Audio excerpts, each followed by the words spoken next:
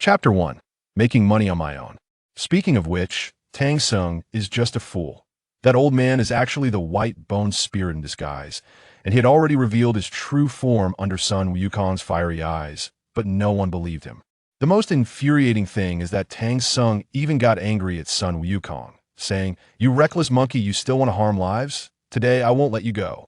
After saying this, he began to chant the tightening spell. In the backyard of the Qin residence in Liang Kingdom. In the courtyard, there is a large square table covered with a red cloth, on which lay a small piece of a gavel. A young man dressed in brocade, with handsome features, stood behind the table, holding a folding fan, vividly narrating the story of Sun Wukong's 3 battles with the white bone. Spirit from Journey to the West. The audience consisted of about 20 maids and young servants from the Qin residence, ate tea this moment.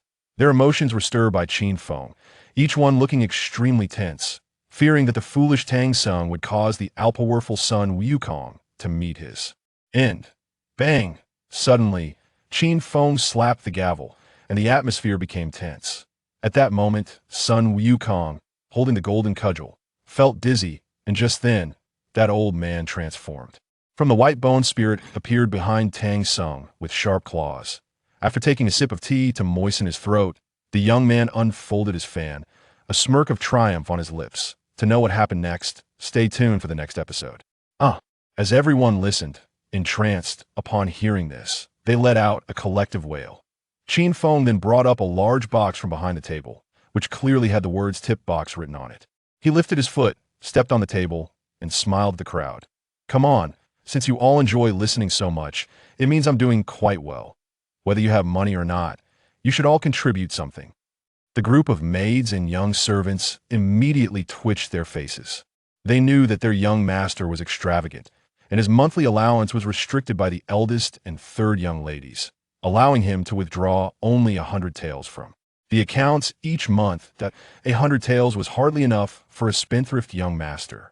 It wouldn't even cover a night of drinking and entertainment. Unexpectedly, the young master was so desperate for money that he was openly collecting funds from them. For a moment, everyone looked dejected, and even some young maids had tears welling up in their eyes. Hey, what kind of expressions are those? It looks like I'm bullying you." Qin Feng rolled his eyes that he knew that these maids and young servants had previously used his status to extort a lot of money, and today he was just asking them to give a little. Seeing their downcast faces, he became displeased. "What? Did I extort or blackmail you? This is the fruit of my labor, do you understand? Everyone line up and give me tips one by one. Don't worry, when I make money, I'll take you all out to eat, drink, and have fun in the capital." Everyone was already feeling miserable, and now upon hearing Qin Feng's words, they were on the verge of tears. "Make money? Young master, the entire Qin family is almost bankrupt because of you. If you could make money, even pigs could climb trees." But since Qin Feng had spoken, they dared not refuse, reluctantly lining up to put money into the tip box. Only then did Qin Feng nod in satisfaction, twirling his fan and humming a tune as he walked over to sit on a nearby lounge chair. Immediately, a delicate and beautiful maid came over with a fruit platter, half kneeling in front of him, revealing her exquisite collarbone. "Wow, Xiao Xiang, it seems you've gotten even prettier since I last saw you." As usual, Qin Feng pretended to reach for a grape, but his hand was rather unruly. The slippery sensation made his heart flutter. The maid's face immediately turned crimson, yet she still placed peeled grapes in Qin Feng's mouth one by one. Behind the lounge chair was a 15-year-old boy wearing a small felt hat, with a shifty appearance, who was fawningly shaking the lounge chair for him. "Young master, you really know how to do it. I just checked, and we already have nearly 200 taels in the box." The boy's name was Qin Xiaofu, Qin Feng's companion, and his gaze toward Qin Feng was filled with admiration. Young master is indeed young master. Not only has he squandered the family's money, but he also doesn't let the servants' money slip by. Hearing this, Qin Feng felt a surge of frustration. Damn it, a group of servants is richer than he is. He was currently as broke as a church mouse, with nothing valuable left in the courtyard. The reason was simply it had all been squandered away. But what made Qin Feng want to spit blood was that this had nothing to do with him at all. He was not the Qin family's spendthrift young master. He was a department manager from a company in the 21st century who died in a car accident, and when he woke up, his soul had traveled to this strange world. This world resembled the Song dynasty from Qin Feng's memories, but in terms of technology and culture, it fell far behind. As for his predecessor, he was a well-known spendthrift in the capital and the son of the Minister of War. Relying on the love of his 4 older sisters, he had become lawless, learning to forcibly seize women, visit brothels, gamble, and bully others at a young age. 10 days ago, he had been tricked into a high-stakes gamble with the son of the Minister of Revenue, Li Rue, and ended up losing thousands of acres of fertile land outside the city, nearly causing his father to die of rage. Thus, in a fit of anger, he was placed under house arrest. But this guy was still not content. Adding to the provocation from Li Rue, he sneaked out of the residence at midnight, went to a boat, and drank with a group of friends. As a result, he somehow got drunk and fell into the lake, and when he was pulled out, he was already dead. However, after piecing together his memories again and again, Qin Feng was very clear that he had not drowned, but had actually died from poisoning. Recalling that night, Li Rue had acted unusually, being overly friendly, treating him to meals, and spending a lot of money to hire the top courtesan to accompany them. As the saying goes, there must be a reason for unusual behavior. Li Rue could not be uninvolved in this matter. Now, Qin Feng's situation was not as calm as it seemed on the surface. Li Rue knew he was fine and would likely come back to kill him again. To dare to lay hands on the son of the Minister of War, the entanglements of interests involved were extraordinary. Once the bow was drawn, there was no turning back. Even if it was to silence him, Li Rue would not easily let Qin Feng go. So, he had to prepare in advance. How to prepare? The first step, of course, was to make money. With money, he could recruit troops, gather talents, and establish power. But after he woke up, his second sister, Lu Hongyan, announced a major decision: to reduce his monthly allowance to a mere 100 taels. How was Qin Feng supposed to live with that? If you want to give me money, then I'll make my own. I was the sales champion back then. Why should I worry about not making a fortune in this ancient time? Thus, the current scene unfolded. Who am I? A mere few taels of silver. What can it do to me? Qin Feng, looking like a spendthrift, boasted shamelessly. Don't say 300 or 400 taels, even 3 or 4 million taels would be no problem for me. Tonight, let's go out and enjoy ourselves. I heard a new top courtesan has arrived at Yihong Courtyard, and she's incredibly fresh. Just as he was reveling in his thoughts, Qin Xiaofu suddenly shrank his neck in fright, his eyes wide as he kept gesturing at him, forming a shape with his mouth. Second miss. Behind you, at the same time, a faint fragrance wafted into his nose. Oh no! Qin Feng's heart sank. It's over, the second sister. Note, the sisters are all adopted by Qin Feng's father, so they have different surnames from Qin Feng. This is something to be aware of. Chapter 2. Do you dare to attend the poetry meeting? His body stiffened, and he immediately reacted by slapping Qin Xiaofu on the head, loudly saying, Xiaofu, am I that kind of person? I already said I'm in seclusion for self-reflection. If you tempt me again, I'll break your legs. As Qin Feng was speaking, he suddenly felt a tightness in his ears, as if they were twisted 360 degrees. You're putting on a show for me, aren't you? Sister, it hurts, it hurts. Qin Feng tilted his head in pain, circling around Lu Hongyan. His second sister was indeed a tough character. Although the 4 older sisters above him were all orphans adopted by their father, each one was formidable.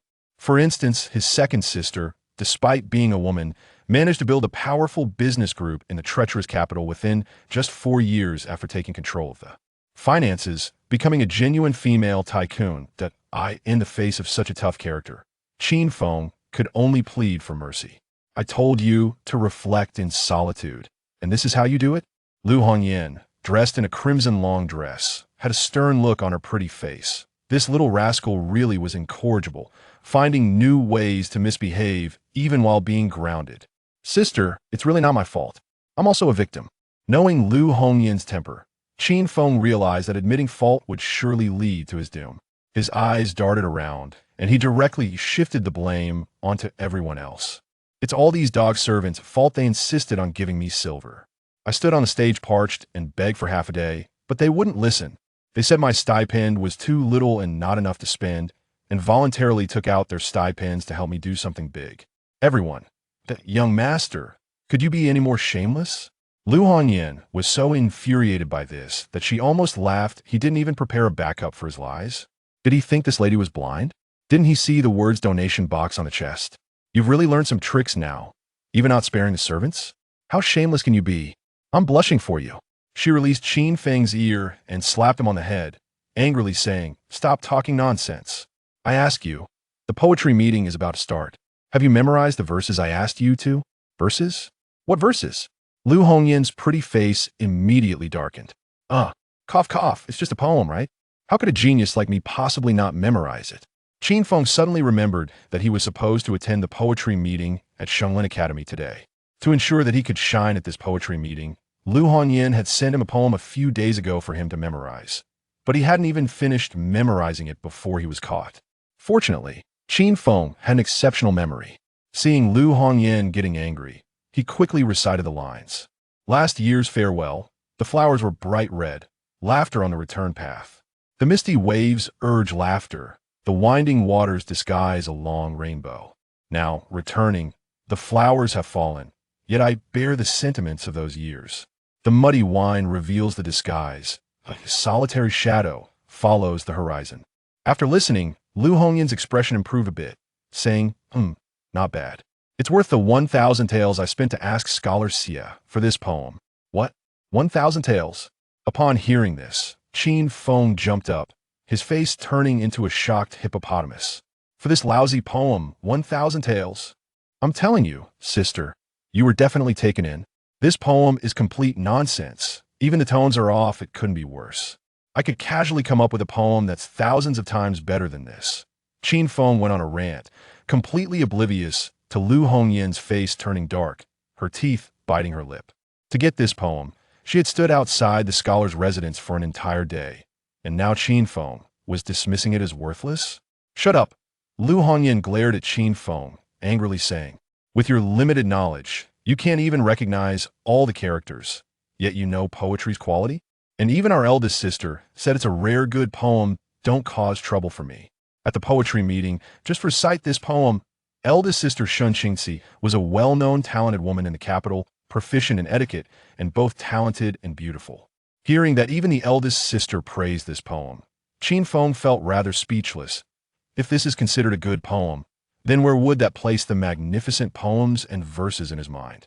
But thinking about it, Qin Feng quickly understood.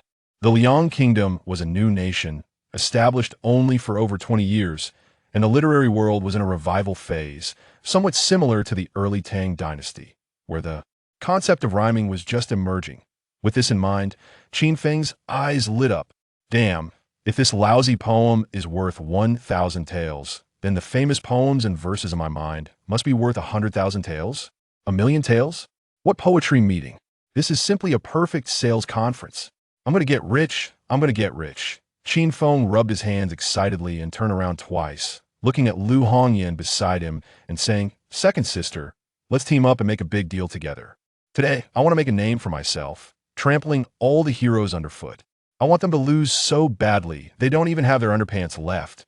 Lu Hongyin's face darkened upon hearing this. "Little brat, are you trying to turn the world upside down?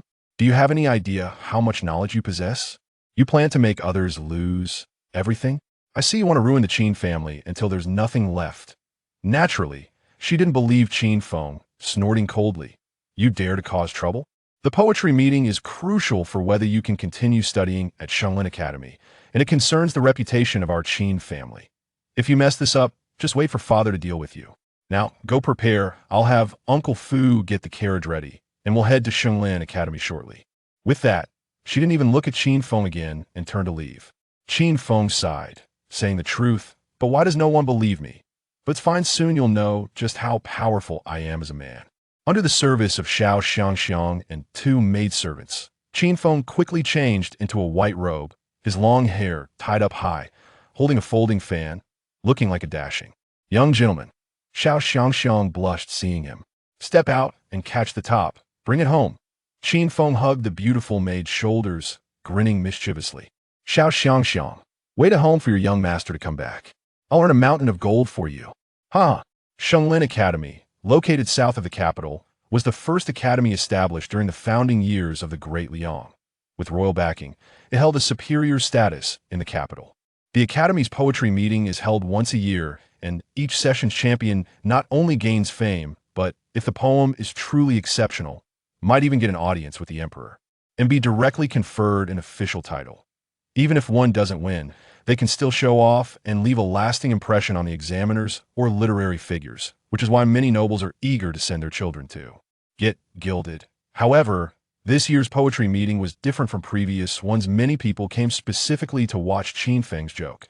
Shenglin Academy had already spread the word that if certain students, relying on their family background, misbehaved and tarnished the academy's reputation, they would be expelled and never readmitted. Everyone knew who these certain students referred to, of course. It was Qin Feng.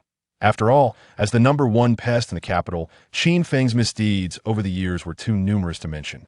From cavorting with courtesans and tarnishing the academy's reputation to burning down the academy's library, these were all basic operations. The academy had long been displeased. But considering Qin Feng's father was the Minister of War, they had been enduring silently. Now, suddenly taking action, they could no longer tolerate it. The most important reason, perhaps, was that someone was stirring the pot behind the scenes. It was obvious that Li Rue was involved.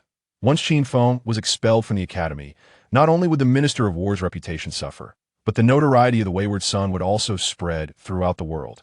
Although the Minister of War himself wouldn't be investigated, the Qin family's official career would come to an end. Once the Minister of War lost favor, the only beneficiary would be the Li family. Qin Feng's participation in this poetry meeting was indeed crucial, concerning the future of the entire Qin family. Even without Lu Hongyan pushing him, Qin Feng wanted to explore the situation and see what role Li Rue was playing at Shenglin Academy. At this moment, the entrance of Shenglin Academy was heavily guarded, with many people lined up to verify their invitations. Only after confirming their authenticity could they enter. These were all prominent families from the capital, definitely wealthy individuals. Qin Feng looked at these people, his eyes sparkling as if he were gazing at mountains of gold. Lu Hongyan's face darkened at the sight, fearing that Qin Feng would run out and cause trouble.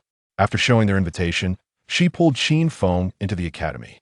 "Oh, isn't this young Master Qin? TSK. You actually dared to come to the poetry gathering." While he was lost in thought, a mocking laugh reached his ears. Chapter 3. Preliminary selection of the poetry meeting. Qin Feng recognized the person blocking his way immediately. The individual in front of him was none other than Cheng Fa, the loyal lackey of Li Rue and the son of the Deputy Minister of the Ministry of Revenue. Cheng Fa had been present in the boat that night when Qin Feng was attacked. Lu Hongyan understood Qin Feng's temperament well. He could be ruthless when provoked. And today, as poetry meeting was crucial for the Qin family's reputation, so she had to pull Qin Feng away. However, Cheng Fa stepped forward and blocked their path again, mocking them with a sarcastic tone. "Today is a grand gathering that all scholars are watching. Young Master Qin, someone who only knows how to chase after flowers and flirt with willows, and can't even recognize a single word, shouldn't he come to make a fool of himself? Right? If a joke were to arise, wouldn't that be a disgrace for all to see? Would it tarnish the reputation of the Shenglin Academy?" The crowd around them, already numerous and curious, gathered closer upon seeing the commotion. When they realized it was Qin Feng, many students couldn't help but chuckle. This guy really dares to come. Did he compose a few more doggerel poems? Even if it's just doggerel, it might be worse if he learned some lewd phrases from the brothels. The face of the Minister of War has been completely disgraced by this guy, yet he remains shameless, facing the pointing fingers and whispers around him. Qin Feng was not angry at all. In fact, he felt like laughing. In his previous life, he had been a sales champion, which had trained him to be thick-skinned. In terms of combat ability, these pretentious young masters were no match for the fierce women he had dealt with. Qin Feng smiled as he looked at Cheng Fa. "If Brother Cheng can attend, why can't I? Is the Shenglin Academy your family's property? Back when we were in the boat, enjoying the flowers, you praised me for my talents. Why do you suddenly deny it now? Or is it that you resent me because the top courtesan accompanied me that night?" As soon as these words were spoken, everyone turned their gaze toward Cheng Fa. Although visiting brothels had become an unspoken rule among scholars, and some even regarded brothels as places of elegance, saying it openly was another matter, especially on such a highly publicized occasion. If the Academy's director found out, they wouldn't even need to compete. They would lose all their points for impression. Cheng Fa's face instantly turned red. Who? Who went to the boat? Qin Feng, stop slandering me. Qin Feng shrugged innocently. Today, the courtesan came to me to complain that brother Chung didn't pay for his entertainment. Upon hearing this, the crowd erupted in laughter. Chung Fa was so enraged that he trembled, pointing at Qin Feng and stammering, "You're talking nonsense. I am the son of the Deputy Minister of Revenue. I will report you for defamation." Qin Feng didn't take it seriously at all and directly extended his hand. "Before you report me, you should pay your debt first. Even though you were only there for less than half a cup of tea, you should still pay. Right? Don't you all agree?" "Ha ha ha. Exactly. No matter how useless, you have to pay." Look at Brother Chung. His face is turning green. This young master was indeed bold enough to say anything, making everyone laugh out loud. Those who could enter Shinlin Academy were either wealthy or talented. They were not afraid of offending anyone. Thus, when Qin Feng finished speaking, a wave of laughter erupted around him. The atmosphere was filled with joy. Chung Fa gritted his teeth in anger, his face pale, unable to say a word. He had intended to embarrass Qin Feng publicly. But who would have thought that Qin Feng would be so shameless as to openly admit to visiting the brothel, while Chung Fa himself became flustered and embarrassed, shooting himself in the foot. At this point, no one was paying attention to Chung Fa anymore. After all, as long as Qin Feng didn't feel embarrassed, it was the others who should be embarrassed. Lu Hongyan felt both amused and exasperated. She had long known that Qin Feng had developed a bad habit and was initially worried that someone would use this as an excuse to obstruct him from participating in the poetry meeting. Unexpectedly, her brother's combat power was so formidable. With just a few words, he had made the opponent feel utterly humiliated and left. Lu Hongyan's previously anxious heart finally relaxed a bit. However, amidst the laughter, no one noticed the cold smile that crept onto Qin Feng's lips. Chung Fa's appearance undoubtedly confirmed his earlier suspicions. The Li Rue faction aimed to use the poetry meeting to expel Qin Feng from Shenglin Academy and tarnish his father, Qin Tianhu's reputation in the court. Such a plan that could be seen through so easily was a waste of Qin Feng's brain power, which he had pondered over extensively. It was that Qin Feng was too arrogant. Having experienced the brutal survival of the fittest in the workplace and standing at the top as a sales champion, he had seen all sorts of underhanded tactics. This kindergarten-level scheming was something he wouldn't even bother with in his previous life. Under Lu Hongyan's lead, Qin Feng walked into the main hall with his head held high. At this moment, those upright individuals who had not spoken directly also began to point at Qin Feng's back and discuss among themselves. As expected of young Master Qin, he actually discusses the brothel incident in public. It's simply shameless pride. I've seen shamelessness, but I've never seen such shamelessness. Let us see how long he can keep this up. Hearing the discussions around him, Lu Hongyan couldn't help but furrow her brows. She discreetly glanced at Qin Feng, fearing he would explode in anger and cause an uncontrollable scene. However, Qin Feng remained unexpectedly calm. Could it be that my brother has grown overnight and learned to endure? Lu Hongyan thought to herself, quietly asking, "Aren't you even a little angry?" Qin Feng shrugged. "What is there to be angry about? They're just jealous that I'm handsome." Lu Hongyan couldn't help but laugh in anger. His thick skin was impenetrable. She wanted to teach him a lesson, reminding him that young people shouldn't be too arrogant, or they would definitely suffer in the future. However, she swallowed her words. The poetry meeting was important today, and she couldn't dampen this kid's enthusiasm. Unbeknownst to her, ever since entering the main hall, Qin Feng's eyes hadn't left the female students present. He hadn't even heard what was being said around him. All the girls sent to Shenglin Academy were undoubtedly pampered daughters from wealthy families. They were not comparable to those little maidservants at home, each one prouder than the last, with their little faces almost reaching the heavens. Qin Feng couldn't help but ponder. He didn't know how many concubines one could marry in this world. If each concubine submitted 1,000 taels for living expenses each month, 10 concubines would mean 10,000 taels. Qin Feng suddenly didn't want to struggle anymore. Living off others sounded much better. It seemed that the female students sensed Qin Feng's inappropriate gaze and all huffed in disdain, turning their heads away with expressions of disgust. In the Shenglin Academy and the entire capital, Who didn't he know that Qin Feng was greedy for wealth and women, lacking in learning? Even if he married a poor scholar, he wouldn't he want to have anything to do with such a lecherous person. Seeing Qin Feng's wandering eyes, Lu Hongyan reached out and tapped him on the forehead, scolding, "What are you thinking about? Focus on the poetry meeting. If you mess it up, I want to spare you." Only then did Qin Feng reluctantly retract his gaze. But as for the poetry meeting, he hadn't taken it to heart. In his previous life, he had become the sales champion of a large company, and, aside from his persuasive skills, he had a vast knowledge reserve. He had memorized countless versions of the 300 Tang poems and song lyrics, while others were being tested on their literary foundation.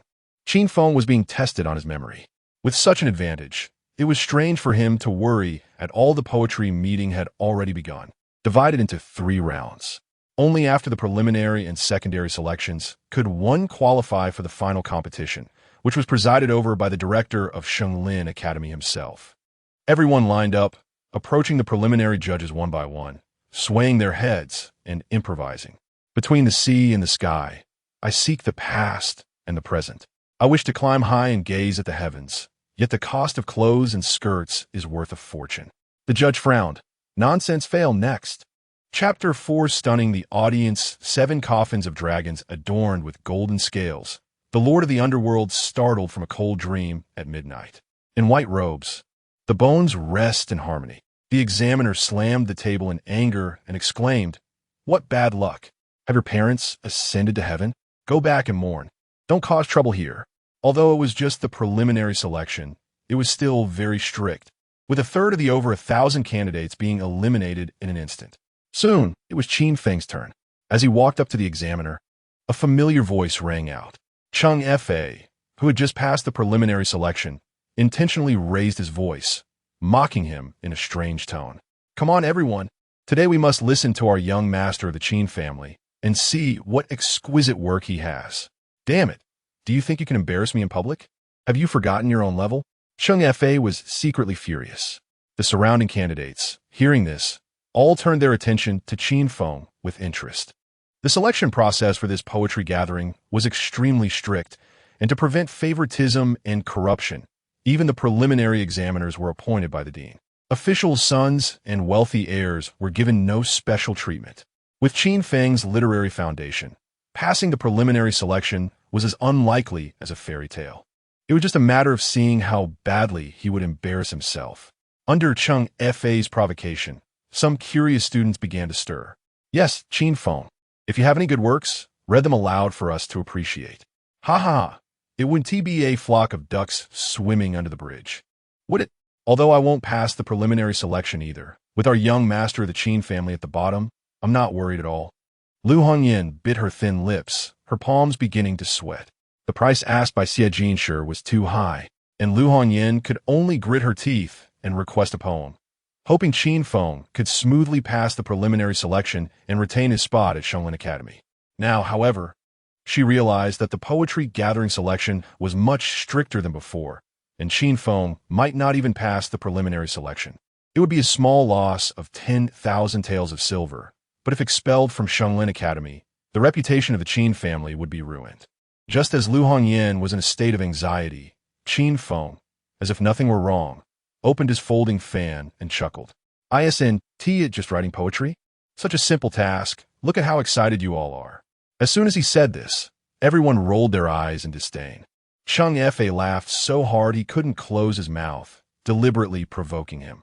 "If you can pass the preliminary selection, I'll call you sir from now on. But if you can't..." Qin Feng finally showed some interest, smiling as he interrupted Cheng Fa. "Is just calling me sir enough? What about the debt you owe me?" "You..." Cheng Fa was so angry his teeth itched. Even if he was down on his luck, he didn't need a poor guy like Qin Feng to pay his debts.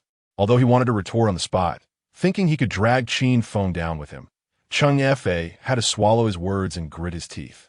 "All right, if you pass the preliminary selection, I'll return your debt in full." "Ahem, how much was it?"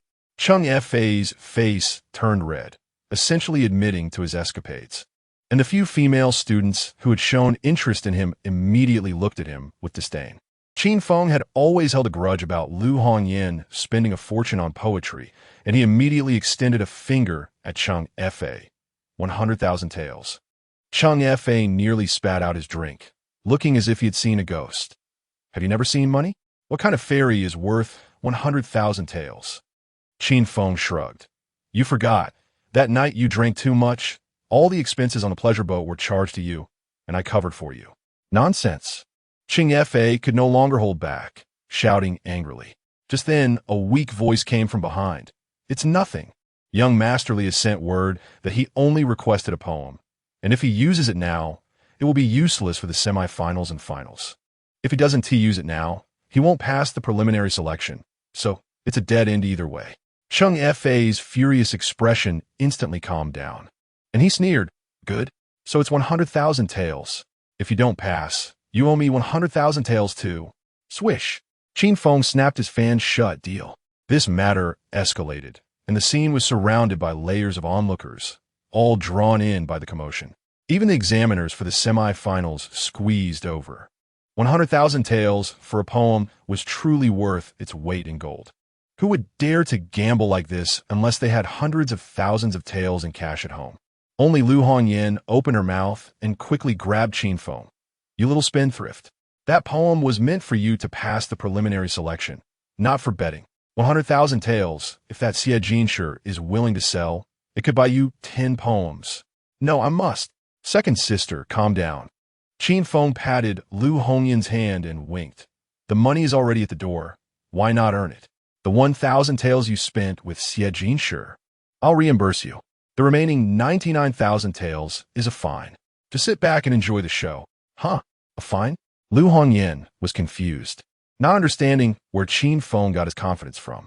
But looking at his inexplicable self-assurance, her heart raced with hope. What if her brother had a breakthrough? Why not just wait and see? After all, it was just 100,000 taels. She could earn it back in a few business trips. Thus, after calming Lu Hongyan down, Qin Feng raised his head and took a few steps forward, fully embodying the arrogance of a young master. You dare to show off in front of me, so you must be punished.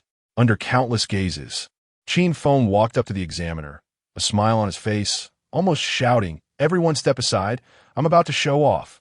Now, the barbarians frequently harass the people and invade the territory of our great Liang. I will take this as my theme and compose a poem. Everyone listen closely. The crowd perked up, crossing their arms, clearly ready to watch a joke. Even Chung Fa, at that moment, had a smile plastered across his face. This time, not only could he complete Li Rui's task, but he could also make a fortune of 100,000 taels. Where else could he find such a good deal? Qin Feng, oh Qin Feng, your father is the minister of war, yet you turn out to be such a waste. One day, your whole family will have to accompany you to your grave. Just as the crowd fell silent, Qin Feng finally began to recite his poem. The bright moon in the Qin era, the passes of the Han dynasty, the long march of 10,000 miles, yet the men have not returned. If only the flying general of Longsheng were here, he would let the Hu horses cross Yin Mountain. Hiss! The previously noisy scene instantly fell into dead silence. Only the sound of people gasping in astonishment could be heard. Everyone stared at Qin Feng as if he were a monster, mouths agape. Especially those who had come to watch a joke were now utterly stunned, their eyes wide with disbelief. Even the examiner had not expected Qin Feng to produce such a decent poem. After a moment of shock, he quickly recalled and read it over, and after a brief silence, he turned to shout at his colleagues. Quickly bring me paper and pen. Receiving the paper and pen from his colleague, the examiner hurriedly recorded the poem Qin Feng had just recited. After reading it over 7 or 8 times, he reluctantly handed it to his colleague, excitedly exclaiming, What a wonderful line. If only the flying general of Longsheng were here, he would let the Hu horses cross Yin Mountain. Quick, go submit this to the dean. Wait. The examiner quickly called his colleague back, turning to Qin Feng, incredulously asking, Qin Feng, does this poem have a title? Qin Feng pretended to think for a moment. Let us call it Going Beyond the Pass. The examiner's eyes lit up as he filled in the title on the paper, muttering to himself, Going Beyond the Pass? Very appropriate. Until the examiner's colleague hurried away, everyone finally came back to their senses. The intense discussion instantly filled the entire venue. I'm not dreaming, am I? This poem was really written by Qin Feng. How is that possible? But if only the flying general of Longsheng were here, he would let the Hu horses cross Yin Mountain. What a bold spirit. Could it be that Qin Feng has really had a breakthrough? The poem that won first place in the last poetry gathering pales in comparison to this going beyond the pass. Everyone looked at Qin Feng with shock in their eyes. Qin Feng showed no pride at all. Instead, he was full of humility. He didn't create poetry. He was merely a transporter of verses. The timeless masterpiece of the 7 absolute hands, Master Wang, is a must-memorize for elementary school. Lu Hongyan covered her mouth, staring blankly at Qin Feng, unable to speak for a long time. That poem by scholar Xie, compared to this one out of the pass, could be thrown straight into a stinking ditch. No wonder this kid was so arrogant just now. Could it be that he really has had an epiphany? Chapter 5. Your poem was bought. Is this poem really written by Qin Feng? After a moment of confusion, Lu Hongyan shook her head, dismissing this absurd thought. She knew her younger brother too well. When it came to drinking, gambling, and other indulgences, he was an expert. But if you asked him about poetry, he wouldn't be able to come up with a single line. However, thinking about it again, Lu Hongyan felt a sense of relief. At least Qin Feng seemed to care about this poetry meeting and had secretly prepared a backup poem. Cheng Fei's face was as pale as paper. He absolutely did not believe that this poem Chusai was created by Qin Feng. It must have been copied or stolen, but without evidence. He couldn't refute it on the spot. Not to mention passing the preliminary round.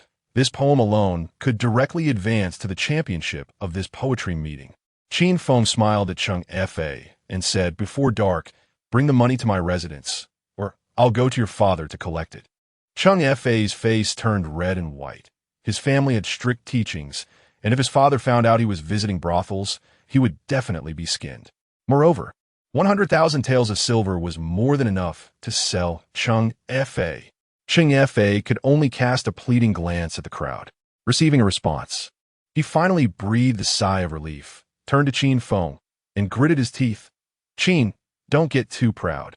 There's still the re-examination and final examination ahead. If your next poem isn't better than Chuzai, you'll be a fraud." This statement resonated with the crowd. Whether true or not would be known in the next test. Qin Feng, however, was unconcerned and teasingly asked, "What did you just call me?" Cheng Fei was taken aback, his face instantly turning red, and he stubbornly retorted, "Humph. You're not worthy of me calling you sir." "Oh, really? Ah, second sister, it seems we shouldn't wait until tonight. You need to send someone to the Cheng family right now to tell his father that this grandson not only owes me 100,000 in brothel fees, but also speaks dishonestly, tarnishing the Cheng family's reputation." Qin Feng, who used to be a rogue, was now even more shameless after being hit on the head by the river water. He really dared to cause a scene at the Cheng family. Seeing Qin Feng with his hands on his hips, looking defiant, Cheng Fei was nearly driven to the point of vomiting blood. Just as he was about to back down, an unharmonious voice interrupted his actions. "Wait." Cheng Fei, who was originally ashen, felt as if he had been reborn upon hearing this voice, like someone about to drown who suddenly grasped a straw. Turning around, he saw a man in a neat plain robe, hair tied up high, holding a folded fan, with 2 sharp eyebrows revealing an innate arrogance. Qin Feng recognized the scholar before him from his previous life's memories. It was Li Rue, who had previously plotted against him. This guy finally showed up. The scene stirred, and male students bowed to Li Rue, presenting a posture that could be both flexible and rigid. The female students were even more direct, gathering in small groups, covering their mouths and giggling, discussing the handsome man. Qin Feng was furious. It was bad enough that his spotlight was stolen. Why did this guy, who was clearly not as handsome as him, attract the girl's favor? One could tolerate a lot, but this was intolerable. "Oh, isn't this young Masterly? When will you bring your little brothers to the boat to find some ladies for fun?" Qin Feng deliberately put on a flattering expression, but inside, he was already sincerely greeting Li Rue's ancestors. As soon as these words came out, the atmosphere became awkward. The female students present looked at Qin Feng with resentful eyes. How could this lecherous fellow slander the man they admired? Li Rue's face stiffened. He didn't expect that as soon as he appeared, Qin Feng would attack him. Did this guy really have his head frozen and forget about shame? Always mentioning the boat. And what was this nonsense about fun? Even though he didn't understand, It didn't prevent Li Rue from knowing that this was certainly a vulgar term, such a disgrace to culture. The best way to deal with a rogue like Qin Feng was to ignore him. Li Rue didn't respond, glancing at Cheng Fa with a feigned air of superiority. I heard someone likes to be a teacher, yet they are still a student themselves, acting as if they are a sir. How unreasonable. Li Rue, will never condone such erroneous behavior. As soon as he said this, the surrounding students looked at him with fervent admiration, treating Li Rue as an unwavering idol. Qin Feng felt disdain in his heart. You really can act. Back in a boat, you talked a lot and played with many women, and now you start pretending to be a moral paragon? Moreover, importantly, when he looked at himself, there was a moment of surprise that quickly faded, followed by a chilling glare. As a top-notch salesperson, Qin Feng was best at reading people's expressions. That gaze was almost telling him directly, "Kid, so you really didn't die." This also confirmed Qin Feng's previous suspicion that the poisoning and being thrown into the river were closely related to Li Rue. First, he poisoned him, then publicly humiliated him. With this attitude, Li Rue probably wouldn't stop until he eliminated him. Indeed, as Qin Feng thought, to avoid prolonging the night and dreams, Li Rue wanted to get rid of Qin Feng, this thorn in his side, as soon as possible. He immediately used the guise of a righteous gentleman to cover his dirty heart, shaking his head and saying, "This poem is indeed excellent. But I heard that your sister Lu Hongyan paid a hefty sum to request it from Scholar Xie." As soon as this was said, the crowd erupted in an uproar. I thought Qin Feng had really changed. I didn't expect this poem to be bought. Young Master Li wouldn't lie, so I think this matter is pretty much settled. A guy who can't even memorize a few poems suddenly claims he can write poetry, and it's such a timeless masterpiece. Does anyone believe that? Makes sense. Let us see how he responds. Seeing Qin Feng become the target of everyone's criticism, Li Rue couldn't help but sneer. What a fool to play with me. You think you're worthy? However, Qin Feng seemed unfazed, as if what was just said had nothing to do with him.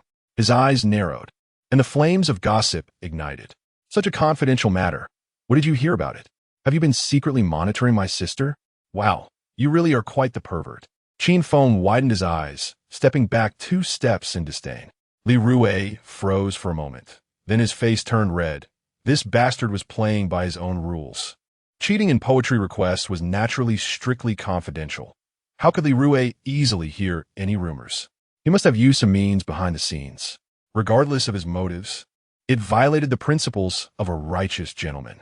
Admitting to using underhanded tactics made one a villain, while denying it made one a pervert, as described by Qin Feng. Qin Feng seemed to spout nonsense, but in reality, he hit the nail on the head. Lu Hongyan was originally nervous, but Qin Feng's words made her burst into laughter. Her little face flushed, yet she cooperated with Qin Feng, disdainfully saying, "This young lady has high standards. How could I look at someone who follows and monitors? A pervert?" Upon hearing this, Li Rue's face turned red and white, and he again resorted to his old trick, pretending not to hear. Waving his hand, "I knew you wouldn't admit it, but fortunately, Scholar Xie is also at the academy today."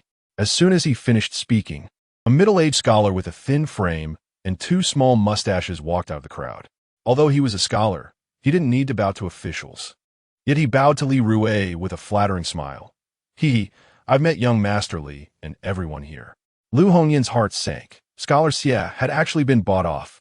Although the poem Chusai had nothing to do with him, if the matter of buying poems spread, it would certainly affect the reputation of the Qin family. What to do? Just as she was panicking, she suddenly heard Qin Feng laugh heartily. "Ha, so you're a Scholar Xie? No wonder you have a title, but can't enter the court. Our Daliang clearly states that those who are not capable enough to heroically support the nation are prohibited from holding office." With such an image, if Xie Jinshe were to become an official in Daliang, he would probably be ridiculed by foreign countries, right? Chapter 6. I'm a rogue. This fellow is clearly insulting Scholar Xie for being ugly. What a vicious tongue. Scholar Xie didn't say a word, yet he was already reddened by Qin Feng's retort, wishing he could find a crack in the ground to hide in. The Qin family is a bunch of pampered rascals, lacking in martial ethics, and they dare to publicly attack a scholar's character. Scholar Xie was so furious he trembled, pointing at Qin Feng and cursing. "I originally wanted to spare you some face, but since you insist on humiliating yourself, don't blame me." Before Scholar Xie could finish, Qin Feng's eyes widened in shock. "Am I so handsome that I need you to give me face?" This time, not only did Lu Hongyan cover her mouth and laugh secretly, but even those who previously looked down on Qin Feng couldn't help but chuckle. Li Rui couldn't help but wonder, while others were muddled. Why was Qin Feng so sharp-tongued and quick-witted, as if he had turned into a different person? Seeing Scholar Xie's breathing quicken and his body tremble, ready to be infuriated to death, Li Rui didn't dare hesitate and quickly signaled with his eyes. Only then did Scholar Xie stammer in anger. You rogue, that poem Chizi is clearly my masterpiece. You Qin family, relying on a Minister of War's name, coerced and tempted me, forcing me to comply. Now that young Master Li is here to uphold justice, why should I fear you anymore?" Scholar Xie secretly sneered. He was already a man of Li Rui. Selling poems to Lu Hongyan was also Li Rui's secret suggestion, meant to deliver a fatal blow to Qin Feng at a critical moment during the poetry assessment, completely crushing him. But unexpectedly, this guy didn't use the poem he wrote. Instead, he somehow got a piece that was infinitely higher in quality. Originally, Scholar Xie was a bit flustered, worried that he wouldn't be able to substantiate that Qin Feng bought a poem to deal with the assessment, and thus Wu Ti received the 2,000 taels of silver Li Rui promised. But soon, Li Rui instructed him to firmly claim that this poem was written by him, but was forced and sold cheaply to Qin Feng by the Qin family. Upon hearing this, Scholar Xie's eyes suddenly brightened. With the current military preparations at the border, it was indeed a time to inspire morale. If he could claim Chizai as his own and it reached the emperor's ears, it would surely delight the dragon countenance. Who knows, he might get promoted and officially enter the court. Such an opportunity to gain fame and profit. Where else could one find it? After all, who would believe that a pampered young master could write such an excellent poem? On the contrary, he, as a scholar, once this matter was substantiated, would surely gain the recognition of the majority. Thus, when Li Rui proposed it, he immediately agreed without a second thought, leading to the scene that just unfolded. Beside him, Cheng Fa seized the opportunity and hastily fanned the flames. "Qin Feng, how dare you use Scholar Xie's masterpiece to deceive me? And you even want me to call you sir? It's simply shameless." The surrounding students who had gathered to watch finally believed it. Some lamented their misjudgment, while others continued to kick him while he was down. "Oof," I said. "How could this pampered young master, famed in the capital, write such good poetry?" I had seen through it long ago. Qin Feng simply doesn't have that ability. Shameless. Seeing the timing was right, Li Rui directly stood up as a mediator to reap some admiration. Under the gaze of countless admirers, Li Rui waved his hand grandly, exuding a heroic spirit. "Ladies and gentlemen, please allow me to say a word." The sage said, "Humans are not saints. Who can be without fault? Moreover, both our fathers serve as ministers. Why not give me some face and refrain from excessively condemning Qin Feng?" As he spoke, Li Rui shot a glance at Qin Feng, subtly sneering. To know one's mistakes and correct them is a great virtue. If you are willing to admit your mistakes, considering our camaraderie, I will plead for you with the dean. I believe everyone will certainly give Brother Qin a chance to correct his errors. Lu Hongyan was already filled with rage. This Scholar Xie was too shameless, actually taking benefits from both sides. Since this hurdle couldn't be avoided, with Lu Hongyan's fiery temper, she naturally wanted to expose Scholar Xie's transaction proof. But before she could reveal it, it was pressed back down by Qin Feng. Qin Feng's expression was as carefree as ever, as if even if the sky were to fall, he would still foolishly laugh a couple of times. "Sister, why the rush? If you bring out the proof now, wouldn't that be equivalent to admitting to cheating?" Lu Hongyan frowned, gritting her teeth and whispering, "Is there really no other way?" Qin Feng blinked, offering no explanation, and directly stepped in front of Scholar Xie, slapping him with a resounding slap. Smack! The sound was crisp. Not only was Scholar Xie stunned by the slap, but the surrounding students were also dumbfounded. Li Rui, however, was overjoyed in his heart. Good. Well done. Poetry cheating. Combined with publicly hitting a current scholar with such a double blow, this fool was practically digging his own grave. Though excited, he couldn't forget the facade of maintaining appearances. Li Rui put on a heartbroken expression and sternly reprimanded. "Qin Feng, You have such audacity. Not only have you taken advantage of others, but you also dare to publicly beat a proper scholar. This time, even I can't protect you." Qin Feng stretched out his pinky, picked his nose, and flicked it, making Li Rui and the others dodge in fright. "Protect me? Hee, young masterly, are you thinking too much?" Qin Feng ignored Li Rui's fierce gaze. Looking down at the day's scholar Xie, "You can eat recklessly, but you can't talk nonsense.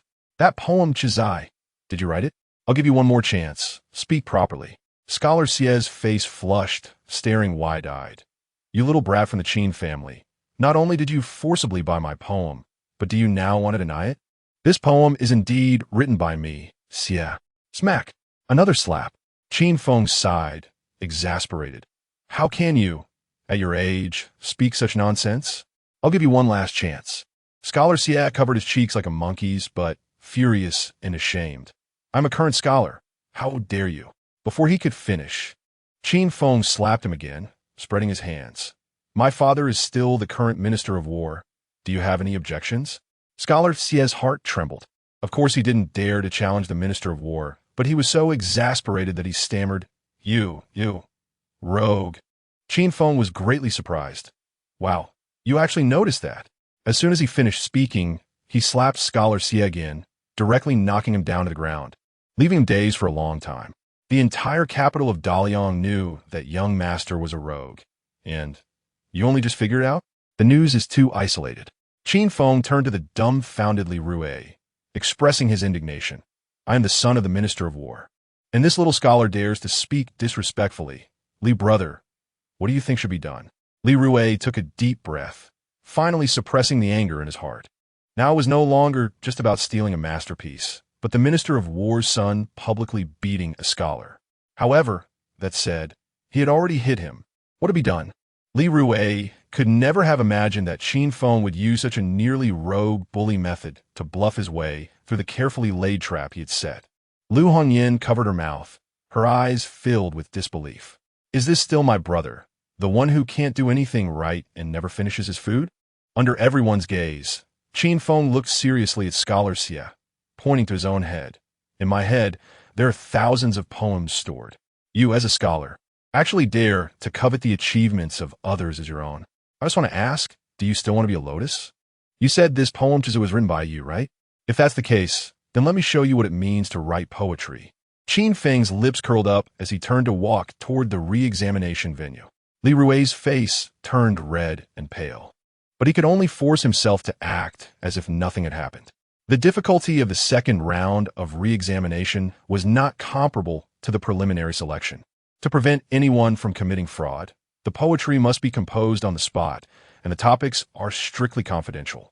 When he entered the venue for the re-examination, he discovered that there were more than a dozen paintings hanging in the hall, with the topics hidden within the artwork. The students who passed the preliminary selection eagerly tried to solve them, but within less than a stick of incense's time, half of them were eliminated. However, Qin Feng's attention was completely not on the paintings. He was utterly indifferent, having just been furious a moment ago.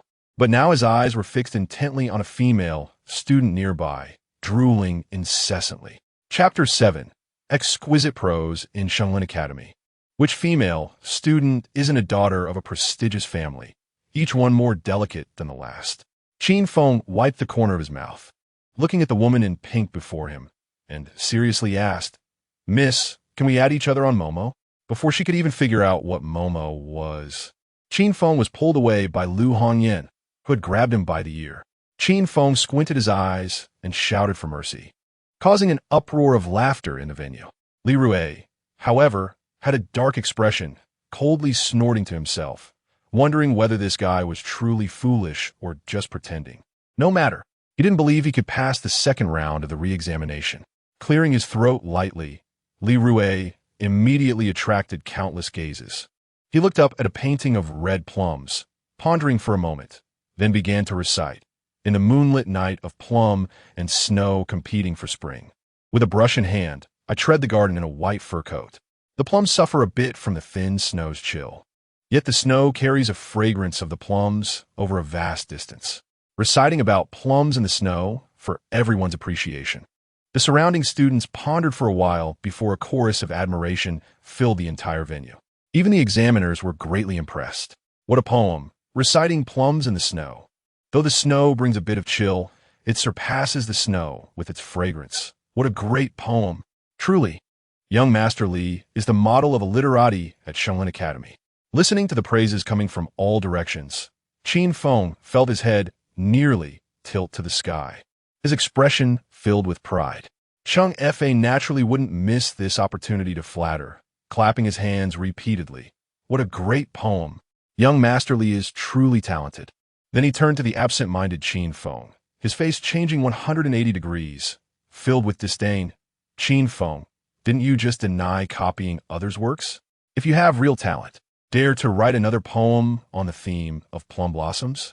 Qin Feng was busy scoring the female students around him and had no time to deal with Li Rui and Chung Fa. This girl is not bad. At least an 85. This delicate beauty is my type at the very least. Lu Hongyan, not caring about decorum, kicked Qin Feng in the rear, angrily saying, "Aren't you afraid your eyeballs will fall out? The son of the Minister of War behaving like this. What kind of decorum is that? The situation is urgent, and you still have the leisure to think about other things. Do you want to drive me crazy?" Qin Feng looked ashamed, instinctively wanting to pat his chest to calm Lu Hongyan down, but upon meeting her murderous gaze, he withdrew his hand. To avoid delaying his business of checking out girls, Qin Feng impatiently remarked, "Reciting about plums is so boring. How about I recite?" Seeing Lu Hongyan reach toward her ear, Qin Feng's heart sank, and he quickly made up a random line to appease her. "In the ice and snow forest, I exist, unlike the peach and plum mixed in the fragrant dust." Suddenly, one night, the fragrance spreads, scattering into a spring that spans the world. Silence, an absolute silence. Qin Feng raised an eyebrow at the female students who were staring blankly, and smugly said, "If you like it, come to my house tonight, and I'll recite 7 or 8 more for you." The female student's face turned red, quickly averting her gaze but sneaking a glance at Qin Feng. After an unknown amount of time, the venue erupted into intense discussions. What line about not mixing with the peach and plum in the fragrant dust? Not to mention the elegance of the wording. Even the artistic conception alone was enough to overshadow Li Rui by several streets. Both were reciting about plums, but Li Rui's reciting plums in the snow had a hint of being merely a routine task, forced and contrived. Looking at it this way, could the previous poem, On the Frontier, actually have been penned by Qin Feng? That would be too unbelievable. Or is it that the Qin family bought quite a few poems? It's not impossible. Let's wait and see. There are plenty of poems to write in this second round. And if his subsequent works can maintain the level of the first 2, then young Master Qin is bound to soar like a phoenix. Otherwise, as Li Rui said, these poems were either stolen or bought. Everyone nodded in agreement, recognizing this reasoning. Lu Hongyan's excited little face was flushed. She hadn't expected this silly brother to truly be able to recite, and to do so astonishingly. Li Rui's face was ashen. That poem reciting plums in the snow had cost a fortune to hire several renowned talents from the capital, and after days of deliberation, it had turned into a masterpiece. Unexpectedly, it was casually overshadowed by Qin Feng's spontaneous recitation. With the 2 poems side by side, the difference was clear. Li Rui was extremely unwilling to have his spotlight stolen, coldly snorting, "This poem could also have been copied from somewhere." Copied?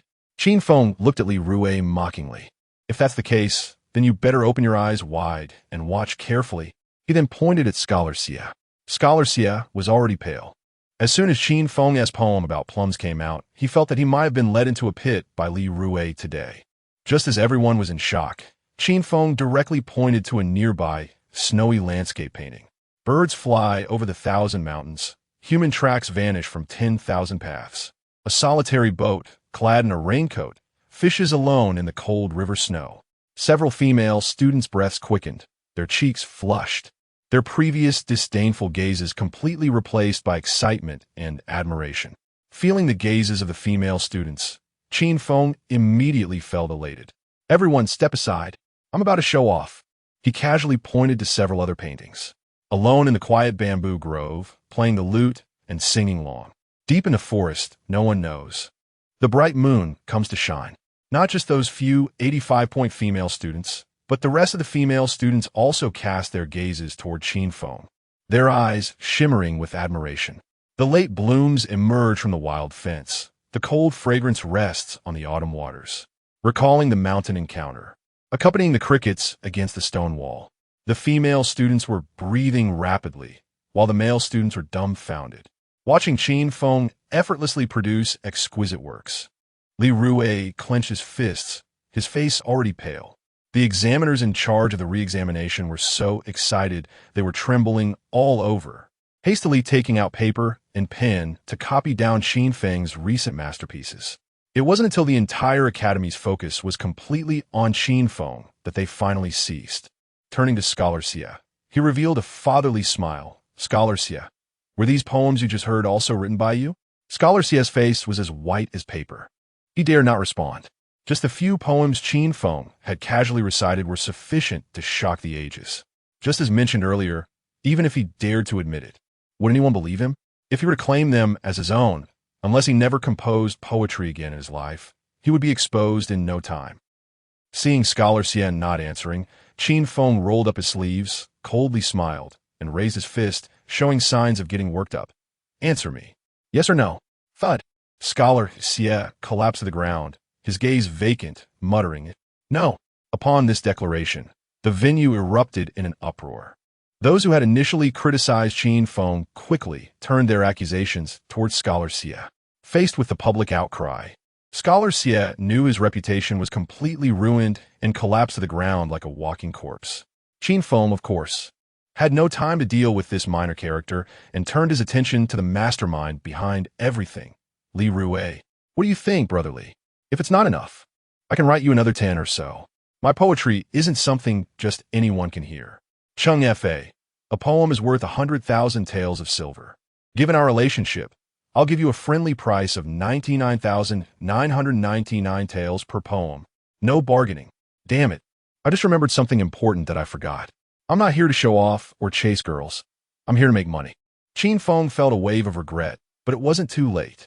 Thinking of this, Qin Feng suddenly felt excited. This was definitely a good business. A poem for 10,000 taels of silver. How could he worry about his plan to get rich? Just lying in bed at home, copying poems would do. This is definitely not for the sake of making money. It's to contribute to the cultural development of this world. It's to sow the brilliance of the thoughts of countless sages of Huaxia over thousands of years into the land of another world. Li Rui's face was ashen, his molars grinding audibly, but facts spoke louder than words. He had no choice but to admit it. Li Rui took a deep breath, slowly bent down, and performed a bow.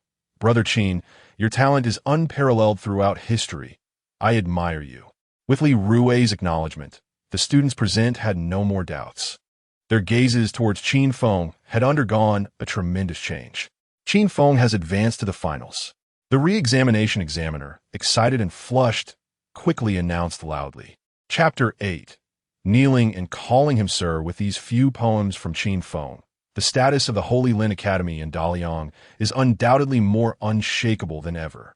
The important thing is, with these poems to present, which country would dare to belittle our Daliang, claiming that after 10 years of nation-building, we have not cultivated our culture and are akin to barbarians? The examiners at the academy now looked at Qin Feng with eyes that had transformed from extreme disdain to unparalleled warmth, treating him as a treasure. Having successfully passed 2 rounds, Qin Feng, who had once been regarded like a street rat, not only restored his reputation, but also became widely known. Li Rui originally planned to use the poetry meeting to put Qin Feng to a dead end, but unexpectedly, he shot himself in the foot. The spirited confidence he had upon arrival had long vanished, and just as he was about to leave angrily, he heard Qin Feng's voice again. Young Master Chung, what are you still dawdling for? You don't even know the proper etiquette for paying respects to your teacher. Qin Feng recalled the appearance of the old scholar in the movies, placing his hands behind his back, shaking his head, and teasing Lu Hongyan, who was blooming like a flower. This guy is really bad. Li Rui certainly understood that Qin Feng was deliberately provoking him. Anger boiled in his heart, but he felt helpless. Chung Fa's large face turned crimson, especially when he heard the giggles of the surrounding students. He wished he could find a hole to hide in. Qin Feng, don't go too far. Qin Feng found it amusing. Was he clearly unable to accept defeat? Playing tricks with me. He probably hadn't faced the harsh realities of society. Qin Feng turned his head and glanced at the true teacher of the Holy Lin Academy, who was squeezed among the crowd. He immediately cleared his throat, imitating the old scholar, straightened his face, and displayed a world-weary expression as if he had been cheated on. You rascal! How dare you directly call the teacher by name? Showing no manners at all. I must ask your father, is this how a student should behave? Disrespecting the teacher, freeloading on the boat without paying, and unwilling to accept defeat after gambling. Is this how a student should act? Unbelievable, truly infuriating. The surrounding students could see that Qin Feng was mimicking the old scholar, and they burst into laughter. The old scholar's face turned bright red. He swung his sleeve and left in silence. Watching Qin Feng's rogue demeanor, Cheng Fa trembled with rage, but his family had strict teachings. If his father found out about this, he would surely be in for a beating. Cheng Fa was extremely ashamed and furious, but he dared not resist and could only bow and salute. Greetings, sir. How perfunctory. Qin Feng raised his head, clearly dissatisfied. Isn't it customary to kneel when paying respects to your teacher? You. Cheng Fa took a deep breath, gritting his teeth as he knelt on the ground, clasping his hands above his head, almost on the verge of tears. Student Cheng Fa pays respects to the teacher. The surrounding students couldn't stop laughing, and even the female students who originally favored Cheng Fa showed disdain. Li Rui's face turned ashen. Who didn't know Cheng Fa was under his wing? Qin Feng's humiliation of Cheng Fa was clearly a public slap in the face to him. However, what Qin Feng wanted was exactly this effect. He wanted Li Rui to understand that if he played tricks with him, he was just a little brother. Under Li Rui's gritted teeth gaze, Qin Feng smiled broadly, reaching out to pat Cheng Fa's head, revealing a fatherly look of affection. Good boy, don't forget to send the 100,000 taels of silver to my home. Otherwise, remember, once a teacher, always a father. I might just have to take your pants off and teach you a good lesson. This remark drew another round of laughter. Lu Hongyan covered her mouth, her cheeks flushed, giving Qin Feng an annoyed glare. You, young as you are, pretending to be an old scholar. Qin Feng feigned surprise, shamelessly saying, is there any need to pretend? This temperament is innate. Pa, shameless.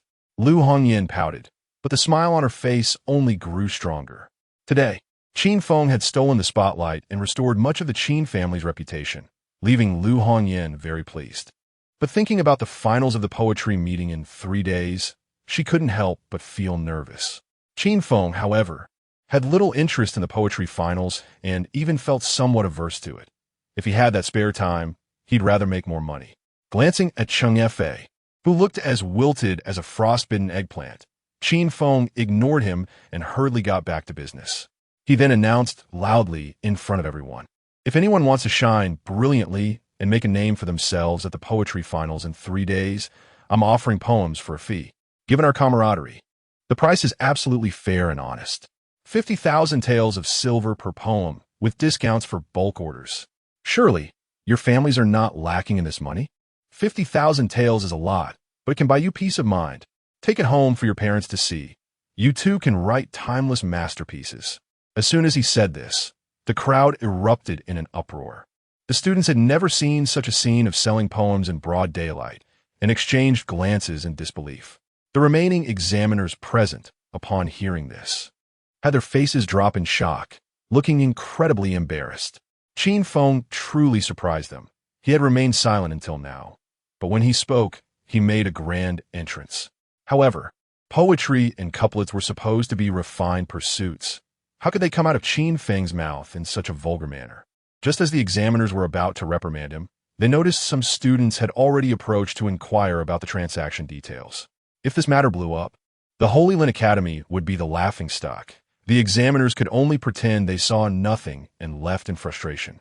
Seeing the enthusiastic students ready to place orders for poems, Qin Feng, noticing the booming business, shamelessly raised the price, jumping from 50,000 taels directly to 60,000, and finally, after a moment of thought, raised it to 80,000 taels per poem, revealing his merchant nature without a doubt.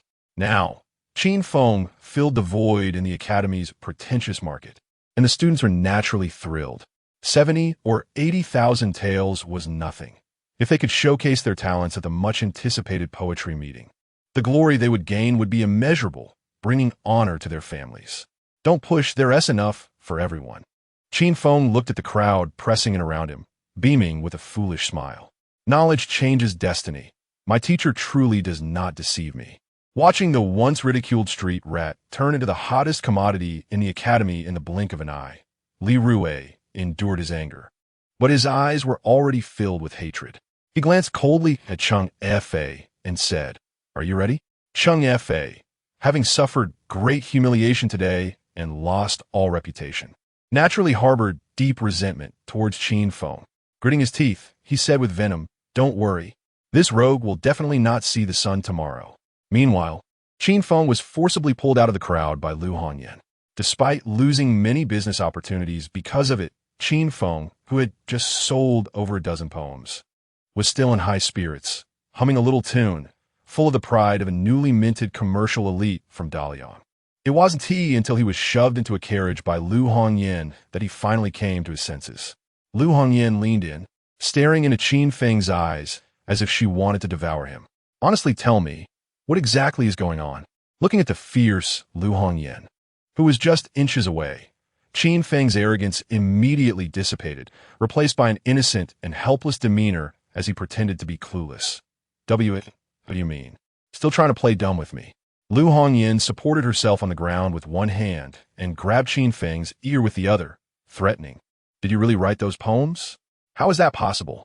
Even the most renowned literary masters of Dalian probably don't have such talent. If you don't confess honestly, I'll twist your ear off and brew tea with it." Chapter 9. Stabbed in the street, Lu Hongyan hadn't even used much strength when Qin Feng began to howl loudly, which startled her instead. "Sister, spare me. I won't dare again." Lu Hongyan couldn't help but feel a wave of disappointment. Those poems were indeed not written by Qin Feng. It seemed this kid had stumbled upon the manuscript of some reclusive literary master. Just then, Qin Feng quickly added, "I won't dare to act cool anymore." Lu Hongyan was taken aback, as she couldn't help but laugh in anger. Ever since this kid was fished out of the water, he often spouted nonsensical phrases. And after hearing them so many times, Lu Hongyan had grown accustomed to it. "You little rascal, is there a single word you say that's true?" Lu Hongyan let go of him. If she wasn't genuinely angry, she wouldn't hesitate to pull Qin Feng's ear. Most of the time, she was just trying to scare him. With his ears intact, Qin Feng sighed in relief, slumping back on the carriage, sprawled out in a messy manner. "Sister, I can't deceive anyone but you. Those poems really did come from me. Do you know how many brain cells I wasted for those poems? Who said copying poems is easy? Don't you have to rack your brain to remember the text from middle school and elementary school?" Qin Feng reached for a handful of grapes from the small table beside him and stuffed them into his mouth without a hint of the demeanor of a refined young master, chewing while explaining in a muffled voice. "Before, I had sisters protecting and spoiling me. I just wanted to be a good-for-nothing young master, living off my family's wealth. Otherwise, I could easily rely on my family, but I insisted on relying on my talent. Isn't that wasting the comfortable conditions my parents worked hard for their whole lives? But seeing my sisters running around for me, looking exhausted, I can't help but feel heartbroken. So I realized, if my sisters Haven T given up on me, how can I give up on myself? Living a mediocre life, just eating and waiting to die. Isn't worth it at all? So I've decided to strive for success." Hearing Qin Feng's words warmed Lu Hongyan's heart, making her feel that all her previous efforts were worth it. Lu Hongyan thought that whether she believed Qin Feng or not was no longer important. Knowing that he recognized his mistakes and was beginning to seek progress was the best return for herself and the entire Qin family. The carriage slowly drove away from Shenglin Academy, heading towards the Qin residence. Lu Hongyan dropped her previous stern demeanor, sitting beside him and offering peeled grapes to Qin Feng. Qin Feng, with his hands behind his head and legs crossed, unceremoniously swallowed the grapes, occasionally making sounds of enjoyment. After a lifetime of struggle, Qin Feng felt that his current life was like a dream. He secretly vowed to protect this hard-won life at all costs and would never allow anyone to interfere. Just as Qin Feng was enjoying Lu Hongyan's pampering, suddenly, the carriage shook violently and came to a sudden stop. Seeing Lu Hongyan stumble, Qin Feng's expression turned angry, and he pulled back the carriage curtain to shout, "What the hell? How are you driving? It's fine if you scare my sister. But if you delay me from eating grapes, I won't let you off." Just as he finished speaking, Qin Feng felt a kick on his backside from Lu Hongyan. The coachman stammered a response, "Master, there are people blocking the road ahead, and they don't seem friendly." Upon hearing this, Qin Feng looked in the direction the coachman pointed and indeed saw two men standing in the middle of the road. They were dressed in black, wearing masks that only revealed their eyes, and were staring menacingly at Qin Feng. Qin Feng's heart sank. Their attire was just like the assassins in movies.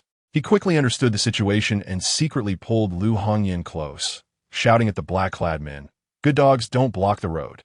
The leading black-clad man let out a cold laugh.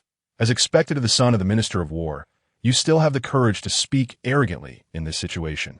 Once heads start rolling, let us see if you can still shout. In broad daylight, in the heavily guarded capital of Dalian, did they really dare to commit murder in the streets? Who were these people to be so bold? Qin Feng was skeptical and was about to shout loudly when Lu Hongyan pulled him back.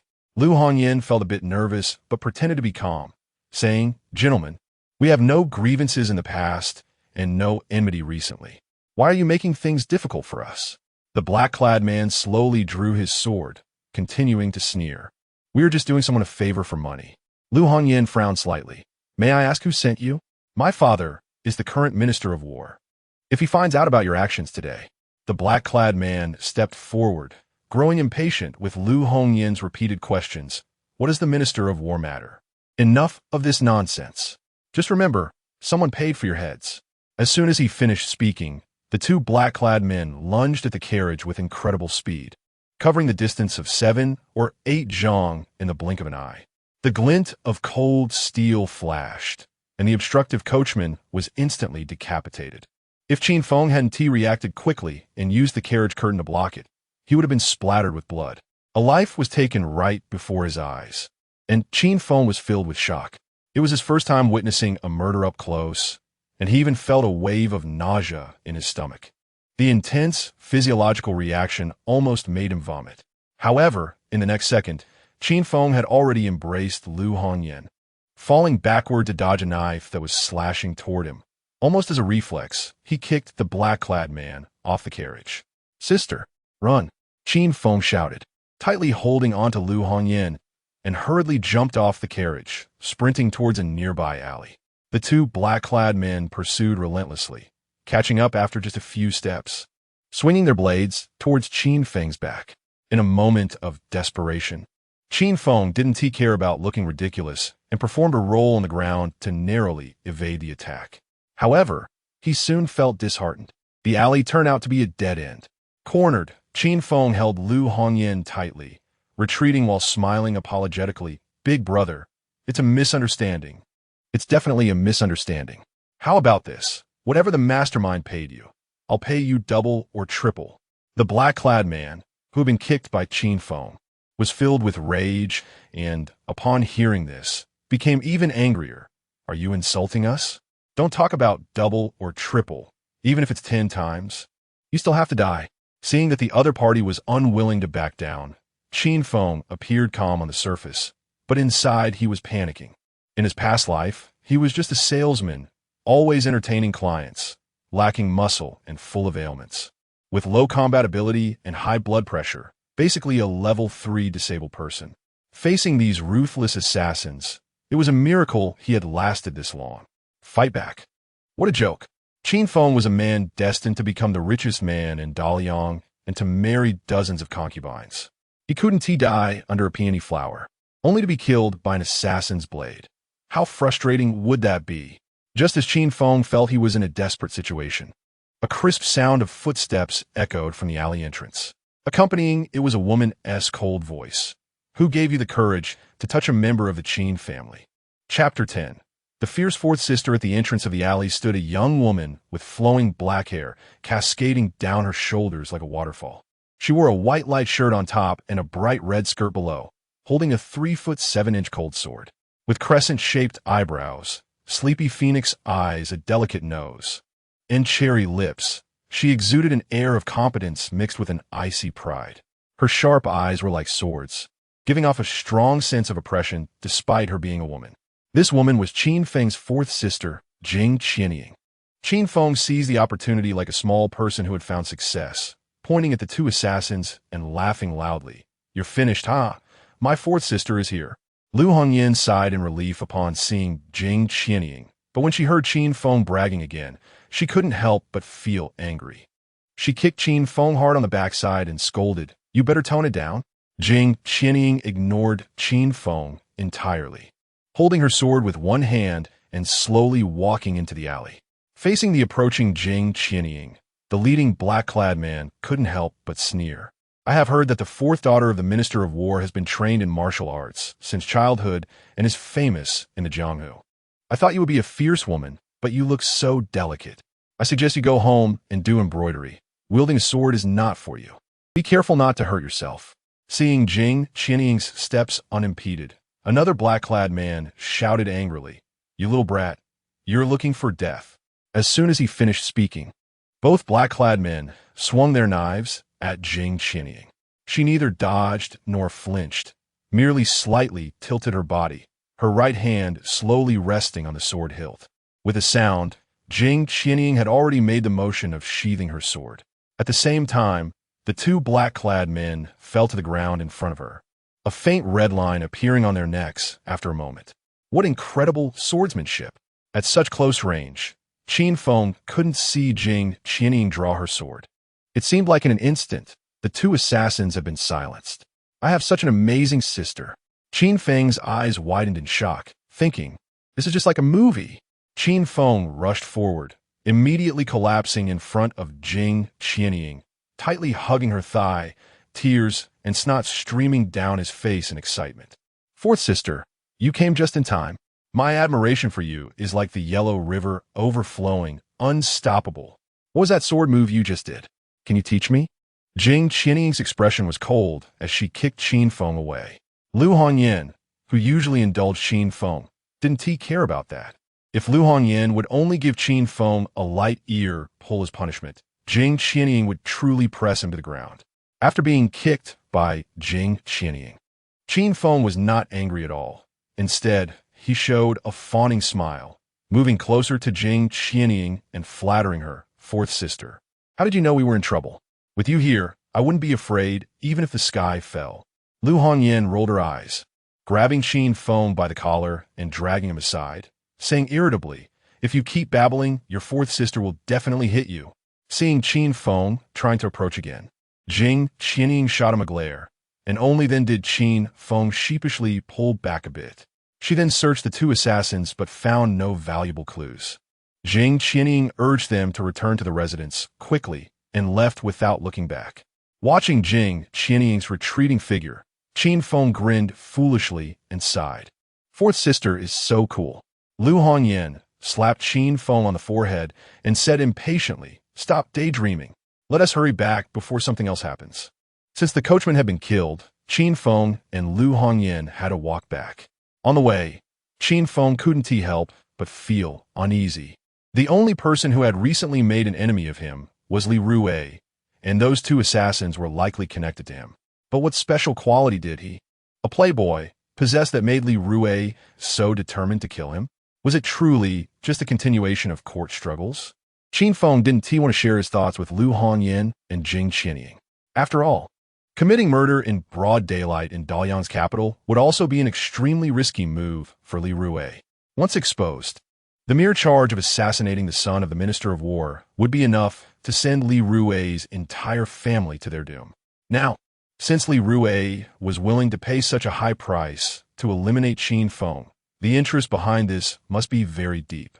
Before figuring out the whole story and having solid evidence, Qin Feng didn't want to involve his sisters. However, one thing was clear to Qin Feng.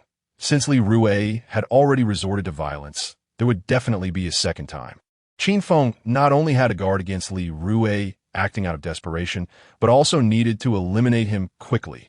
Having survived the brutal business war, Qin Feng understood the law of survival of the fittest. As soon as Qin Feng and Lu Hongyan returned to the residence, a worried maid rushed over to report. "Young master, your father is waiting for you in the study. You should go quickly." Hearing this, Qin Feng felt an ominous premonition, according to his previous life's memories. Although Lu Hongyan doted on him immensely and Jing Qianying was protective, only his father, Qin Tianhu, was harsh, often scolding and punishing Qin Feng for not living up to his potential. Moreover, with Qin Feng facing the crisis of being expelled from the Holy Lin Academy, Qin Tianhu was even less fond of him. This urgent summoning must be for something serious. To be safe, Qin Feng insisted on dragging Lu Hongyan and Jing Qianying along, threatening to roll on the ground and throw a tantrum if they didn't come with him. The two sisters had no choice but to accompany him. Qin Tianhu's study, located in the back courtyard of the Qin residence, served as his private office where only important guests were allowed. As soon as Qin Feng pushed the door open, a teacup flew towards him, startling him into a backward roll to evade it. "Damn, this old man has a bad temper. You useless thing. How dare you come back?" A deep, heavy voice thundered. Qin Feng shivered and looked up to see Qin Tianhu sitting behind the desk, his tiger-like eyes glaring. Although Qin Tianhu had a scholarly background, ever since he became the Minister of War, he had inevitably dealt with military matters, and by the time he reached this position, his scholarly demeanor had long been replaced by a fierce and aggressive aura.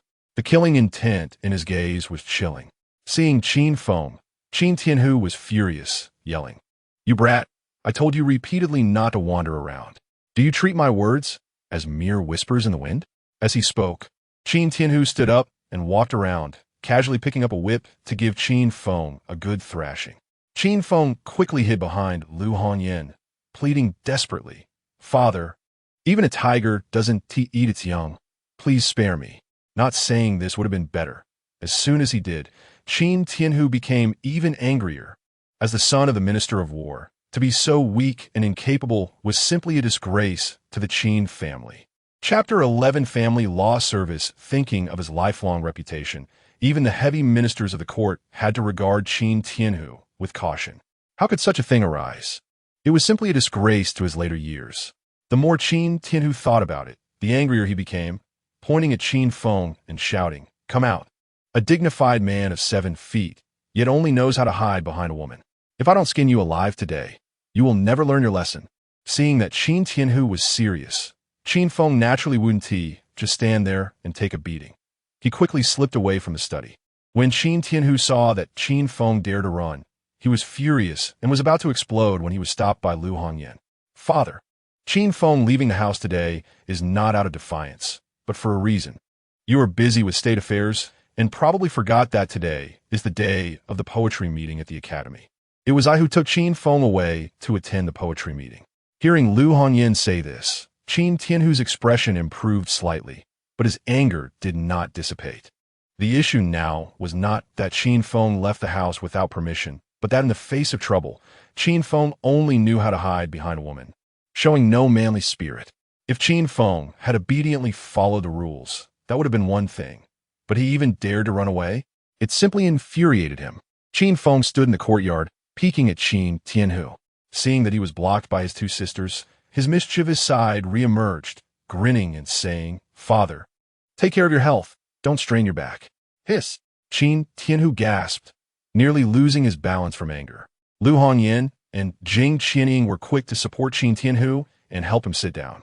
Lu Hongyan truly had no way to deal with Qin Feng, so she could only comfort Qin Tianhu. "Father, haven't you always wished for Qin Feng to have a breakthrough? Why not give him a chance?"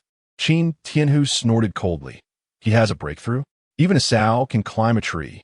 Lu Hongyan stifled a laugh, recalling what happened at the poetry meeting today, feeling a wave of pride, and softly said, "Today, Qin Feng broke through 2 levels and has already become a notable figure at the Shenglin Academy. His poem even made the Academy's examiners exclaim in admiration." "Umph." Qin Tianhu maintained a cold face, clearly unconvinced. "Hongyan, have you also started to fool your father?" Lu Hongyan spoke gently. "Has daughter ever deceived you in this life? Although I don't know why Qin Feng suddenly changed so much, I was there the whole time, witnessing everything with my own eyes. It cannot be false. Although Qin Feng has never been in battle, his poem has elevated the reputation of the Qin family. After saying this, Lu Hongyan recited the poem with great spirit. The moon shines on the Qin, while the Han Guard stand in a long march of thousands of miles. The men have yet to return. If only the flying general of Longchang could rise, he would not allow the Hu horses to cross Yin Mountain. Originally, Qin Tianhu had been so angry that it affected his heart, but upon hearing Lu Hongyan recite the lines, his expression froze, and he turned, looking at Lu Hongyan in disbelief. If only the flying general of Longchang could rise, he would not allow the Hu horses to cross Yin Mountain. Such a mighty and imposing poem. This poem was written by Qin Feng. Even the literary giants known throughout the capital couldn't compose something like this. Lu Hongyan chuckled softly. Daughter saw it with her own eyes and heard it with her own ears. How could it be false? At first, I also thought Qin Feng must have bought it, but then I thought if someone could write such a thing, would they sell it to Qin Feng? They would have already made their name known throughout Daliang. This statement was not false. If someone truly had such great talent, how could they be bought by Qin Feng?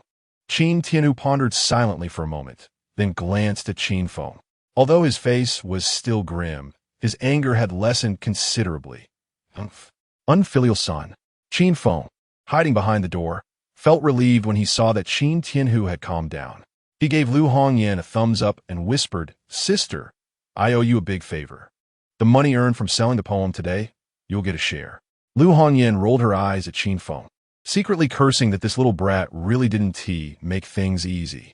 Seeing Qin Tianhu still frowning, Lu Hongyan, being perceptive, quickly poured a cup of tea and offered it to Qin Tianhu with both hands, tentatively asking, "Father, are you still worried about the situation with the Northern D?" Among the daughters, Lu Hongyan might not be the wisest or the most skilled in martial arts, but she was the warmest-hearted one. Qin Tianhu could only confide in Lu Hongyan, sighing deeply. The Northern D barbarians frequently send swift cavalry to harass the borders, plundering rampantly, leaving the people in distress. The court is in an uproar over this. If we forcibly send troops, the Northern D are strong and skilled in cavalry and ambushes. Even if Daliang has 1,000,000 elite soldiers, we may not gain any advantage. But if we do not fight and swallow this humiliation, not to mention damaging the prestige of Daliang, it would also cause resentment among the various border regions towards the court, potentially leading to uprisings. To the court, whether to fight or not is a dilemma. Qin Tianhu's face was tense. "Hongyan, you know I have always advocated for war. We must spare no effort to severely damage the Northern D. Otherwise, continually yielding will lead to other border regions following suit, and Daliang may never have peace again. This war is critical, and even I do not have complete confidence in defeating the Northern D. Some officials in the court are worried about significant losses and are strongly opposing sending troops to suppress them. I'm also powerless." Although Lu Hongyan was not a member of the court, she understood the difficulties Qin Tianhu faced at this time. In fact, Daliang had no choice.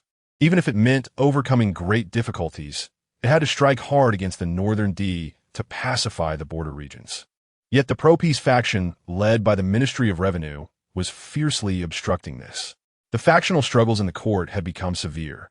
Even the current sage was caught in a dilemma, unable to make a decision. Hiding at the door, Qin Feng couldn't help but realize that Li Rue was willing to go to such lengths to eliminate him, and it must be related to the struggles within the court.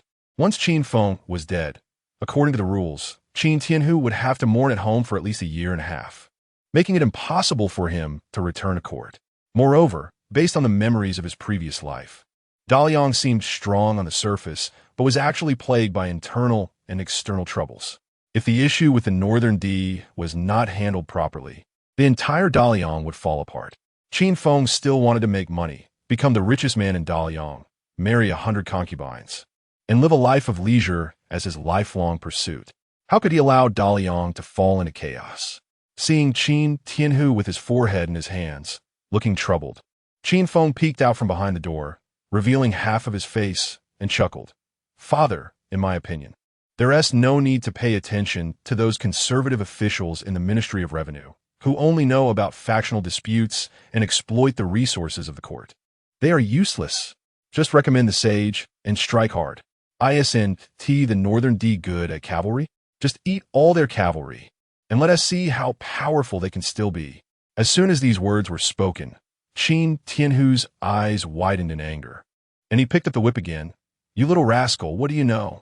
Standing there talking without any pain in your waist. If it were that simple, would your father be racking his brain over this?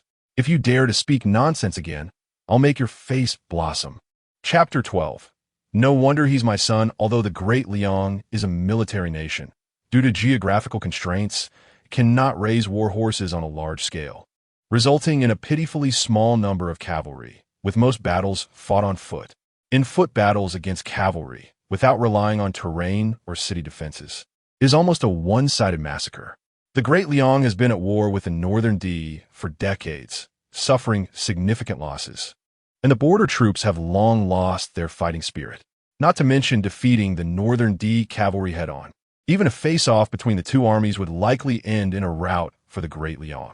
As Qin Tianhu swung his whip, Qin Feng jumped far back, standing in the courtyard and ready to escape at any moment, though he refused to back down. The Great Liang soldiers aren't just from the border troops. There are heavy forces stationed in every town. Since the border troops have lost their courage, we can send a valiant army to replace them. We don't need to defeat the Northern D cavalry head-on. As long as we maintain our formation in the face of their charge, that's enough. Replace the basic infantry with archers and improve our weaponry to make strong crossbows. 5,000 archers form a battalion, with the first two rows using strong crossbows for long-range attacks, ensuring that any cavalry within 800 paces will face a rain of crossbow bolts. When the enemy cavalry charges within 300 paces, the third, fourth, and fifth rows of archers can shoot in succession to effectively inflict casualties on the enemy and disrupt their charging formation, thereby weakening the impact of the first wave of cavalry. In front of the archers, 3 rows of infantry should be arranged, the first row holding heavy shields, the second row raising long spears, and the third row raising short spears. Any cavalry that dares to break through the spear formation will meet their end right there. Ahem, in short, I don't believe the cavalry can fly over our heads. With this formation, the only weak point is the flanks. So we only need to guard them to effectively counter the cavalry. We can station a team on each flank, primarily equipped with long weapons like broadswords, curved blades, and halberds, supplemented with short weapons to immediately mitigate the weakness on the flanks. What nonsense cavalry would dare to confront us head-on? They will certainly come and go without return, and the entire army will be annihilated. If they resort to guerrilla tactics and small-scale harassment, that is also manageable. Strong crossbows and longbows can inflict damage on the cavalry from outside their effective range. What? Our Great Liang archers, standing on the ground, can't shoot as accurately as those on horseback? If the enemy cavalry tries to flank us, our long knife teams on the flanks can promptly maneuver back to defend. Qin Feng rambled on proudly, thinking to himself that after watching so many military movies, seeing countless military enthusiasts boast online, and playing so many Three Kingdoms war games, he couldn't possibly be outdone by a few barbarian tribes. Seeing Qin Feng talk endlessly, Qin Tianhu's expression grew increasingly disdainful. Just as he was about to curse and tell this nonsense spouting brat to get lost, he gradually widened his eyes.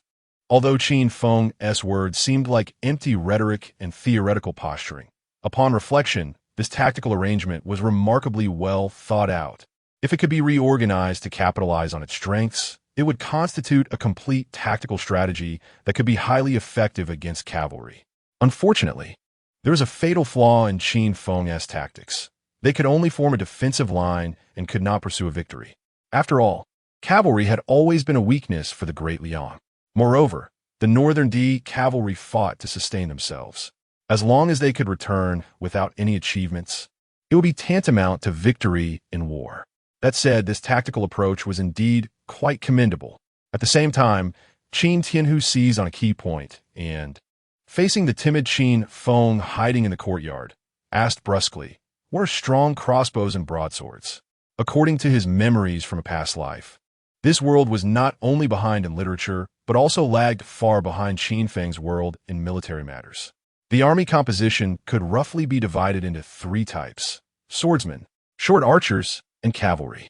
As for the archers, the Great Liang's archers were literally archers, with no other weapons apart from bows and arrows. Once the enemy closed in, they could only wait to die. Unlike the archers in his own world, who were equipped not just with bows and arrows, but also with knives, axes, or long spears. They could instantly transform into melee infantry when the enemy charged. Seeing Qin Tianhu staring intently at him, Qin Feng did not dare approach rashly. Forcing a smile, broadswords and strong crossbows are hard to explain in just a few words. If you want to know, I could draw them for you, and it will be clear at a glance. But you need to put the whip down first. Seeing Qin Feng looking so cowardly, Qin Tianhu was furious. However, in order to clarify what these broadswords and strong crossbows were, he endured his anger and tossed the whip aside. "Come here, then." Finally spared from a beating, Qin Feng instantly became overjoyed, striding into the room with a carefree demeanor, causing Qin Tianhu to scowl again. Qin Feng took the paper and brush handed to him by Lu Hongyan, almost leaning his whole body on the table. Since he had never practiced calligraphy, he awkwardly held the brush and tilted his head, pondering for a moment before randomly sketching on the paper. The broadsword was easy to draw and was completed in a few strokes. The strong crossbow was more complicated.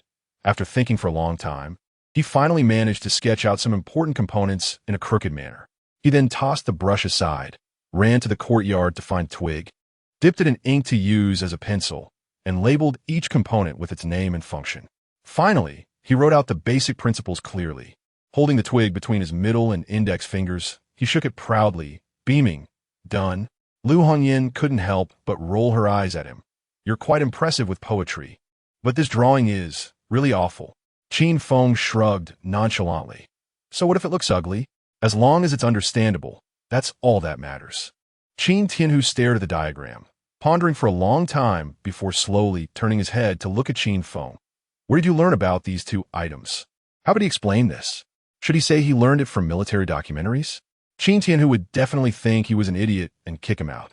Qin Feng simply decided to shamelessly claim credit, without a hint of embarrassment. "Of course, I invented them myself. I used to play around with them when I was bored. I don't even know if they work." Before Qin Feng could finish, he received a solid slap to the forehead. Qin Tianhu's eyes widened in shock. "Furious, you wasteful brat. Once these two weapons are made, they will surely be treasures for the army. If you had presented them earlier, how could my border forces have suffered so much loss?" After scolding him, Qin Tianhu tucked the diagram under his arm and stormed into the resting room in the study. Qin Feng tiptoed closer, eavesdropping through the crack in the door. Qin Tianhu deliberately lowered his voice, but couldn't he help but express his excitement. "No wonder he's my son. Truly a case of a tiger father having no dog son. With these two weapons, along with the right military strategies, we can make the Northern D come and go without return, enhancing the prestige of our Great Liang." Chapter 13. Undercurrents with the military strategy map in hand. Qin Tianhu felt as if he had found a treasure. He immediately dove into the study to draft a memorial, intending to report the news to the sage. Qin Feng, having avoided a beating, instantly floated up and sat directly in his father's chair, legs crossed and resting on the desk, looking very pleased with himself. Lu Hongyan was startled at the sight. Her father treasured that desk, and if he found out, Qin Feng would be in big trouble. She quickly grabbed Qin Feng by the ear and pulled him down from the desk, still feeling a bit scared, saying, "You little rascal. If I let my guard down for a moment, you're up to no good. Is it just to present a military strategy to your father? What is there to be proud of? I think you just want to be beaten." Qin Feng covered his ears and shouted in pain. However, compared to fleeing from Qin Tianhu, he did not run away from Lu Hongyan and let himself be dragged down. Upon seeing Qin Feng's pitiful eyes, Lu Hongyan couldn't bear to be harsh and had to let him go. Little did she know, at that moment, Qin Feng was secretly contemplating strategies. Since Li Rui did not want the Liang to mobilize troops, Qin Feng decided to go against that and help Qin Tianhu gain the sage's trust, facilitating this war. Qin Feng was not an extremist. He simply did not wish to see Qin Tianhu hindered in the court. Meanwhile, at the Brothel Yin Pavilion in the capital. Li Rue slammed his teacup heavily on the ground, startling the accompanying girl, whose face turned pale, not daring to make a sound. Li Rue's expression was extremely dark as he glanced at the silent Chung Fa beside him and shouted angrily, "Useless! You can't even handle a small matter like this. What use do I have for you?" The assassination attempt on the street was already quite risky for Li Rue. Once the plan was exposed, not to mention the impact on the Ministry of Revenue faction, even he himself would never have a chance to turn things around again. What should have been a successful assassination turned out to be a total failure because Chung Fa was so unreliable, sending only 2 assassins. Fortunately, the 4th young lady of the Qin family was decisive in her actions and killed both assassins. Otherwise, if they had been captured alive, the consequences would have been unimaginable. Chung Fa was also furious. Those 2 damned assassins claimed to be professional killers with 0 mistakes in their careers. What a load of nonsense. They were utterly useless against Jing Qianying. Facing the furious Li Rue, Chung Fa dared not hesitate and quickly stood up to pay his respects, saying, "Young master, please calm down." This time, it was just Qin Feng's good luck. He didn't expect Jing Qianying would secretly protect him. Next time, I will make sure Qin Feng has no place to be buried. Hearing this, Li Rue coldly snorted, "There won't be a next time." Chung Fa's heart sank. He thought Li Rue was going to punish him for his incompetence and was about to plead for mercy when he heard Li Rue let out a sinister laugh. Assassinations need to be done in one go. If you do it in parts, you will lose momentum. Just look at Qin Feng's performance at today's poetry meeting. This guy acts dumb on the surface, but his mind is as clear as a mirror. He must be on guard now. Chung Fa felt a vague resentment. Is that it? Just let it go. Let go. A hint of coldness appeared in Li Rue's eyes. Spread the word that at the Xie family's birthday banquet, Qin Feng was seen peeping at the Xie family young lady. He even boasted everywhere that the Xie family young lady seems modest, but is actually voluptuous and fertile. He even described where she has moles in detail. The Xie family young lady, named Xie Yuner, was the beloved daughter of the Duke of Ningwa, Xie Bai. Xie Bai had made great military contributions to the Liang and held high prestige in the capital. Xie Yuner had close relations with several princesses and, coupled with her fearless and vengeful nature, had become a well-known tough girl in the capital. Even the local young rascals rarely dared to provoke this little ancestor. If she found out that Qin Feng was tarnishing her reputation behind her back, one could imagine how she would deal with him. Moreover, Li Rue had already bribed Xie Yuner's personal maid, knowing various taboo physical characteristics. So even if the rumors were exaggerated, Qin Feng would have no way to argue. Right now, all that was needed was to stir the pot and let everyone in the capital know. Chung Fa's eyes lit up as he kept giving Li Rue thumbs up, flattering him. "Young master, this plan is brilliant. What's more, the young lord of the Yong'an Marquisate is infatuated with the Xie family young lady, who in the capital doesn't know. And the young lord has always been ruthless and narrow-minded. In this way, Qin Feng would have offended both the young lord and the young lady, killing 2 birds with 1 stone. Ha! I can't wait to see how Qin Feng handles this. Young master, your plan of using someone else's knife to kill is simply exquisite." At this moment, Qin Feng was feeling smug for having avoided a beating and, regardless of whether Qin Tianhu approved, confidently strutted towards the back courtyard. However, after just a few steps, he was pulled back by Lu Hongyan gripping his ear. To make her let go, Qin Feng pretended to shed a couple of tears, and this trick indeed worked. Lu Hongyan rolled her eyes. She knew this little rascal was just putting on an act. But considering his performance today, she not only let go, but also helped Qin Feng massage his ear. Qin Feng looked aggrieved and said, "Sister, can you stop pulling my ear? I'm a proper 7-foot-tall man. Always being pulled by the ear is so humiliating." Lu Hongyan burst into laughter, rolled her eyes at Qin Feng, and said in a bad mood, "What's 7 feet or 8 feet? To me, you will always be a little kid." "What? Little?" Qin Feng exploded, pounding his chest and confidently declaring, "I am not little at all."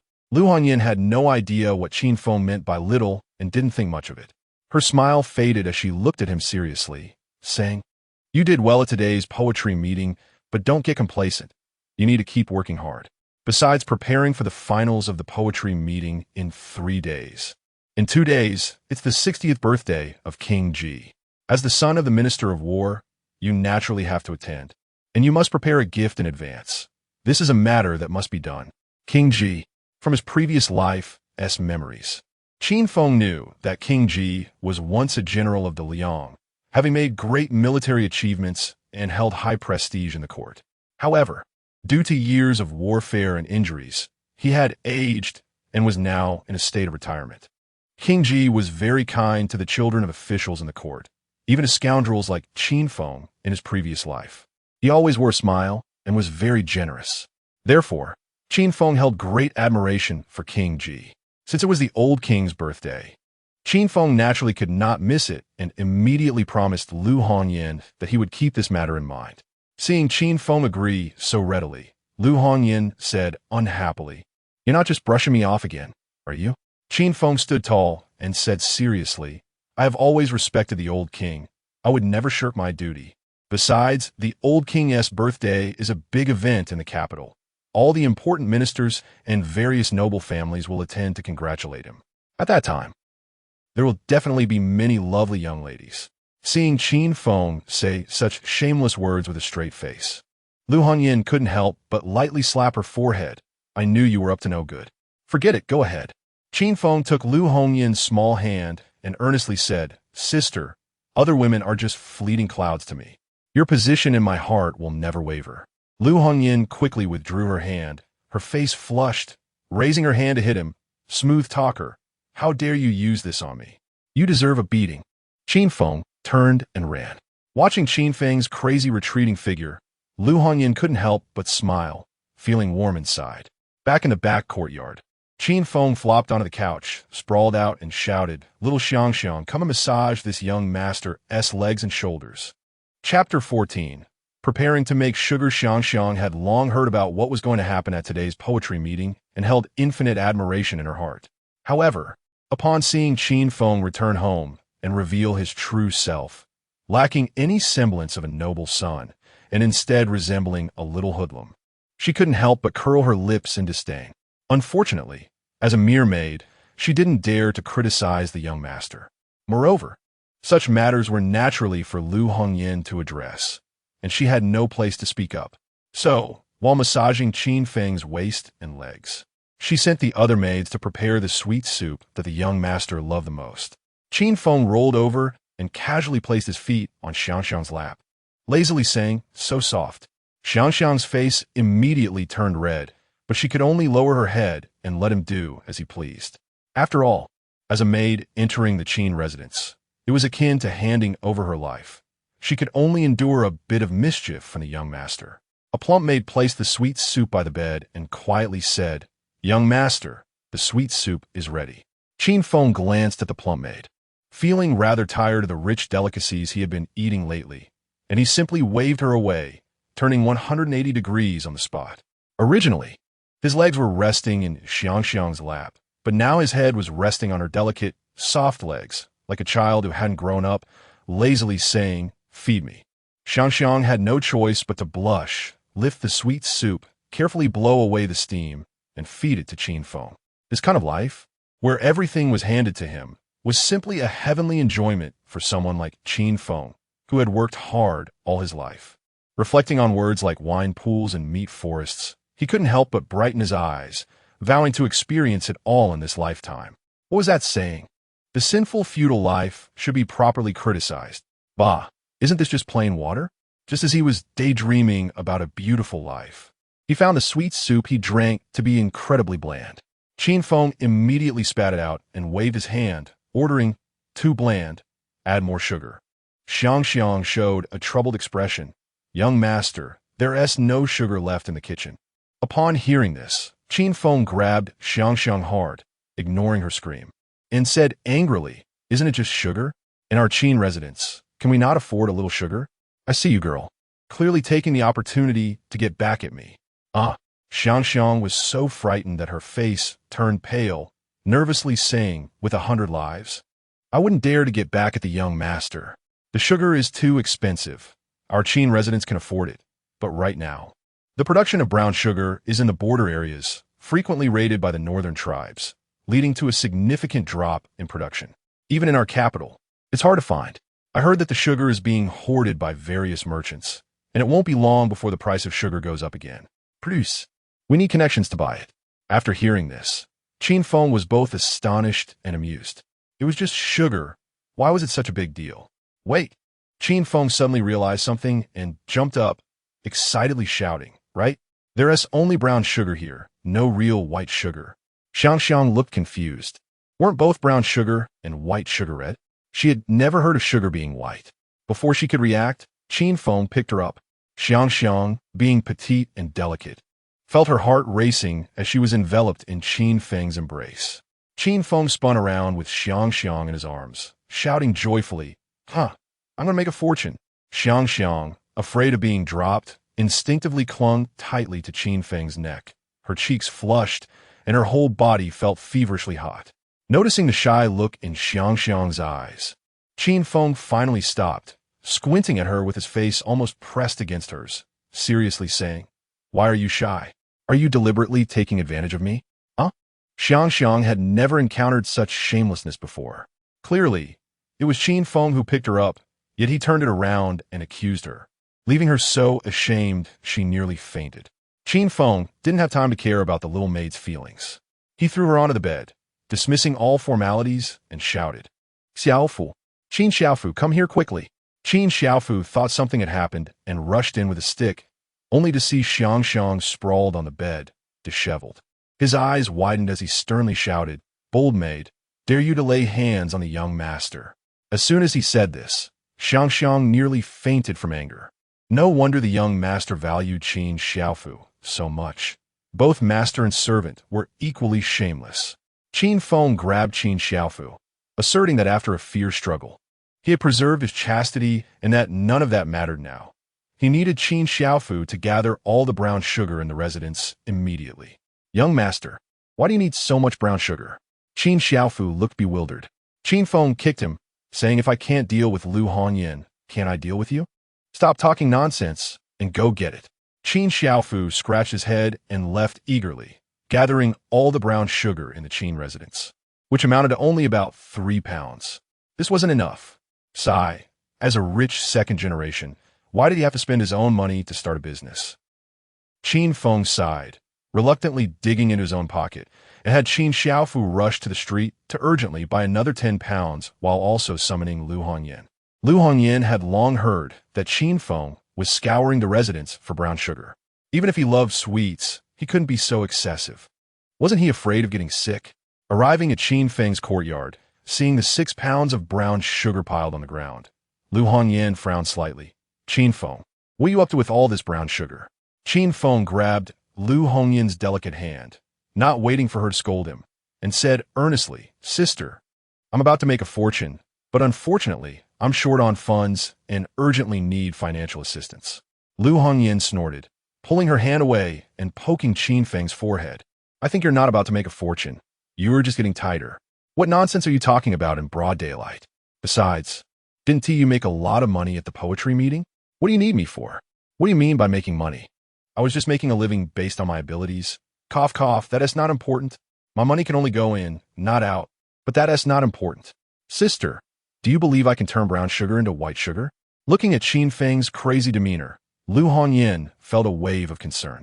Could it be that the events at the poetry meeting were just a fleeting moment? Had this brat really been driven mad by the river water? What is commonly known as brain damage? She needed to quickly hire the best doctors to treat Qin Feng as head. Lu Hongyan gently touched Qin Feng's head, speaking softly. Be good, stop talking nonsense. There is no such thing as white sugar in this world. Don't worry, even if I have to spend all my money, I'll make sure to cure your head. Qin Feng pushed Lu Hongyan's hand away, jumping up in a panic. My head is fine. It's true. If you don't believe me, let us sign a contract and we'll split the earnings 50-50 when the time comes. Chapter 15, we're going to make big money. Lu Hongyan didn't believe Qin Feng's nonsense at all. What white sugar? She had never even heard of it. However, seeing Qin Feng react so strongly, she agreed to sign the agreement to avoid him getting too emotional and really losing his mind, which would be a disaster. With Lu Hongyan's financial support secured, Qin Feng no longer hesitated and boldly got started. He first instructed Qin Xiaofu to light the fire and poured all the brown sugar into the pot. Once it melted completely, he continuously stirred it with a wooden stick.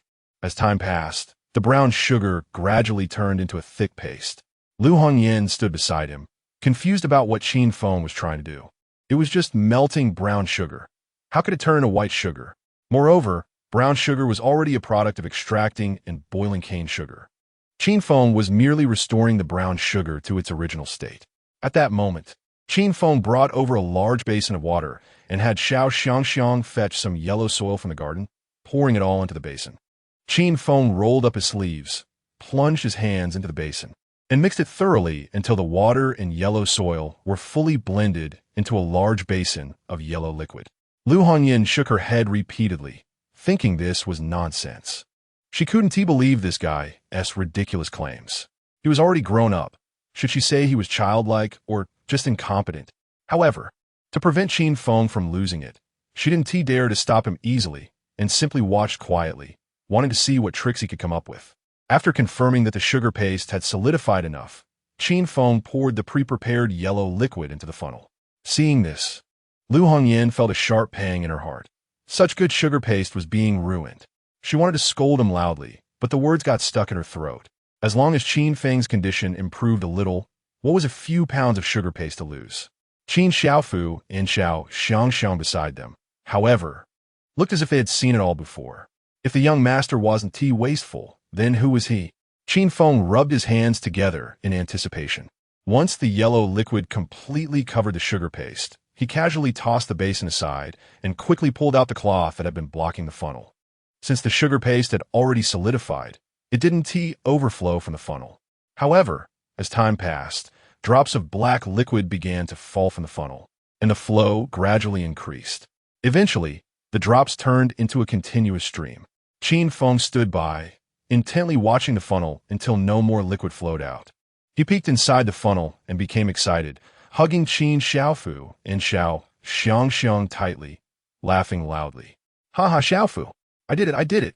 Seeing Qin Feng acting like he was possessed, Lu Hongyan walked over to the funnel, looked inside, and was stunned.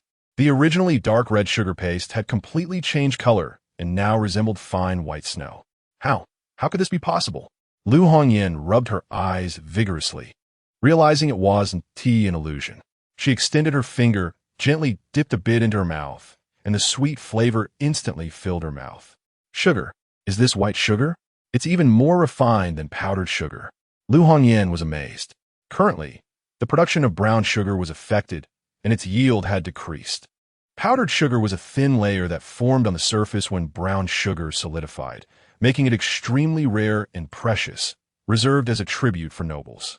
The quality of the white sugar before her was far superior to powdered sugar, and the yield was astonishingly high. Lu Hongyan felt excited. With this method of making sugar, how could it not prosper? Overjoyed, Lu Hongyan directly hugged Qin Feng and kissed him twice. "You really did it. We have to make a fortune." Qin Feng's face turned red for the first time, feeling nervous like a shy young man in love, chuckling foolishly. "It's not just our family that's making a fortune. It's us." This method of making sugar came from a remarkable book from his past life, The Exploitation of the Works of Nature.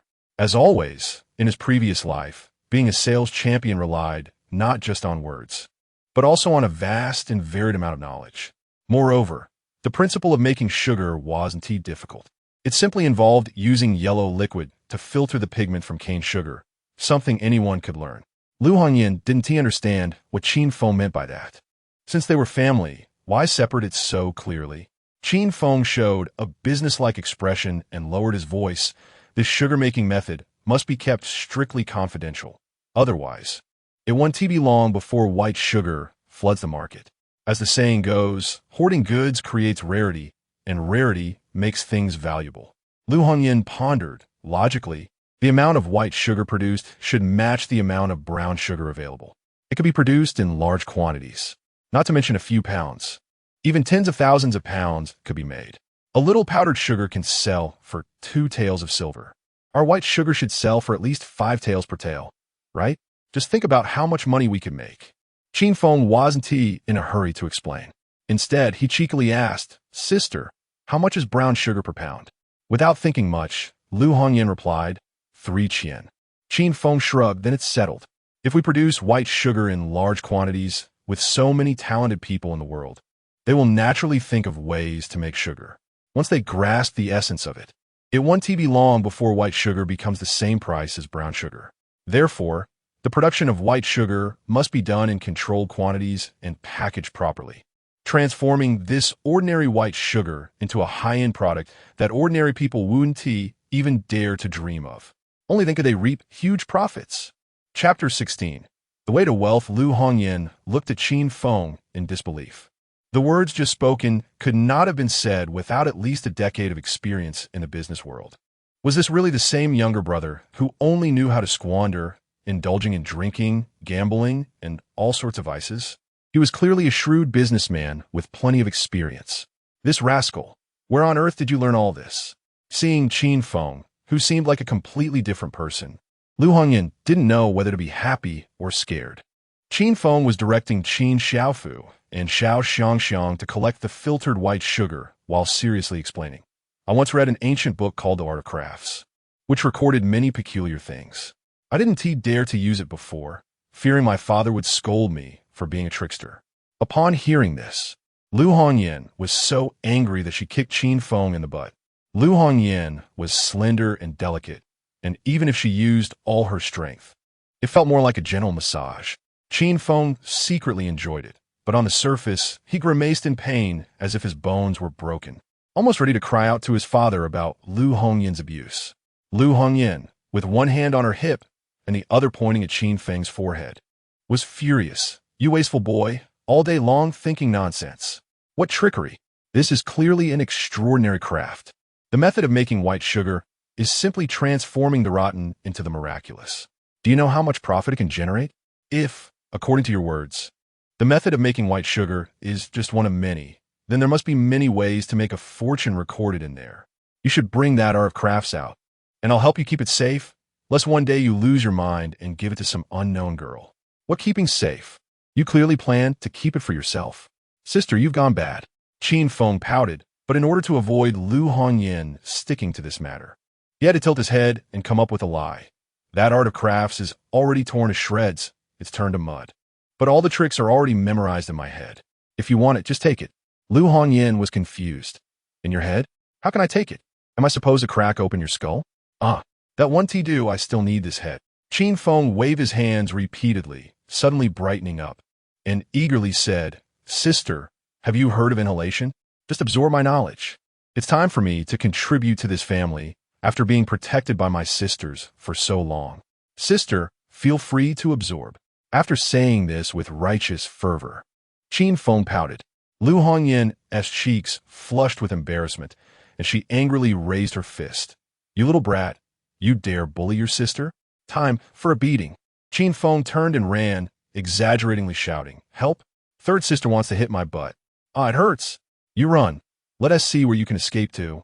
Lu Hongyan angrily chased a couple of steps before giving up. She really couldn't do anything about this rascal. Seeing that Qin Xiaofu and Xiao Xiangxiang had collected all the white sugar and filled 2 large jars, Lu Hongyan no longer paid attention to that rascal. She instructed the 2 to find something to seal the jars and move them into the warehouse in Qin Feng's courtyard. Afterward, she called the 2 over, took out a pouch from her waist, and handed each of them a small ingot of silver. You 2 have worked hard. Here, as 2 taels of silver, each as a reward. What happened in the courtyard today stays between us. You mustn't spread it outside. If the method of making white sugar leaks out, I will skin you both alive. Do you understand? Lu Hongyan held a position in the Qin family equivalent to that of the chief steward. Big or small matters all had to go through her, and even Qin Tianhu relied heavily on her. Naturally, no one dared to disobey Lu Hongyan's words. Qin Xiaofu immediately laid down on the ground, swearing that he would never utter a word about sugar for the rest of his life. Xiao Xiangxiang received the silver with trepidation, vowing that she would never betray her master. Just as Lu Hongyan was admonishing the 2, Qin Feng returned after running a circle. Hey, you all heard what my sister said. If you can't keep your mouth shut, even I won't be able to protect you. However, as long as you 2 work well, there will be plenty of benefits. Starting from now, an extra 5 taels of silver in your monthly allowances. Really? Of course. Qin Feng gave Qin Xiaofu a playful knock on the head. When have I ever lied to you? Great. Young master, you are like a second parent to us. Qin Xiaofu was so moved that he shed tears and opened his arms to rush towards Qin Feng. Get lost. I'm not into that kind of love. Qin Feng kicked Qin Xiaofu away with a look of disdain, then smiled at the charming maid. However, if Xiao Xiangxiang wants a hug, I might be able to oblige. Yes, sir, the second miss is here. Xiao Xiangxiang's cheeks flushed red as she lowered her head, reminding him in a voice barely above a whisper. Before he could respond, Qin Feng suddenly felt his ear being pinched. Qin Xiaofu and Xiao Xiangxiang saw the situation was bad, exchanged glances, and hurriedly escaped the danger zone. Even in front of your sister, you dare to tease the maid. Lu Hongyan, ignoring Qin Feng's cries for mercy, squinted her eyes, looking like she was ready to be lenient with confessions while being strict with resistance. But this technique of hitting and then giving a sweet date, was it also taught to you by the art crafts? Qin Feng squinted, wailing and explaining. I learned it from my sisters. As the saying goes, one who stays close to vermilion turns red. One who stays close to ink turns black. Spending all day with my sisters, I naturally benefited a lot. Sister, please loosen your grip, or I will call it inappropriate. Lu Hongyan felt relaxed from Qin Feng's flattery and happily released her grip. As for why Qin Feng had made such great progress, since she couldn't find out anything, she didn't want to probe further. In any case, it was good for Qin Feng and for the entire Qin family, and that was enough. Currently, Qin Feng only had 2 jars of white sugar, which was still far from what was needed. Since Qin Xiaofu and Xiao Xiangxiang had already learned the method of making white sugar, he could just leave it to them to do in the future, and Qin Feng could comfortably take on the role of a hands-off manager. As for sourcing, Lu Hongyan would handle it. Although the original production area of brown sugar was affected, as long as they purchased brown sugar at a price higher than the market price, it wouldn't be too difficult. As for the birthday gift prepared for King Ji, there were already some ideas. Knowing that Qin Feng wanted to send white sugar to King Ji, Lu Hongyan was somewhat worried.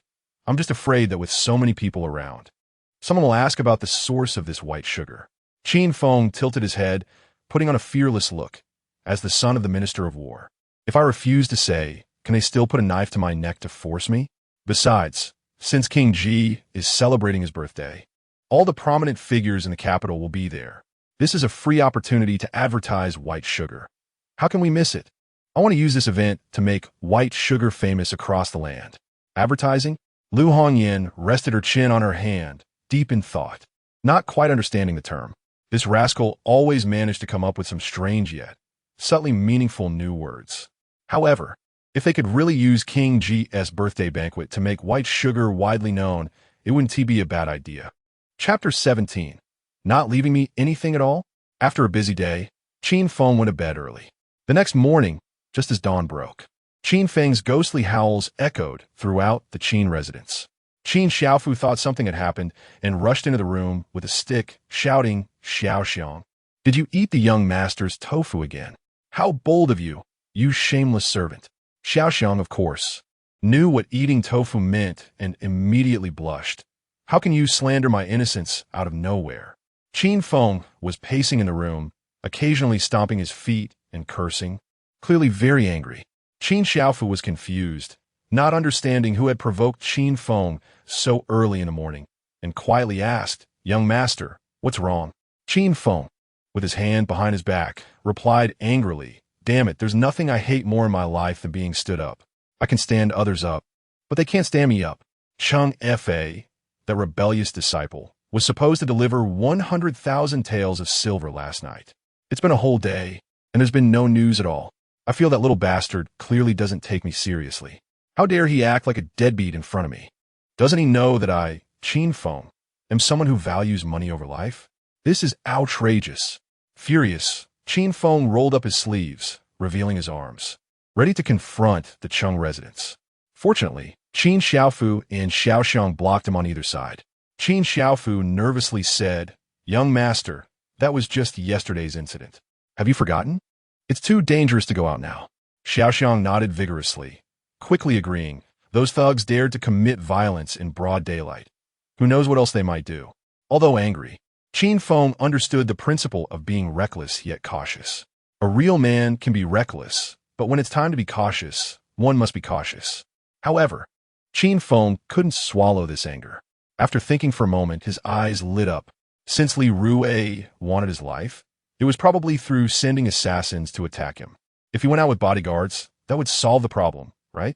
He remembered that this guy's fourth sister had an exceptionally skilled personal guard. With this thought, Qin Feng suddenly felt energized, pushed the two away, and ran outside while wailing sorrowfully, "Fourth sister, I've been bullied. You have to stand up for me." Jing Qinning's courtyard was not far from Qin Feng's, just separated by Lu Hongyan, and he reached it in just a few steps. Jing Qinning's residence had a unique style, unlike any other in Dalian City. It was said that she discovered this architectural style in some unknown corner during her travels in the martial world and fell in love with it at first sight. After returning home, she transformed her residence into this style. The eaves were wide, with a corridor below. The door was replaced with a large double door, and behind it was an empty hall with the entire floor made of wooden planks. Qin Feng recognized that this was exactly the style of his Tang dynasty. At this moment, Jing Qining was sitting under the eaves, resting with her eyes closed, a cold sword placed beside her, easily within reach. Her originally naturally flowing hair was tied into a neat ponytail. Dressed in a white light shirt and a bright red skirt, she resembled an upside-down rose, exuding both elegance and femininity. Hearing Qin Feng's howls, Jing Qining showed no reaction and ignored him. Qin Feng rushed up the corridor, knelt beside Jing Qining, and put on a face more wrong than dough. "Fourth sister, that bastard Cheng Fa owes me money and won't pay. You have to stand up for me." Jing Qining continued to keep her eyes closed, casually picking up the cold sword and poking Qin Feng away from her side, softly saying, "Keep your distance from me." "Sister, I'm your brother." Qin Feng felt incredibly wronged. "If you were my brother, I would have killed you 800 times already. Before you fell into the water, you were idle and committed crimes. After falling into the water, you're crazy and out of order, bringing shame to the Qin family. Hurry up and leave me alone." Damn, fourth sister's cold personality is indeed well-deserved. No wonder in the memories of my previous life, I was most afraid of fourth sister. Qin Feng pouted, but there was no other way. For the sake of money, he could only continue to shamelessly plead. "That bastard Cheng Fa, on the surface, owes me money, but in reality, he's slapping your face. He knows you're skilled and the best swordsman in the world, yet he dares to go against me, clearly not taking you seriously. I'm not just asking for money. I'm here to vent your anger. Even if you don't help me, I'm going myself. If something happens along the way, it's my own fault. Being your brother in this life is worth it." Qin Feng's righteous speech was met with a cold snort from Jing Qining. Slowly opening her eyes, her expression was hard to read, either disgusted or helpless. In terms of shamelessness, Cheng Fa is nowhere near your level. All day long, smooth-talking and flattering. Luckily, you haven't entered the officialdom. Otherwise, Dalian would have another treacherous minister. What? Sister thinks I have the potential to be a treacherous minister? Wow, thanks for the compliment. Qin Feng's eyes lit up. Being a treacherous minister was great. Which treacherous minister wasn't living a good life? Jing Qining sighed, feeling helpless with his shameless brother. No matter how sharp her words were, when directed at Qin Feng, they felt like hitting cotton, lacking any force. She always wondered how her father, a man of integrity and righteousness, could have such a son. To quickly get rid of this guy, Jing Qining had a compromise. Just call a few bodyguards to go with you. A few bodyguards aren't enough. Otherwise, Qin Feng wouldn't have shamelessly come here to beg Jing Qining. Qin Feng knew that if he encountered danger, Jing Qining would undoubtedly act without hesitation. But she definitely wouldn't help him collect debts. Qin Feng immediately turned around to look at the maid Xu Feng, who had been giggling not far away. Like a hungry wolf spotting food. It was her. "Sister, how about you lend Xu Feng to me for a day?" Qin Feng said cautiously. Jing Qining nodded. "Unless I die." Qin Feng pretended to be shocked. Pa, how unlucky, sister. May you live long." "Sister, I won't borrow it for free. To be precise, it's a rental for a day." Oh, although Jing Qining wasn't particularly interested in money, she knew this guy spent lavishly. And once he got the money back, he might spend it again. With the principle of saving money for the Qin family. Qin looked at him. How much are you planning to pay? Seeing a chance, Qin Feng immediately perked up, thought for a long time, and finally gritted his teeth and said, 10 taels of silver. Get lost. Qin picked up the cold sword, ready to smack Qin Feng on the butt. Qin Feng trembled in fear, quickly raising his hands in surrender, but his expression was troubled. Then how much do you think is appropriate? Qin didn't answer, but asked in return, how much does Cheng Fa owe you? Upon hearing this, Qin Feng's heart sank. Qin clearly meant to take a cut. Sister, didn't you say you don't care about worldly affairs? Why are you suddenly so mercenary? Qin Feng sighed and reluctantly said, 100,000 taels. Qin put down the cold sword and slowly closed her eyes. Xu Feng, accompany the young master for a trip and bring back my 100,000 taels. What? Qin Feng was taken aback and wailed loudly. Sister, you're too black-hearted, not leaving me anything at all. Chapter 18. Really dark. Qin closed her eyes and remained silent, adopting an attitude of indifference. Qin Feng was so angry inside. If he could beat her, he would definitely teach her a lesson. But then he thought, it's better to give that 100,000 taels of silver to Qin than to let that bastard Cheng Fa benefit. I might not profit, but you must suffer a loss. Qin Feng immediately gathered his men. Although there were only 3 of them, Xu Feng, Qin Xiaofu, and Xiao Xiangxiang. They exuded the aura of a mighty army as they marched toward Cheng's residence. The capital city was not very large, and the distances between the prominent families were relatively short. In just the time it took to burn half an incense stick, the 3 arrived at Cheng's residence. Old Master Cheng was merely a sub-official in the Ministry of Revenue, and in terms of rank, he was 2 levels lower than Qin Feng's father, so naturally, the scale of the estate couldn't compare. Qin Feng was not polite. He rushed up the steps and started banging on the main door, shouting, Cheng, get out here quickly. The guards of Cheng's residence thought someone was causing trouble and rushed out in groups of 7 or 8, relying on their status as guards of sub-official. Without a word, they raised their clubs and were about to strike. Xu Feng, who was beside him, although not skilled with weapons, was quite formidable in martial arts. Seeing these mere guards daring to attack Qin Feng, he immediately kicked one, sending him sprawling, and before his left foot even touched the ground, his right foot kicked another guard right in the face. In just a few breaths, 5 guards were taken down, and the remaining 2 dared not move, standing aside and shouting. Qin Feng's eyes sparkled. No wonder she was the personal maid of his 4th sister. Such impressive skills. He immediately clapped vigorously and exclaimed, well done. Xu Feng, flattered by Qin Feng's praise, lowered her head and returned to stand behind him. The commotion outside attracted the steward of Cheng's residence, who recognized Qin Feng at a glance. He slapped the faces of the 2 guards and angrily said, you blind fools. You don't even recognize the son of the Minister of War. You're asking for death. Get out of my sight. The guards helped each other and fled in disgrace. The steward smiled widely.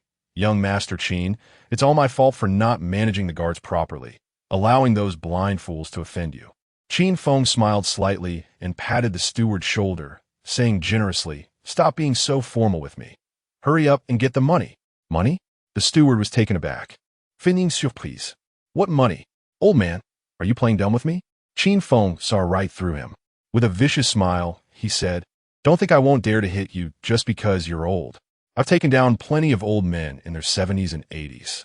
The steward's face turned red and white, thinking that this Qin Feng was truly taking advantage of the weak and fearing the strong. When he encountered robust young men, he hid behind the guards. When he faced frail old men, he came forward to show off his might. He was indeed as shameless as the rumor suggested. Although he felt angry, the steward couldn't be rude to the son of a minister, so he could only continue stiffly, I don't understand. Please enlighten me, young master. 100,000 taels of silver, which Cheng Fa owes me. Do you understand? Hurry up and let him come out. As a student, he doesn't even come out to greet his teacher personally. It's utterly lacking in manners. Hearing this, the steward almost laughed in anger. Manners? Young Master Qin, do you even deserve to mention the word manners? However, the steward indeed knew about the 100,000 taels of silver. and Cheng Fa had personally instructed him that if Qin Feng came to cause trouble, they need not pay him any mind. After all, the Cheng family was a significant player in the court, and they didn't believe Qin Feng would dare to act recklessly. Because of this, he pretended to be unaware and allowed Qin Feng to make a scene. But looking at the current situation, this guy seemed not so easy to fool. The steward thought for a moment and smiled widely. "Young Master Qin, please wait a moment. I will go inform the young master right away." Qin Feng waved his hand impatiently. "Hurry up. Don't you know I'm in a hurry? For every incense stick wasted, the interest goes up by 1,000 taels. You weigh that for yourself." The steward cursed in his heart. "You're even more ruthless than underground moneylenders." The steward turned and went back inside, closing the door. He chuckled to himself, thinking, "You want to play tricks with me? You're too naive." Qin Feng looked down on him and sat down on the doorstep, humming a tune. However, the group waited at the door for a full 2 incense sticks without seeing anyone from Cheng's residence come out. In other words, he had been stood up. Qin Feng was so angry he ground his teeth. He realized that Cheng Fa clearly wanted to default on his debt. Thinking of this, Qin Feng stood up and rushed to the door, banging on it again. After banging for a long time, no one responded. "Are you playing turtle with me? Do you really think I can't deal with you?" Qin Feng sneered and turned to call Qin Xiaofu over, instructing him to find some beggars, preferably those who were starving and homeless, and definitely not the new ones just starting out. Qin Xiaofu didn't understand what Qin Feng wanted to do, but knowing his master was full of schemes, he excitedly asked, "How many beggars should I find, young master?" "The more, the better. And tell them that this young master is being very generous and providing food and shelter." Qin Xiaofu scampered off and soon returned with a group of over 20 old beggars. Qin Feng then asked Xiao Xiangxiang to go to a nearby fabric shop to buy a piece of white cloth, on which he wrote in bold red ink the 4 eye-catching characters, "Debts must be repaid." "Come, come, let us hang this on Cheng's door," Qin Feng commanded, and without hesitation, Qin Xiaofu hung the banner over the main door of Cheng's residence, covering the plaque, immediately attracting numerous passers-by. The onlookers, not understanding the situation, began to discuss among themselves. "What's going on? Doesn't this person know this is the residence of the Ministry of Revenue's sub-official? How dare he act so recklessly?" "Ha, brother, you're not well informed. So what if it's the Ministry of Revenue's sub-official? Look at that guy. He is the son of the Minister of War. He doesn't even recognize Qin Feng. He's notorious in the capital for causing trouble, doing everything from tearing down roofs to fishing in rivers. But I heard he became quite famous at the poetry gathering yesterday. The question is, how did the Cheng family provoke this ancestor?" As the crowd grew larger, Xiao Xiangxiang became a bit scared and quietly reminded him, "Young master, the Cheng family is a major player in the court, doing this might." Before Xiao Xiangxiang could finish, Qin Feng waved his hand dismissively, saying, "What are you afraid of? Debts must be repaid, and lives for lives, it's only right." Qin Feng called the old beggars to the front, grinning wickedly. "When I shout, you all shout back. The louder you shout, the more reward you'll get from me. The one with the loudest voice will be recognized as an outstanding worker and rewarded with 10 taels of silver." As soon as this was said, the old beggar's eyes lit up. Qin Feng turned his back to Cheng's main door and slowly raised both hands, waving them like a conductor. "Come on, shout with me. Cheng Fa, shameless Cheng Fa, taking advantage of the boat without paying. The young master of the Qin family generously covers the expenses. How righteous." Chapter 19. A catchy rhyme. Cheng Fa, so shameless, owes money and pretends to be foolish, lost in poetry and won't admit defeat, owes 100,000, claims to be a teacher, hiding at home like a turtle, keeping the 100,000 to buy a wreath. Qin Feng was quite pleased with his talent for poetry, waving his hands to keep the rhythm while directing the old beggars, shouting loudly. Later, feeling it wasn't enough, he hired 2 more old beggars to play the clappers beside him. The passers-by gathered around couldn't help but laugh, either stifling their giggles or running into the alley to burst into laughter. A 7 or 8-year-old child joined the beggar troupe, shouting, Cheng Fa, really shameless." Although the adults dared not offend the Cheng family, they couldn't help but hum along until they were all stuck in their heads with that bizarre melody. The catchy rhyme improvised by Qin Feng had already become a widely circulated children's song, spreading further and further. At this time, in the Chung family courtyard, Dr. Chung was pacing back and forth with a green face, and even the maids and servants beside him, let alone Mrs. Chung, were too frightened to breathe. Listening to the catchy melody outside, Dr. Chung trembled with anger, suddenly stopping in his tracks, turning around to roar, "Chung Fa, you come here this instant." Chung Fa, hiding in the back courtyard, was scared to death by his father's furious roar.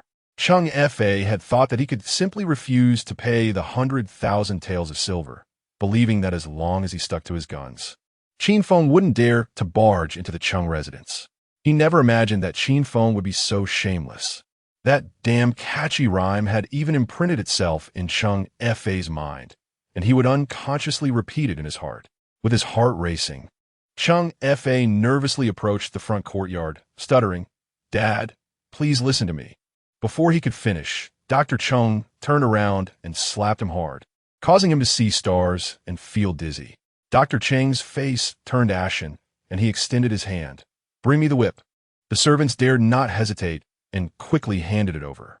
Dr. Chung, breathing heavily, eyes blazing, ordered the servants to hang Chung Fa from a tree without saying another word, raising the whip and striking Chung Fa fiercely. With each lash, Chung Fa let out a scream like a slaughtered pig, crying and sniveling uncontrollably. By the end, he shivered, and a stream of yellow liquid leaked out, causing him to lose control of his bladder. Seeing this, Mrs. Chung hurriedly knelt before Chung Fa, crying out and pleading with Dr. Chung to show mercy. Dr. Chung struck him 2 more times before finally stopping. Chung Fa was nearly faint from the pain. Having knelt down to become a disciple at the academy had already been humiliating enough. Now being publicly beaten by his father until he lost control was an immense disgrace. Chung Fa gritted his teeth in anger, vowing to make that bastard Qin Feng pay a bloody price. Mrs. Chung, heartbroken for her son, also harbored extreme resentment towards Qin Feng, crying out, "Master, you, a high-ranking official in the Ministry of Revenue, have been so insulted by that scoundrel Qin Feng. Can we just let this go? I say we should report this to the emperor and punish the Qin family severely." Upon hearing this, Dr. Chung glared angrily and shouted, "Well, you know, this is just a woman's perspective.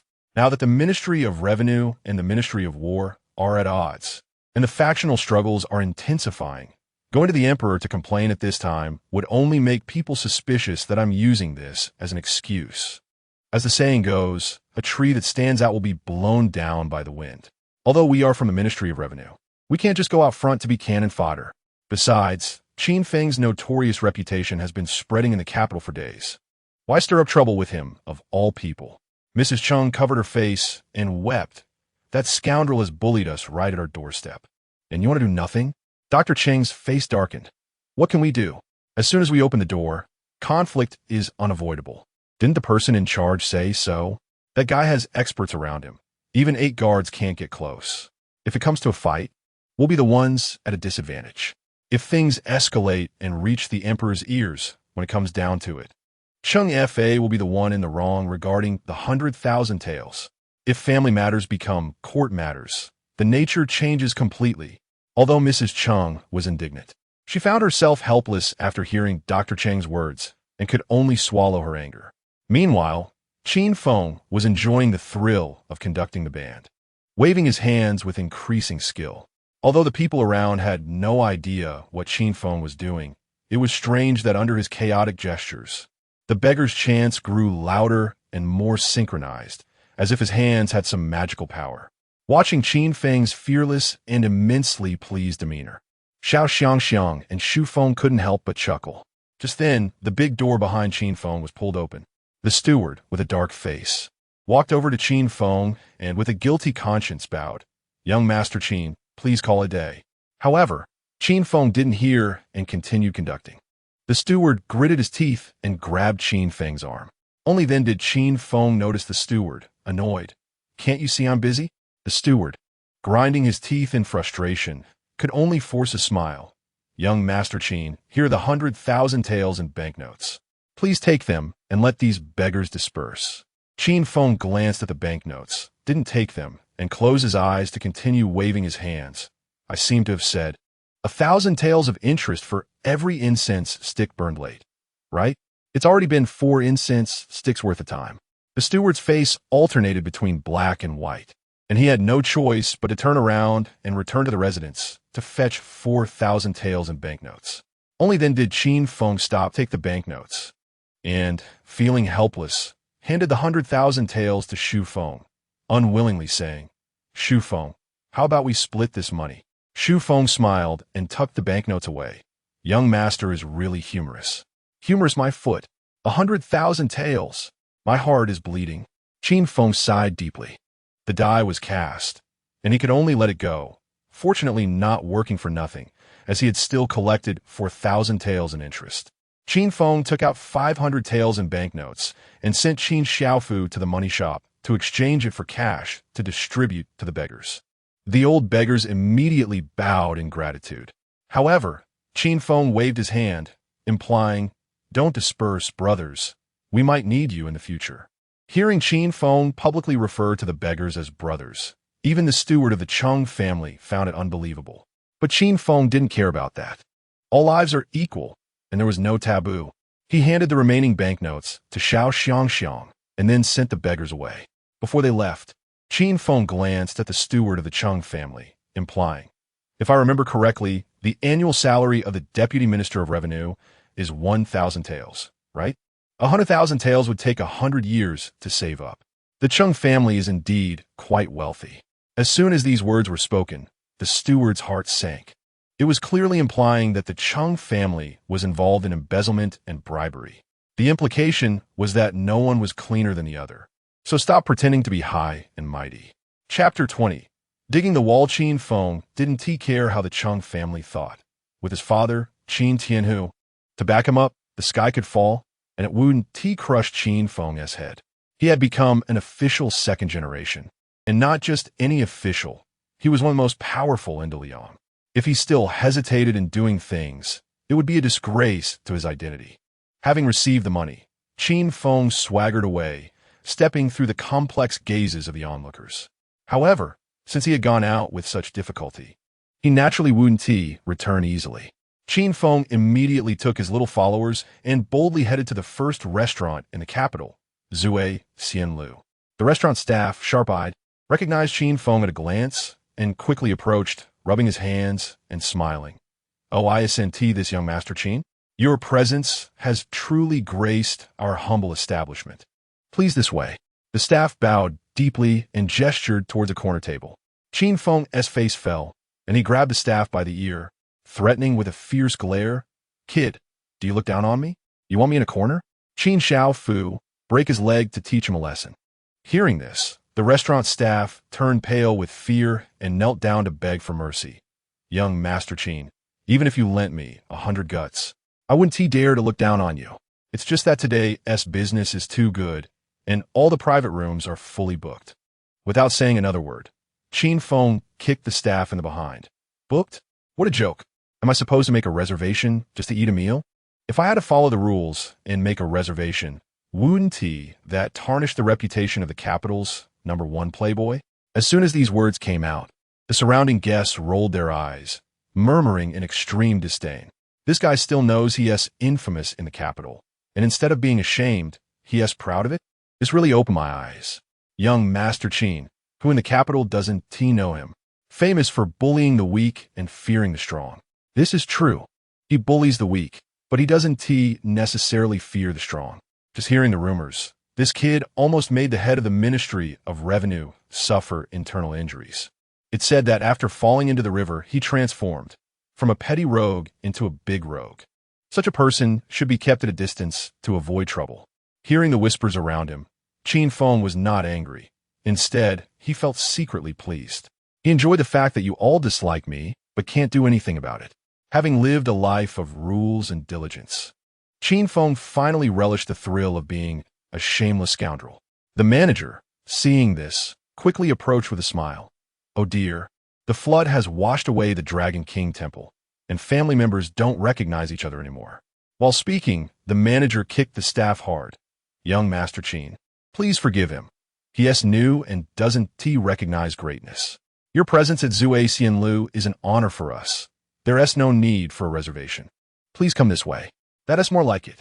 The more disdainful the gazes around him, the higher Qin Feng held his head, striding with a disregard for relatives. He led Qin Xiaofu and the others directly to the central private room.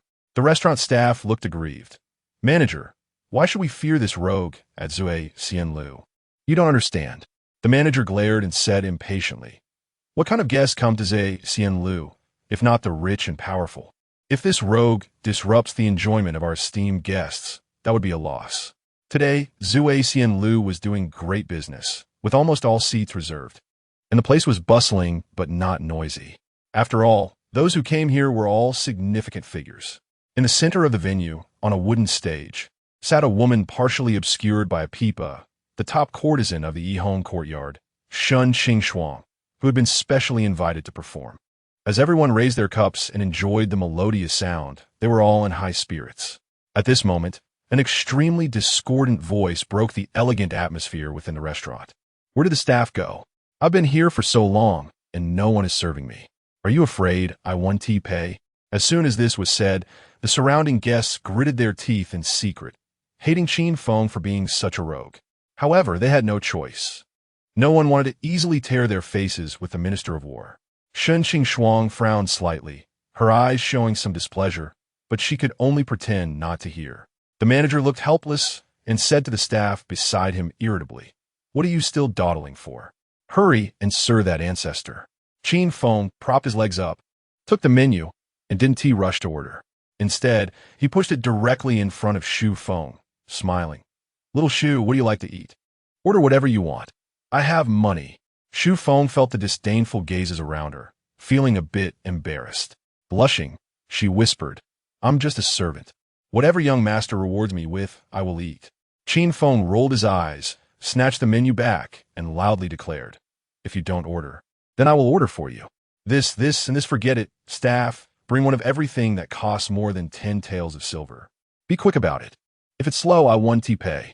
The surrounding guests could no longer tolerate Qin Feng's nouveau riche demeanor and began to quietly curse him. What a thing. Just a little money, and he really thinks he can act like this. Exactly. Zue Xianlu is a refined place. How can any stray cat or dog come in? My enjoyment has been completely ruined by this jerk. Qin Feng wanted to be the focus of Zue Xianlu, to see who among the nobles and dignitaries in the capital still looked down on him. As long as anyone dared to step forward and touch a finger to Qin Feng, he would surely fall to the ground and make a scene. To keep this ancestor Qin Feng in line, a third of the restaurant staff surrounded the private room. As soon as Qin Feng gave a look, they would immediately understand and serve him. In the kitchen, all efforts were focused solely on preparing Qin Feng's dishes, while others were pushed back. Before long, a table full of mountain delicacies and seafood was served. Xu Feng couldn't help but swallow, feeling Qin Feng's lecherous gaze, and quickly lowered her head, her cheeks flushing. Who would have thought this little girl was such a foodie?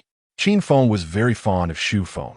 He vowed it wasn't tea because he was attracted to her body, but purely because he was impressed by her fighting skills. Since the assassination attempt, Qin Feng's young heart had suffered a serious trauma, and he deeply realized his own shortcomings. With no decent bodyguard around, wouldn't that be too embarrassing for our playboy circle? Now, Qin Feng was determined to get Xu Feng into his hands. Is it good? Qin Feng smiled at Xu Feng. Xu Feng instinctively pulled at her collar, turned her face away, and nervously said, What does young master want to do? I belong to the 4th Mississippi. Where did your thoughts go? Am I that kind of person? As the saying goes, even rabbits don't eat grass near their burrow, right? Isn't that right, little Xiang? Qin Feng pulled little Xiang into his arms, letting her testify that he was definitely not the kind of person to take advantage of a servant. Being hugged by a man in front of so many people, even if it was her own master, little Xiang's face turned crimson, wishing she could find a hole to hide in. Your 4th sister eats plain food every day, and you have suffered alongside her. Here's the deal. As long as you stay by my side in the future, I'll ensure you eat well, enjoy the finest delicacies, and even give you a monthly allowance of 1,000 taels of silver. In a couple of years, I'll fatten you up and then help you find a good husband. With such a good boss offering high pay, food, and accommodation, plus a guarantee for marriage, Qin Feng felt Xu Feng had no reason to refuse. However, he was somewhat surprised when Xu Feng bit her thin lips. I have been with the fourth miss since I was young. She treats me like a sister. How could I leave for just one meal? Qin Feng spread his hands. Isn't there's still 1,000 taels of silver and a husband to distribute? If that doesn't work when you get married, I'll provide you with a house, all in one go. Assigning the man, Xu Feng's face turned red with blood, thinking to himself how bold his young master was to say anything. Moreover, who in the world would dare to flirt with his own sister's wall, and do it so shamelessly? Just as Qin Feng was trying to persuade Xu Feng with all his might, a commotion interrupted his first recruitment work at the HR department. Two young men dressed in splendid attire were pulling at Shun Qingshuang on the stage, their faces filled with lewd smiles, insisting that Shun Qingshuang accompany them home for drinks. Drink what? They're all men. What schemes are they plotting in their hearts? Qin Feng initially didn't want to interfere in such trivial matters. Rescuing a beauty is a heroic act. And what does it have to do with him? Qin Feng. During the struggle, Shun Qingshuang's veil fell off, and Qin Feng, who had just been calm, instantly turned 180 degrees, brimming with righteousness. Shun Qingshuang was indeed the top courtesan of the Yihong courtyard. With eyebrows like autumn mountains and eyes like autumn waters, exuding an indescribable charm. Damn it, in broad daylight, under the clear sky, they actually dare to forcibly seize a common woman? How outrageous! Qin Feng stood up and shouted, "Despicable! Shameless! How come there's such good fortune? And you didn't bring this young master along?" Furious, Qin Feng rushed up in a few quick strides, easily pushing the two young men apart. He thought they would run away in embarrassment, but to Qin Feng's surprise, they not only didn't flee, but instead laughed mockingly. "You dare to meddle in my business. Qin Feng, are you itching for trouble again?" One of them sneered. "Who do I see? It's you little brat. The notorious rascals of the capital. Actually trying to play the hero and save the beauty. Aren't they just inviting ridicule?" Upon hearing this, Qin Feng became interested and turned around to take a look. Sure enough, they were familiar faces. The two were both around 17 or 18 years old, essentially high school students in Qin Feng's world. However, in this world, they had already reached the age of bullying men and dominating women. The boy in blue brocade, with a sharp face, was named Wu Yong, son of the Minister of Personnel, Wu Mian. The one in white beside him was Yun, son of the Duke of Qinqing. Like Qin Feng, these two were also well-known young rascals in the capital. Unfortunately, even within the rogue circle, there was a hierarchy, and it was clear that Qin Feng was at the bottom of that chain, according to his previous life's memories. These two had not missed an opportunity to trip him up.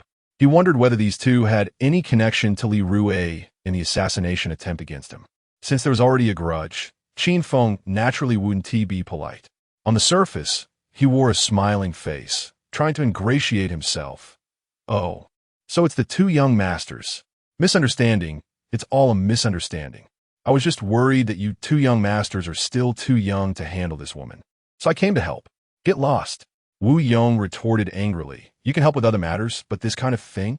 Qin, I advise you to stay out of it. If others don't mind you interfering, that's their business, but I won't fall for your tricks. Otherwise, I'll beat you to the ground in public and make you lose control of your bowels. We're all sons of officials, so don't blame me for being ruthless."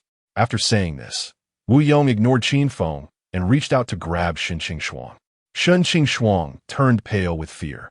And just then, a delicate figure blocked her in front, pleading desperately, "Young masters, my lady only sells her skills, not her body.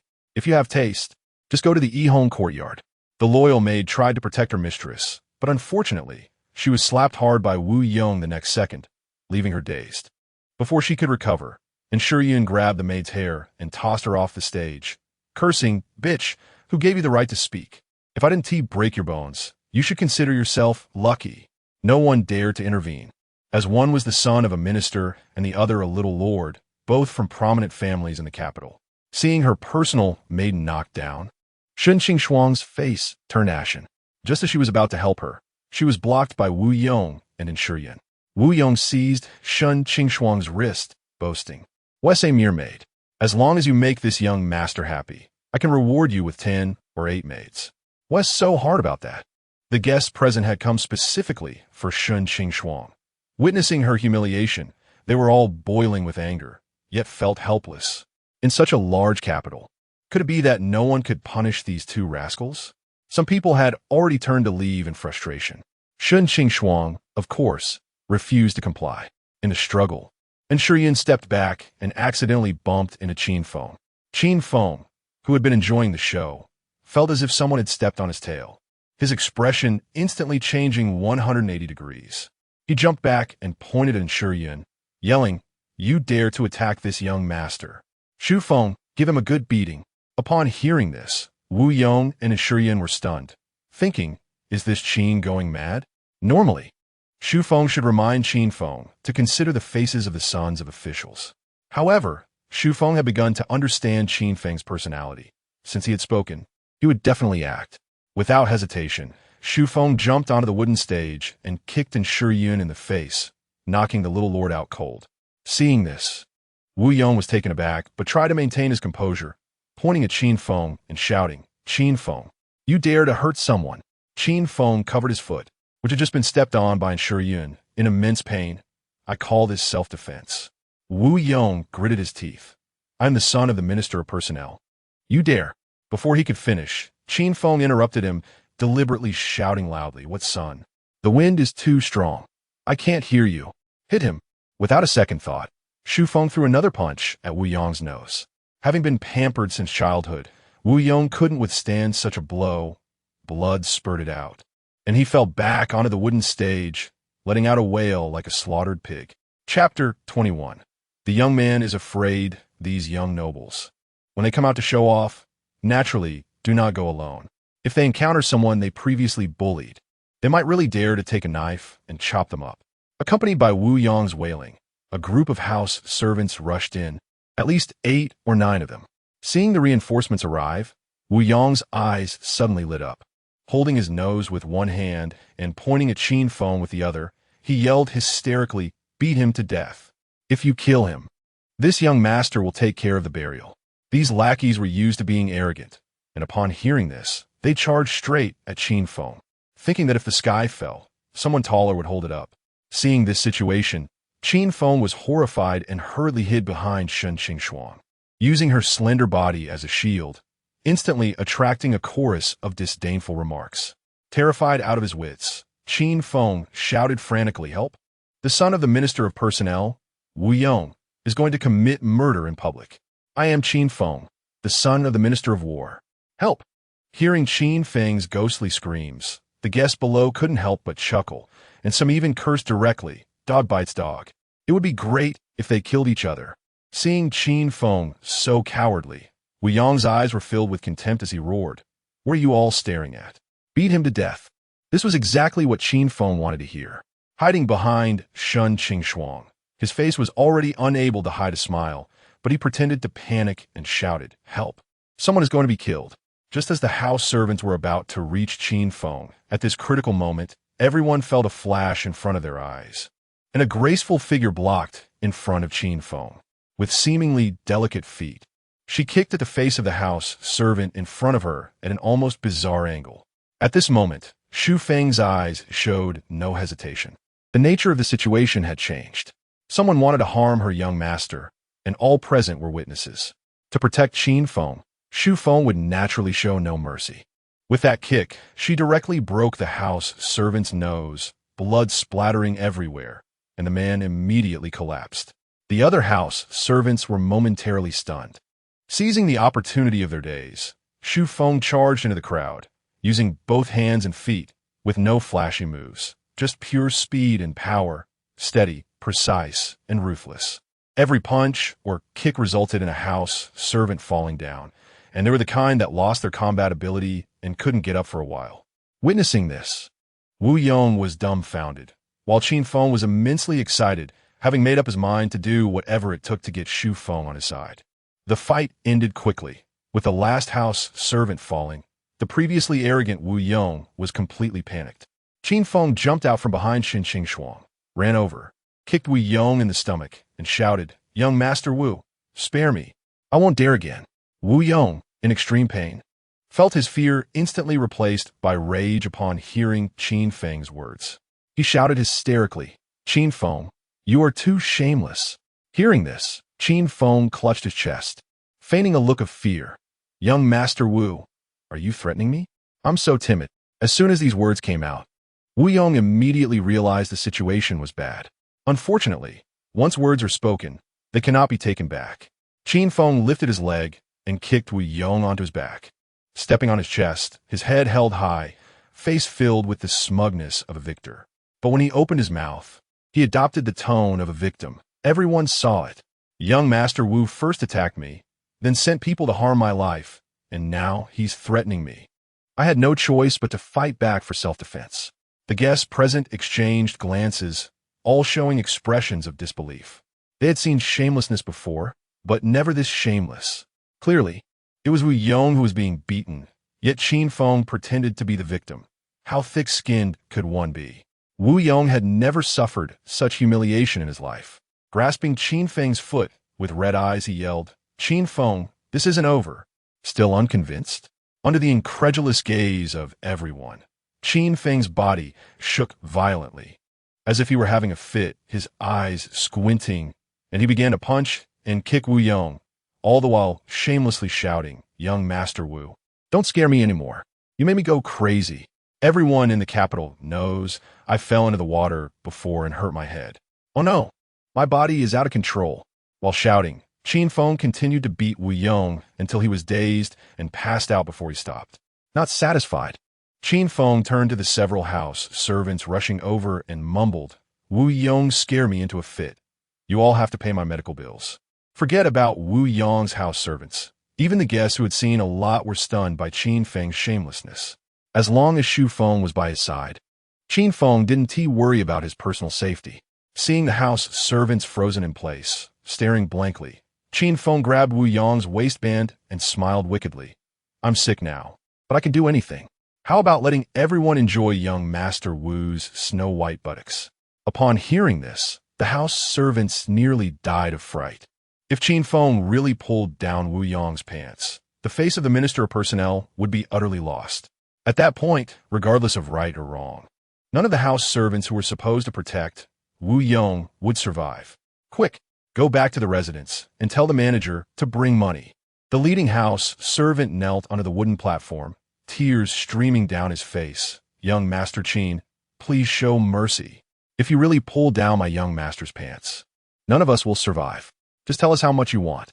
We will do anything." Qin Feng held Wu Yong's pants with one hand and stroked his chin with the other, deep in thought. Medical fees, mental distress fees. Since we are all sons of officials, I won't ask for much. 50,000 taels of silver. Upon hearing this, the faces of the house servants turned green. But to protect Wu Yong's innocence, they could only grit their teeth and agree. Just as the Wu residence's servants hurriedly went back to get the money, a loud shout came, "Qin Feng, you are too outrageous." Hearing this, Qin Feng couldn't help but feel ecstatic. "What? Is someone else going to beat me? That sounds great. The more I get beaten, the richer I'll become in the capital."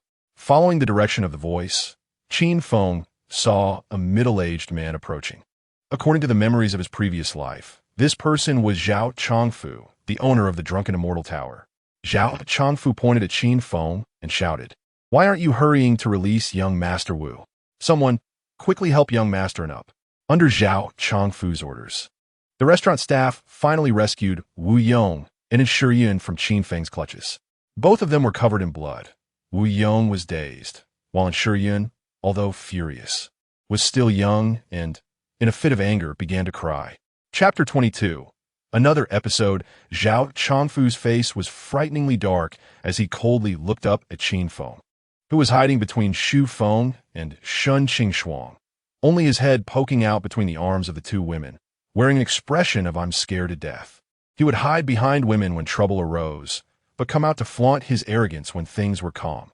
No wonder he was the young master of the Qin family, unmatched in shamelessness in the capital. Zhao Chongfu snorted coldly. "Young Master Qin, Not only did you cause a disturbance at the Zhuai Xianlu, but you also beat up the two young masters one like this. May I ask, what gave you the confidence? Zhao Chongfu's gaze was icy, and he didn't take Qin Feng seriously at all. So what if he was the son of the Minister of War? The Zhuai Xianlu was not only the largest restaurant in the capital, but also had a complex web of power with a history of over 100 years. Although Zhao Chongfu was the apparent owner of the Zhuai Xianlu, in reality, he was just a manager. The true owner was the second prince of the current dynasty. With this alone, he could crush Qin Feng. It was not just a matter of a young dandy. Even if Qin Feng's father, Qin Tianhu, came, he would have to weigh his options carefully. Facing Zhao Chongfu's reprimand, Qin Feng wore an innocent expression. Zhao Dongjia, it really wasn't me causing trouble. It was Wu Yong and Enshiyun bullying me. I told them that I have a bad head, and when I have an episode, I can't control myself. But they still wouldn't let me go. Upon hearing this, the now sober Enshiyun erupted in anger. Qin Feng, stop talking nonsense. Who hit whom is clear as day. The waitstaff at the restaurant were pinching people and feeding them hot soup, and Wu Yong finally regained his senses. Seeing Zhao Chongfu arrive, it was like catching a lifeline, and he immediately wailed, Zhao Dongjia, we came to the Zhuai Xianlu to eat, but we were beaten and humiliated by this rogue Qin Feng.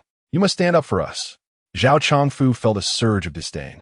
Although he didn't like these two either, he despised Qin Feng even more. Moreover, the second prince had recently been getting close to the Minister of Revenue, intending to win over that faction. Although he didn't have much interaction with the Ministry of Personnel or the Qing Marquis, and there was no exchange of benefits, as the saying goes, the enemy of my enemy is my friend. If he could take this opportunity to severely punish the son of the Minister of War, he certainly wouldn't miss it. Zhao Chongfu waved his hand casually, and more than a dozen men dressed as guards surged forward. Although their attire was unremarkable, their expressions were exceptionally resolute and fierce, each holding a government-issued sword, revealing them to be disguised imperial guards, specifically sent to protect the Zhuai Xianlu. Although Xu Feng was skilled in martial arts, he was outnumbered and faced armed imperial guards. If a fight broke out, Xu Feng had almost no chance of winning. Seeing the situation was dire, Qin Feng quickly moved to the edge of the wooden platform, squatted down, and looked down at Zhao Chongfu, fawningly saying, Zhao Dongjia, I really had an episode today. Otherwise, I would wait until I go home to sober up and apologize tomorrow. Zhao Chongfu coldly scoffed in his heart, reflecting at home. Dream on. This kid was notorious for being a rogue. Once he left the Zhuai Xianlu, he would never come back. Although Zhao Chongfu had the second prince as his backing, he didn't dare to openly confront the Minister of War's residence. Since he planned to teach Qin Feng a lesson, he absolutely could not let him leave through that door. Apologize? Great. You will apologize to the two young masters Wuan right now. And if it's just a formality, I'll teach you a lesson on behalf of your father. Zhao Chongfu secretly laughed. If Qin Feng knelt down to apologize in public, the Minister of War would lose face. If he refused, then all the better. With a single command, he could take half of Qin Feng's life, and he wouldn't even fear a complaint to the sage. Wu Yong and Enshiyun, who were previously as dejected as frostbitten eggplants, now lifted their heads again with Zhao Chongfu's support. Wu Yong pointed at Qin Feng and shouted, Kneel down. Earlier, at the Shenglin Academy, didn't you make Cheng Fa kneel to become your master? Today you must kneel too. Enshiyun wasn't idle either. Glancing at the pale-faced Shun Qingxuang, he sneered, Qin Feng, didn't you have your eye on Shun Qingxuang? Don't worry, once you're gone, I will definitely take good care of her. Upon hearing this, Shun Qingxuang's eyes filled with despair, and she instinctively looked at Qin Feng. Although she was well aware of this rogue's reputation, it was undeniable that only this rogue could save her today. Qin Feng realized that Zhao Chongfu was clearly being biased. As the son of a minister, it made no sense for him to help Wu Yong and not himself. At the very least, he should remain neutral. Now that Zhao Chongfu was so eager to support Wu Yong, it was evident he had some sort of deal with the Ministry of Revenue. Damn it! It seemed there was no way to end this well today.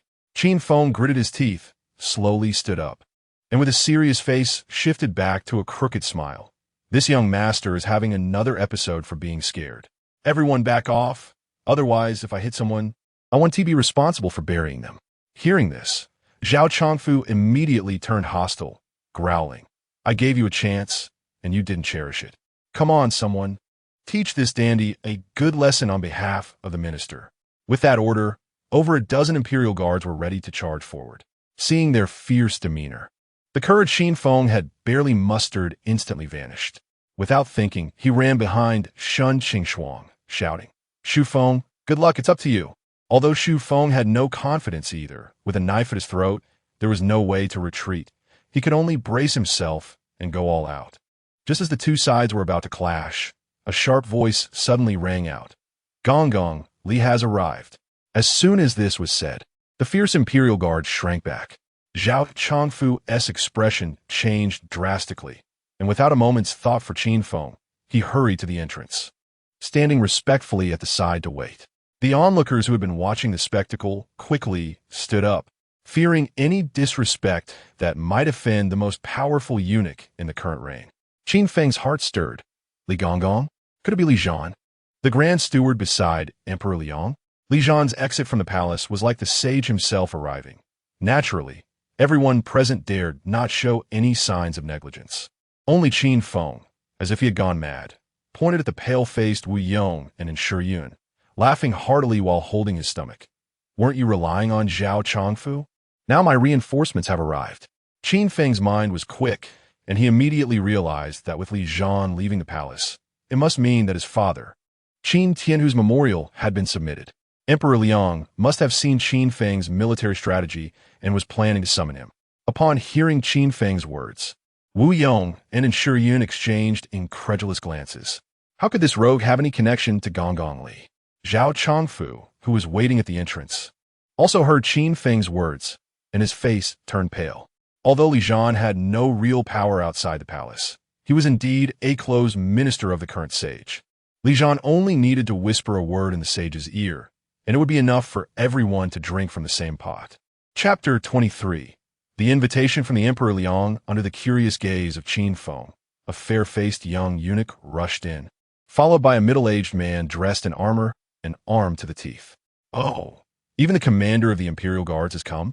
It seems the Emperor Liang takes himself quite seriously. Realizing this, Qin Feng felt even more pleased. The commander of the Imperial Guards scanned the room with a fierce gaze, and no one dared to meet his eyes. When his gaze fell upon a group of disguised Imperial Guards, his expression instantly darkened, and he barked, You dogs! You are the guards of the Forbidden Palace. Only the sage can mobilize you. How dare you neglect your duties? Someone behead this group of bastards.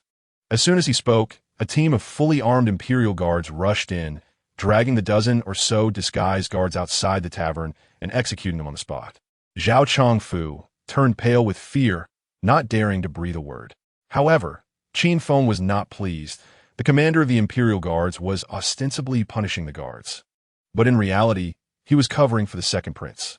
If the matter of privately mobilizing the guards reached the sage's ears, the second prince would not be able to clear his name even if he jumped into the Yellow River. The more royal the family, the more cautious they must be. There must be no hint of impropriety. It wasn't that the commander of the Imperial Guards had any ill intentions. He simply did not want things to escalate. At the same time, a plump old eunuch in his 60s walked in with a square gait. Zhao Chongfu wanted to kneel and pay his respects but was worried about taboos, so he had to lower his body. I respectfully greet the Grand Supervisor. Wu Yong and Yun, seeing this, hurried over, bowing and greeting. Li Zhan ignored them, casually glancing around, and called out in a sharp, duck-like voice. Who is Qin Feng? Li Zhan had long heard of Qin Feng's notorious reputation, but having served by the sage's side all day, he had never seen Qin Feng in person. In an instant, all eyes in the room turned to the wooden platform. Seeing this, Li Zhan naturally directed his gaze toward Qin Feng, but he found Qin Feng standing there as if he had not heard, wearing an expression of indifference. Li Zhan fronat, but with official business at hand, he could not dwell on it and said in a deep voice, Qin Feng, receive the decree. No matter how unruly Qin Feng was, he understood the stakes clearly and quickly jumped down from the platform, jogging over to Li Zhan with a grin. Qin Feng receives the decree. Li Zhan's expression hardened. The Minister of War instructs you. Do you stand to receive the decree? Only then did Qin Feng seem to wake up from a dream, exclaiming, Oh, Still not kneeling, he extended his hand. What? My brain doesn't work well. Just give it to me. Li Zhan's face turned extremely ugly as he slapped Qin Feng's palm hard, saying irritably, "There is no draft decree. Clean your ears and listen well to the sage's command. Summon the son of the Minister of War, Qin Feng, to enter the palace for an audience." Qin Feng covered his palm, grinning despite the pain, and without any regard for formalities, he called out, "Grandpa Li, it's not that I don't want to go. Zhao Chongfu said he wanted to give me a good lesson, so I have to clean my backside and wait for a beating." Upon hearing this, Zhao Chongfu shivered in fear. Li Zhan was about to reprimand Qin Feng for his rudeness, but he swallowed his words. After all, it was the sage calling for him, and it was inappropriate to be overly harsh. Moreover, Qin Feng had indeed suffered a fall into the water recently and had injured his head. It was not wise to argue with a madman. It was more important to get Qin Feng into the palace as soon as possible. Li Zhan glanced at Zhao Chongfu and said coldly, "Is this true?" Zhao Chongfu was already sweating profusely from fear, shaking his head like a rattle. "Please, Grand Supervisor, see clearly. It was clearly Qin Feng causing trouble at the drunken immortal pavilion." As soon as he finished speaking, Qin Feng slapped Zhao Chongfu hard across the face, leaving him dizzy and dazed. Li Zhan was startled and was about to scold him, but he saw Qin Feng with an exasperated expression. "You scoundrel! How can you slander my innocence? It was clearly Wu Yong who attacked me first." Zhao Chongfu covered his face, gritting his teeth in anger but not daring to confront him directly, so he could only mutter, "Who is right and who is wrong? Naturally someone will decide." Without saying another word, Qin Feng kicked Zhao Chongfu down to the ground and turned to Li Zhan, calling out for sympathy. "Grandpa Li, look, this guy is scaring me again." Li Zhan couldn't help but laugh at Qin Feng's antics. This kid really was as lawless as the legend said. However, upon reflection, perhaps only such a peculiar person could come up with something like a military strategy illustration. For nearly a month, the sage had been troubled about the Northern D issue, and his temper was growing increasingly irritable. However, ever since receiving Qin Tianhua's proposal of a military strategy illustration, the sage had laughed heartily for a long time, dissipating the oppressive atmosphere in the imperial study. Thinking of this, Li Zhan felt he should thank Qin Feng. Knowing full well that Qin Feng was using the opportunity to make a point, Li Zhan turned a blind eye and looked at Wu Yong and Yun. "Gentlemen, are you going to defy the decree?" Upon hearing this, Wu Yong and Yun immediately knelt down, speaking in unison, "We would rather die than dare." Li Zhan's eyes were filled with disdain, then hurry up and apologize to Qin Feng. Though resentful, the two did not dare to act recklessly in front of Li Zhan and could only steel themselves and turn toward Qin Feng. "Young Master Qin, we had no eyes and offended you. Please forgive us. Earlier, it was all a misunderstanding." Qin Feng let out a long "oh" and said, "So you two admitted that you attacked me first?" Even if Wu Yong and Yun were not the brightest, they understood Qin Feng's implication. If they admitted it, things would be complicated, but if they denied it, they would have a hard time explaining it to Li Zhan. Weighing the pros and cons, the two could only suffer in silence. Qin Feng, however, was delighted, his face flushed with joy. "We are all children of officials, and we see each other often. It's unreasonable to make a scene. How about this? You two each compensate me with 100,000 taels for medical expenses and mental distress, and we'll consider the matter settled.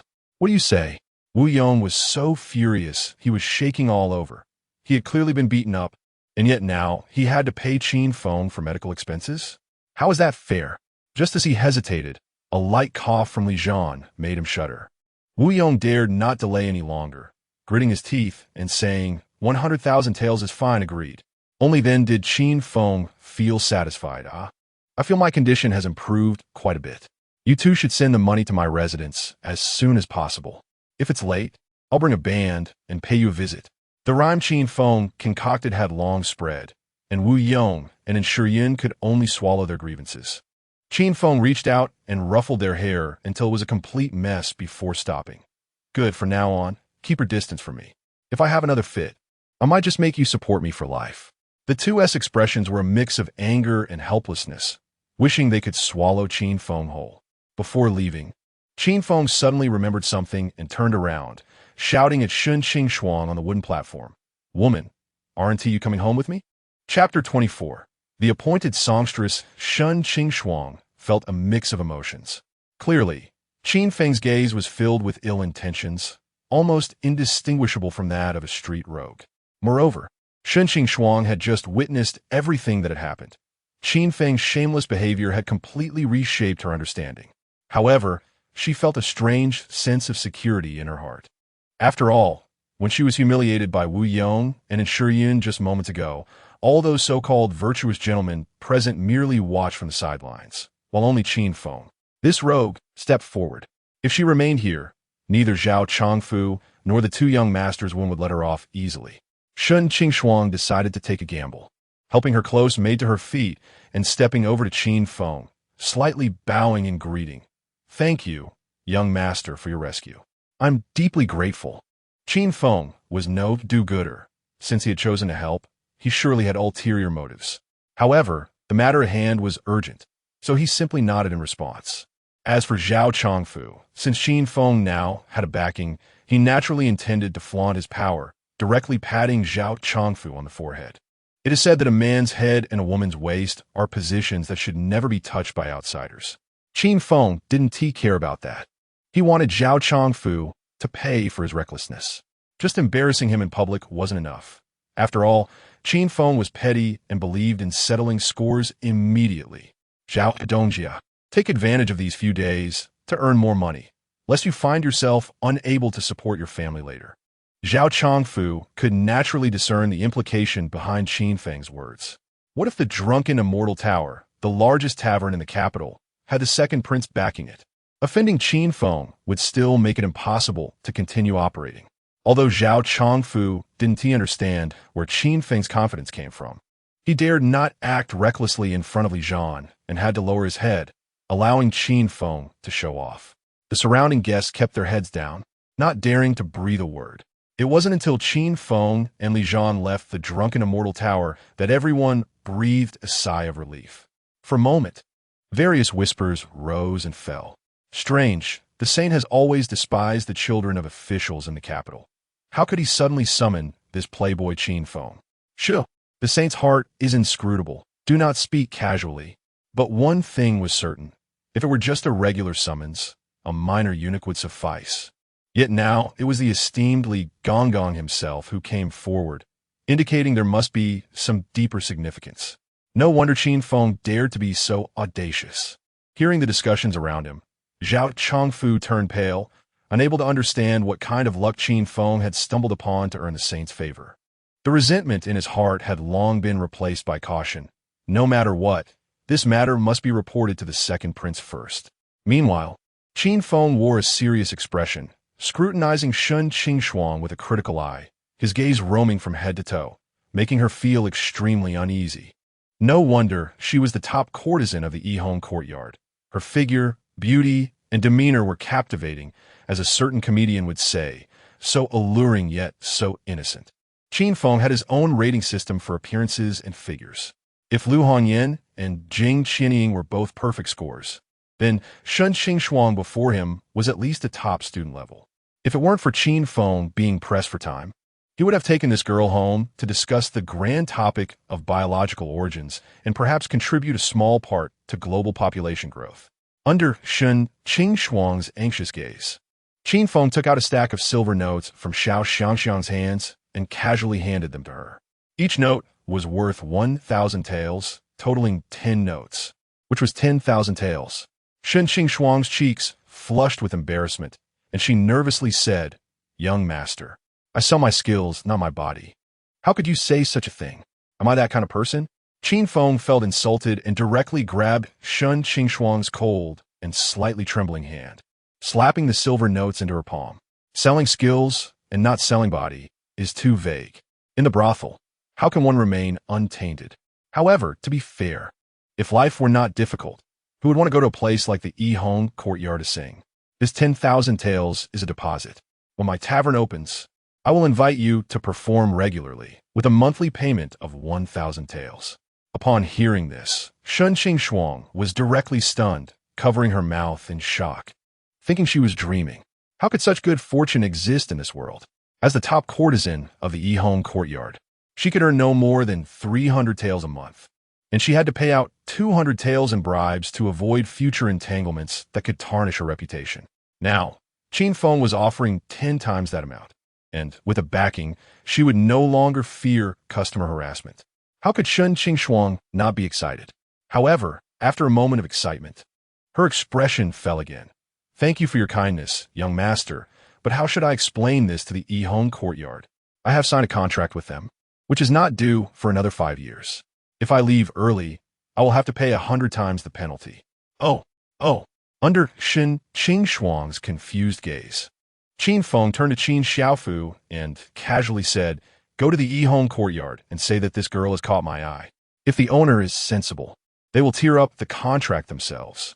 If not, I will go there 3 times a day, and each time I won't pay." As soon as he said this, all the women present turned red. Even Li Zhan, who was waiting patiently beside them, couldn't help but chuckle. They had seen rogues before, but never one so brazen and refreshingly shameless. Shen Qingshuang was overwhelmed with excitement, no longer hesitating, and immediately knelt with her maid to bow. "Thank you for saving me. Young master, I am willing to repay your great kindness for a lifetime." Upon hearing this, Qin Feng's eyes lit up. "Really? I will go home and tell my father. We could get married right away. Didn't you say for a lifetime?" Huh? Shen Qingshuang almost stumbled at Qin Feng's words. She was just being polite, but Qin Feng was being anything but polite. Hearing Li Zhan's cough, Qin Feng stopped teasing, letting Xiao Xiangxiang and Xu Feng head back to the manor first, following Li Zhan toward the imperial palace. As they watched Qin Feng's back, the little maid whispered, "This young Master Qin is truly a strange person, always talking nonsense." Shen Qingshuang shook her head, biting her lip lightly. "Nonsense, yes, but there's also hidden depth. Some people may appear kind, but have bad intentions, while young Master Qin appears rogue, but is pure-hearted, as master and servant. To gain young Master Qin's favor is a blessing from our past lives." Following Li Zhan, Qin Feng felt a surge of curiosity, wondering whether Li Gonggong was standing or squatting. Just as he was pondering, Li Zhan suddenly turned his head, startling Qin Feng into a stumble. Chapter 25. Indirect approaches upon catching a glimpse of Qin Feng's flickering and guilty eyes. Li Zhan knew that this brat was definitely up to no good again. Li Zhan didn't delve deeper, casually saying as he walked, "Young Master Qin, as you enter the palace for the first time, you must understand the rules. It doesn't matter how unruly you act outside the palace, but if you behave the same way in front of the sage, not only will your life be in danger, but the entire Qin family will be implicated." Qin Feng understood this without needing Li Zhan to elaborate. However, this old fellow was a close minister to the sage and the only person in the capital who could reach the heavenly court directly. So he knew he would need to maintain a good relationship with him. Rubbing his hands, Qin Feng put on a flattering smile. "What you say is true. I will definitely keep it in mind." In front of a group of imperial guards, Qin Feng unabashedly wrapped his arms around Li Zhan, almost scaring the old man to death. Qin Feng didn't care much and shamelessly said, "In my life, the person I admire the most is you, my lord. If it weren't for the need to carry on the Qin family's lineage, I would have cut myself." Li Zhan was both amused and exasperated. He had never encountered such shameless flattery before. Just as he was about to push Qin Feng away, he felt something heavy pressed against his chest. Looking down, he found a thick stack of silver notes. Li Zhan was taken aback for a moment, then laughed as he pushed Qin Feng away, casually adjusting his clothes, and said with a chuckle, "I was worried that you might not understand the palace etiquette and offend the sage, bringing disaster upon yourself. Now it seems I was overthinking it." Young Master Qin is quite well versed in the rules. The relationship between Qin Feng and Li Zhan was warming at an astonishing speed. Even the accompanying commander of the Imperial Guards found it hard to believe. However, despite this, Qin Feng still referred to Li Zhan as my lord repeatedly. And Li Zhan didn't mind, engaging in friendly conversation with him. Suddenly, without warning, Qin Feng bared his teeth in anger. That Zhao Chongfu actually dared to offend me. It's like lighting a lantern in a latrine, looking for shit. Just wait, once my restaurant opens, it won't take long to drive the drunken immortal restaurant out of business. At that time, I will definitely kick Zhao Chongfu's ass. As he spoke, Qin Feng's expression transformed 180 degrees, turning to Li Jian with a charming smile. When that time comes, my lord, you'll get a 10 discount. A 10 discount. Li Jian found it quite amusing. As long as he wanted, which restaurant in the capital wouldn't be eager to give him a discount? This kid, although he didn't bat an eye when it came to bribery, turned into a miser when business was involved. However, Qin Feng's public declaration of making Zhao Chongfu pay a price still made Li Jian feel a twinge of worry. After all, the biggest backer of the drunken immortal restaurant was the second prince, and the fact that the second prince could privately adjust the imperial guards indicated a serious issue. It wouldn't take long for this news to reach the second prince's ears. Feigning calmness, Li Jian said, "In the capital, big business is inevitably entangled with interests. The drunken immortal restaurant, being the largest in the capital, won't be so easily driven out."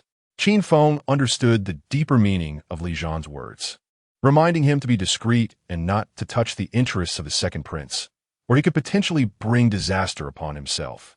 Qin Feng then shifted the topic, striking a clumsy boxing pose and swinging his fists in the air. "And those damned northern barbarians, too cowardly to confront our great Liang's mighty army head-on, only engaging in petty thievery. If I catch them, I'll use my military boxing skills to knock that northern emperor's head into a pulp." Upon hearing this, Li Jian couldn't help but laugh.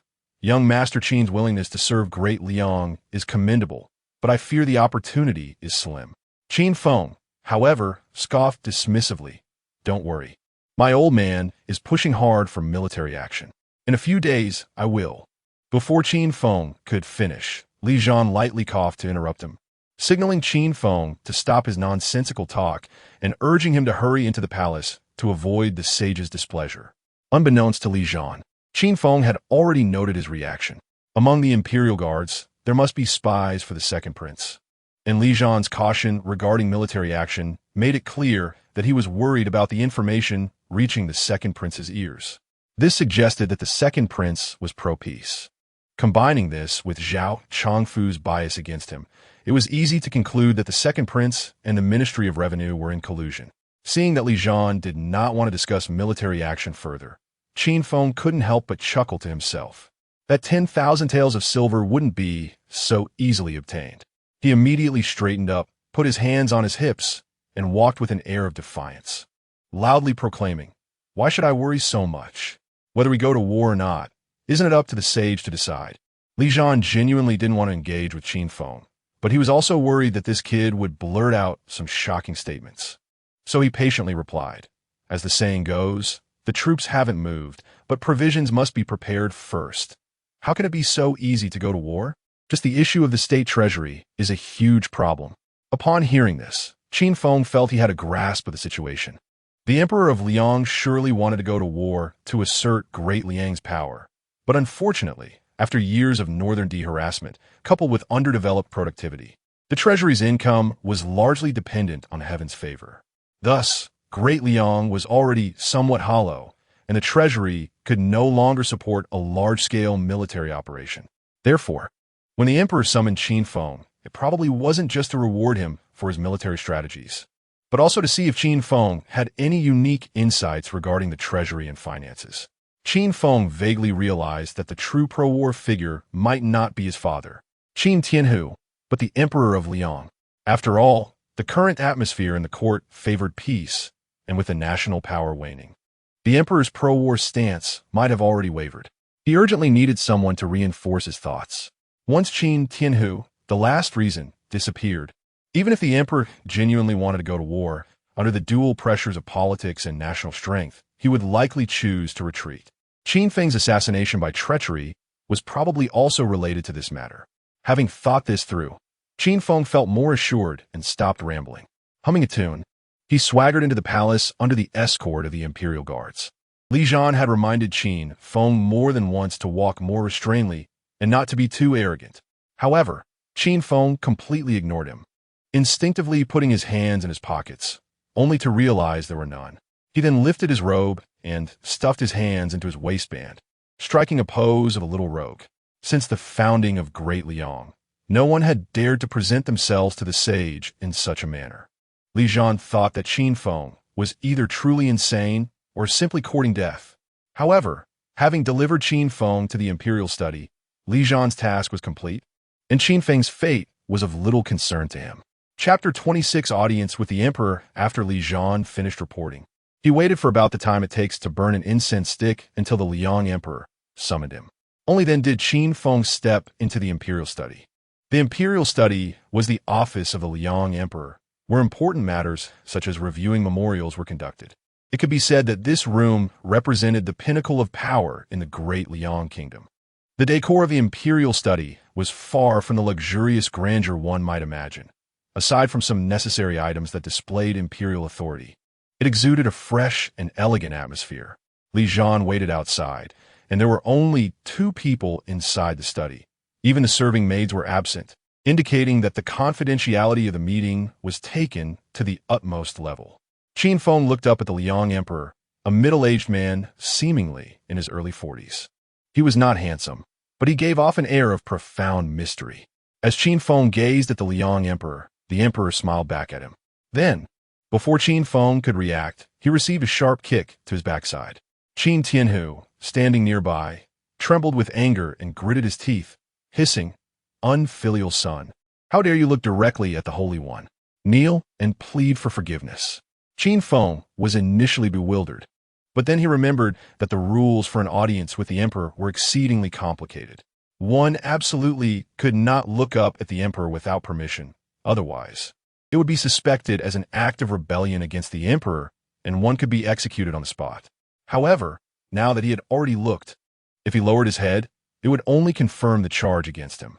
Under Qin Tianhu's murderous gaze, Qin Feng scratched his head and chuckled. "I was too excited to meet the Holy One and momentarily forgot the etiquette." While speaking, Qin Feng performed a bow and said to the Liang Emperor, "Your servant Qin Feng pays his respects to the Holy One." Qin Tianhu's eyes widened in anger, and he pinched Qin Feng's ribs with 2 fingers, causing Qin Feng to grimace in pain, but he managed to suppress any loud outcry. Even when facing the Emperor, one must kneel to pay respects, yet you, bold and unrestrained, merely bow. After releasing his grip, Qin Tianhu knelt on the ground and solemnly said, "Please punish this unfilial son. There is no need to trouble the Imperial Guard. I will personally execute him for public display." The Liang Emperor smiled lightly, ignoring Qin Tianhu, and instead observed Qin Feng with great interest. Throughout history, exceptional talents have often been eccentric, and this young man was indeed somewhat intriguing. He casually picked up a memorial and placed it on the table. "Is everything written on this true?" Without hesitation, Qin Feng stepped forward, took the memorial, and began to flip through it while standing by the desk. This action nearly scared Qin Tianhu to death, and even Li Zhan, standing outside, turned pale and trembled all over. Ever since Qin Feng entered, he had been engaging in a series of reckless actions. Had it been anyone else, they would have been executed hundreds of times by now. However, the Liang Emperor remained calm. If Qin Feng had not directly approached to take the memorial, it would have indicated that he was pretending to be foolish, and he could have been executed on the spot. Qin Feng flipped through the memorial, which detailed everything from his falling into the water, the poetry competition, to the recent incident at the Drunken Immortal Tower where he beat up the children of officials. Each charge recorded in great detail. It was clear that various spy agencies had already filled the entire capital with information. The Liang Emperor, seated high in the hall, could observe every move in the capital. Qin Feng was not surprised by the Emperor's omniscience. He casually placed the memorial back on the table and said nonchalantly, "All true. Wu Yong and Inshurian each owe me 100,000 taels for medical expenses and haven't paid." The Liang Emperor gazed at Qin Feng with a smile, his eyes seeming to pierce through him. Seeing that Qin Feng still maintained an air of fearlessness, the Emperor casually tossed the memorial aside and remarked, "Where did you obtain the illustration of the crossbow?" Even Qin Feng's notoriously thick-skinned face turned red, and he awkwardly replied, "Your servant copied that illustration. I found a broken book called Natural Principles before and idly flipped through it, so I noted it down. However, that book is quite old and probably turned to dust by now." The Liang Emperor lightly exclaimed, as if pondering, "This crossbow is indeed ingenious. The Ministry of Works has already assessed that crafting one crossbow requires 2 taels of silver. if one wants to produce them on a larger scale. At least 10,000 must be made, with another 10,000 kept in reserve. The arrows used for the crossbow must also be crafted separately, which adds up to a significant expense. Calculating it all, forming a strong crossbow army, including the costs of arms production and personnel training, would require hundreds of thousands of taels of silver. This crossbow is excellent, but before the Liang Emperor could finish his sentence, Qin Feng blurted out, "Is the Holy One short on funds? No problem. I can lend you some." As soon as these words came out, Qin Tianhu collapsed to the ground, silently lamenting what sins he must have committed in his past life to have given birth to such a disaster. However, the Liang Emperor's eyes brightened. "Is that true?" Qin Feng raised his head, putting on a fade of newly rich. Once something is said, it cannot be taken back. A mere few 100,000 taels. What's the difficulty? Although the officials in court are diligent, the children of officials are all arrogant and wealthy. Many people in the capital look down on me. I can endure a few beatings and extort a few people, and a strong crossbow army would be formed. Upon hearing this, the Liang Emperor burst into hearty laughter. "Ha ha, this young man is truly interesting." Li Zhan, who had been outside like a dead man, brightened up upon hearing the emperor's hearty laughter, and his fear vanished without a trace. It was unexpected that Qin Feng's series of mysterious actions actually pleased the emperor. Since ancient times, emperors have despised the children of officials, calling them wastrels at best and parasites at worst. The Liang Emperor, sitting with imperial authority, was troubled over hundreds of thousands of taels, while those parasites were living luxuriously, easily spending thousands of taels. As the saying goes, the wool comes from the sheep. Although Qin Feng's actions were eccentric, the Liang Emperor was quite pleased with his efforts to suppress the children of officials. Especially when Qin Feng extorted the Ministry of Revenue's Director Cheng with his clever rhymes. The emperor still chuckled when he thought about it. Just as Qin Tianhu was about to breathe a sigh of relief, he was once again doused with cold water by Qin Feng, feeling chilled from head to toe. Qin Feng looked seriously at the Liang Emperor. "Your servant is only lending. This money must be repaid in the future. As for the interest, this scoundrel actually dared to ask the Holy One for interest." Qin Tianhu could no longer contain himself and lowly shouted, "Shut your mouth." Qin Feng jumped in fright and quickly ran to hide behind the Liang Emperor, looking cowardly. Suddenly, several fierce imperial guards surged in. However, the Liang Emperor waved his hand. "Leave." After dismissing the guards, the emperor turned to Qin Tianhu, who was almost dead from shock. "There's no need for such harshness. Minister Qin, I'm not anxious. Why are you?" Let Qin Feng finish. With the Liang Emperor backing him, Qin Feng immediately regained his confidence and arrogantly said, "My money doesn't come from the wind. What is wrong with collecting a little interest?" Chapter 27. Doing business. Qin Feng was counting on his fingers in front of Emperor Liang. "Since the sage wants to borrow money from me, he must be unable to pay interest, so this interest will be replaced by intellectual property." Emperor Liang looked puzzled. "Intellectual property? I've never heard of it." Qin Feng patiently explained. "Simply put, in the future, what I sell cannot be sold by others. My ideas will be protected by the laws of the Liang, and anyone who plagiarizes my ideas will be punished." Although Qin Feng himself was a pirate, he was particularly concerned about intellectual property. "In short, I can copy you, but you cannot copy me." Emperor Liang understood Qin Feng's meaning, but shook his head. There is no precedent for this. Qin Feng really wanted to scold him for being stubborn, but to avoid his entire family being wiped out, he held back the words, forced a sly smile, and continued with the business. "If the sage is willing to set this precedent, I will help the sage create 3 strong crossbow armies, 6 four-knife teams, and 10,000 elite infantry. This is equivalent to 3 group armies. I don't believe you won't be moved." Emperor Liang's eyes lit up. "Do you know how the crime of deceiving the emperor is treated?" Qin Feng pretended not to hear and continued. "However, I'm also not well off. The sage must give me enough time to prepare for a period of 3 years, delivering 1 army each year, with a written agreement." After saying this, Qin Feng directly opened a stack of memorials beside Emperor Liang, pulled out a piece of white paper, took a pen and ink, and wrote in a crooked, illegible hand, first signing his name, then pushing it in front of Emperor Liang with a grin.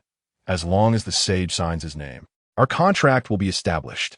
Emperor Liang frowned slightly. Do you know what it means if I sign my name here? How about just drawing a circle instead? Qin Feng tilted his head, thought for a while, and finally nodded reluctantly. All right then, I still trust you more. Emperor Liang smiled and shook his head, casually drawing a circle in the party section. The contract was made in duplicate, leaving one for Emperor Liang and Qin Feng, keeping his close at hand. Then he suddenly remembered something and whispered in Emperor Liang's ear. Sage, I plan to open a restaurant in a few days. Are you interested in investing? Oh, Emperor Liang said with a smile. Tell me more. Qin Feng lowered his voice so only the two could hear, and as he shared his idea, Emperor Liang's expression brightened. But he did not speak, only nodded lightly, as if agreeing. Qin Feng returned to his original position, feeling satisfied. Emperor Liang said softly to Qin Tianhu, Minister Qin doesn't need to be so polite. Please rise. Qin Tianhu slowly stood up, glaring fiercely at Qin Feng. But he was relieved inside. Emperor Liang turned his attention back to Qin Feng, interested. The diagram matter is settled. Now tell me about the military strategy. Could it be that it's also copied? In response to the sage, the military strategy is something I summarize myself. Qin Feng answered easily. Emperor Liang narrowed his eyes. How did you summarize it? Fighting. Those sons of officials bully me all day. I can't just sit there and take a beating, right? As the saying goes, a long illness makes a good doctor.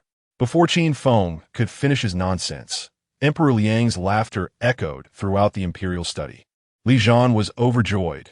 Since the Northern D invaded the border, he hadn't heard Emperor Liang laugh so heartily in a long time. Little did he know, not a single word Qin Feng said was believed by Emperor Liang. However, this kid, although appearing mad, had great talent hidden within, so there was no need to delve too deeply. Compared to those cautious ministers who spoke in riddles, Emperor Liang preferred to talk freely with Qin Feng. Of course, the key point was that every time this kid spoke, he got straight to the point, highlighting the crux and offering solutions. If he only said flowery and grandiose words, Emperor Liang's patience would have long been worn thin. Emperor Liang had become accustomed to Qin Feng's style of doing things. So he asked directly, the Northern D invade the borders. If we don't send troops to suppress them, it will harm the prestige of our great Liang. However, there are many obstacles to sending troops, and even among the high-ranking officials, there are two factions, with the peace faction in the majority. Though I'm the ruler of a nation, I cannot act unilaterally. Beat them up. Qin Feng rolled up his sleeves and blurted out. Qin Tianhu's face turned ashen, and he kicked forward. You dare speak so recklessly. Qin Feng looked aggrieved, pouting. I was talking about beating up the Northern D barbarians. Where did your thoughts go, father?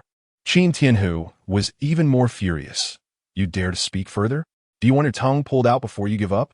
Emperor Liang naturally understood that the stakes in the court were too deep, and some words shouldn't be said too explicitly. Otherwise, if the Ministry of Revenue got serious, one Qin Tianhu alone might not be able to withstand it. Emperor Liang changed the subject. If someone were to invade the Qin residence, not only would we have to fight those in the Qin residence, but we would also have to seize the Qin residence's assets. As the head of the family, if you wish to teach them a lesson, but your financial, manpower, and material resources are all insufficient, what should you do? Qin Feng, still not thinking, spoke out. No money? Sell the pot and the iron. The whole family takes action. Use whatever you have, fight first and talk later. Losing is better than sitting and waiting for death. Winning means gaining abundantly. As the saying goes, fight to sustain the fight. Emperor Liang seemed to contemplate. He neither refuted nor accepted it, but he already had a strategy in mind. As for this audacious and outrageous kid, the more he looked, the more he liked him. In just a short incense sticks time, the serious sins Qin Feng committed would be enough to kill him 100 times. Even implicating his entire family would be justified. These charges would be noted for now. If this kid could deliver on his words, they would be wiped clean. If not, both new and old accounts would be settled together. Whether the Qin family would be implicated was beside the point. This kid was undoubtedly doomed. Minister Qin, your son not only possesses great wisdom in military strategy, but also opens my eyes in terms of political strategy. Although he is a bit lively, it is not a serious fault. Hearing this, the heavy stone on Qin Tianhu's heart finally fell. and he felt his tense body relax. He hurriedly knelt down to express his gratitude. To receive the sage's grace is a blessing for Qin Feng and the Qin family.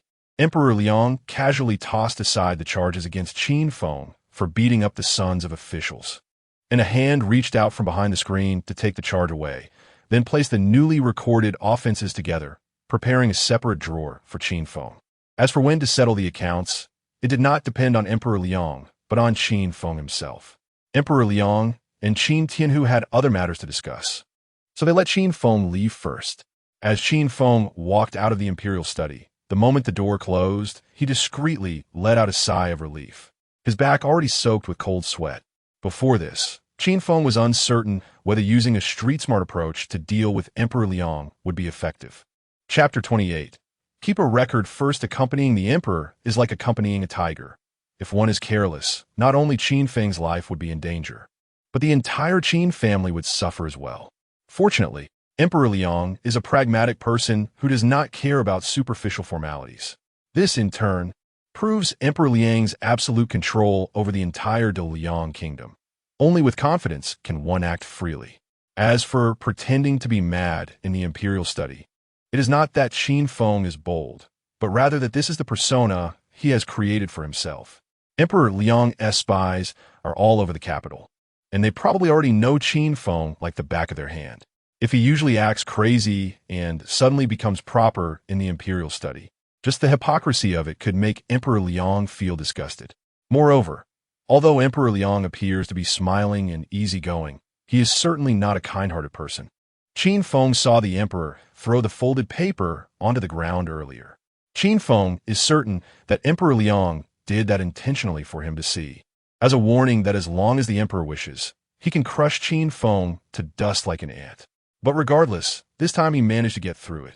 Qin Feng secretly breathed a sigh of relief, his expression changing 180 degrees, and he jumped up excitedly, shouting, "You may not lose, but I will always profit." Li Zhan quickly grabbed Qin Feng, hurriedly making a shushing gesture, and warned with a startled heart, "Don't make noise." Looking at Qin Feng's joyful face, Li Zhan felt puzzled. This guy's madness is definitely not an act.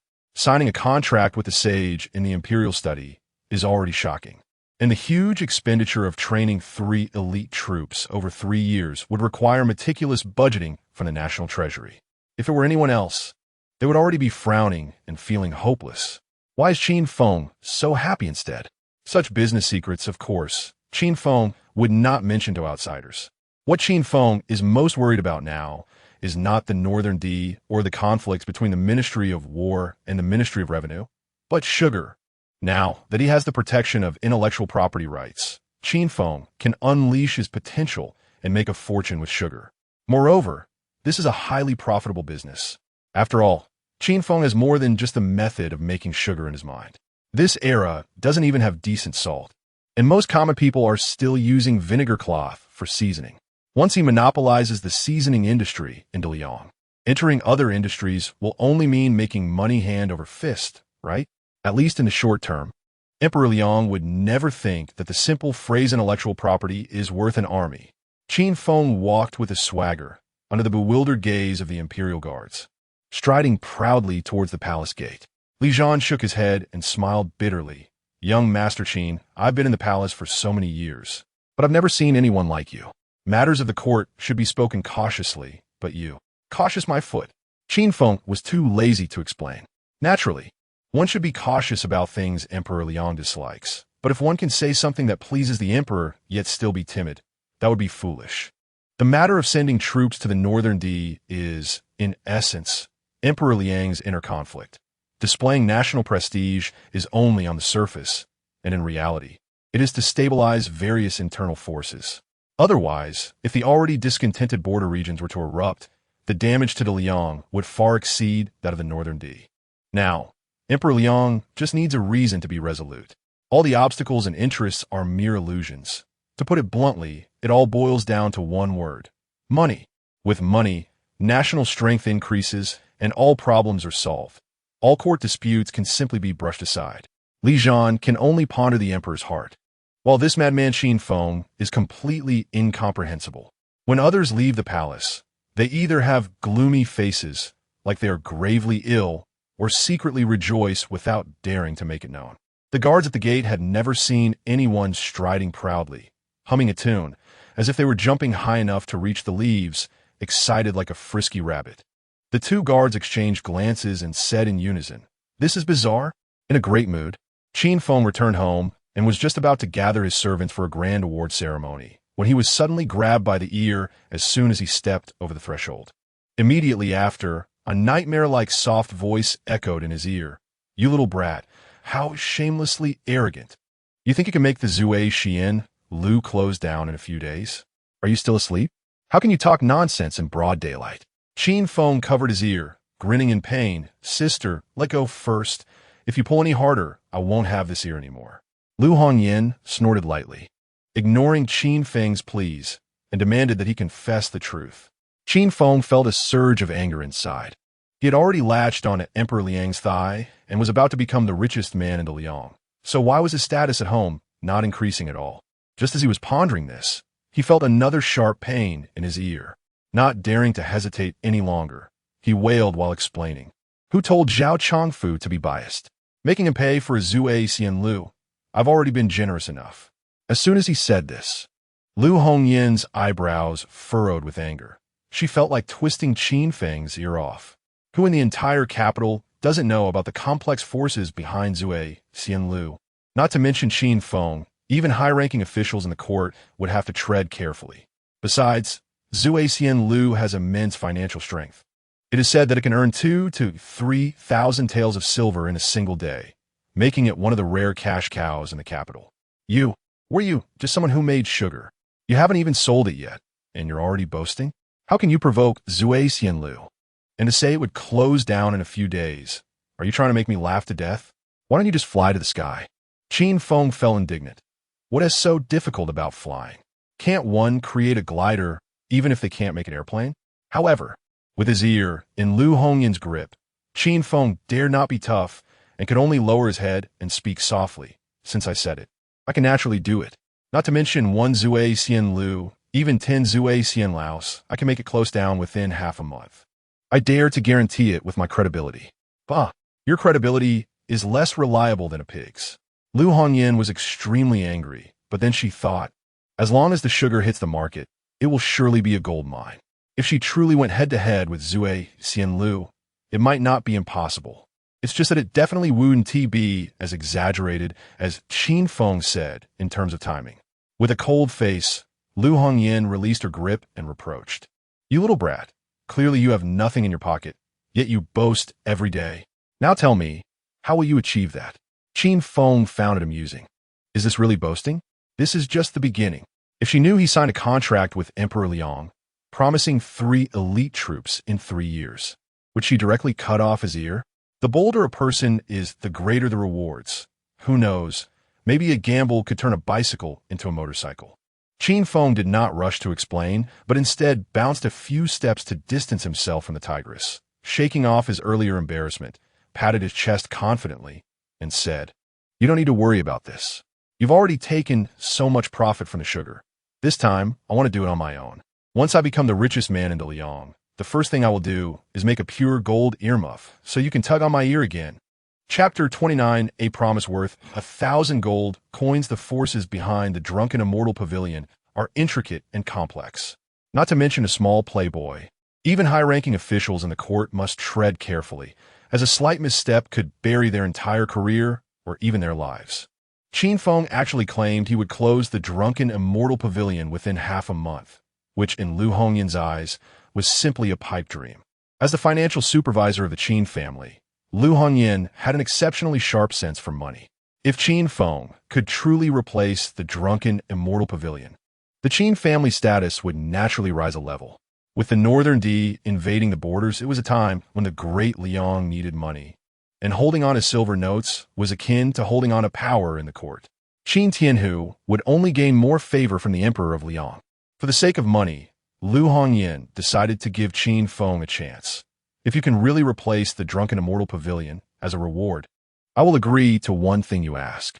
Qin Feng, who had been sulking, immediately perked up upon hearing this, and the fear in his eyes toward Lu Hongyan was instantly replaced by excitement as he moved closer. Sensing Qin Feng's ulterior motives, Lu Hongyan's cheeks flushed slightly. She knew her brother too well. There was nothing Qin Feng wouldn't dare to do. What if this brat really made some outrageous request? Lu Hongyan felt a pang of anxiety, but maintained a facade of calmness, even puffing out her chest, ready to intimidate Qin Feng with her aura. Unfortunately, the proud demeanor she was trying to project had an unexpected impact on Qin Feng, causing him to involuntarily swallow hard. Any request would be fine? The moment those words left her mouth, Lu Hongyan felt her heart sink, but having said it, she could only pretend to stay composed. As long as it didn't violate morals or the law, feel free to ask. Qin Feng began to analyze seriously. Sister, your surname is Lu, mine is Qin. Although we are siblings, we have no blood relation. Besides, I'm not a child anymore. I'm of the age to get married. And, I must say, in terms of looks, figure, temperament, and even personality, you are exactly my type. Upon hearing this, Lu Hongyan's cheeks turned as red as blood. Neither the laws of the Great Liang nor the current moral atmosphere imposed any restrictions on the relationship between Lu Hongyan and Qin Feng. From a certain perspective, as long as both were willing, they could easily transform from siblings to a married couple, and it would be completely legitimate. In the past, Lu Hongyan would have kicked Qin Feng away without hesitation. What a toad wishing to eat swan meat. But ever since Qin Feng changed after nearly drowning, he seemed like a different person, especially in terms of ability. There probably wasn't a second person like him in the entire capital. Moreover, this guy was extremely protective. Although his personality was somewhat rogue and even madcap, he might not be a bad choice in terms of romantic relationships. Thinking of this, Lu Hongyan's breath quickened. Just as she bit her lip, preparing to make a decision, Qin Feng's voice suddenly rang out. Sister, don't overthink it. What I mean is, based on your looks, help me find a wife. As soon as he said this, Lu Hongyan feigned relief but felt a wave of inexplicable disappointment inside. Little did she know, Qin Feng had been observing Lu Hongyan's reactions. Seeing her face turn red, her small fists clenching, he feared she might suddenly explode and press him to the ground. Damn, is it really not okay for siblings to be together? The mood Qin Feng was in felt like losing several million taels of silver, and he was deeply frustrated. Lu Hongyan calmed herself down, grabbed Qin Feng by the ear, and scolded, You little brat, what are you thinking about all day? Qin Feng covered his ear, wincing in pain, and shouted, I just like women like my sister. As a man, what bad intentions could I have? His loud exclamations drew the attention of several maids and servants who peeked over. Lu Hongyan's cheeks flushed again, and in a fit of anger and embarrassment, she kicked Qin Feng hard in the rear. To prevent him from saying anything outrageous again, she pinched him hard at the waist.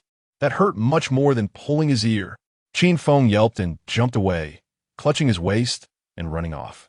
Back in the courtyard, Qin Feng felt a wave of frustration. As the saying goes, the fat water does not flow to outsiders. The Qin family had raised Lu Hongyan so delicately. They couldn't let others take advantage of her. Qin Feng just wanted to protect his sister for life. So what bad intentions could he possibly have? Sighing, Qin Feng went to check the sugar in the warehouse. Confirming everything was in order, he returned to his room to rest. After a whole day of exhausting work, he fell into a deep sleep and was only awakened the next day when Xiaoxiang called him. Young master, it's time to get up. What time is it? If the master sees this, there will be another lecture. Xiaoxiang anxiously stood by the bed, tidying up the clothes Qin Feng had thrown everywhere while chattering like a housekeeper. Qin Feng had never liked getting up early, so he simply covered his head with the blanket. Eventually, being disturbed too much made him irritable, and he suddenly threw off the blanket and pulled Xiaoxiang in while she wasn't paying attention. Xiaoxiang was so startled that her face turned pale. She wanted to scream, but was afraid it would attract the servants, making it impossible to clear her name even if she jumped into the Yellow River. She could only plead with Qin Feng for mercy. Seeing Xiaoxiang's flushed cheeks, short breaths, and her curled-up figure that was too embarrassed to show her face, Qin Feng found it amusing. What are you afraid of? Do you think I would eat you? Qin Feng tightly wrapped one arm around Xiaoxiang while pinching her nose with the other. Having been bullied by Lu Hongyan for so long, Qin Feng thought it was finally his turn to take charge, and naturally, he couldn't let this little maid escape easily. Xiaoxiang's cheeks were flushed. her breath quickening as if she could suffocate at any moment. Young master, with your esteemed self, how can you be so intimate with a lowly servant? Aren't you afraid of tarnishing your identity? If the master or the young lady sees this, they might think I'm seducing you, and I could end up being skinned alive. Although in the capital, the play between young masters and maids had long become a kind of unspoken rule, on the surface, social status still mattered, especially for the offspring of officials. They could only marry women of the same status. Even the prettiest maid could only be a concubine at best. Concubines are not wives. They are simply maids who can share a bed, with no status to speak of. If it were discovered before marriage that a young master was secretly meeting with a maid, the maid's fate would often be quite miserable. Qin Feng naturally did not want to harm Xiaoxiang, but this little maid was just too adorable, making it hard for him to let go. Chapter 30. Knowing people and using them. Qin Feng playfully brushed his finger against Xiaoxiang's nose, grinning mischievously. What are you afraid of? Don't worry. I will take responsibility for you. Even if I can't make you the main wife, as a concubine, you won't suffer any loss. Qin Feng had long yearned for the era of 3 wives and 4 concubines. A man's life, summed up simply, is just one sentence. Live for his wife, die for his wife, and strive for his wife all his life. What is the point of earning so much money? Isn't it all to find a beautiful wife? Xiaoxiang felt both excited and shy, as if she could faint at any moment, her body curling up tightly. With a bashful tone, she said, Young master, you're talking nonsense again. You are the son of the current minister, and even if we don't mention the main wife, even as a concubine, I'm not someone who can match you. Either a stunning beauty or a talented girl proficient in poetry, chess, calligraphy, and painting. How could a lowly servant like me dare to hope for that? Xiaoxiang may not be a stunning beauty, but she had a unique delicateness that made Qin Feng feel relaxed whenever she was by his side. Moreover, finding a wife is like ordering dishes. It can't all be rich and meaty, otherwise, even the best would become tiresome. Some light dishes must be paired in. Xiaoxiang had a bit of this quality. Qin Feng pulled Xiaoxiang into his arms tightly, showing a naive and carefree expression. Young master just like your type. Xiaoxiang couldn't help but feel a tremor in her heart and let out a soft gasp, followed by her whole body shaking violently. At that moment, the door was suddenly slammed open from the outside. Qin Xiaofu stumbled in, about to shout loudly, but when he saw the scene before him, he froze in place. Xiaoxiang was so frightened that she trembled all over, forcefully breaking free from Qin Feng's embrace, jumping off the bed, sitting on the side with her head lowered, making no sound, clearly terrified. Having had his moment interrupted, Qin Feng gritted his teeth in anger, thinking, why did he have to come at this moment? This little brat didn't even knock when entering. Could it be that he did it on purpose? Qin Feng strongly suspected that Qin Xiaofu was a spy sent by Lu Hongyan to monitor him. Otherwise, how could he appear so timely every time? Feeling Qin Feng's murderous gaze, Qin Xiaofu reacted quickly, rubbing his eyes. Young master, I was squinting when I entered. I didn't see anything just now. Qin Xiaofu wasn't stupid. Even if nothing happened between Qin Feng and Xiaoxiang, if something did happen, he could only pretend to be blind. Otherwise, reporting it would be disloyalty, and just that alone would be enough for Qin Xiaofu to suffer greatly. Qin Feng jumped off the bed, grabbing Qin Xiaofu by the collar, narrowing his eyes as if interrogating a criminal. You enter my room without knocking? Who gave you the courage? Speak honestly. Are you a spy sent by my sister? To pry into my private life or my business secrets? Hearing this, Qin Xiaofu's face turned pale, and he pleaded with a sorrowful face. This is a misunderstanding. Even if I had 100 times more courage, I wouldn't dare betray the young master. If the master found out, he would punish me for disloyalty on the spot. I barged in today for a reason. Please judge fairly, young master.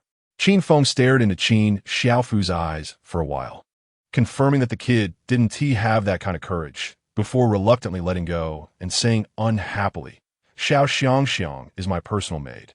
Before Qin Feng could finish, Qin Xiaofu's face broke into a smile, rubbing his hands to flatter. I understand. You understand nothing. Qin Feng flicked Qin Xiaofu's forehead, squinting to threaten. If anything happens to Xiang, I'll deal with you first. This kid had become increasingly arrogant since becoming Qin Feng's personal servant. It was time to give him a lesson to prevent him from becoming complacent and thinking he could bully others just because he had Qin Feng backing him. As the saying goes, the king is easy to deal with, but the little ghosts are troublesome. Throughout history, there are many examples of servants causing trouble for their masters. And Qin Feng didn't want that to happen to him. Now, tell me what happened. Qin Feng pulled back the escaping Xiang, signaling her not to be afraid. In his territory, even the king wouldn't intimidate him. Xiang shyly sat next to Qin Feng, allowing him to handle everything. Qin Xiaofu wiped away his earlier playful demeanor and became serious. Young master, I just received news that Li Ninghui has taken Princess Qiang to Qingyuj. Qin Feng's heart sank. Li Ninghui was an old acquaintance, the sister of Li Rui. Although she was a concubine born, she was quite scheming and favored by the Minister of Revenue, Li Huan. As a result, she often mingled with the daughters of prominent families, particularly with Princess Qiang the most frequently. Princess Qiang was the daughter of the Grand Princess, Xiao, Yunrui, and the Duke of Anghua. The Duke had made significant contributions to the Liang dynasty and passed away a few years ago. The emperor personally presided over the Duke's funeral and took good care of the Duke's remaining offspring. With her royal lineage and the emperor's favor, Princess Qiang was usually arrogant and looked down on everyone. However, as far as Qin Feng knew, Princess Qiang had no grievances with the Qin family. Why would she suddenly go to Qingyuj? The owner of Qingyuj was Qin Feng's elder sister, Shun Qingzi, a gathering place for countless scholars and refined individuals in the capital. It was evident that Princess Qiang's sudden visit to Qingyuj was instigated by Li Ninghui, using Princess Qiang as a means to eliminate Shun Qingzi and thereby harm the Qin family. Qin Feng had long anticipated that the Li family would not let things rest, especially after humiliating the Cheng family and offending Zui Xianlu. The Li family had naturally regarded Qin Feng as a thorn in their side, eager to eliminate him. Leaning against Xiang, ignoring her bashful pushes, Qin Feng lazily said, "Those two women going to Qingyuj are probably not there for cultural refinement, are they?" Hearing Qin Feng's description of them as those two women, Qin Xiaofu couldn't help but chuckle. In the whole world, perhaps only his own young master would dare to refer to two prominent ladies of the capital so casually. Young master, the Princess Qiang went to Qingyuj to seek poetry, but she also made it known that if she couldn't find a satisfactory poem, she would shut down Qingyuj. Upon hearing this, Qin Feng laughed mockingly. If she can't find a poem, she'll shut down Qingyuj? Who does she think she is? Is she the king? Is there no law in this capital? Though Princess Qiang was indeed of royal blood, the Qin family was a significant ministerial family and not to be bullied. If Princess Qiang dared to shut down Qingyuj, he wouldn't hesitate to report it to the palace. Qin Feng was not concerned at all, as he had already secured the emperor's favor and couldn't lose face in this matter. Beside him, Xiang quietly reminded, "Young master, it's most taboo for subjects to make enemies with royal relatives. The Princess Qiang is only asking for a poem. What's wrong with satisfying her? It's better to resolve enmities than to create them." Chapter 31. The eldest sister in distress, Qin Feng, wanted to see how Xiang and Qin Xiaofu viewed this matter. After all, these two were Qin Feng's close servants. Regardless of loyalty, he needed to gauge their abilities first. Knowing people also meant knowing how to use them well. Xiang's words struck a chord with Qin Feng. As the saying goes, those who are close to vermilion turn red. Those who are close to ink turn black. If Xiang lacked even this level of insight, she could only be treated as a decorative vase in the future. Feigning surprise, Qin Feng reached out and scratched Xiang's nose. "I didn't expect you to know that enemies should be reconciled rather than made." Xiang's face turned crimson, and she lowered her head, muttering softly, "Young master is teasing me again." Qin Feng laughed heartily, stood up, and beckoned to Qin Xiaofu with his finger. "Come here. I have something to tell you." Qin Xiaofu's eyes lit up, thinking the young master was going to reward him, and he hurried over. Without saying a word, Qin Feng lifted his leg and kicked Qin Xiaofu in the rear, grumbling, "Remember to knock when you come in next time, you little rascal." Although Qin Feng didn't use much force, Qin Xiaofu grimaced and limped to the door, wearing a smile. Young master, your legs are much more agile now. After this kick, I feel completely refreshed. Qin Feng snorted lightly, amused inside. This shameless kid resembled him in some aspects. It seems that while Qin Feng was being reprimanded by Lu Hongyan, Qin Xiaofu had learned a lot by watching. Seeing that Qin Feng was in a bad mood after being interrupted, Qin Xiaofu quickly offered his other cheek. Please bestow your blessings, young master. Qin Xiaofu was not foolish. Having intruded on the young master's quarters and only receiving a kick was enough to prove he was favored by the young master. If the young master truly got angry, not only would a kick be the least of his worries, but he could also be accused of rebelling against authority and executed on the spot without anyone being able to find fault. Qin Feng had no time to joke with this brat. Princess Qiang had definitely arrived at Qingya Pavilion, and his eldest sister, Shun Qingxi, was naturally proud. If it was just dealing with one Princess Qiang, it would be fine, but with another Li Ninghui by her side, it would be very challenging. Let's do as Xiao Xiangxiang suggested. This young master will go meet those two young ladies. Xiaofu, go notify the female students of Shenglin Academy that this young master is going to compose poetry again. Those interested in being part of the support team should hurry to Qingya Pavilion. We can't lose face. Although Qin Xiaofu had no idea what a support team was, since the young master said so, he naturally believed in his wisdom and followed orders. Qin Feng spread his arms, signaling Xiao Xiangxiang to prepare incense and change clothes for him. After donning a brocade robe and jade belt, he recalled the image of a young master from a TV drama, placing his left hand in front and his right hand behind his back as he swaggered towards the main entrance of the Qin residence. Just as he was about to leave, he suddenly remembered something. His imposing demeanor deflated instantly, and he shrank back, whispering behind the door, "Quick, go call Shu Feng. If anything happens, this young master is a cultured person with a higher education, and matters involving blades and firearms should be left to Shu Feng." Xiao Xiangxiang couldn't help but chuckle. Although she couldn't quite grasp the young master's temperament, his exaggerated and eccentric demeanor brought her a lot of unexpected amusement. Clearly, he was impressive outside, not intimidated even in front of royal relatives, but once back home, he seemed like a different person, sometimes timid as a mouse, sometimes slick and mischievous. At least in the entire capital, there was no second Qin Xiao. Before long, when Shu Feng arrived, Qin Feng straightened his hunched back again and walked out proudly, saying, "The weather is nice today, perfect for composing poetry." Little Shu Feng and Xiao Xiangxiang accompanied this young master to recite some verses. Shu Feng and Xiao Xiangxiang exchanged glances and couldn't help but laugh. Shu Feng covered her mouth and teased, "Recite some verses? Young master, you need to be mindful of your status. Where are your thoughts going? Little Shu Feng, you've learned bad things." Qin Feng reached out and ruffled Shu Feng's hair, secretly resolved to eventually pry this girl away from Jing Qianying. At this moment, Qingya Pavilion was already crowded with people, but the ones gathered outside were mainly Princess Qiang and the servants of the Li family. Although the onlookers were very interested in what was happening inside Qingya Pavilion, they dared not approach due to the fierce-looking servants. Inside Qingya Pavilion, there were also many people, mostly familiar faces of high status. As long as they did not stand out, they need not worry about Princess Qiang taking her anger out on them. Li Ninghui, dressed in blue, picked up a poetry manuscript, glanced at it, then crumpled it into a ball and threw it away, her face full of disdain. Isn't Qingya Pavilion supposed to be the most elegant bookhouse in the capital? How can the illustrious Miss Shan, as the pavilion owner, have such little talent? Is she trying to make a fool of herself? Princess Qiang had come today just to seek a masterpiece, but how could that be so difficult? Standing beside her, the high-haired Princess Qiang wore a cold expression. This princess has gone to great lengths to come to your Qingya Pavilion. If you can't provide a satisfactory answer, don't blame this princess for being rude. Li Ninghui quickly echoed.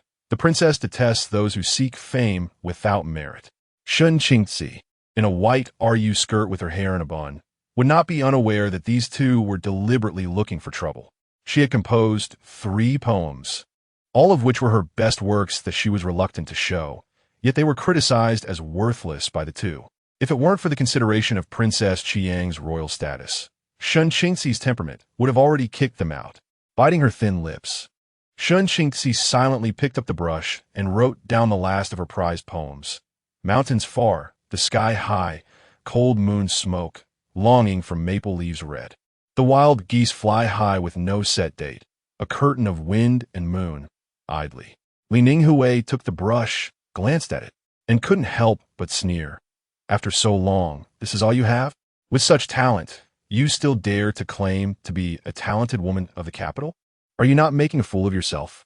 As she spoke, Li Ninghui directly tore the masterpiece to shreds in front of everyone. Seeing Shun Qingxi's face turn red and white, Li Ninghui felt a great sense of satisfaction. Princess Qiang naturally knew that Shun Qingxi had some talent. The poems she had just written were indeed good. However, she had come to Qingyao Pavilion today seeking a peerless masterpiece, and everything else was just garbage. Princess Qiang was already impatient. Shun Qingxi, can you do it or not? If not, just say so. Don't waste everyone's time. This princess has waited here for so long, and you present these broken things to fool me? Do you not regard the royal family at all? Someone, come and smash this Qingyao Pavilion for me. Originally, the familiar guests, seeing the situation, not only did no one speak out for justice, but they also retreated. They did not want to clash with Princess Qiang, and they truly began to doubt Shun Qingxi's talent. If even the princess was not satisfied, how could she bear the title of talented woman of the capital? Just as the servants were rushing towards Qingyao Pavilion, a burst of laughter rang out.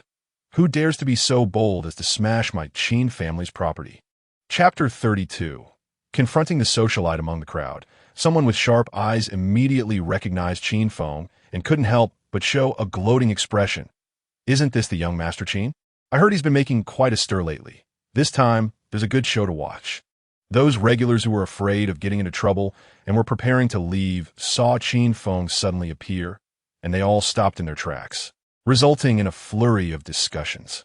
I heard that Qin Feng stole the spotlight at the poetry meeting with a poem out of the frontier, which amazed everyone. And even the president of Shenglin Academy praised him highly. Who would have thought that this playboy from the Qin family would possess such literary talent? Not only that, it is said that the sage was very pleased after seeing this poem and ordered a large number of prints to be distributed to military camps across the regions, especially for the border troops, who have been harassed by the northern barbarians for many years. This poem, Out of the Frontier, greatly boosted their morale. If it were just literary talent, that would be one thing, but I heard Qin Feng even dare to be audacious, first demanding 100,000 taels of silver from the Ministry of Revenue's secretary's residence, and then causing a ruckus at the drunken immortal tower, threatening to shut it down within half a month. So what? Princess Qiang is a royal relative. No matter how arrogant Qin Feng is, he wouldn't dare to challenge her. Otherwise, I want to see how many heads he has that are worth losing. Although a few guests at the scene admired Qin Feng's talent, the vast majority scoffed at him, eagerly waiting to see how Princess Qiang would deal with him. Shun Qingxi felt a surge of anxiety in her heart, constantly signaling to Qin Feng to leave quickly and not to cause any more trouble. The Qin family's background is indeed that of a high-ranking official. But in terms of status, compared to the royal relatives, there's still a level of difference. Moreover, his mother, Princess Xiao Yunrui, is a person who can reach the heavenly audience, someone the Qin family cannot provoke. Shun Qingxi had heard about the disturbances Qin Feng had caused in recent days, and if he angered Princess Qiang, the consequences would be unimaginable. Qin Feng noticed Shun Qingxi's gaze, but dismissed it, even making faces, which made Shun Qingxi curse inwardly. This damn fool, could it be that he really wants to drag the Qin family into a pit of fire? Li Ninghui, however, was all smiles. If she faced the calm and wise Shun Qingxi, in the end, she could only seal off a trivial place like the Qingyage, which wouldn't harm the Qin family significantly. Now that Qin Feng, this disaster, has appeared, Li Ninghui couldn't wish for anything more than for him to challenge Princess Qiang, so that the entire Qin family would be implicated. Li Ninghui crossed her arms and deliberately mocked loudly. As expected of young Master Qin, such big words. Are you saying you don't even care about Princess Qiang? As soon as these words came out, Princess Qiang's face immediately darkened. She had long heard that Qin Feng had been acting recklessly lately, even daring to offend the drunken immortal tower, not knowing that she had a close relationship with the second prince behind the tower. Princess Qiang secretly made up her mind that as long as this brat dared to say the wrong thing, she would make sure he wouldn't come back, giving the second prince a good outlet for his anger. Princess Qiang looked Qin Feng up and down with disdain. "What did you just say? I didn't hear clearly. Say it again." Qin Feng, who had been holding his head high just a moment ago, heard this and without any hesitation, his face filled with a flattering smile, hurriedly bowed and said, "So it's Princess Qiang. I was blind and almost offended your esteemed self. I apologize." Seeing Qin Feng being so sensible, Sun Qingzi finally let out a sigh of relief. Princess Qiang snorted lightly. Although she wanted to give Qin Feng a good lesson, she couldn't hit someone who was smiling, so she had to look for another opportunity. Li Ninghui, on the side, began to mock sarcastically. "I thought young Master Qin was truly fearless, but I didn't expect you to be so cowardly in person. Truly, seeing is believing.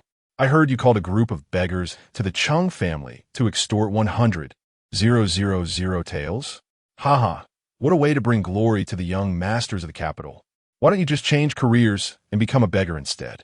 Qin Feng straightened up, smiling at Li Ninghui, and blurted out, "You know about this? Have you been secretly monitoring me? Could it be that you have a crush on me?" As soon as he said this, the crowd erupted in an uproar.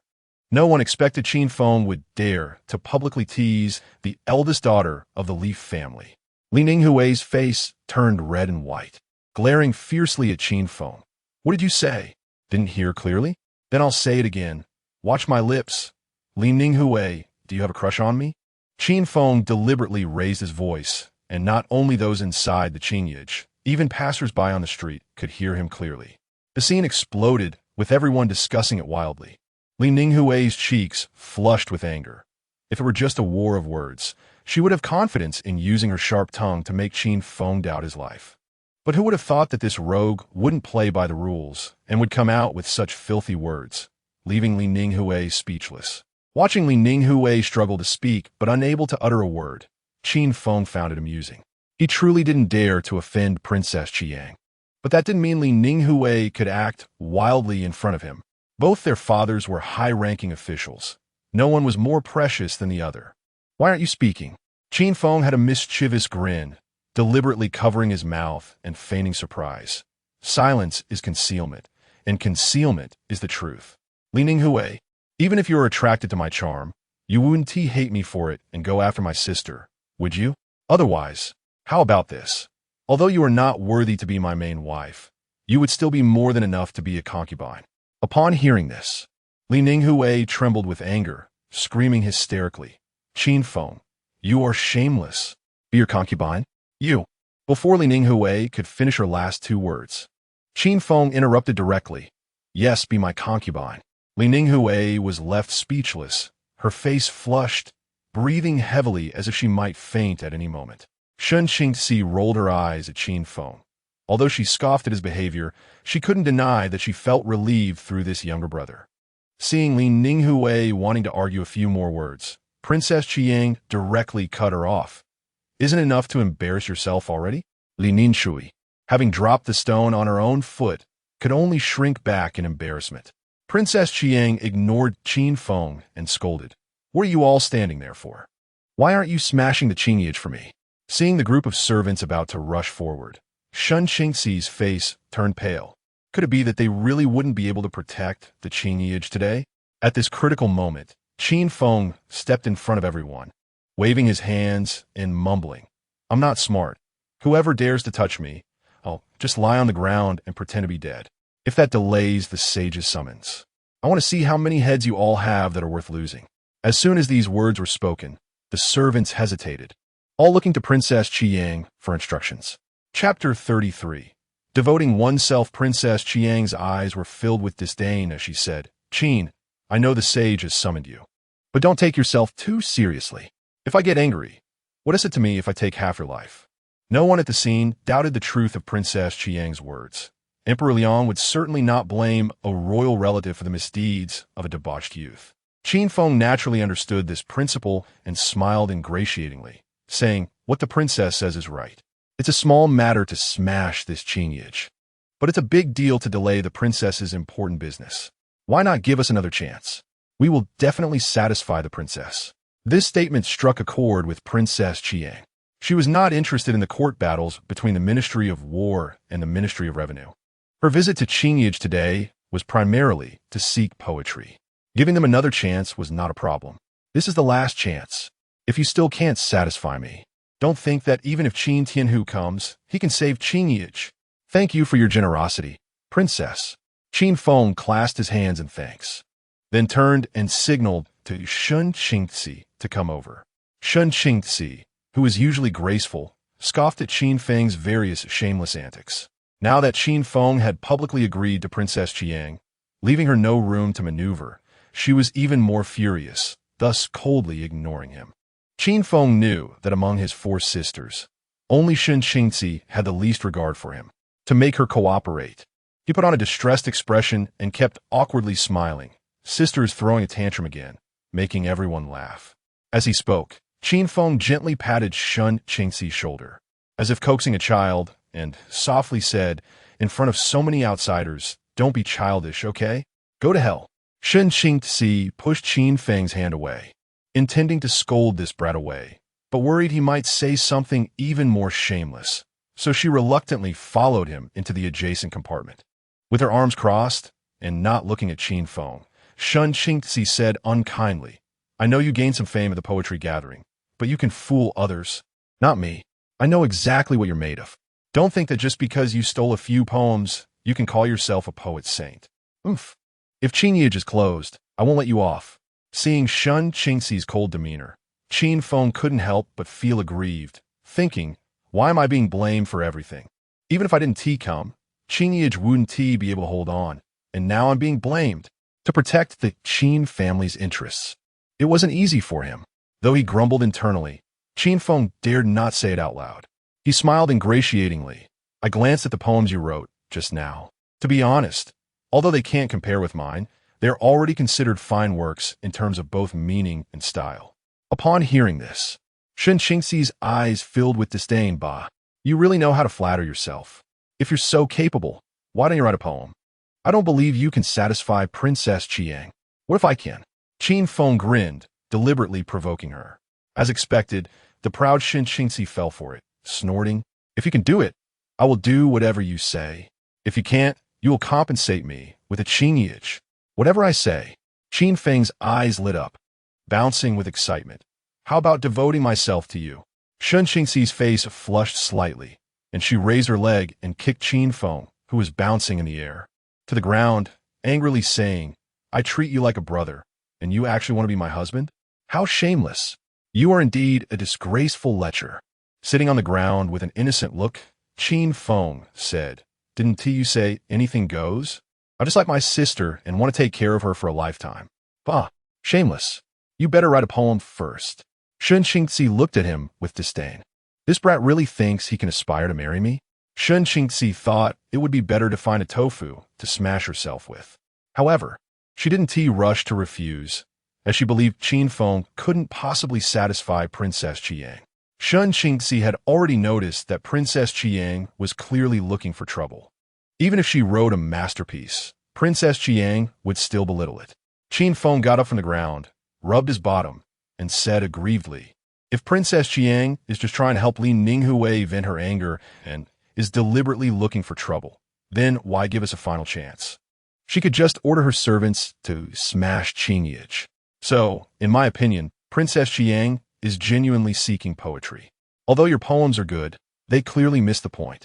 With the Double Ninth Festival approaching, Princess Qiang's request for poetry was likely for her mother, the Grand Princess. The Grand Princess would surely feel emotional upon seeing the scenery. Missing her husband, and her mood would not be good. Only by understanding the Grand Princess's feelings could one provide some comfort. Shun Qingzi rested her chin on her hand, lost in thought. Although she didn't want to admit it, Qin Feng had hit the nail on the head. But even if she understood Princess Qiang's intentions, what good would it do? It had to meet the right sentiments and be a superior work, which was impossible to produce in a short time. Shun Qingzi had no time to play around with Qin Feng. She picked up the brush, spread out the paper, and racked her brains. Deep in thought. I can only take a gamble, but writing something hastily at the last minute will definitely not catch Princess Xiang's eye. If Qin is demolished. It's a small matter, but my reputation in the capital will be ruined. Thinking of this, Shen Qingxi felt another wave of anger. If it weren't for Qin Feng's reckless agreement, she could have stalled a bit longer and found a way to coax Princess Qiang away. Damn Qin Feng. It's all your fault. Shen Qingxi turned to scold him, only to find herself stunned on the spot. Taking advantage of Shen Qingxi's distraction, Qin Feng had already picked up the brush and scribbled a poem on the paper. The chaotic strokes and messy handwriting were nauseating. Even a 5- or 6-year-old child could write better than Qin Feng. However, the content of the poem left Shen Qingxi dumbfounded, and she involuntarily read it softly. Thin mist and thick clouds sorrow the long day. The fragrant incense is extinguished. The festival is again the double ninth. The jade pillow and gauze window. The coolness of midnight just begins to seep. Drinking by the eastern fence after dusk, a faint fragrance fills the sleeves. Don't say it's not soul-stirring. Rolling up the curtain against the west wind, a person is thinner than the yellow flower. With Shen Qingxi's literary talent, she could naturally understand the essence of this poem in an instant. Shocked, she covered her mouth, fearing she might gasp in amazement. Shen Qingxi absolutely did not believe this poem was written by Qin Feng. But even if he copied it, how could there be so many masterpieces in the world for him to copy? This brat, could it be that he really has a talent for poetry now? Qin Feng. What is the name of this poem? Drunken flower shade. Thin mist and thick clouds sorrow the long day. Chapter 34. A word worth 1,000 gold. Shen Qingxi silently recited the poem in her heart, and her cheeks involuntarily flushed with a layer of rosy hue. As a woman, and especially as a talented woman, Shen Qingxi understood the value of this poem all too well. Her disdain for Qin Feng lessened significantly.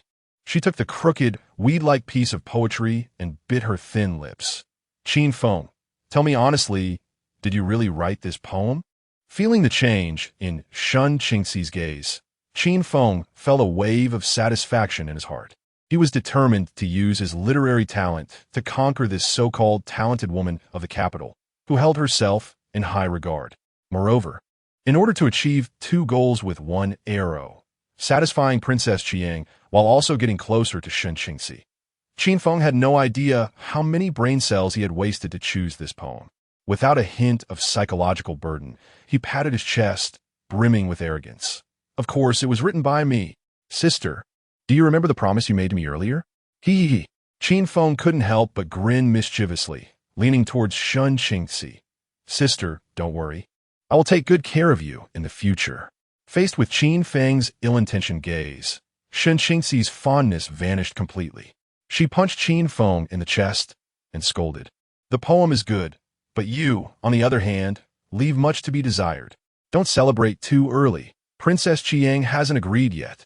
Qin Feng covered his chest and slumped down in his chair, kicking his legs in frustration. You actually refuse to acknowledge it? I'm going to tell Dad on you. Shen Qingxi didn't have time to argue with Qin Feng. She quickly copied the poem and turned back to the guest hall.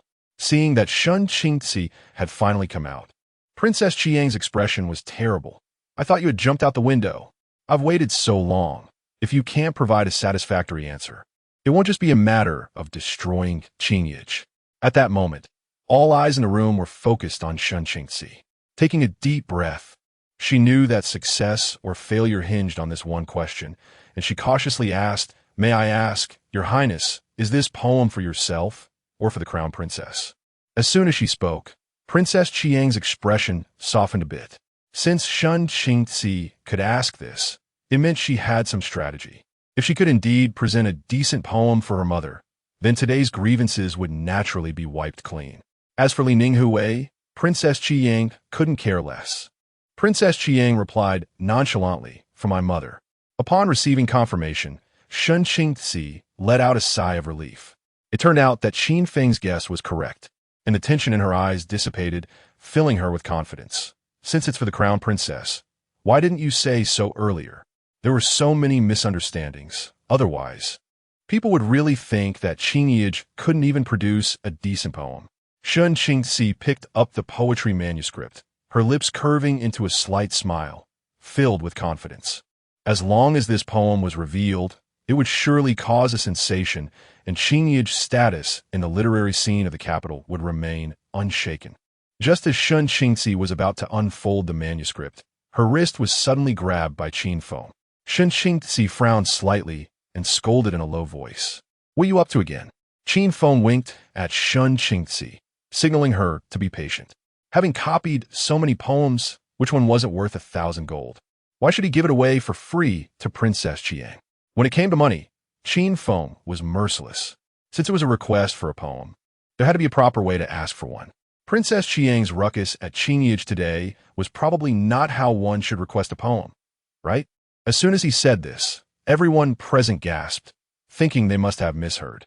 At such a critical moment, Qin Feng actually dared to act arrogantly towards Princess Chiang. Wasn't that courting death? Shun Qingzi's heart sank, and she forcefully broke free from Qin Feng's grip, turning around to pinch his waist hard while scolding in a low voice. "Qin Feng, are you crazy?" Qin Feng, who had just been full of pride, instantly fell apart, clutching his waist and hopping around in pain.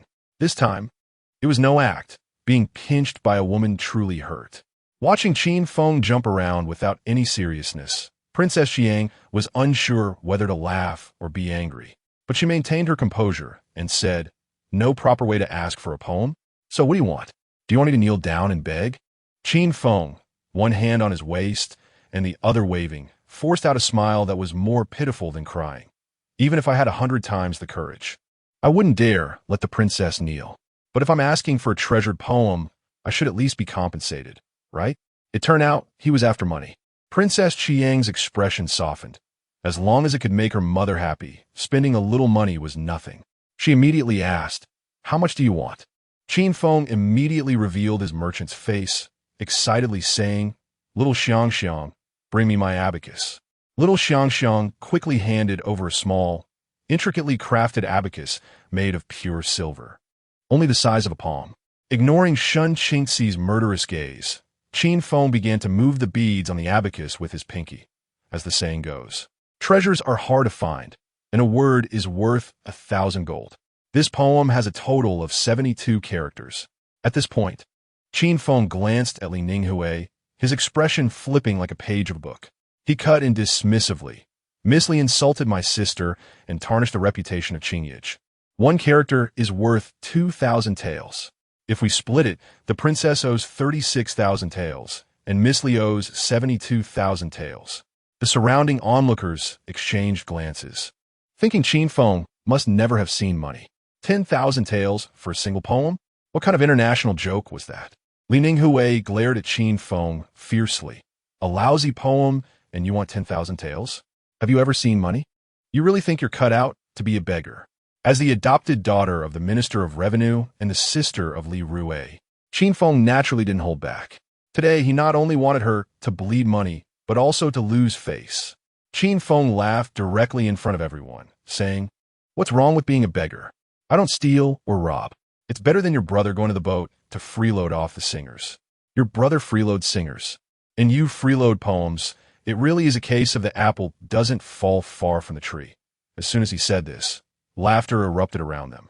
Li Ninghui's face turned red and pale in turn, clenching her fists, wishing she could swallow Qin Feng whole, but she dared not retort any further. After all, dealing with this kind of rogue talk, Li Ninghui had no way to counter.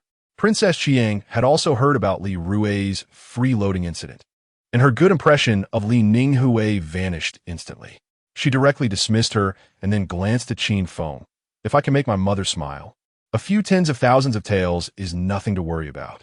But if you don't meet expectations, not only will I destroy Qin, but I will also break your legs." Qin Feng quickly hid behind Shun Qingzi, putting on a scared demeanor, but he didn't back down in the slightest. "It's a deal." In an instant, all eyes in the room were focused on Shun Qingzi. Chapter 35, a poem to set the scene. Shun Qingzi had great confidence in the poem Drunken Flower Shade. Thin mist, thick clouds, sorrowful, endless day. But the wager with Princess Chiang felt a bit too much, making her heart race. If something went wrong, losing the Qingyao Pavilion would be nothing. But if Qin Feng truly got his legs broken, how would she explain it to her father? Seeing Shen Qingzi hesitating, Li Ninghui's eyes lit up, and she immediately mocked. Shen Qingzi, are you afraid?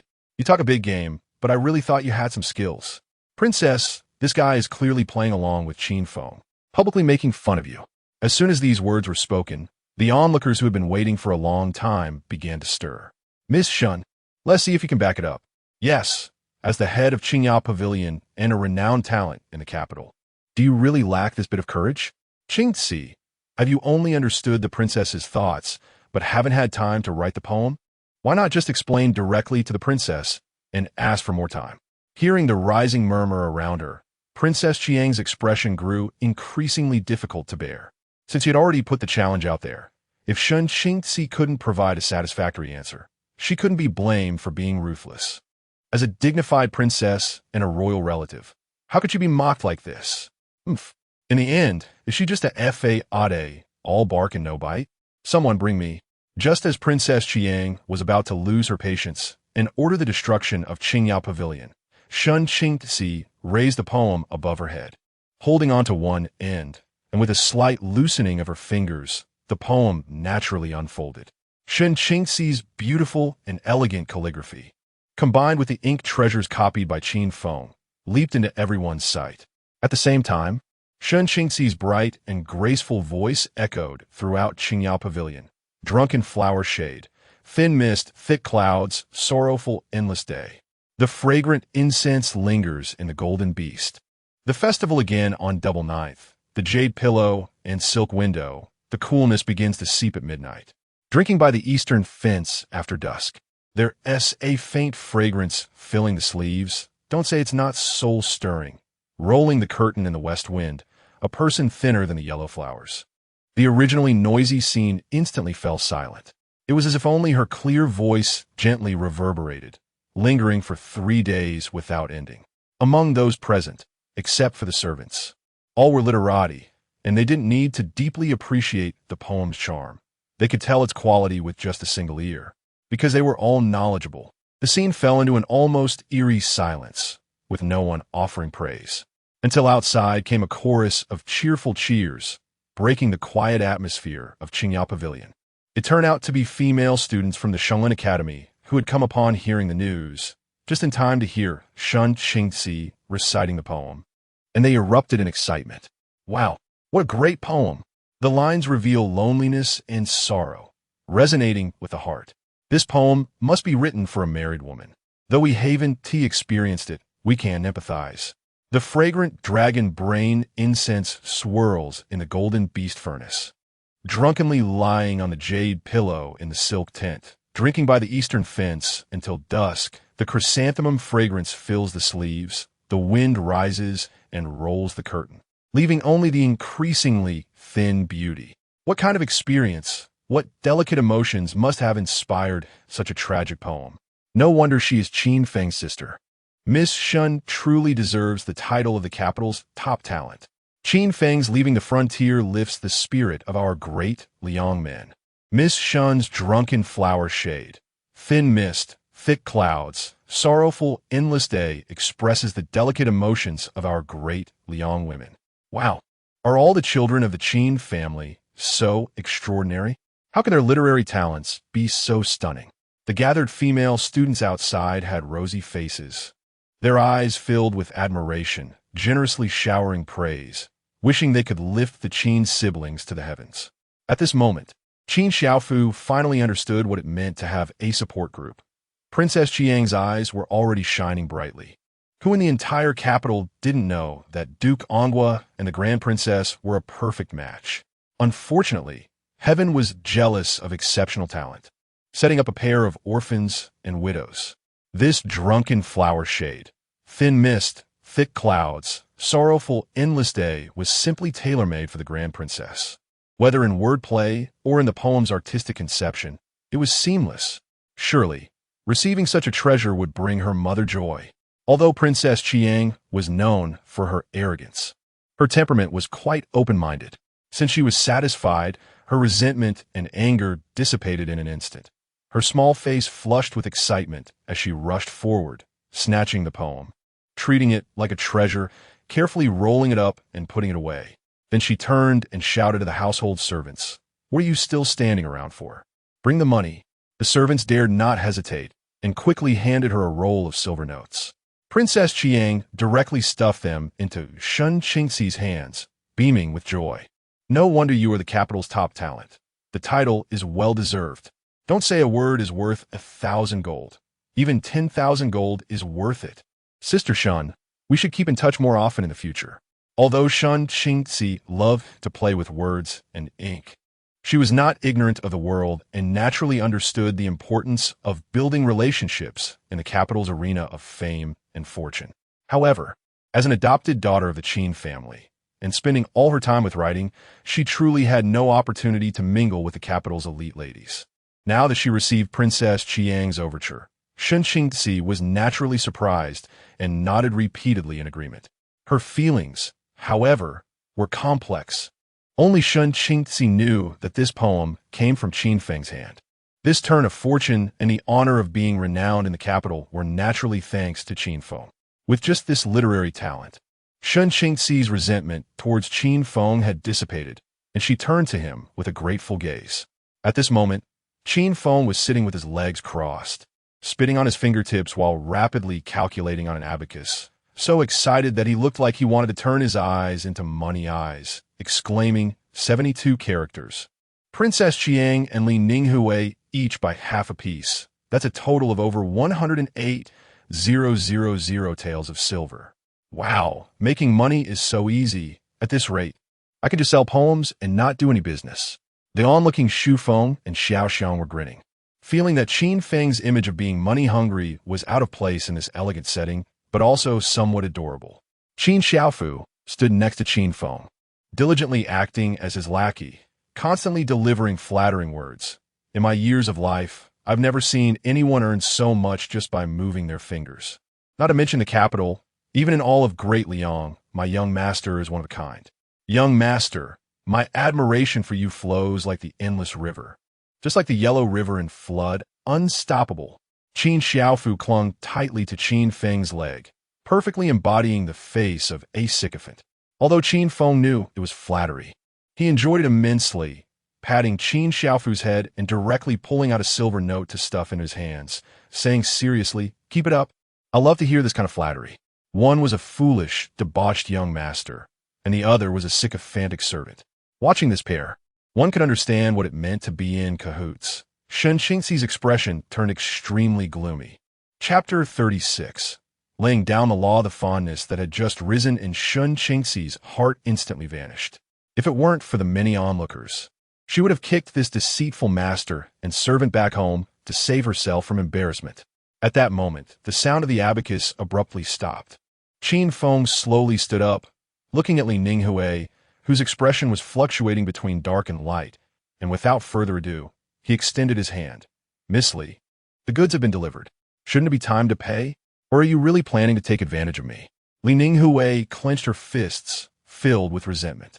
However, a word once spoken is like water spilled on the ground, and with Princess Chiang present, it was not easy for her to backtrack. But 70,000 taels of silver was no small amount. Given the Li family's status, it wasn't that they couldn't afford it, but rather that they must not give. The Princess of Chiang was a royal relative, and even if she squandered money, it was permissible as a royal privilege.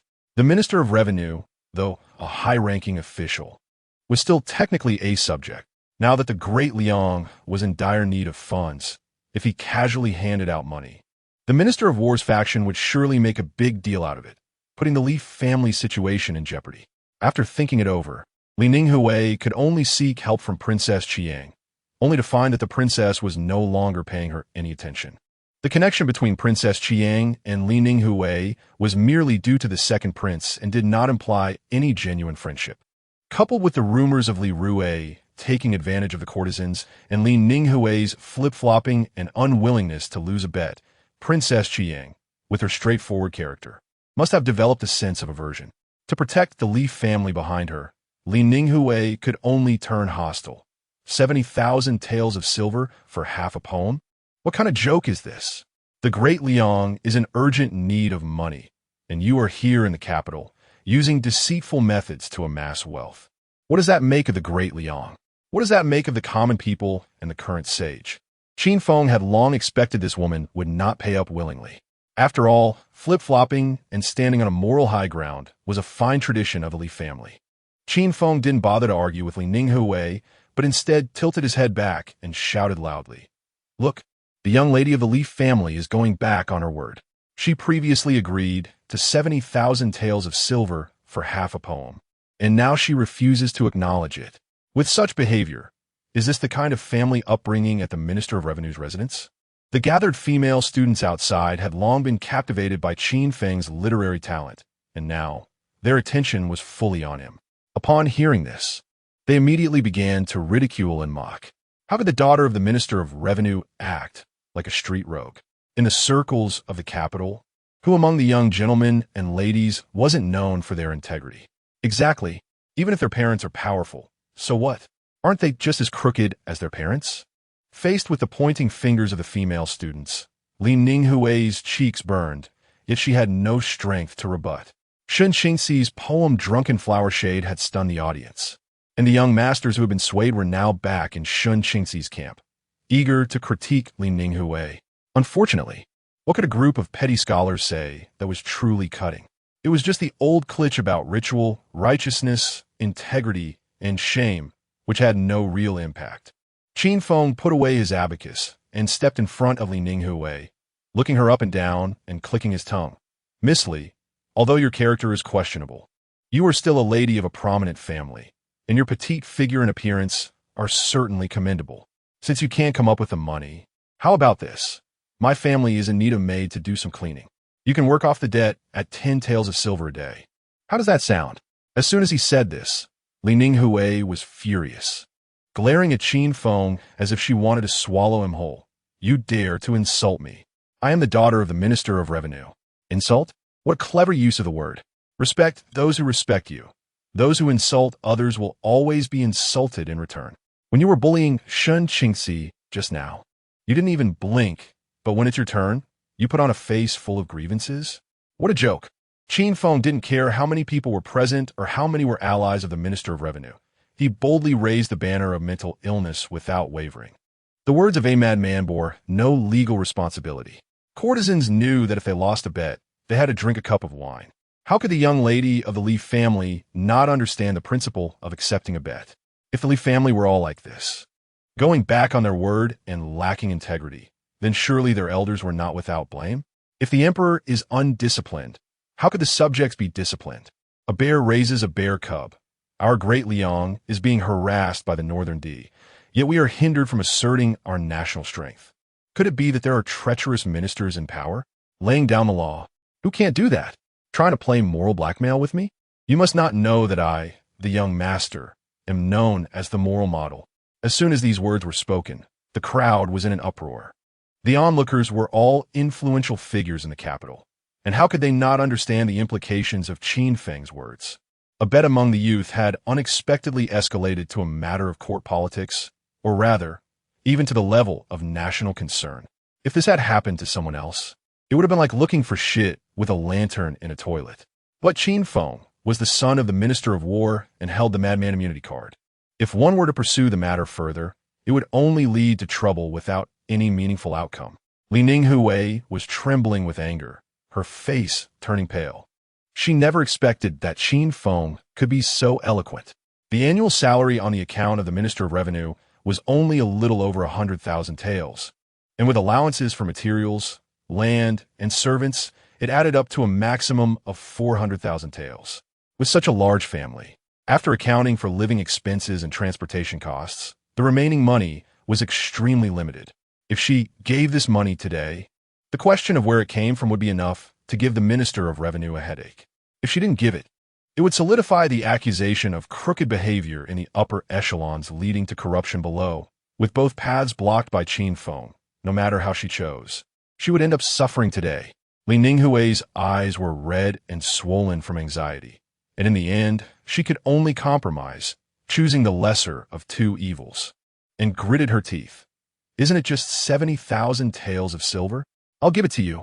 Qin Feng, as if performing a magic trick, took out the abacus, clicked it twice, and handed it to Li Ninghui with a smile as warm as spring. There's no rounding off, you know.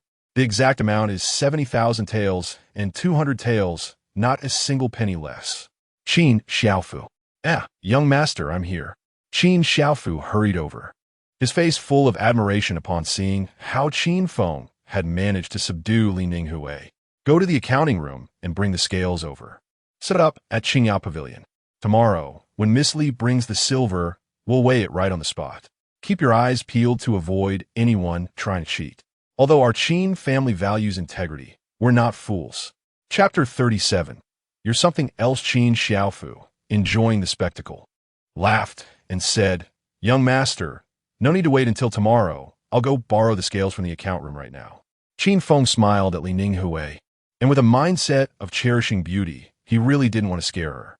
He said in a friendly tone, If you can't deliver it tomorrow, I have my ways. As long as the Li family isn't afraid of losing face.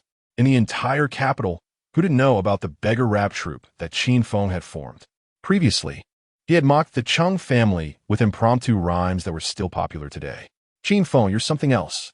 Li Ninghui gritted her teeth, but was helpless before she left. Many saw tears in the corners of her eyes, having been angered by Qin Feng to the point of crying.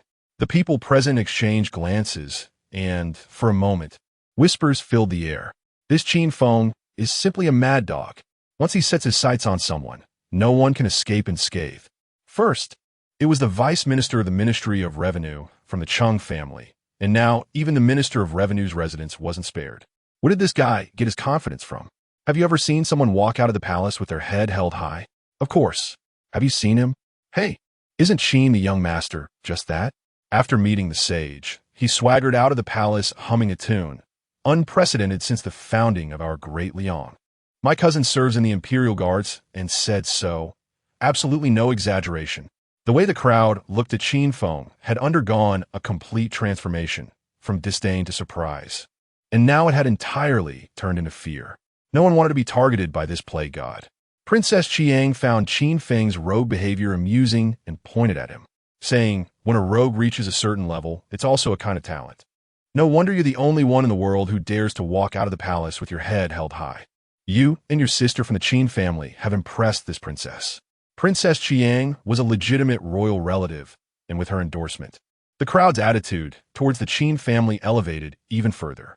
Shen Qingzi was stunned and quickly bowed to see Princess Qiang off, then instructed the crowd gathered at Qingya Pavilion to disperse. Once there were no outsiders in the pavilion, Shen Qingzi finally let out a sigh of relief, stepped over to close the door, and pulled out a ruler from the table, smacking it on Qin Feng's backside.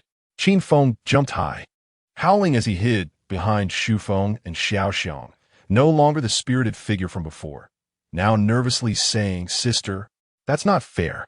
I helped you through a tough time, and this is how you repay me? Shen Qingzi furrowed her brows, still feeling uneasy, her eyelids twitching. You little brat, how bold you are. Are you trying to scare me to death? Do you know that what you said today, at best, is just verbal sparring, but at worst, it's an implication against the Minister of Revenue? The current court is full of undercurrents, with various factions vying for power. It's very complicated. Even my father is walking on eggshells. If you provoke the Minister of Revenue, it would lead to a direct confrontation with my father, and the consequences would be unimaginable. Today, I must beat your backside until it's sore to teach you what to say and what not to say in this capital. Seeing Shen Qingzi approaching with the ruler, Qin Feng was scared and kept dodging around Xu Feng and Xiao Xiang. While running, he wailed, the pro-war and pro-peace factions have already torn their faces apart. Simply put, both sides are unwilling to drop their last fig leaf, holding on tightly. I'm just a small official's son. How can I possibly pull that cloth down? Besides, the Minister of Revenue is a high-ranking official, a pillar of the state. Would he bother to argue with a kid like me? Hearing Qin Feng's words, Shen Qingzi slowly stopped. Although her face was still fuming, she had begun to understand. The earlier scolding was merely a test of Qin Feng's depth. Shen Qingzi had long heard Lu Hongyan mention that Qin Feng was well-versed in military strategies. Although he usually acted crazy and seemed like he had a penchant for getting beaten, he often could pinpoint critical issues in conversation. As a woman, Shen Qingzi didn't understand the intricacies of court politics, but what mattered was whether Qin Feng did. Since he understood, it meant that the shocking words he had just spoken were carefully considered, and Sun Qingzi couldn't intervene any further. Qin Feng was making a public statement to challenge the Minister of Revenue from a distance. After all, many things were difficult to mention in the court. The wager they just made would be known to everyone within a day, and Qin Feng's astonishing remarks would naturally reach the Minister of Revenue's ears. Although behind the scenes, Li Rue would look for opportunities to undermine him. On the surface, the Minister of Revenue would not express any stance. The reason was simple. Qin Feng had been summoned by the sage. Today's remarks would leave it up to the Minister of Revenue to guess whether Qin Feng was spouting nonsense or if the sage's heart was inscrutable, using others to send a message to the court. The conflict with the Northern D was not only lacking in funds, but also in popular support. Qin Feng aimed to spare no effort in creating a favorable public opinion for the pro-war faction, pulling all those who were sitting on the fence into the pro-war camp. Once this war began, it would not only elevate the prestige of the Great Liang. At that time, Qin Feng could also get involved with the Ministry of Works. As the saying goes, industry enriches the country, and it also fills the pockets. Once they subdued the Northern D, whether through land cessions or trade agreements, there would be plenty of profitable avenues. Qin Feng could laugh himself awake in his dreams. Qin Feng's grand scheme was naturally not something he could share with outsiders, especially not let his sisters know, or else he would be scolded for being vulgar and materialistic. Xiaoxiang quickly smoothed things over, miss. The young master is also thinking of the Qin family. Please let him off this time. Sun Qingzi was no longer angry in her heart. Qin Feng acted tough outside, but was timid at home, which made Sun Qingzi both love and hate him. In the end, she could only maintain a facade of toughness. When we get home, I will make sure my sisters properly deal with you. Seeing Sun Qingzi put down the ruler, Qin Feng finally let out a long breath, emerging from behind the two delicate shields, and smiled, saying, "Sister, does your earlier promise still count?" Hearing this, the usually aloof Sun Qingzi's cheeks flushed, and she glared at Qin Feng. "What nonsense are you thinking about all day? Read a few more scriptures to cool your head." Qin Feng protested, jumping back, pointing at Sun Qingzi and loudly opposing. "You go back on your word. I'm going to tell Dad and let him make the decision." Sun Qingzi was genuinely afraid that Qin Feng would bring it up to their father. She bit her lip and replied irritably, "We'll talk about it later." "When is later?" Qin Feng stared at Sun Qingzi, relentless. Sun Qingzi felt flustered under Qin Feng's gaze and quickly turned her face away.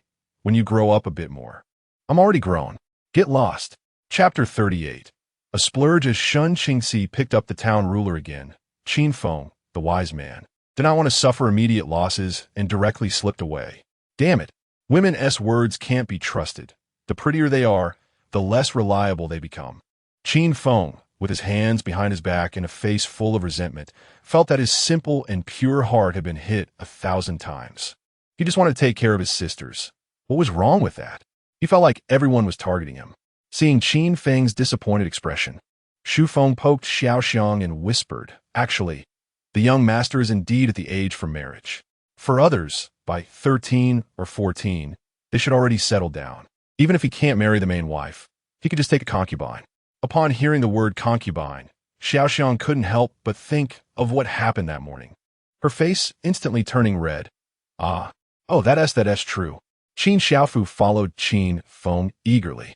Ever since Qin Feng fought against the Cheng family and kicked the Li family, gaining fame in the capital, Qin Xiaofu was completely in awe. If it weren't for Qin Feng's disinterest in men, he would have wanted to serve him directly at night. "Young master, where are you going?" Qin Feng was irritated and replied, "I'm feeling very unhappy right now, and the only way to ease my worries is to spend money." Upon hearing this, Qin Xiaofu's eyes lit up. As the loyal lackey of a young master, he naturally wouldn't miss any benefits. Just a while ago at Qingyage, he had earned 100 taels as a reward. Young master wants to spend money? That's great, but there are no brothels on this street. Spending money here won't be effective. How about we go to Linjia? I heard that Yihong Tower has 2 newcomers, and as you would say, they are quite alluring. Qin Feng didn't stop walking, beckoning Qin Xiaofu with a finger. When he leaned in, Qin Feng gave him a flick on the forehead. "If I can't handle those women, can I handle you?" Qin Xiaofu covered his forehead and laughed instead. Young master, this knock has opened my eyes. Xu Feng and Xiao Xiang rolled their eyes at Qin Xiaofu's fawning expression. Qin Feng, with his hands behind his back and walking like an old cadre, surveyed the street while lecturing. Spending money for you and for me is not the same. Some people can waste their money and lose it all. When I spend money, the more I spend, the more I gain. As the saying goes, money can generate money. Qin Xiaofu didn't understand business principles and couldn't fathom Qin Feng's strange ideas, but he knew that what the young master said was never wrong. As a businessman, Qin Feng naturally had to base his actions on integrity. If he said he would bring down Zhuai Xianlu, then he would do just that. Once he got the chain restaurant industry going, he could monopolize the top dining industry in the capital and make money from all the nobles and officials. This was quite a good side business. Of course, besides making money, there were deeper considerations. A mere Zhuai Xianlu was nothing. What mattered was the second prince behind it. Although the second prince was currently flirting with the Ministry of Revenue until the bride entered the bridal chamber, everything was still possible. Once Zhuai Xianlu collapsed, it would be hard for the second prince not to notice Qin Feng. Although in the short term, the second prince would resent Qin Feng. The old saying goes, there are no eternal enemies, only eternal interests. As long as he could connect with the second prince, it would be a great kindness. As for the outcome, Qin Feng didn't care much. After all, even the current sage had to rely on Qin Feng to gather wealth.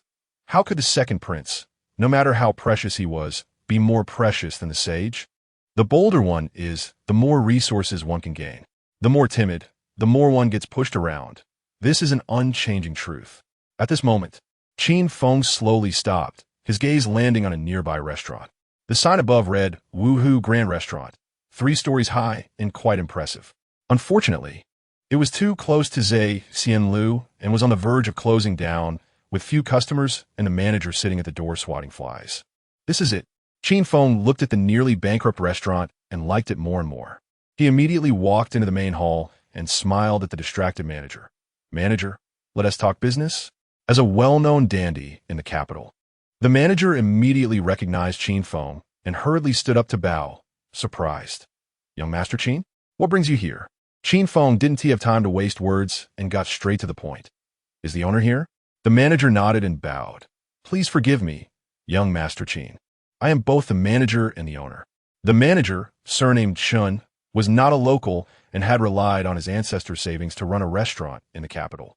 It had once flourished, but since Zhuai Xianlu opened, Woohoo Grand Restaurant had become increasingly desolate.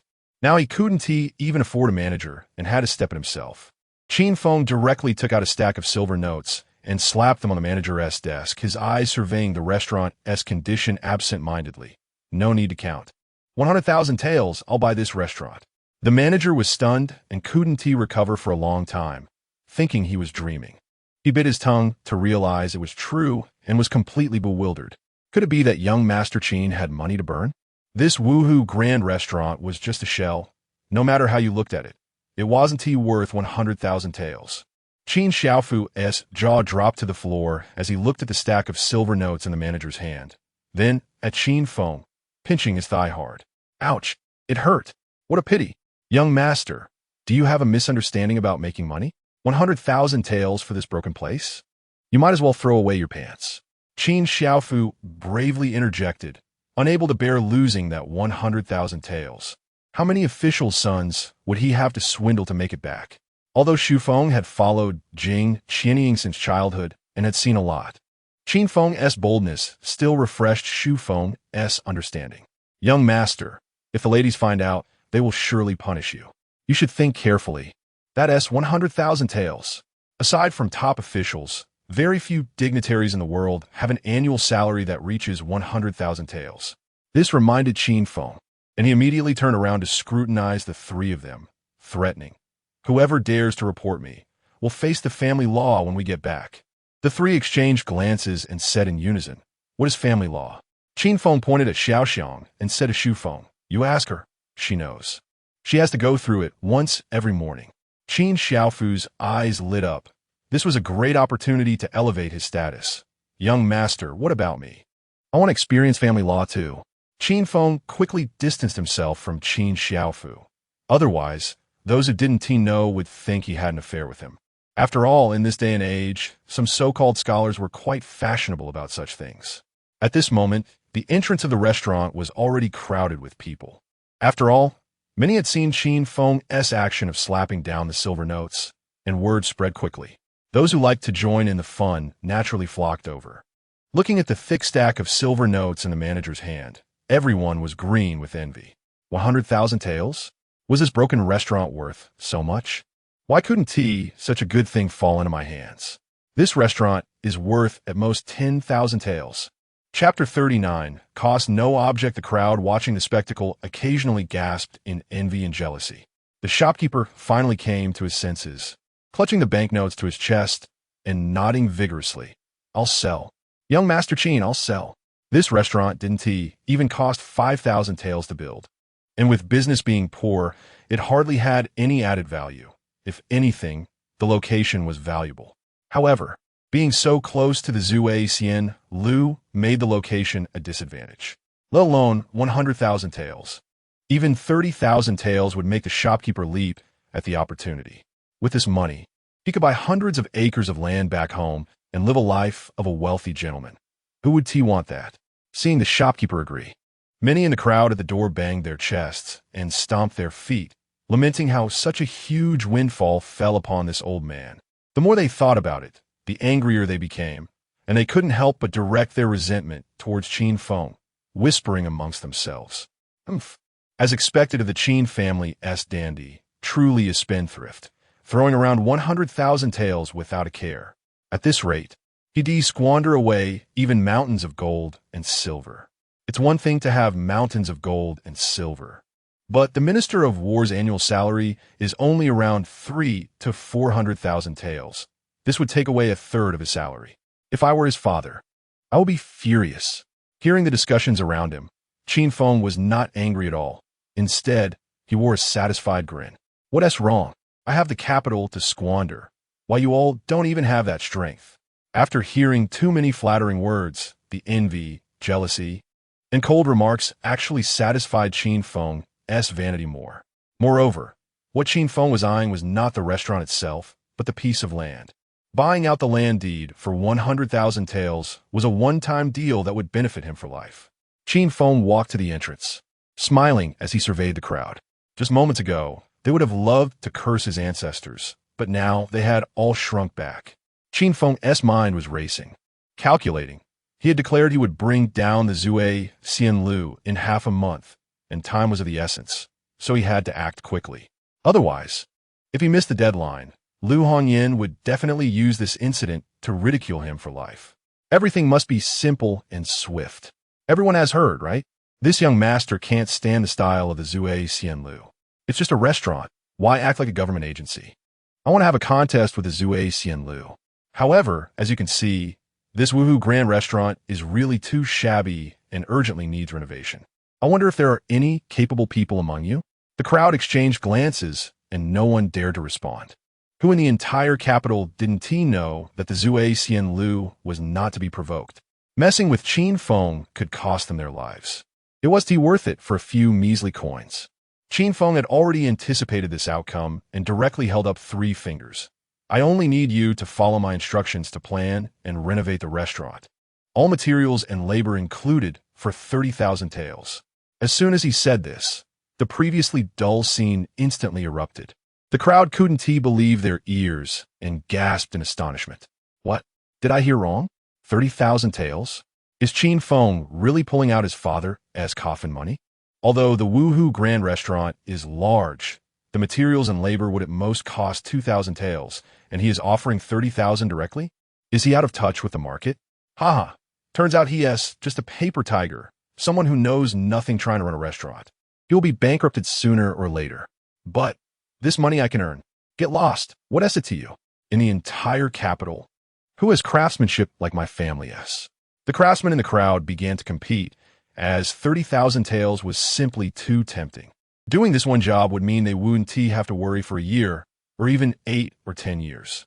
Ordinary people don't spend like the wealthy and powerful.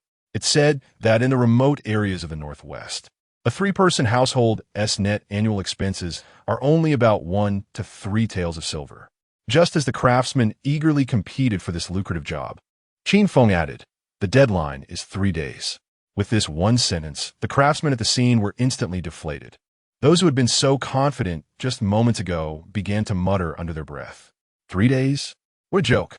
For such a large restaurant, the fastest it could be done would take 1 to 2 months. Exactly, this Qin Feng, not only does he not understand the market, but he also doesn't understand labor hours. To put it plainly, he doesn't understand either of these things. He is so used to living in luxury that he naturally doesn't comprehend such mundane matters. This is what they call why not eat meat porridge. 3 days is already the longest deadline Qin Feng could offer. Besides the decoration, there is also the operation to consider. Half a month is too tight otherwise. Why would Qin Feng be willing to spend so much money? Just when the craftsmen shook their heads, expressing that they couldn't take this job, a youth in tattered clothes and disheveled hair stepped out from the crowd. "Young Master Qin, I can take this job." The youth lowered his head, not daring to meet Qin Feng's gaze, as their statuses were too disparate. Qin Feng had never judged people by their appearance, but even he felt that a 3-day deadline was a bit harsh. Without a large workforce, even if one's skills were exceptional, it would be impossible to complete the job. Before Qin Feng could ask, the surrounding crowd couldn't hold back and burst into laughter, clearly. This youth had some notoriety in the artisan circle. "Wow, I thought who was so brazen. Turns out it's the young leader Lu Ming." "Lu Ming? Who is that? You don't even know the young leader of the Zhang family?" The Zhang family is known throughout the capital for their skilled craftsmen, and at their peak, they collaborated with the Ministry of Works. Unfortunately, they bit off more than they could chew, and when they tried to make weapons with the Ministry of Works, the quality didn't meet standards, leading to their downfall. Now, only the young leader remains, wandering in the capital. Daring to collaborate with the Ministry of Works? Truly unaware of danger. How could the young leader of the Zhang family have a surname Lu, an adopted son? Otherwise, how do you think he survived that disaster? At this moment, a middle-aged man in the crowd kindly tried to dissuade him. "Lu Ming, this job is indeed lucrative, but even we big craftsmen can't handle it. You alone should reconsider. Do you know who this young master is? He is the son of the Minister of War. If you offend him, he could kill you in the street, and no one would care." Lu Ming lowered his head and suddenly clenched his fists, seemingly unwilling to back down. After all, 30,000 taels is enough to revitalize the Zhang family. Moreover, Lu Ming was confident that with his skills, he could definitely meet Qin Feng's requirements. The only thing he lacked was manpower. This matter was crucial to Qin Feng's overall plan, so he couldn't be careless. Just as he was about to look for other suitable candidates, Lu Ming suddenly shouted, "I can do it. If I can't do it well, there is no need for young Master Qin to take action. I'll just smash my head against the stone steps." Qin Feng's gaze, which had shifted away, returned to Lu Ming. Chapter 40. Wise sayings: every skilled artisan requires years of accumulated experience. After all, in this day and age, there aren't many convenient tools available. Even the most basic nails are extremely scarce. Whether constructing houses or decorating, over 90% of the work relies on mortise and tenon joints, which greatly test the skill and experience of the craftsman. The young man, named Lu Ming, regardless of how you look at him, seems far from being a craftsman. However, seeing Lu Ming's stubborn demeanor, Qin Feng decided to give him a chance. "Lift your head," Qin Feng said. Upon hearing this, Lu Ming's body trembled slightly. It was less about nervousness and more about fear. The Zhang family had fallen apart because of their connections with the authorities, and Qin Feng was one of the most powerful officials' sons in the capital. Working for such a person, any mistake could mean not only losing pay, but also losing one's life. Noticing Lu Ming's trepidation, Qin Xiaofu dropped his usual flattery and glared at him. "Young master told you to lift your head. Are your ears stuffed with donkey hair?" Qin Feng didn't stop Qin Xiaofu's bullying.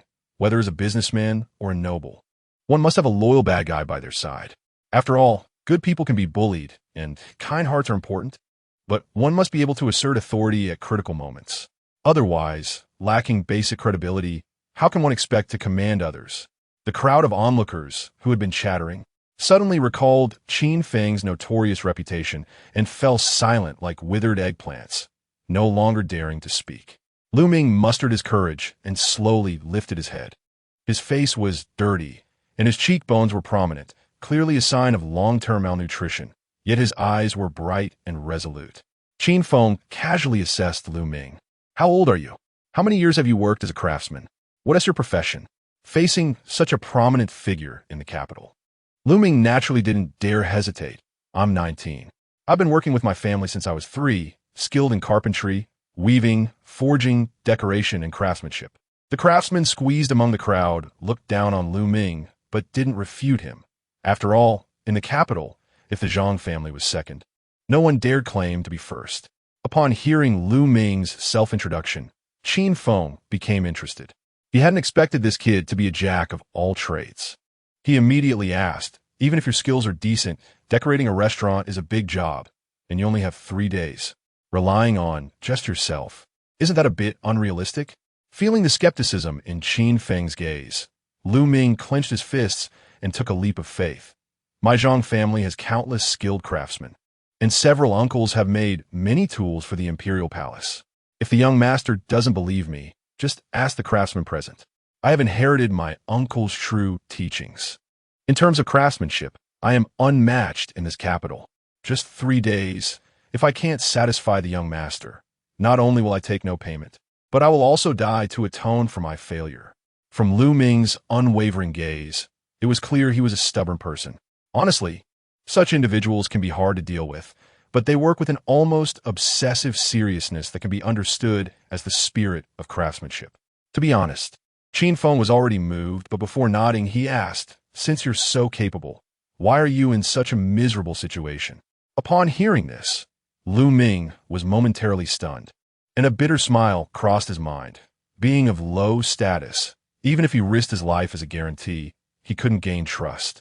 Noticing Lu Ming's humiliated expression, Qin Feng suddenly remembered that in this era, capable had a different meaning, specifically referring to a part of a cow.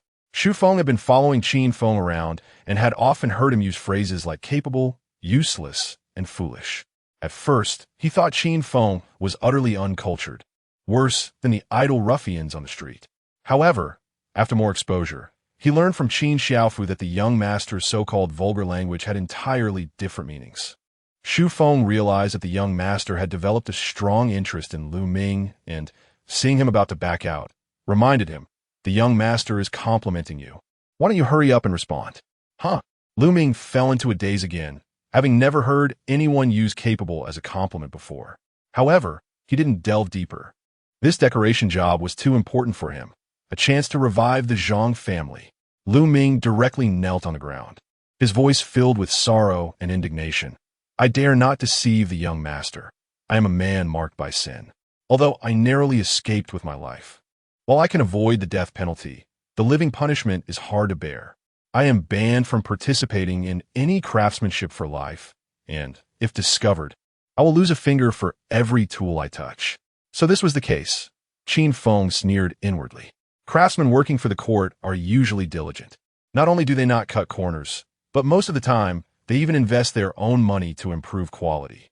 It was clear that the officials from the Ministry of Works were embezzling and that the Zhang family was made to take the blame after the scandal broke. Qin Feng directly had Xiao Xiangxiang take out 5,000 taels in silver notes and hand them to Lu Ming, casually saying, "It's you. This money is a deposit. Once the work is done, you will receive 30,000 taels without a penny less. If you mess it up, I won't need to say more about the consequences. You know it yourself." Lu Ming held the heavy silver notes, feeling as if he was dreaming. As a man marked by sin and a mere nobody, he would be scorned even by common folks when it came to renovations. Yet this so-called first of the 4 pests in the capital, young Master Qin, actually chose him. For a moment, Lu Ming felt a sense of trepidation and didn't know what to say. Qin Feng didn't need Lu Ming to say any heartfelt nonsense. Doing the job well was better than anything else. To ensure the restaurant could open on time, he needed to make his position clear, at least to alleviate Lu Ming's worries about personal safety. Qin Feng had already noticed the officials squeezed in the crowd and directly sent Qin Xiaofu to bring one over. Guarding the son of the Minister of War, the official trembled nervously, his face filled with a forced smile that looked worse than crying. "Young Master Qin, what can I do for you?" I promise to do my best. Qin Feng extended his pinky, tapped his nose, rubbed it against the official's clothes, then smoothed out the wrinkles on his clothing, offering a smile as gentle as spring, and softly said, "Do you understand?" "Yes, yes, yes." The official stammered nervously. "Lu Ming is young Master Qin's person. I will report this to my master. And our 3 classes of officials will not dare to touch a single hair on Lu Ming." "All right, not bad. You're quite compliant." Qin Feng waved his hand, signaling the official to leave, but he didn't hurry to depart. Chapter 41. The get-out-of-jail-free card at first. Qin Feng thought the bailiff wanted a reward and nearly slapped him across the face, but fortunately, the bailiff spoke up in time to avoid a misunderstanding. "Young Master Qin, what should we do if the Ministry of Works asks about this matter?" It turned out he was worried about being held accountable by the Ministry of Works. Qin Feng calmly put away his iron sand palm and ignored the bailiff. Instead, he glanced at the onlookers and, regardless of whether there were people from the Ministry of Works or spies from the sage among them, he boldly declared, "I'll give you a piece of golden advice to deal with the Ministry of Works. Remember these 8 words. Get lost, or I'll kill you." Upon hearing this, gasps of shock filled the air, and the bailiff turned pale with fright. The Ministry of Works disciples, squeezed in the crowd, curled their lips and left in defeat. In the entire capital, perhaps only Qin Feng had the audacity to publicly tell one of the 6 ministries, the Ministry of Works, to get lost. No one doubted the authenticity of Qin Feng's words. He not only had an arrogant attitude, but also the capital to back it up. After all, even the high-ranking disciples from the Ministry of Revenue had been severely taken advantage of by Qin Feng. Now, aside from the royal family, no one wanted to provoke Qin Feng, this troublemaker. Moreover, the Ministry of Works had always been neutral, and there was no need to offend someone as headstrong as Qin Feng over a minor issue like Lu Ming. Otherwise, they would lose big by getting involved in court disputes. With the Ministry of Works leaving in defeat, naturally, no one dared to plot against Lu Ming anymore. Lu Ming clutched the banknote, trembling with excitement, his eyes fixed on Qin Feng with intense fervor, almost wanting to kneel and bow, vowing never to let Qin Feng down. However, before he could say anything, Qin Feng had already turned to leave. It was then that Lu Ming realized that Qin Feng was protecting him not for his sake, but for his skills. As long as he did his job well, that would be the best way to repay Qin Feng. After walking a few steps, Qin Feng suddenly remembered something and turned back to shout at Lu Ming. "Hey, where are you staying now?" A hint of embarrassment flashed across Lu Ming's face, and before he could answer, Qin Feng interrupted him. "All right, I got it. You can stay at the inn for now. I'll have someone bring the blueprints to you tonight, so you can start work as soon as possible." Watching Qin Feng swaggering away, occasionally whistling at the young ladies by the roadside, Lu Ming still knelt down and knocked his head on the ground. He couldn't care less about how others viewed Qin Feng. Even if Qin Feng was a rogue, lewd, and oppressive, even a bit mentally unstable in Lu Ming's heart, Qin Feng was still a good person. A great person. Back home, Qin Feng was afraid of being caught by Lu Hongyan, not daring to stay a moment longer and sneaking back to the backyard. Just a second ago, he had been nervous and servile, closing the courtyard gate with Xiao Xiangxiang. But as soon as the door was shut, Qin Feng straightened his back and lifted his head high. Xu Feng, who entered with him, couldn't he help but chuckle, having realized that while Qin Feng was fierce and vengeful outside, he was surprisingly patient with those around him, as long as they didn't challenge his bottom line. The longer Xu Feng spent time with Qin Feng, the bolder she became, even teasing him directly. "Our young master is really too interesting. His talent, strategy, and ways of making money are all outstanding. He could definitely become a pillar of the nation. So why does he have such a rogue personality?" When she said rogue, Xu Feng lowered her voice to almost a whisper, as she didn't dare to belittle her young master in front of others. Yet, she couldn't think of a more appropriate term to describe him. Xiao Xiangxiang bit her lip, gazing at Qin Feng's back with a mix of love and resentment. The young master is a good person, it's just that any woman following the young master is really a test of psychological resilience.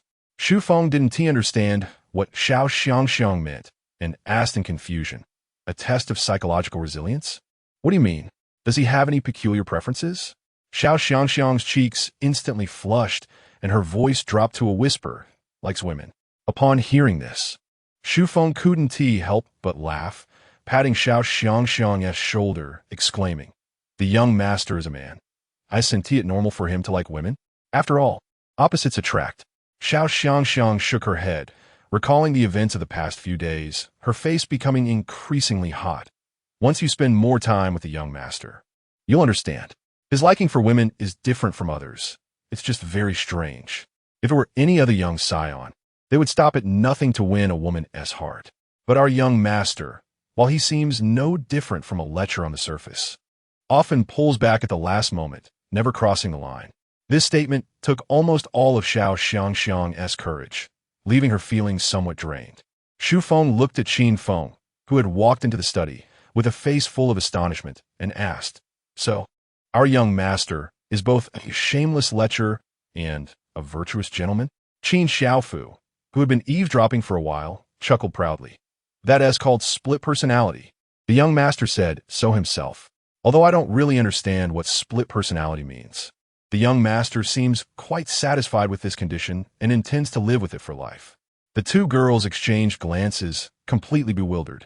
Little did they know, having a split personality was quite good.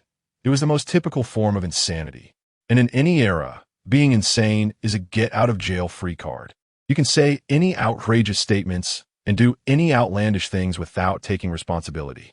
Of course, the premise is that no one gets hurt. The principle that insane people are not criminally liable for murder only applies in Qin Feng's world. At least in this era, if someone killed someone, no matter the objective circumstances, they would have to pay with their life. Qin Feng closed the study door and fetched paper and pen. Since he was not accustomed to using a brush, he had Qin Xiaofu bring some charcoal from the kitchen, shaping it into a makeshift pencil. After laying out a ruler and making a simple compass with chopsticks, he began to recall and sketch the design of a traditional Chinese-style hotel on paper. For Qin Feng, drawing blueprints was not challenging. He had studied civil engineering in university, and later, when he couldn't find a satisfying job, he switched to sales. The entire afternoon was spent in the study, as Qin Feng sketched and pondered, and due to his habit of biting pencil tips, he absent-mindedly ended up biting the charcoal. It wasn't until nightfall that Qin Feng finally completed the blueprints and asked Qin Xiaofu to deliver them to Lu Ming. However, when Qin Xiaofu entered, seeing Qin Feng's face covered in black, he thought he had been poisoned and shouted in a panic, "Come quickly. Young master's face is dark. He has been poisoned. Lock the door and don't let the assassin escape." Chapter 42. Spreading across Kyoto, Qin Feng stuffed the blueprints into Qin Xiaofu's arms, turned him around, and kicked him in the rear, saying irritably, "What are you yelling about? Those few old hags didn't come looking for trouble today. And if the news about buying the restaurant gets out, I won't spare you. Hurry and deliver the blueprints. Don't lose them. This is my hard work from the whole afternoon." After shooing Qin Xiaofu away, Qin Feng called for Xiao Xiangxiang, washed his face, and then picked her up, heading straight for the bedroom. Xiao Xiangxiang was frightened and flustered, but didn't dare to struggle, curling up into a ball and nervously saying, "Master, Xu Feng is still here." "Oh, that's perfect." Qin Feng's eyes lit up. "Call her over later. I'll teach you how to play do di zhu." Do di zu? Xiao Xiangxiang couldn't help but associate it with the vulgar games played at the home of a country squire, where the master and the maidservants would play, causing her cheeks to flush with embarrassment. Master isn't a landlord. It should be fighting officials. Huh? Fighting officials? Qin Feng, with his usual dirty thoughts, immediately understood what Xiao Xiangxiang meant and couldn't help but feel excited. "I didn't expect you to be so playful." Xiao Xiangxiang's face turned even redder. "Isn't that what master means?" Qin Feng grinned wickedly. "You know about the gambling games like Pai Jiu or dice, right? Do di zhu is a type of card game. Where did your mind wander off to? Your little head is full of those inappropriate thoughts." Xiao Xiangxiang was so embarrassed she almost fainted. She had no idea what do di zhu was, so she quickly changed the subject. "Master, please put me down. I can walk by myself." Qin Feng flatly refused, holding her even tighter. "I can't bear to let you go. Don't you want to be a concubine anymore?" Xiao Xiangxiang knew Qin Feng was just teasing her. With her status, how could she be qualified to be a concubine? But hearing Qin Feng's playful words, combined with his heart-racing gaze, she couldn't help but feel a thrill of joy. She stopped resisting and let Qin Feng hold her. At that moment, Xu Feng happened to see this scene, and her face instantly turned red with embarrassment. She turned to leave, but was called back by Qin Feng. You came at the right time. Hurry up and come inside to play do di zhu. Xu Feng trembled, and a scene flashed in her mind. Qin Feng, with his eyes covered, groping around the room, while the two maidservants flitted around the table like startled birds. Having practiced martial arts since childhood, Xu Feng had never been close to men and couldn't handle such stimulating games. She felt her body heat up, unsure whether to leave or stay, frozen in place. Seeing Xu Feng's reaction, Qin Feng couldn't help but sigh inwardly. Why do these girls have such dirty thoughts? I just want to play cards. Where are their minds going? Meanwhile, in a private room on the top floor of the drunken immortal tower, laughter echoed joyfully. Since Qin Feng caused the scene at the drunken immortal tower, Zhao Chongfu had felt extremely aggrieved. Just thinking about how he had knelt before Qin Feng in public, and even had his head patted, filled him with resentment. However, today Zhao Chongfu was in a good mood. Having drunk 2 jars of wine, he was already swaying. Ha ha, this is killing me with laughter. Now the whole of Kyoto knows that Qin Feng, that spendthrift, spent a fortune of 100,000 taels of silver to buy the Wuhu Grand Restaurant and spent another 30,000 taels on renovations. He hasn't even gotten started, and he has already thrown down 130,000 taels. If Qin Tianhu finds out, wouldn't he be so angered he'd spit blood? Accompanying him, Wu Yong wore a joyful expression. With one arm around a geisha and the other holding a wine cup, his cheeks flushed. After being publicly beaten and humiliated by Qin Feng, Wu Yong vowed not to rest until he avenged himself. As the son of the Minister of Personnel, he was of equal status to Qin Feng and had no reason to fear him. However, when Wu Yong informed his father of the incident, he was met with a scolding, with his father saying that the court situation was complex, and if he acted against Qin Feng, it would mean opposing Qin Tianhu, making neutrality impossible.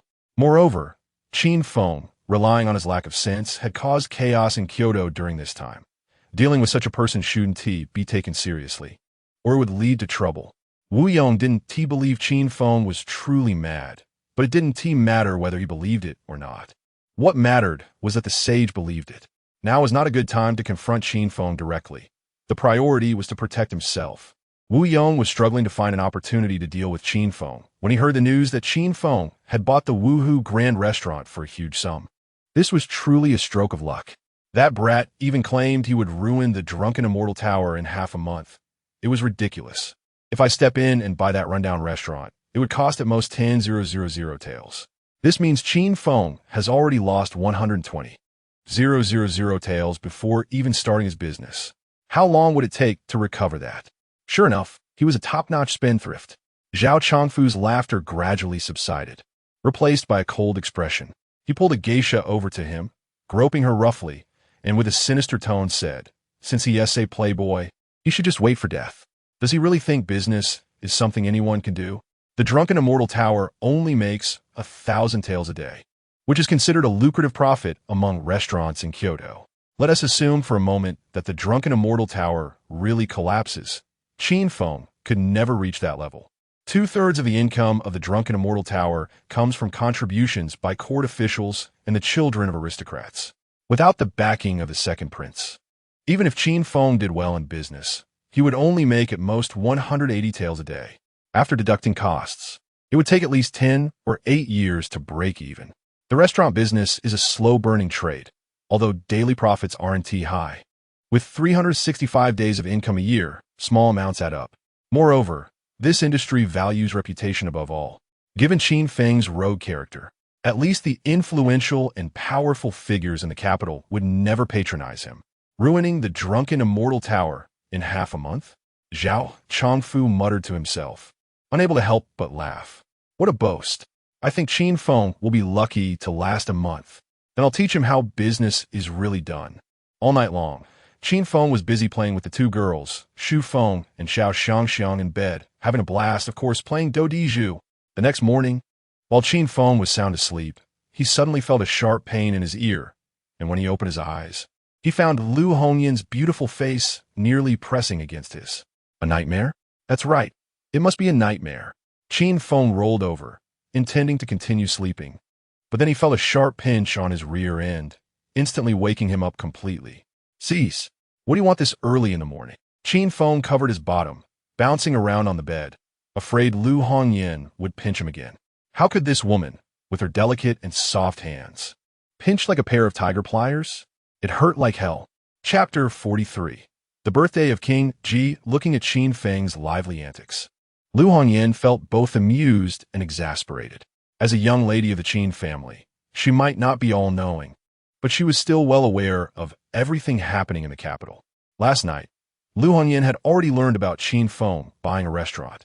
If it weren't for the late hour, she would have gone over to deal with him much earlier. You little brat. 3 days without a beating and you're climbing the walls. What did you do yesterday? Answer me properly, or I'll break your legs today. Lu Hongyan stood with her hands on her hips, looking fierce like a mother tiger.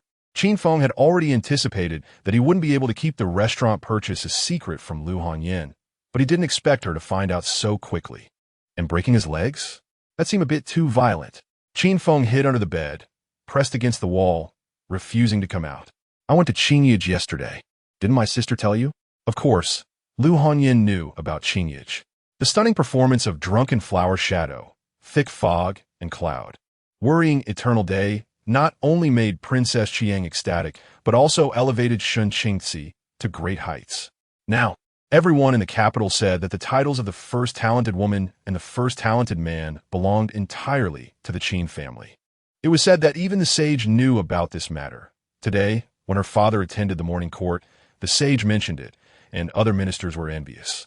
If it weren't for the matter of Qingyij, Lu Hongyan would have long since taken a little willow branch and spanked Qin Feng's behind without hesitation. Instead of wasting time arguing with him, Lu Hongyan snorted lightly and said impatiently, "Stop pretending. You know I'm not asking about this matter." Qin Feng purposely pretended not to understand, as he absolutely could not admit to buying the restaurant. Then what are you asking about? I didn't do anything. If Qin Feng had honestly admitted his mistake, it would have been fine. After all, the money was all obtained from other young rascals, so it didn't significantly affect the Qin family. But Qin Feng's stubborn refusal to admit it ignited Lu Hongyan's anger. She immediately stopped talking nonsense, kicked off her shoes, jumped onto the bed, and pushed Qin Feng into the corner, her delicate hands pinching wherever she could. She scolded, "At such a young age, you've learned to lie. If I don't teach you a lesson today, I'm not your sister." In an instant, the entire backyard echoed with Qin Feng's desperate screams. To protect himself, Qin Feng could only pin Lu Hongyan down, holding her pinching hands. With tears and snot, he pleaded, "Sister, you're too cruel. How can you be so vicious?" Just then, a panicked voice came from outside. "Young master, why are you screaming so terribly? What's wrong?" With Lu Hongyan already furious, her face changed drastically, and the scolding she was about to unleash was swallowed back. She lowered her voice and said, "You little brat, let me go quickly. If someone sees us like this, I won't spare you." Seeing Lu Hongyan's flushed face, Qin Feng suddenly felt parched. Instead of letting go, he pressed down even harder, pretending to be terrified, flailing his body and crying out, "Sister, I was wrong. Don't scare me. You know I'm timid." That famous saying, what was it again? If you don't take advantage of a bargain, you're a fool. Moreover, it was perfectly normal for a younger brother to act cute in his sister's arms. It was a sign of love and affection. Thinking of this, Qin Feng became even more playful. Even if he would be punished by Lu Hongyan later, it was worth it. Lu Hongyan's face turned blood red, but she was also worried that if she scolded too loudly, it would attract others, especially that scoundrel Qin Xiaofu, who would undoubtedly barge in. Lu Hongyan didn't dare to think further and almost pleaded, "Qin Feng, stop it. I won't hold it against you anymore.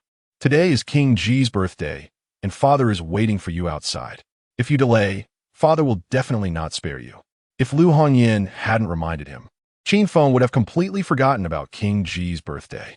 If it weren't for Qin Tianhu waiting at the gate, Qin Feng would have definitely let King Ji stay wherever he pleased. What did the prince matter? What were connections worth? Compared to the playful antics between siblings in the early morning, everything else was insignificant. Reluctantly, Qin Feng got up, inhaling the fragrant air, and sighed. Feeling as though he had lost several million taels of silver, his mood was terrible. Lu Hongyin sighed in relief, quickly got off the bed, tidied her disheveled clothes, and fled as if for her life. Only after leaving the backyard did Lu Hongyin lean against the wall, covering her pounding chest, feeling as if her body might catch fire. That damn Qin Feng must have done it on purpose. Lu Hongyin muttered a quiet curse, but the corners of her mouth couldn't help but rise slightly. Outside the Qin residence, Qin Tianhu was carefully checking the gift box. Inside were 3-century-old ginseng roots, one of his most precious treasures, perfect for congratulating King Ji on his birthday. However, as he watched the sun rise higher, and Qin Feng still showed no sign of appearing, Qin Tianhu's expression grew increasingly displeased. After waiting for a full incense stick's worth of time, that little rascal finally showed up. Seeing Qin Feng carrying a large burlap sack, Qin Tianhu frowned, a bad premonition arising in his heart. What on earth is that? Don't tell me this is the gift you've prepared for King Ji. Qin Feng smiled mysteriously and did not rush to explain. He directly tossed the sack onto the carriage and made a clear-the-way gesture, only to receive a hard kick on his backside. Seeing Qin Tianhu's gloomy face, Qin Feng quickly stepped aside, rubbing his hands together with a flattering expression. Father, today is King Ji's birthday, a joyous occasion, so please don't get angry. Looking at Qin Feng's casual demeanor, Qin Tianhu felt irritated. Ever since meeting the sage, this little brat had become increasingly bold, openly harming the young nobles of the capital. It was said that he had even caused trouble for the daughter of the Minister of Revenue, Li Ninghui. Thinking of this, Qin Tianhu grabbed Qin Feng and kicked him again. You little brat, always acting like a fool. Do you really think you're a good-for-nothing? It's said that a tiger father does not raise a dog son. What kind of sin did I commit in my past life to give birth to you? You even know today is King Ji's birthday, and this shabby burlap sack is your gift? Are you trying to ruin my reputation? Qin Feng jumped up from the kick, forgetting all about his noble status, and wailed on the street. Father, you're wronging me.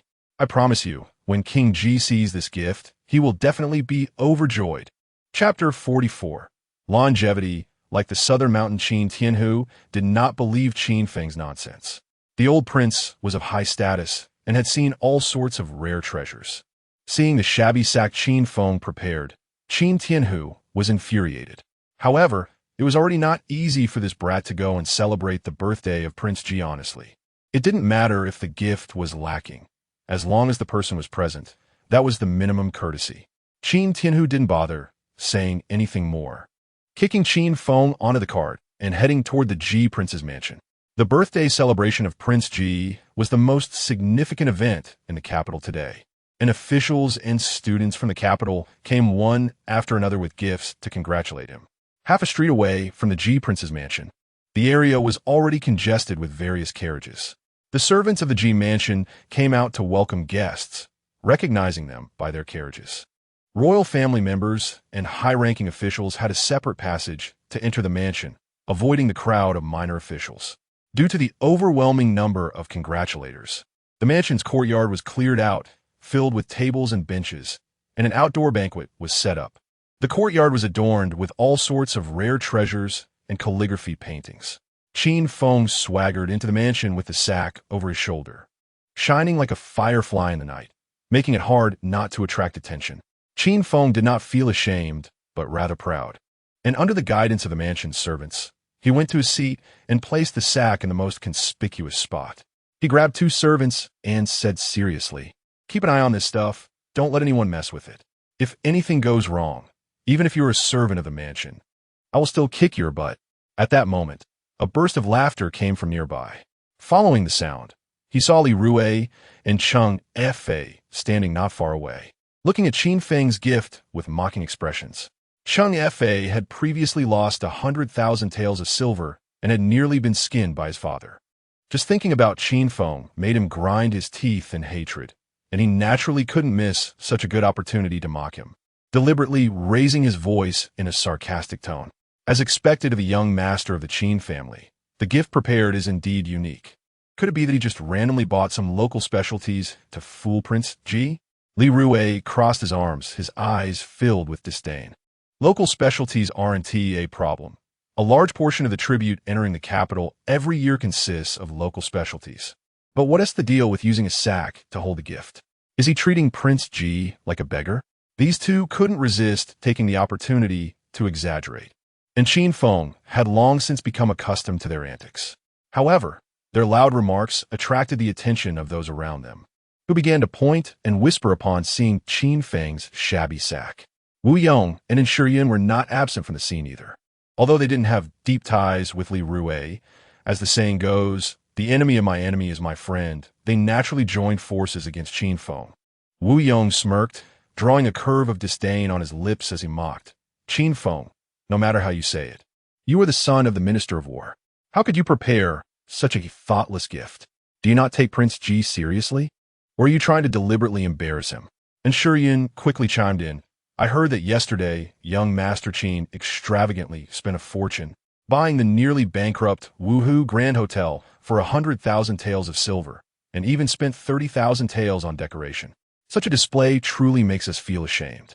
I just don't understand, with young Master Qin so wealthy, why didn't he prepare a proper gift for Prince G? Or is it that after meeting the Emperor, young Master Qin no longer regards anyone as important? These words caught Li Rui's attention, who was already eager to befriend Shurian. The surrounding influential figures couldn't help but discuss amongst themselves. To put it mildly, Qin Feng's actions were disrespectful. To put it seriously, he was showing contempt for his elders and committing an offense against authority. Qin Tianhu's face darkened. After all, Qin Feng was his son.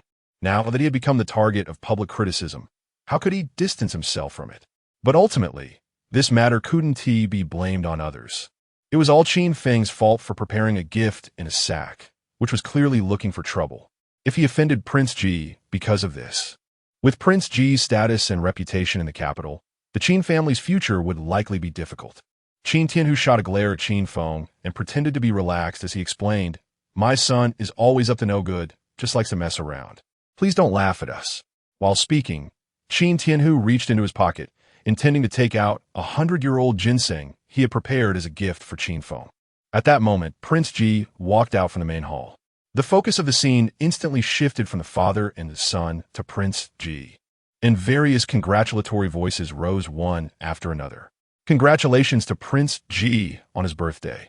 May your fortune be as vast as the East Sea, and your life be as long as the Southern Mountain. May Prince G's fortune and longevity be in harmony with the heavens. And may there be many more days like today. Seeing this, Qin Tianhu could only follow the crowd to congratulate Prince G. When he saw Qin Feng's nonchalant demeanor, he was even angrier and lowered his voice to scold. What are you still standing there for? You unfilial son, will settle this at home. Just as Qin Feng was thinking of using this opportunity to promote white sugar, he suddenly came to his senses, scratched his butt, and cupped his fists to salute Prince G. He was not a military general, so what kind of salute was that? Even if he was going to salute, it was with his right hand pressing against his left fist, clearly intending to discuss something with Prince G. This made Qin Tianhu so angry that he kicked Qin Feng's, but without caring about the strange looks from those around him. Qin Feng jumped in fright, landing directly on the bench, wailing, Dad, why did you kick me? After that strange cry, Qin Feng became the center of attention, with everyone casting disdainful and disgusted looks at him. Even Prince G glanced at Qin Feng, his expression a bit surprised but not blaming. Qin Tianhu never expected Qin Feng's reaction to be so exaggerated, his face alternating between red and pale, filled with shame and anger.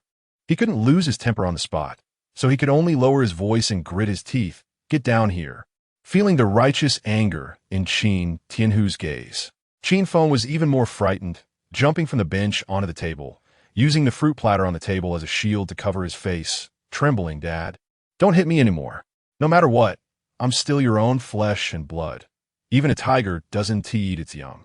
Qin Tianhu was so angry he was shaking all over, wishing he could skin this troublemaker alive.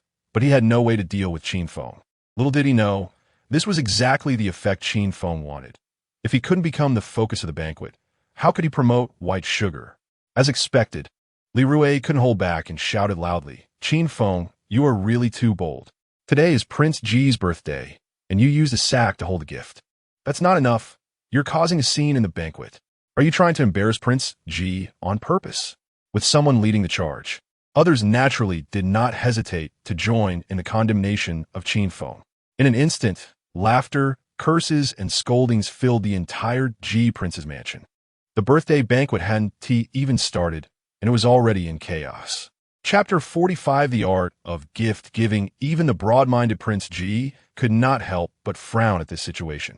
His reaction was fully captured by Wu Yong, who felt a wave of secret delight in his heart. Naturally, he could not let this once-in-a-lifetime opportunity slip away. He immediately bowed to Prince Ji and said emphatically, "Your Highness, this scoundrel Qin Feng first used a torn burlap sack to package the gift, deliberately mocking you. Now he is making a scene at the banquet to embarrass you.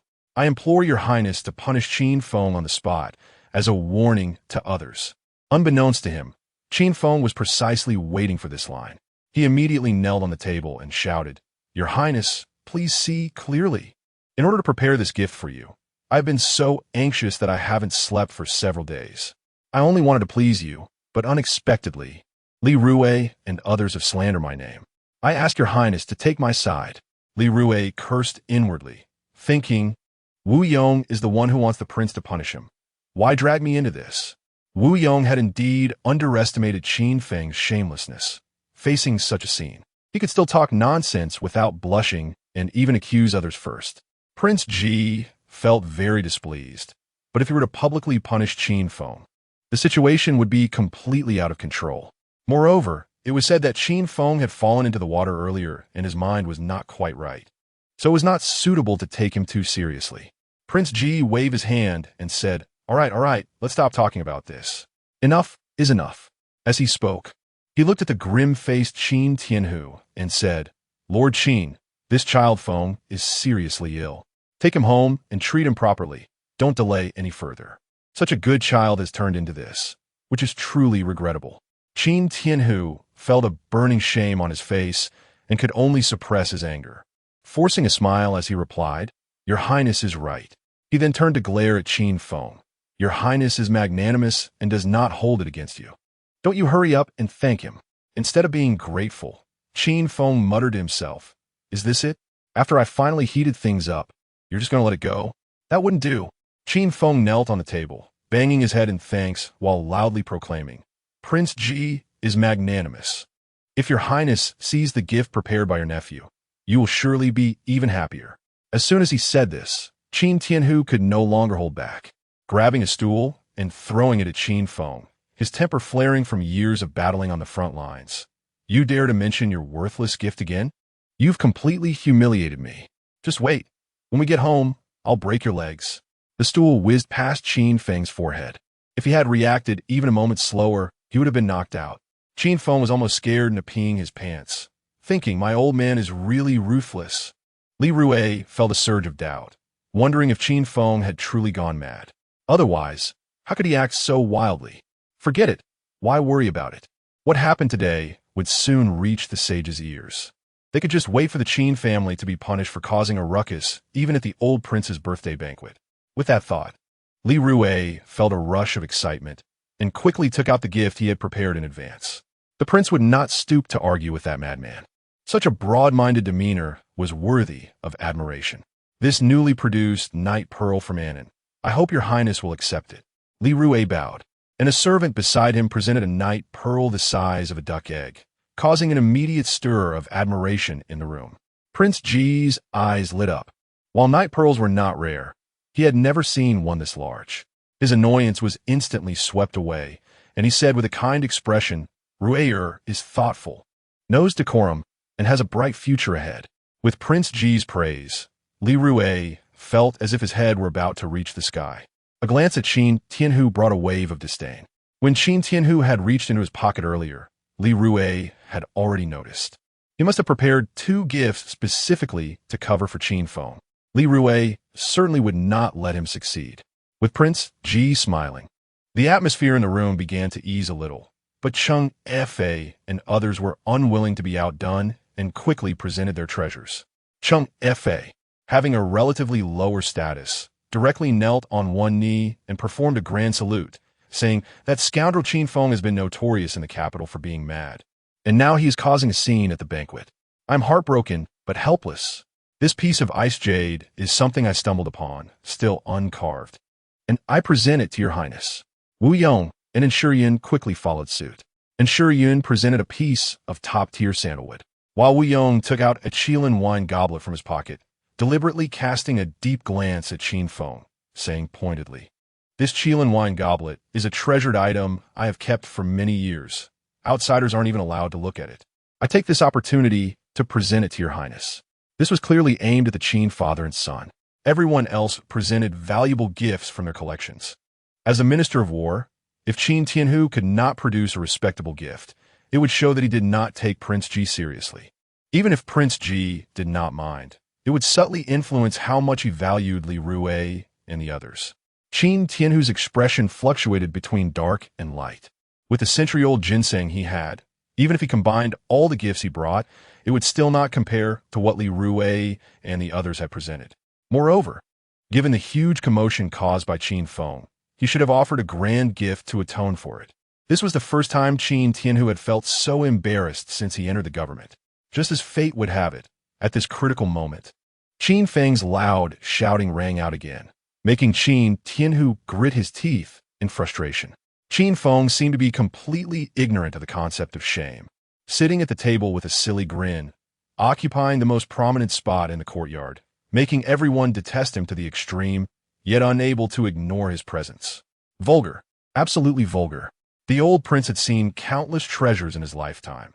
Gifts that could only be measured in money were simply unworthy of his status. As soon as this was said, a chorus of boos erupted in the room. Li Rui was so angry he almost laughed, since the gifts we prepared are so vulgar. I wonder what fresh and refined gifts young Master Qin has prepared? Qin Feng did not rush to answer, instead turning around with a smile to size up Li Rui and the others, his gaze sweeping over. Night pearl, sandalwood, ice jade, and that Qilin wine goblet. Certainly all very valuable, right? Of course. Wu Yong looked at him with disdain. Just my Qilin wine goblet alone is worth over 100,000 taels of silver.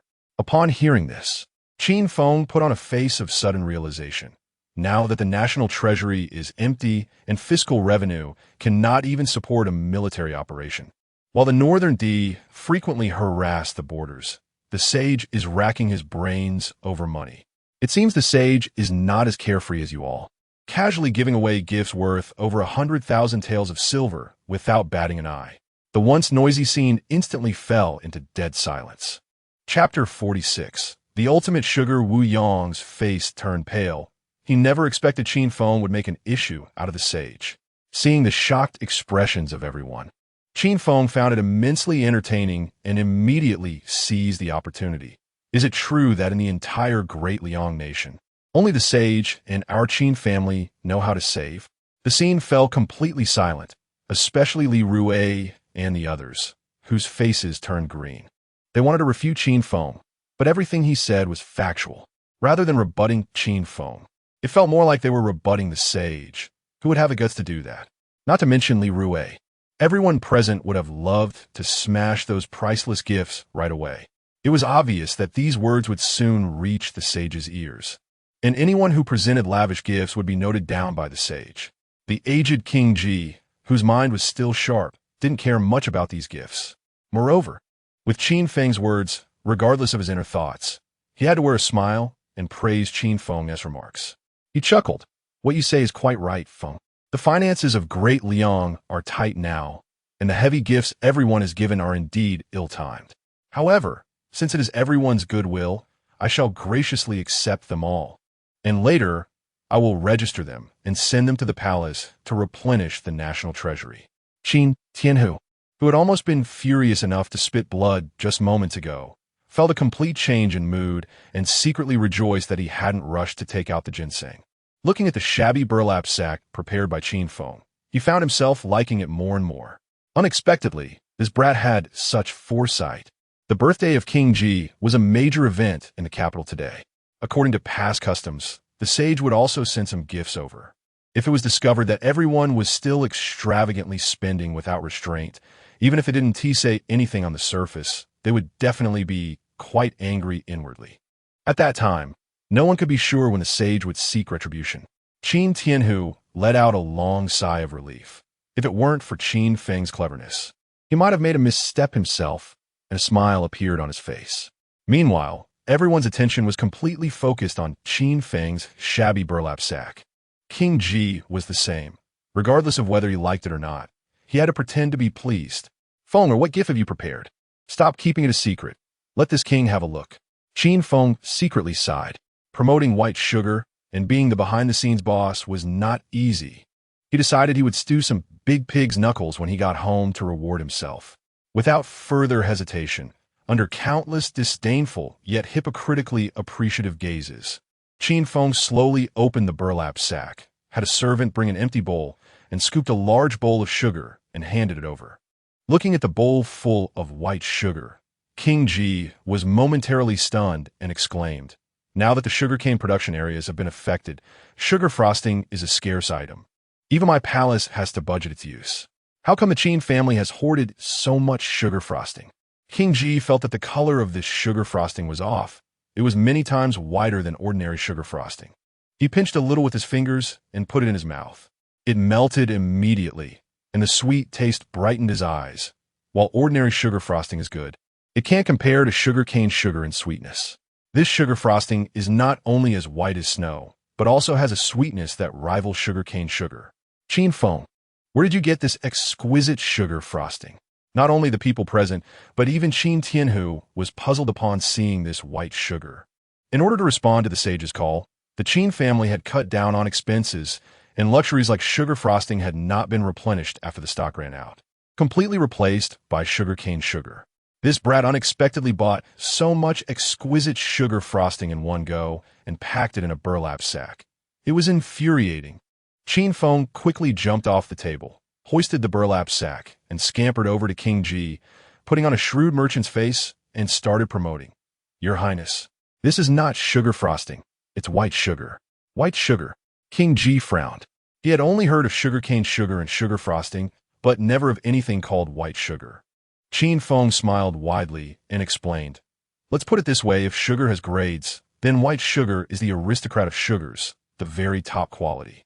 100 pounds of sugarcane sugar can yield 1 pound of sugar frosting, while 100 pounds of sugar frosting can produce 1 pound of white sugar." Since they didn't know the origins of white sugar, Qin Feng let loose and boasted extensively. As a businessman, if he couldn't even boast, how could he stand in the business world? The white sugar, as cheap as a cabbage, was exaggerated by Qin Feng into the king of sugars, the finest of the finest. The crowd, having never seen white sugar, naturally believed Qin Feng's words without doubt. Li Rui was envious and angry. Although the Li family wasn't short on sugar frosting, compared to these white sugars, they seemed trivial. While feeling envious and resentful, Li Rui didn't waste any time and immediately shouted angrily, 100 pounds of sugar frosting can yield 1 pound of white sugar? Then isn't this white sugar sky high in price? You just said the national treasury is tight. How do you explain this white sugar?" Qin Feng had long anticipated that Li Rui would seize the opportunity to make an issue of it, narrowing his eyes. "Young Master Li may not know, but this white sugar was personally refined by me, and it only requires a bit of cost price. Besides, since I have this skill, should I let go to waste? Should the national treasury being tight mean that jade carvers have to go home to farm, or that winemakers should change careers to haul dung? That makes no sense." Li Rui was left speechless by the retort and had to give up fiercely. After hearing Qin Feng's words, King Ji's last concerns were dispelled, and he immediately beamed with joy. This white sugar was valuable in itself, and it was refined by Qin Feng, which had nothing to do with extravagance. It delivered both value and practicality, while also avoiding suspicion from a sage, killing 3 birds with 1 stone. King Ji directly patted Qin Feng on the shoulder, generously praising him. "Fenger, you are thoughtful. I really like this white sugar." As soon as these words came out, Qin Tianhu was even happier than Qin Feng, feeling a wave of relief wash over him, and a hint of pride appeared on his face. Wu Yong, however, gritted his teeth secretly. This situation had turned into a disaster. The priceless Qilin wine cup had failed to please King Ji, and now they had sent out a blunder. Qin Feng, with a shabby burlap sack, had actually made King Ji smile. Had he known, he would have bought some local specialties to present as gifts. But what could be better than white sugar? Wu Yong pondered for a long time, but couldn't he figure it out. Qin Feng had no time to pay attention to others now. His thoughts were entirely on King Ji, directly handing the entire burlap sack to the servant. Fearing others wouldn't hear, he loudly declared, "Your Highness has fought for the country for decades, achieving remarkable military exploits. Now that you have finally returned to your fields to enjoy a peaceful old age, you should enjoy some blessings. As a nephew and a younger generation, I truly cannot produce treasures like the Qilin wine cup or luminous pearls, but I am eager to serve you. How about this? In the future, whatever white sugar you need, I'll take care of it all. Please do not decline this nephew's goodwill." Chapter 47. The Sugar Tycoon. It is well known that Prince Ji Wang has a fondness for sweets, and Qin Feng's gift has certainly reached its intended recipient. Moreover, even a fool could tell that while the worship offered by Qin Feng is fake, the money is real. Nowadays, with the sugarcane production areas damaged, the price of sugar frost has soared to 5 taels of silver per tael, and this white sugar is worth far more than sugar frost. A pound of it is easily worth several hundred taels of silver. Just a sack of white sugar that Qin Feng sent, weighing around 20 to 30 pounds, is worth at least 10,000 taels of silver. Even if Prince Ji Wang loves sugar, he cannot eat it as a meal. So the remaining white sugar can be directly converted to cash. Qin Feng doesn't need to send much.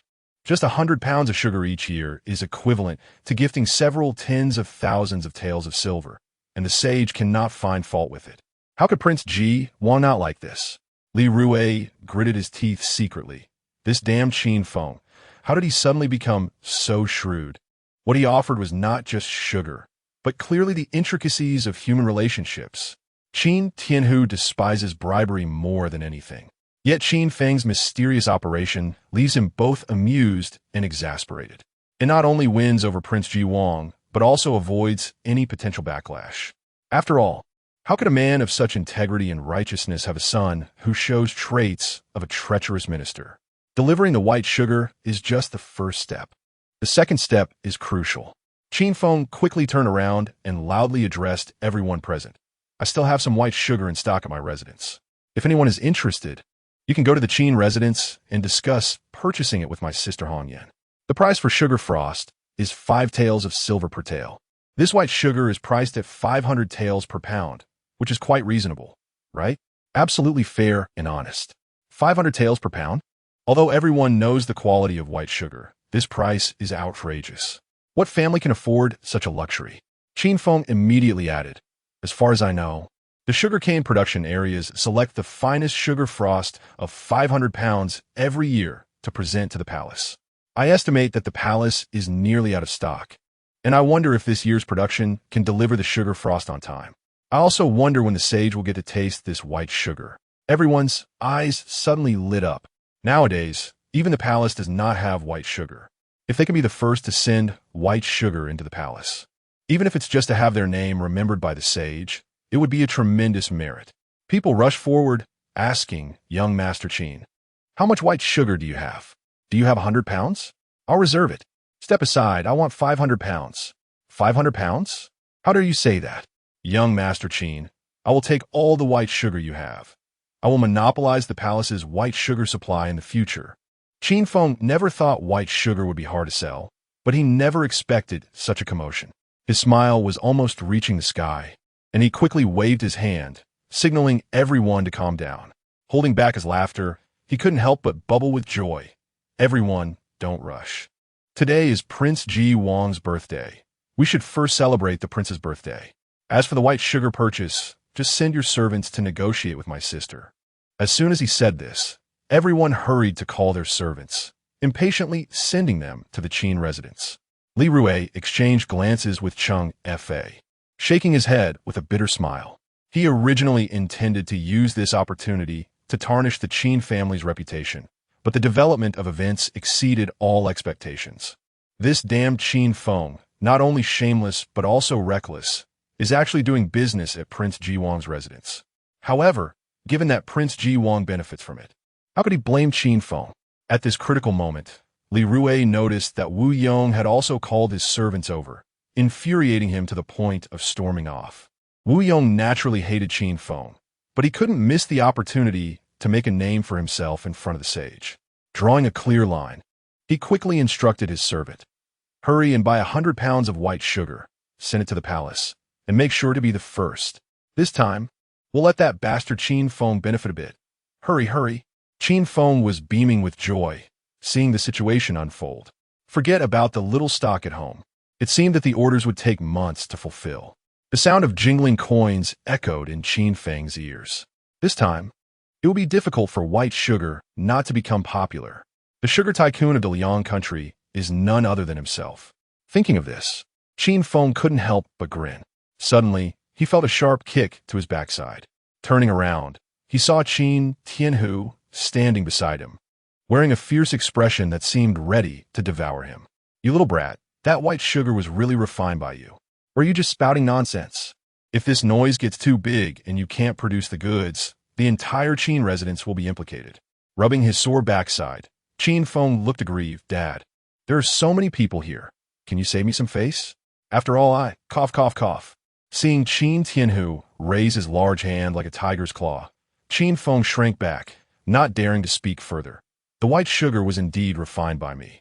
My sister knows all about it." Qin Tianhu naturally didn't believe Qin Feng, but if even Lu Hongyan was involved, there wasn't much to worry about. As for the method of refining white sugar, it was probably something Qin Feng learned from that so-called Tiangong Kaiwu. Qin Tianhu didn't delve into it further. His expression shifted as he said sternly, "The national treasury is tight, yet you publicly amass wealth. If the sage finds out, how could you be spared? 500 taels per pound? You really dare to set that price?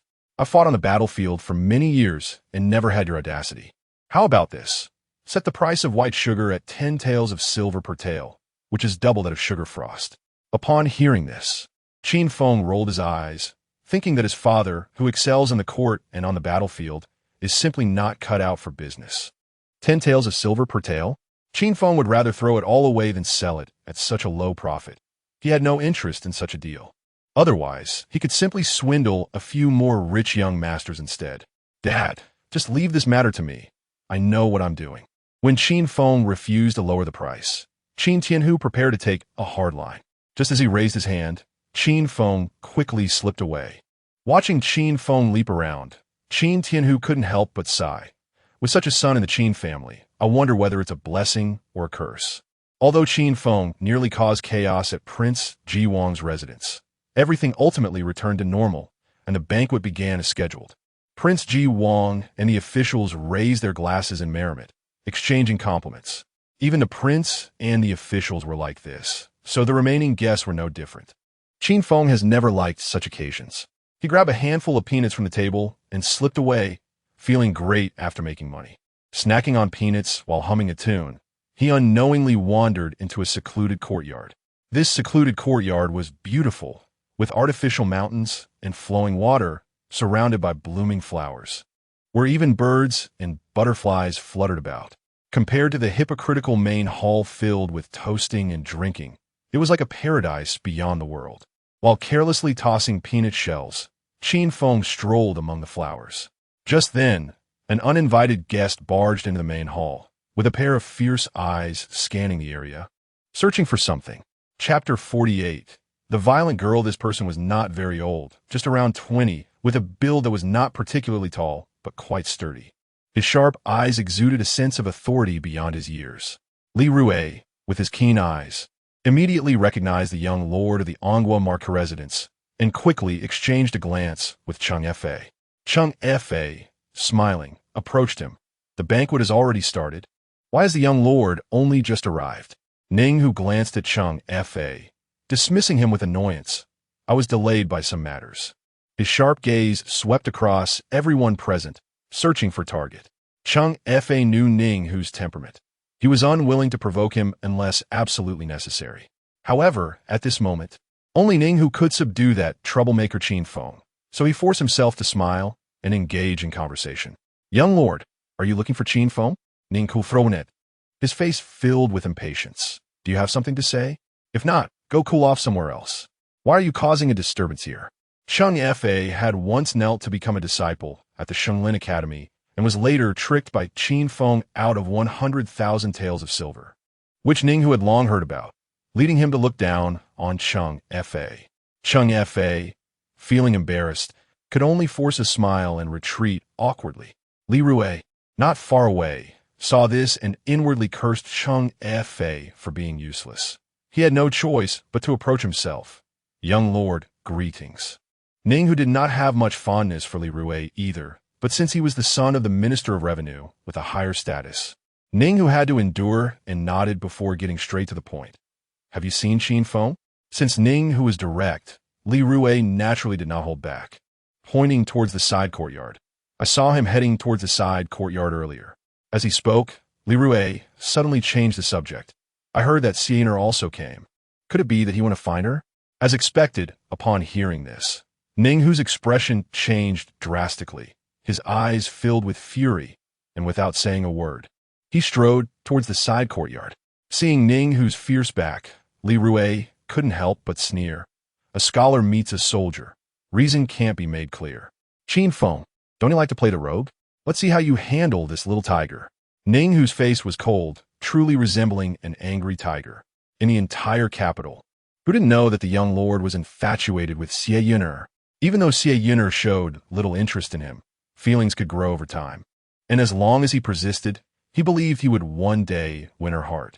Because of this relationship, those young scions avoided Xie Yun'er out of fear. Fear of her, and even more fear of offending Ninghu. However, that clueless Qin Feng dared to spy on Xie Yun'er, even spreading private matters. If it weren't for the troubles he had been dealing with these days, Ninghu would have long since found a chance to confront Qin Feng and beat him up. Others were unwilling to provoke Qin Feng, but Ninghu didn't care about that. Like to play the rogue? Go ahead. You can play as much as you like. I'll just slap you. At this moment, Qin Feng was leaning lazily against the pavilion, crossing his legs, tossing peanut shells, and enjoying the beautiful scenery. The warm sunlight on his face felt incredibly comfortable. He felt as if even he, a businessman reeking of copper, had become artistic. The saying, when one is well fed, they think of lust, rang true, as Qin Feng pondered how to turn Lu Hongyan from a sister into a wife. Qin Feng. Just as Qin Feng was lost in his fantasies, a voice suddenly called out from behind him. His thoughts were pulled back to reality, and upon standing up, his eyes lit up. A stunning beauty appeared behind the pavilion. She looked to be around 18 or 19, dressed in a long red garment, with glossy black hair styled in an updo. Her willow-shaped eyebrows, apricot-shaped eyes, and cherry-like lips formed a delicate face that displayed a hint of confusion and pride. Qin Feng's excitement surged. Today was indeed a lucky day. Not only had he successfully promoted white sugar and made a fortune, but now he also had a beautiful encounter. He quickly changed his usual slacker demeanor, recalling the pose of that hypocrite Li Rue, and struck a half-baked, gentlemanly pose. I am Qin Feng, at your service. May I ask how the young lady knows me? Confirming that the person before her was indeed Qin Feng, the girl in red let out a light "oh," and the confusion on her face vanished, replaced by a tense expression. Of course I know you. I wouldn't forget you even if you turned to ash. This statement felt off to Qin Feng, who was puzzled but decided not to dwell on it since the girl was undeniably appealing. He smiled and said, "You're exaggerating. You must be a female student from Shenglin Academy, admiring my literary talent and secretly harboring feelings?" The girl in red found this amusing, walking towards the pavilion with an oddly neutral tone. I've heard that the young master of the Qin family is extremely shameless. Now that I've seen you in person, it truly lives up to the reputation. But don't worry, I have plenty of experience dealing with people like you. Sensing the murderous intent in her eyes, Qin Feng's heart sank, and he quickly reevaluated her appearance. Memories from his previous life began to resurface, and he finally recognized the identity of the girl in front of him. Xi Yun'er. The moment he spoke her name, Qin Feng felt as if he had seen a ghost, and uncontrollably took a few steps back. The daughter of Duke Xie Bai. Xie Yun'er was infamous in the capital as a violent girl. Except for the royal family, there wasn't a young man in the capital who she wouldn't dare to beat up, and she struck ruthlessly, earning her the nickname Venomous Beauty. What terrible luck to encounter her, and alone at that, with not even a bodyguard around. If something went wrong, there would be nowhere to cry. Recently, rumors had spread through the capital that Qin Feng had spied on Xie Yun'er, with every detail discussed. It was clear that someone was deliberately slandering him, using a knife to kill from the shadows.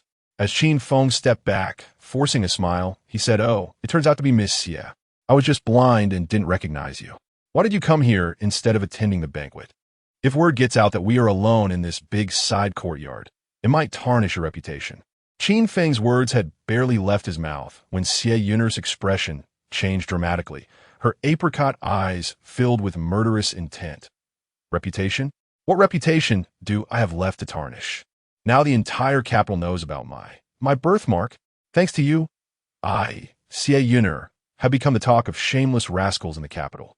Since I've encountered you today, I must properly thank you for your great kindness and virtue. If he didn't run now, when would he? Saving his life was the priority. Qin Feng turned and fled, but after just 2 steps, he felt a sharp pain in his right leg. Losing his balance and crashing heavily to the ground, clutching his leg and grimacing. "I'm being killed. Help! Xie Yun'er is going to commit murder." Chapter 49, The Humiliation Beneath Your Feet. If this were the past, no matter how loudly Qin Feng shouted, it would be of no use. The small whip in his hand would definitely have been used to beat this shameless scoundrel until he cried for his mother. However, today is indeed the birthday of King Ji, and making a big scene would benefit no one. To make this guy shut up, Xie Yun'er directly kicked him over, stepping on Qin Feng's chest, and with a flick of her wrist, the whip made a crisp sound like an explosion. Xie Yun'er furrowed her delicate brows and scolded, "If you keep howling like a ghost, don't blame me for being rude to you." This violent girl was notorious in the capital. Although Qin Feng wasn't much better, he was only after money, while this woman was deadly serious. Looking at the horsewhip in Xie Yun'er's hand, Qin Feng's heart trembled.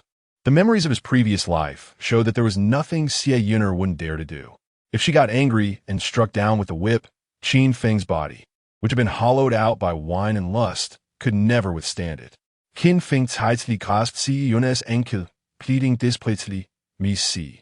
We have no grievances in the past and no enmity recently. Why do you resort to such underhanded tactics against me?" Qin Feng performed the act of being submissive and pitiful to perfection. It was not shameful for the sake of survival. However, speaking of which, Xie Yun'er's foot was indeed small, not even as big as Qin Feng's palm, especially her delicate and smooth ankle, which he could easily grip with one hand. If it weren't for witnessing it with his own eyes, who would have thought this slender and gentle girl could be so violent? Xie Yun'er's attention was entirely on Qin Feng's face, completely unaware of his restless hands exploring her foot, even though she could feel the force from Qin Feng's large hand. She didn't take it to heart. After all, this guy's life was on the line. How could he think of anything else? With one foot on Qin Feng's chest, her knee slightly bent, and one arm resting on her knee while gripping the whip with the other hand, she tapped Qin Feng's face and said, "Humph. What a story of having no grievances in the past and no enmity recently. You truly are a shameless scoundrel, speaking lies without a blush or a racing heart. Qin Feng, I heard you've been causing a ruckus in the capital lately. Others don't want to stoop to your level, but I don't care whether you're really mad or pretending to be mad. Since we crossed paths today, I'll give you a good beating. Remember, this is the capital. Under the emperor's feet, no one here is easy to mess with. If you're a dragon, you must coil. If you're a tiger, you must lie low." As she spoke, Xie Yun'er raised the whip, preparing to teach this ignorant scoundrel a lesson. Seeing that Xie Yun'er was serious, Qin Feng's heart sank, and he quickly shouted, "Even my sisters wouldn't dare to hit me. I'm the son of the Minister of War. Xie Yun'er, do you dare?" Xie Yun'er's smile only grew wider. "Oh, threatening me? Let me tell you, I've already beaten 2 young masters from the 6 ministries. You're the 3rd. Do you think I dare not?" Originally, Qin Feng didn't hold out much hope.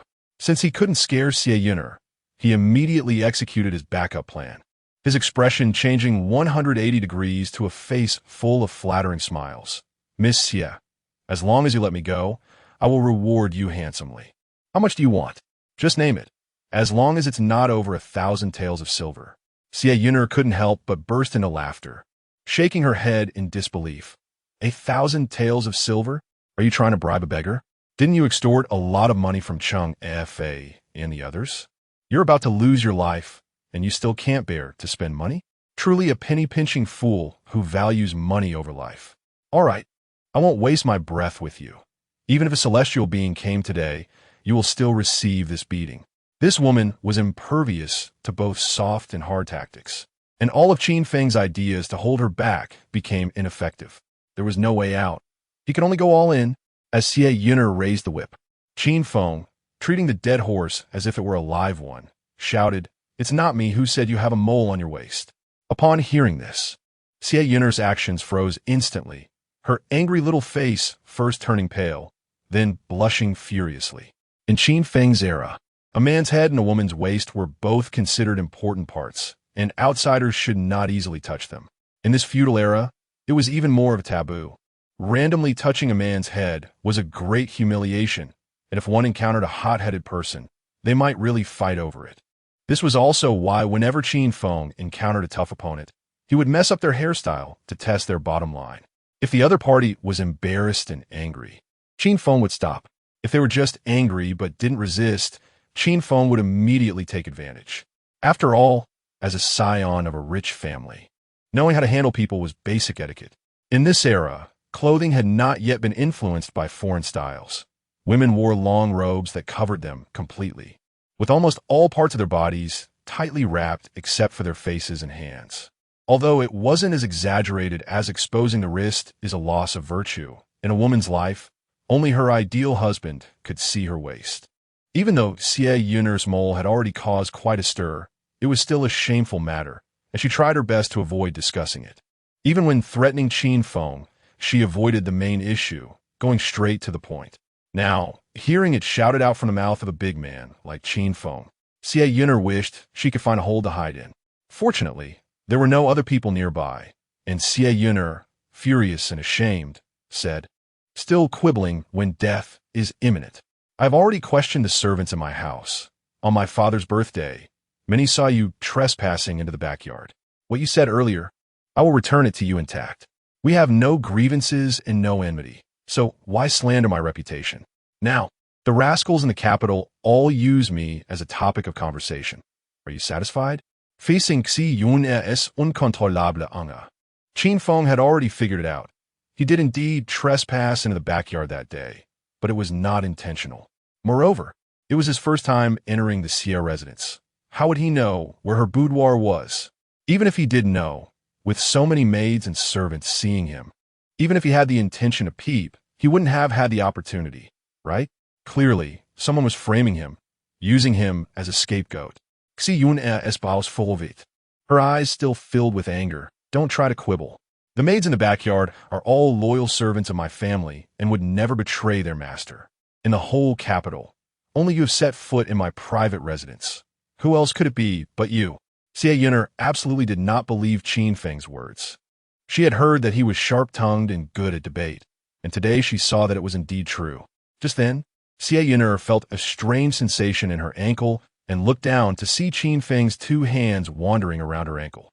This was clearly not a dying struggle, but rather an opportunity to take advantage. Xie Yun'er's little face turned as red as fire, both ashamed and angry. "You damn scoundrel, even at the brink of death, you still dare to have such filthy thoughts. I would believe you more than I would believe a sow could climb a tree." Qin Feng looked wronged. Could this be blamed on him? It was clearly she who had actively stretched her foot out. Chapter 50. Cheesy love words women, indeed, are unreasonable. As Xie Yun'er lifted the whip again, Qin Feng resigned himself to his fate. Since Xie Yun'er was determined to believe he was a peeping Tom, no matter how much he tried to explain, she wouldn't believe him. In that case, Qin Feng could only pull out his trump card, biting his teeth secretly and stealing his heart. "Please spare me, Miss Xie. Considering I'm still a child, don't hold it against me." Xie Yun'er had seen countless shameless people, but it was the first time she encountered someone as shameless as Qin Feng. Her expression changed multiple times in an instant. Qin Feng didn't care about that. He was always practical rather than theoretical. As long as he could first appease this girl and find an opportunity to escape, it would be a great achievement. Qin Feng couldn't help but recall that rascal Qin Xiaofu, imitating his flattery and going all out with his praise. "Miss Xie, with your broad-mindedness, How could you possibly hold a grudge against someone like me? I've heard that Miss Xie is a woman of great talent. Certainly wouldn't T wrong an innocent person. Xie Yun'er bit her thin lips, her eyes filled with complicated emotions. This guy, is he really a talented poet who wrote the masterpiece out of the past? He is clearly a rogue. You, stop babbling. It's said that a tiger father has no dog sons. What kind of reputation does the Minister of War have? And you've embarrassed him completely. Facing Xie Yun'er's scolding, Qin Feng felt no shame, but rather pride. As the old saying goes, those who know the times are the heroes. Qin Feng was always practical. At least in his view, begging for mercy was not shameful, but getting beaten up was truly embarrassing. If word got out that Qin Feng was beaten by a woman, how could he maintain his standing in the capital? Qin Feng racked his brains, wholeheartedly flattering Xie Yun'er, while she held the whip high, but couldn't bring herself to strike. Just at this critical moment, a furious roar came. Qin Feng, get out here! Qin Feng and Xie Yun'er were both stunned and turned to look in the direction of the voice, where a furious little tiger, Ninghu, was scanning the area. Qin Feng recognized him at a glance. Wasn't this Ninghu? According to his previous life's memories, this guy was Xie Yun'er's die-hard pursuer, and he had already made it clear that anyone who dared to covet Xie Yun'er would be opposing him. Ninghu. It was said that he had beaten up several sons of officials for Xie Yun'er. Qin Feng had anticipated that Ninghu would definitely come looking for trouble. He just didn't expect him to pop up at this moment. Seeing that Qin Feng was about to be in trouble, Li Rui and Cheng Fa would certainly not miss such a good opportunity. Naturally, they followed eagerly. When they discovered Qin Feng in the pavilion, they couldn't help but feel delighted. Li Rui crossed his arms and sneered, offending both Ninghu and Xie Yun'er, two violent figures at the same time. I want to see how Qin Feng is going to get out of this. Cheng Fa was also in high spirits, his face full of excitement. This guy previously cheated me out of 100,000 taels. This is just his medical expenses, haha. Just when Qin Feng was about to kneel down, he saw Ninghu and the others, and his body stood straight up as if electrified. Being shameless and having no bottom line are two different things.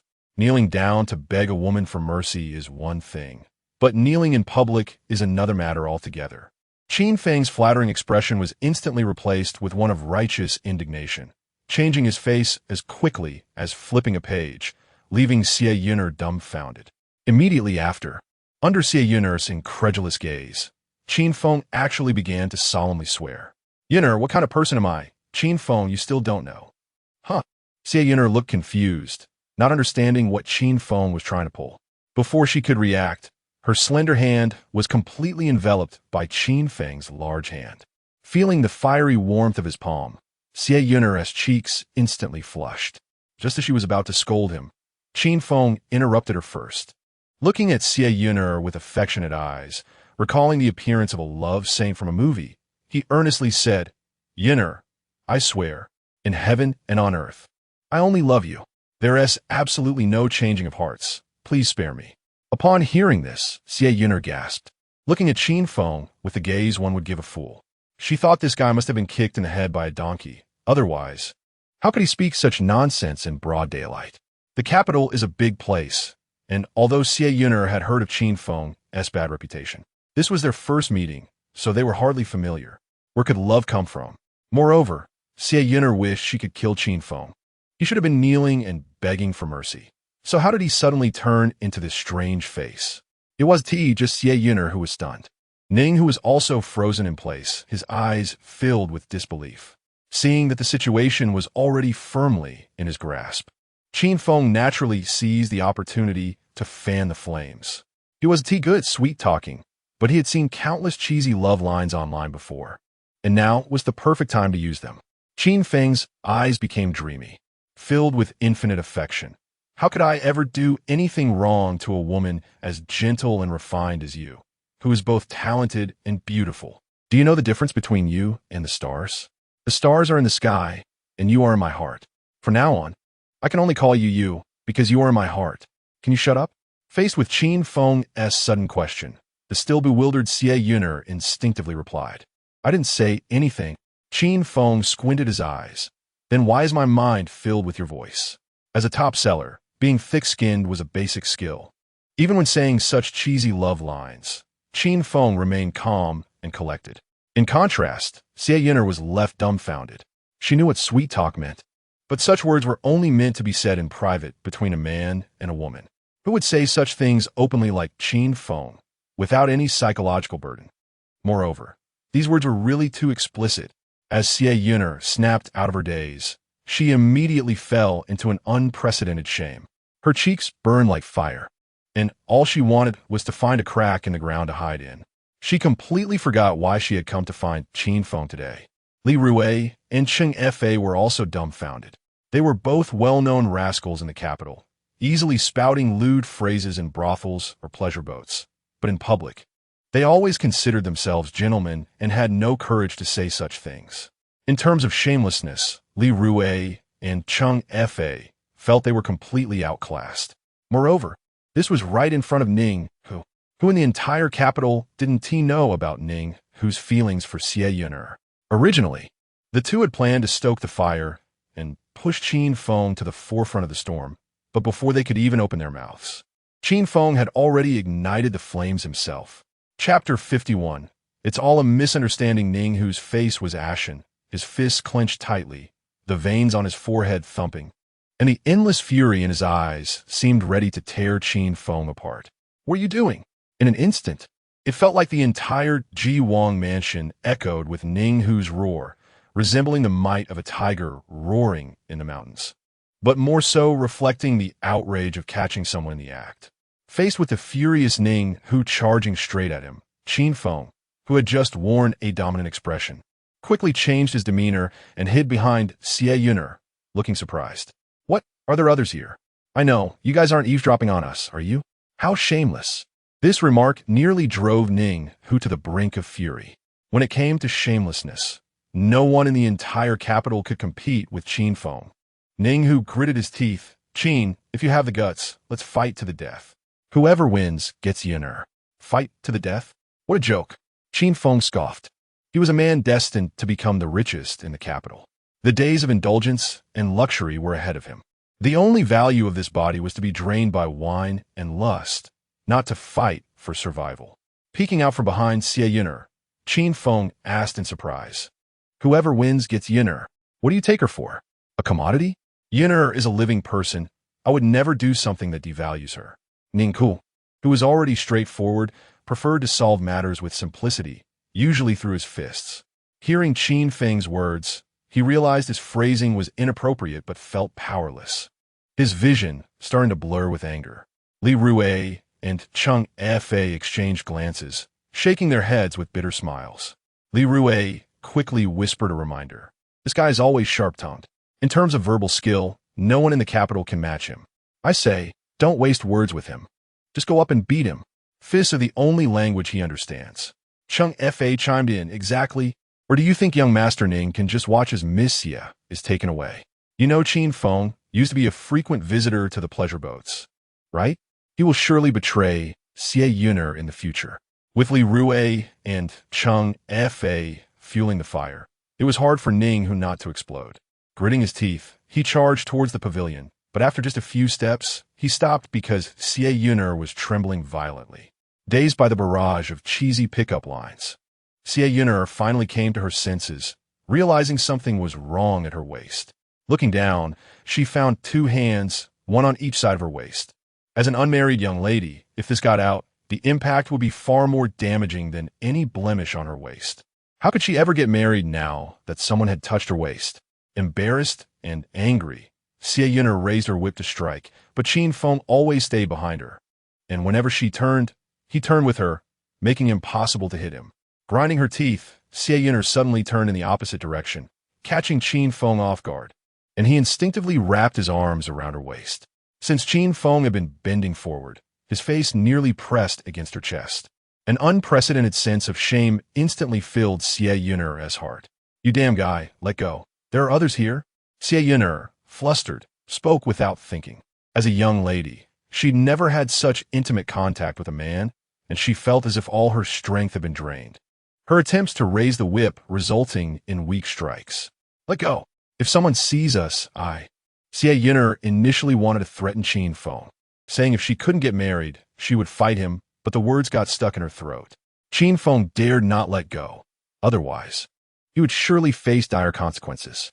He could only hold tightly to Xie Yun's waist, preventing her from retaliating. Little did he know, this scene looked to Ninghu like a flirtation. Anger. An unprecedented rage. Ninghu's fingers creaked from the force he exerted. Then, the entire courtyard echoed with Ninghu's roar. Qin Feng, you are seeking death. Don't blame me for being ruthless. Ninghu no longer hesitated and charged straight towards the pavilion. Seeing Ninghu's uncontrollable rage, Li Rue was overjoyed. This kid Qin Feng is practically begging for it. Knowing Ninghu likes Xie Yun and still daring to provoke him. Just watch. Ninghu will definitely kill this guy on the spot. Though Qing Fei was also excited, he had some concerns. Does Ninghu really dare to kill Qin Feng in public? After all, Qin Feng is the son of the Minister of War. Li Rue snorted coldly. Well, you know, Ninghu is just a hothead, and he's already blinded by rage. There's nothing he won't do. Even if he kills Qin Feng, so what? A life for a life. Ninghu has the guts. Li Rue intentionally prolonged the word guts, mocking Ninghu for being brave but lacking wisdom. Qin Feng, tightly holding Xie Yun, saw Ninghu charging at him and jumped far away, standing on a cool bench, holding onto a pillar with a forced smile. Ning, young Master Ning, impulsiveness is the devil. Calm down. I am the son of the Minister of War. If anything happens to me, my father will never let it go. Ninghu gritted his teeth, making creaking sounds. Less talk. One person does the crime. One person takes the blame. I'll kill you first, then go to the capital to confess. As he spoke, Ninghu lunged forward, but just as he took a step, a sharp sound rang out beside him.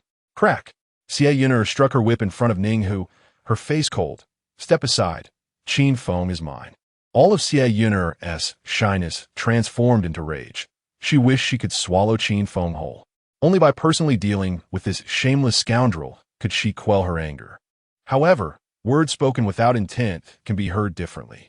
To Ninghu's ears, it sounded like Xie Yun was protecting Qin Feng, prompting him to question, is Qin Feng that important? Xie Yun had no time to explain. Her focus was entirely on Qin Feng. Ninghu was even more furious. With Qin Feng around, Xie Yun completely ignored him, causing him to explode in anger and rush towards Qin Feng again. Seeing Ninghu daring to compete with her for someone, Xie Yun was also infuriated and, without a word, lashed her whip at Ninghu. Ninghu casually grabbed the whip, disbelief filling his eyes. Chapter 52. Collision with the dragon's body. Ninghu's eyes were filled with anger and despair. Xie Yun actually didn't hesitate to harm herself for Qin Feng. In a split second, Ninghu's expression changed several times. He suddenly exerted force with his hands, pulling both the person and the whip in front of him. Xie Yun was also taken aback, not expecting Ninghu to resort to violence just to snatch her away. In the past, he had always claimed to like her. What a load of nonsense. Men were all big pigs trotters. Believing a man's empty words was worse than believing in ghosts. Xie Yun was not to be outdone. As she was pulled away, she raised her foot and kicked directly at Ninghu's face. Ninghu did not dodge or evade. Instead, he caught Xie Yun's foot with his other hand, preparing to throw her away. However, Xie Yun had trained in martial arts since childhood and was quite skilled, unexpectedly changing her position in midair and delivering a kick with her other foot. Ninghu bent down to dodge the kick, using his arm to throw Xie Yun away. She spun in the air several times before landing gracefully, her form as light as a swallow. Xie Yun was internally cursing, feeling incredibly unlucky today, as if everyone was against her. After a bit of tussling, her temper flared up, and she shouted angrily, "You're asking for death." With that, her whip began to dance wildly, producing a series of cracked sounds that were quite frightening. Ninghu, being a martial general's descendant and a martial arts prodigy, was unmatched in the capital, except for those seasoned warriors who had fought on the battlefield for years. Facing Xie Yun's flying whip, Ninghu darted around, sometimes jumping, sometimes bending, and sometimes spinning in midair, managing to evade every strike. The ground of the pavilion, however, suffered terribly. With each strike, the whip smashed the bluestone slabs, sending bits flying everywhere. The instigator of this conflict was currently hugging a pillar, eyes shining with excitement. What the heck? Are they putting on a movie for me? In Qin Feng's understanding, the term martial arts was more about building strength and lacked practical combat effectiveness. Otherwise, in Qin Feng's world, those so-called martial arts masters wouldn't be defeated by various fighters. The scene before him had completely surpassed Qin Feng's understanding.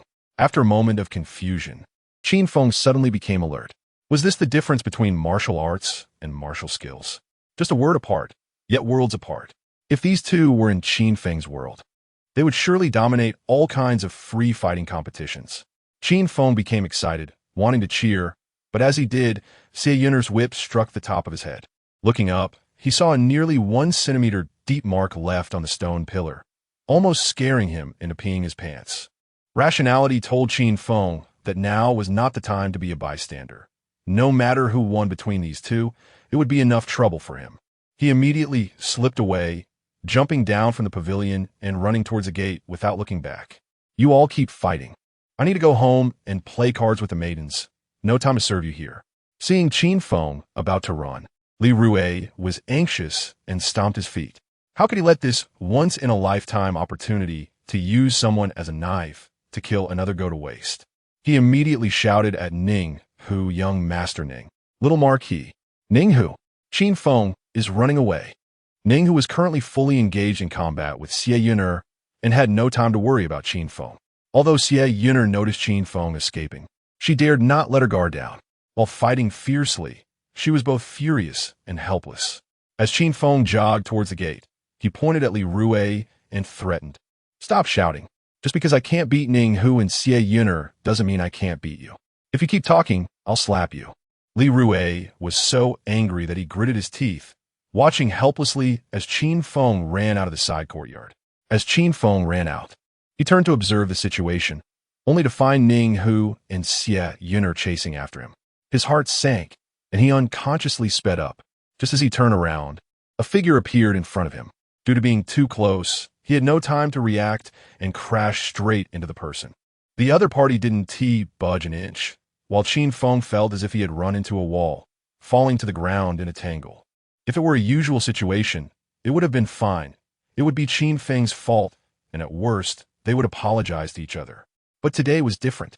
With a crazed little tiger behind him and a violent girl, whoever caught up with Qin Feng would definitely pin him to the ground. Just then, he had the misfortune to collide with someone. Rubbing his dizzy head, Qin Feng instinctively muttered, "What the hell?" As soon as he finished speaking, he heard a series of swish, swish, swish sounds near his ear. When he regained his senses, he found himself surrounded by 7 or 8 long knives at his neck. Impudent! With an angry shout, Qin Feng finally snapped back to reality, looking up to see that his back was covered in cold sweat. In front of him stood a dozen imperial guards dressed in brocade, with 7 or 8 holding their blades to Qin Feng's neck, ensuring that his head would roll if he made any sudden moves. Meanwhile, another 7 or 8 guards stood beside a middle-aged man, ready for anything. The middle-aged man wore a dark red robe and a jade crown, exuding an imposing demeanor. He was lowering his head, looking at Qin Feng with great interest. As soon as Qin Feng saw the middle-aged man's face, his heart sank. It was none other than the Emperor Liang. Beside Emperor Liang stood a young man dressed in black, silently taking out a small book and writing something in it while mumbling, "When the sage travels." The son of the Minister of War, Qin Feng, collides with the dragon's body. What the hell? So anyone who has offended the sage is recorded by this black-clad man for future reckoning? Reflecting on his previous encounter with the sage in the imperial study, Qin Feng realized that his actions and words were probably documented too. Once it came time for reckoning, even exterminating his entire clan wouldn't be enough. Emperor Liang waved his hand casually, and the guards retreated behind him. Seeing Qin Feng staring intently at the black-clad man, he smiled lightly. No need to panic. Just a historian recording the history of our great Liang for future generations to admire. I don't believe you for a second. Qin Feng trembled inside. Although Emperor Liang maintained a smiling demeanor, giving off a friendly vibe, he was actually a ruthless character. One moment he was smiling, and the next someone could disappear. That was terrifying. Emperor Liang stood with his hands behind his back, chuckling lightly, Everyone is in the front yard celebrating the Prince of Ji's birthday. How did you end up here? Qin Feng thought. Shouldn't I be asking you that?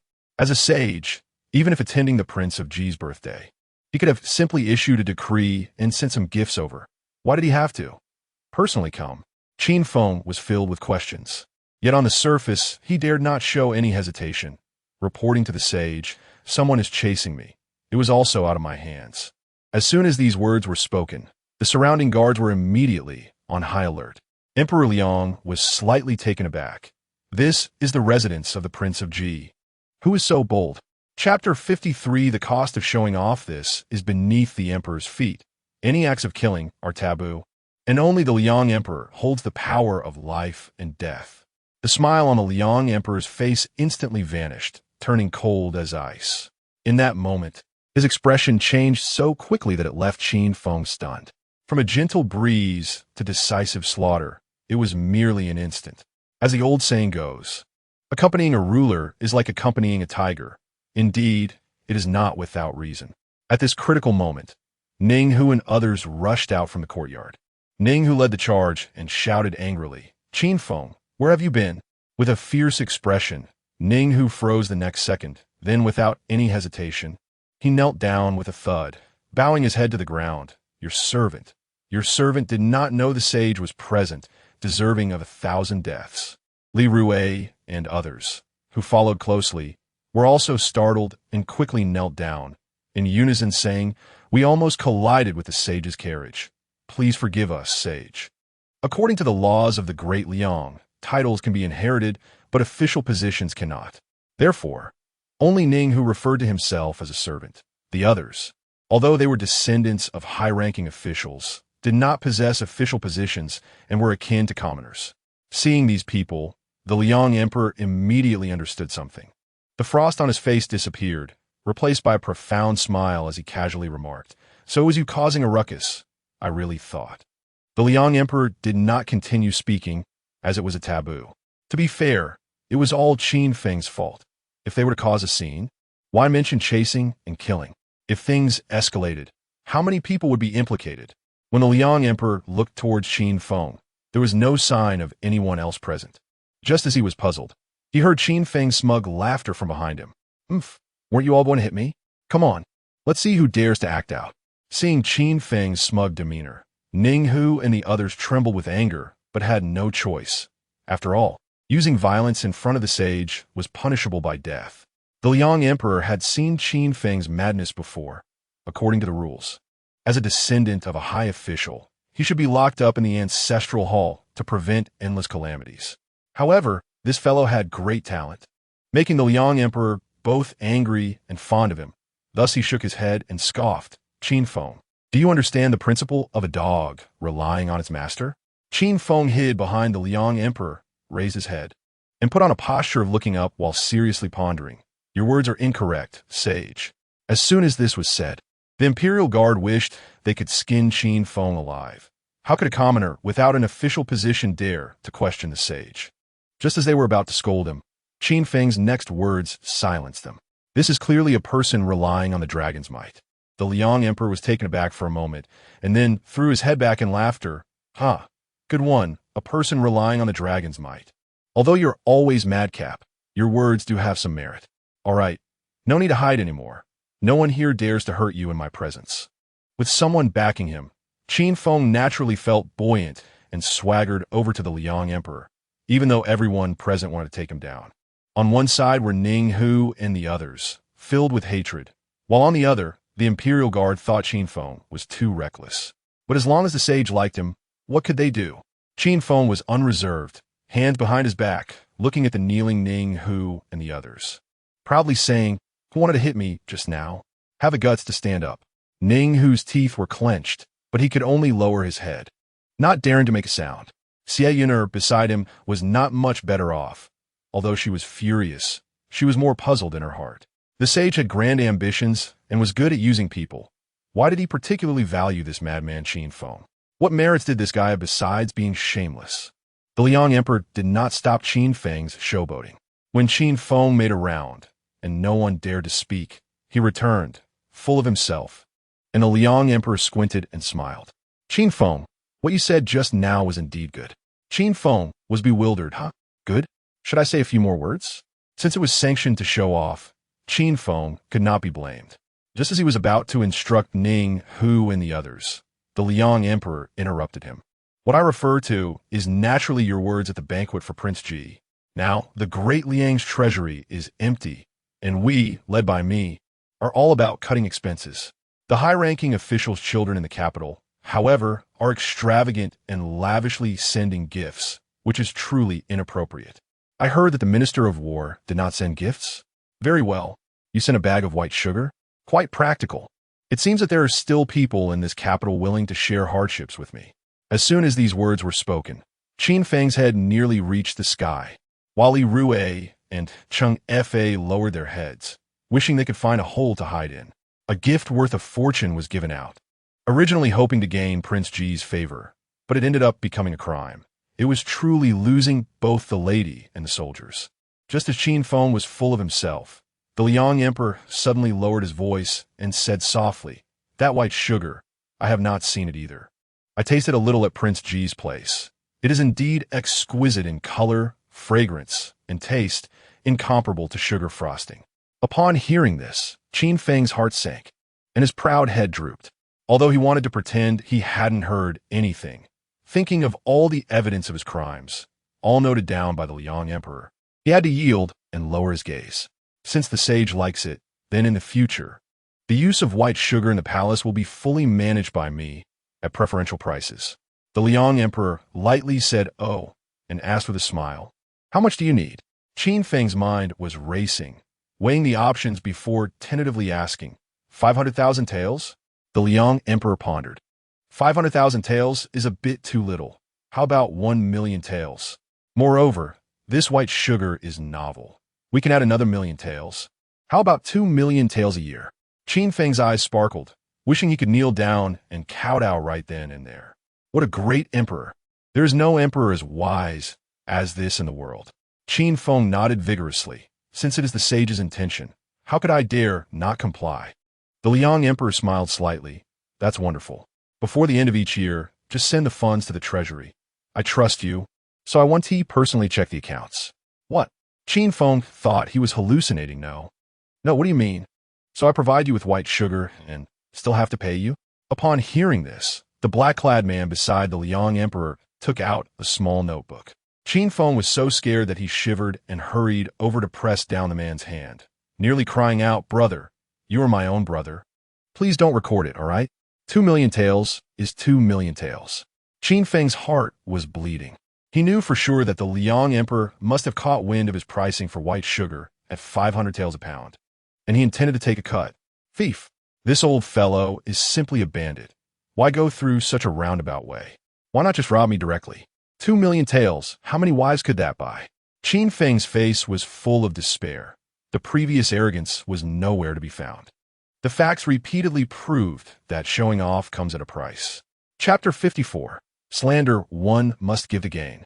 Emperor Liang was cunning and did not miss any opportunity to exploit Qin Feng, but Qin Feng's goal was to monopolize the commerce of the great Liang kingdom. Even the smallest business, due to its large base, could yield astonishing profits. Weighing the pros and cons, if the gains outweighed the losses, it would not be in vain. If the losses outweighed the gains, even in front of Emperor Liang, Qin Feng would drop the matter without hesitation. Moreover, Qin Feng knew very well that rather than saying he was being exploited for money, it was more like paying a protection fee. Even if Qin Feng acted madly and caused chaos in the capital, as long as he did not touch Emperor Liang's bottom line of interests, the emperor would turn a blind eye. Emperor Liang looked at Xie Yun'er and the others and casually remarked, "Today is the birthday banquet of King Ji. What kind of decorum is this with all the fighting and fussing? You are all the children of high-ranking officials and noble families. How can you lack basic manners?" Xie Yun'er and the others looked somewhat displeased. Clearly, it was Qin Feng who had disturbed the emperor, and he should have been punished on the spot. But Emperor Liang not only did not blame Qin Feng, but instead pointed the finger at others. Everyone felt a sense of unfairness in their hearts, but no one dared to voice any objections. Xie Yun'er couldn't help but be puzzled. What kind of charm did Qin Feng have over the emperor? The The usually decisive emperor was surprisingly patient with Qin Feng. Seeing Qin Feng standing beside the emperor, making faces with a smug expression, Xie Yun'er felt an anger boiling inside her. "Your Majesty, this Qin Feng has slandered my innocence and spread filthy words in the capital. I could not bear it and had to take action against him. I ask your Majesty to uphold justice for me." Emperor Liang had his eyes and ears everywhere. Not to mention a small capital city, even the entire Great Liang Kingdom was under his watchful eye. He naturally knew what Xie Yun'er referred to as filthy words. Indeed, this brat Qin Feng was capable of such mischief. Emperor Liang glanced at Qin Feng and feigned seriousness. "Qin Feng, is this true?" Qin Feng looked aggrieved and immediately denied it. "Your Majesty, I could never do such a thing. Someone must be deliberately framing me." At this point, Qin Feng turned to Xie Yun'er and changed his tone. "This matter has already caused quite a stir in the capital. Slandering an unmarried young lady, especially one from a prominent family, is no small crime. Since Miss Xie is so adamant in claiming I did it, do you have any evidence? If there is no evidence, it would be a deliberate slander. Miss Xie, do you know that your words could put me to death? If someone uses this as an excuse, wouldn't my Qin family also be implicated?" Qin Feng narrowed his eyes and leaned forward to stare at Xie Yun'er, whose eyes showed a hint of panic. "Now that the Northern D are invading, my father is a pro-war faction leader. If this matter leads to my father's involvement, the court would only have the voice of the peace faction left. Miss Xie, are you perhaps someone from the Minister of Revenue? Are you trying to suppress the Qin family through this incident?" As soon as these words were spoken, the atmosphere in the room became extremely subtle. Xie Yun'er's eyes widened in disbelief, looking at Qin Feng, who had unexpectedly escalated the conflict between the youths to a height involving the court and even the nation. Moreover, Xie Yun'er had originally intended to accuse Qin Feng severely in front of the emperor, but instead, she was bitten back by Qin Feng.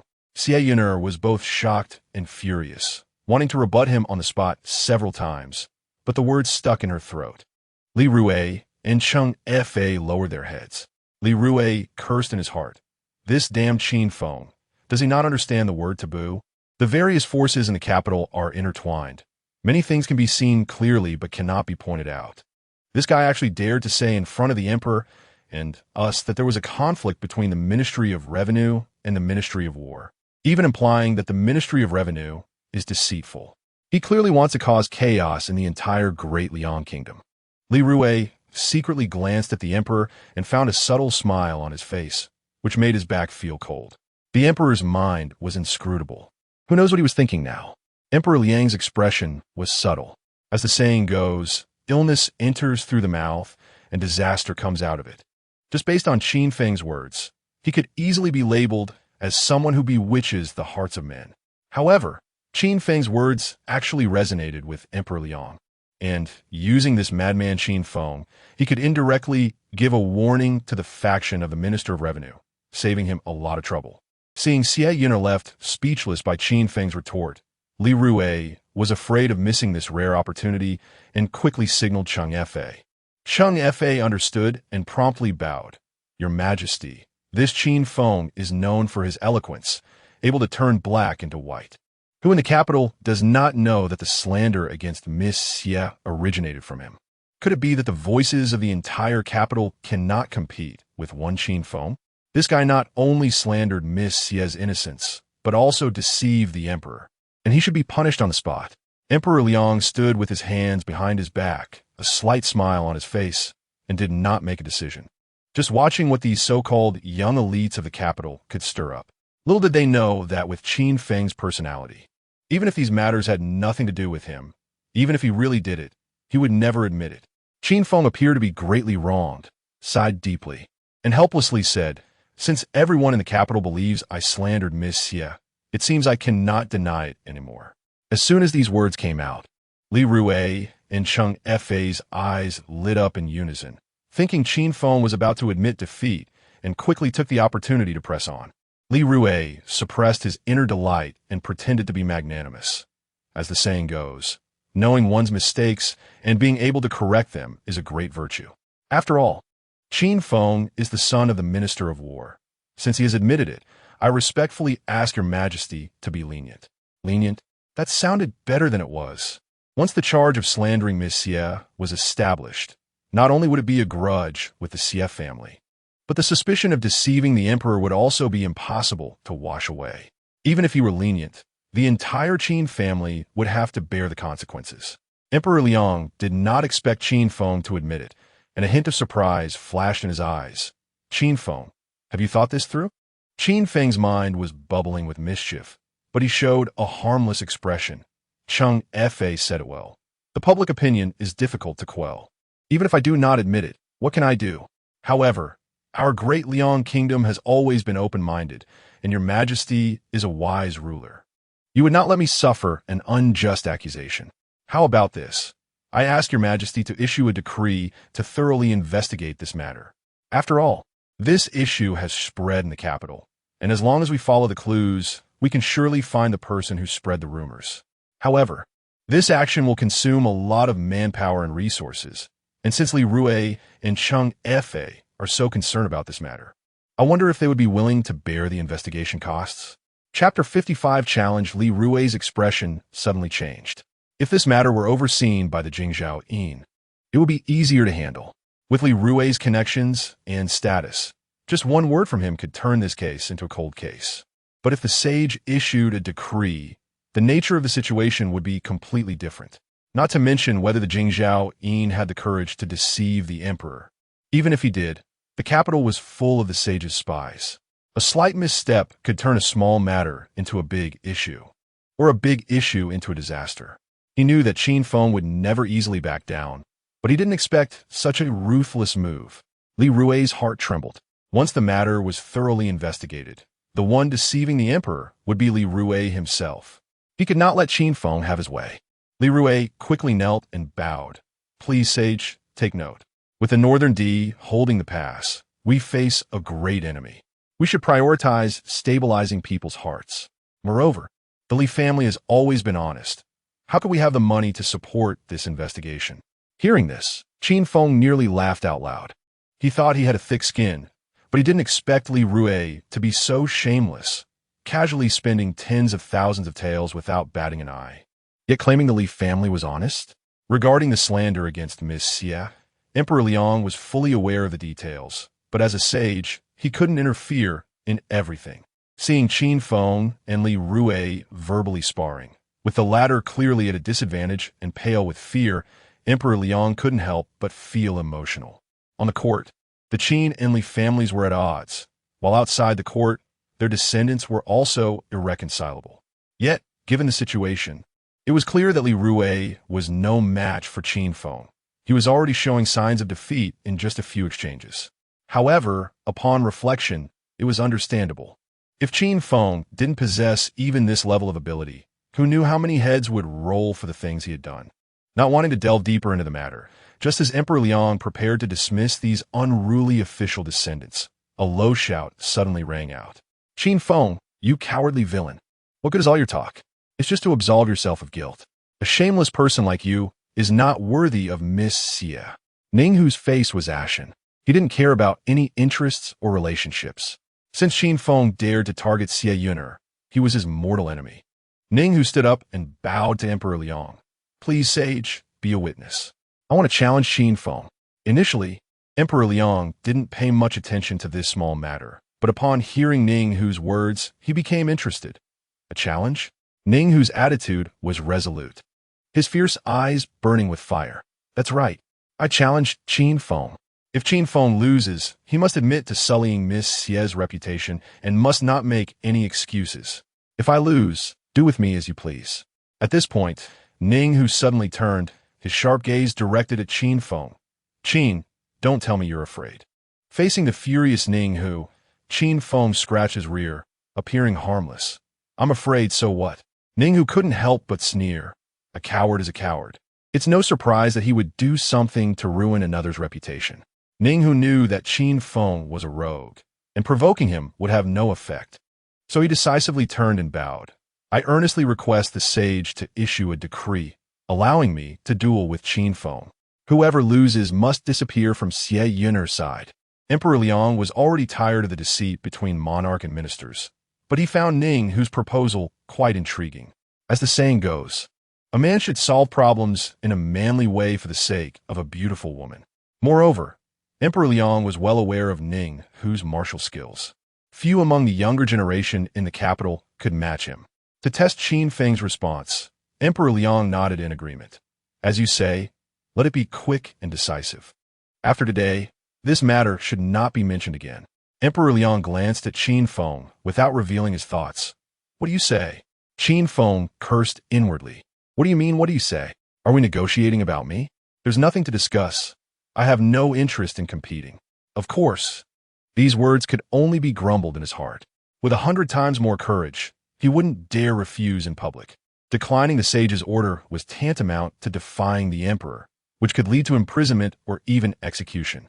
While Qin Feng inwardly cursed the late emperor of Liang, he wore a smile. Since it is the sage's decree, I dare not disobey. As soon as these words were spoken, Ning Hu's eyes lit up with joy. Since Qin Feng agreed, Ning Hu was confident he would beat him to the point of incontinence. Moreover, with the sage as a witness, Ning Hu would not have to bear any responsibility. Even if the Minister of War pursued the matter, he need not worry. Li Rue let out a sigh of relief, unsure whether to be grateful or fearful. Xie Yun'er's complexion shifted between red and white, not knowing if it was from shame or anger. After this incident, it no longer mattered who had slandered her. Both Ning Hu and Qin Feng left her feeling disgusted, and it was clear she found Ning Hu more detestable. As Qin Feng had said, Ning Hu had repeatedly treated Xie Yun'er as a bargaining chip or commodity.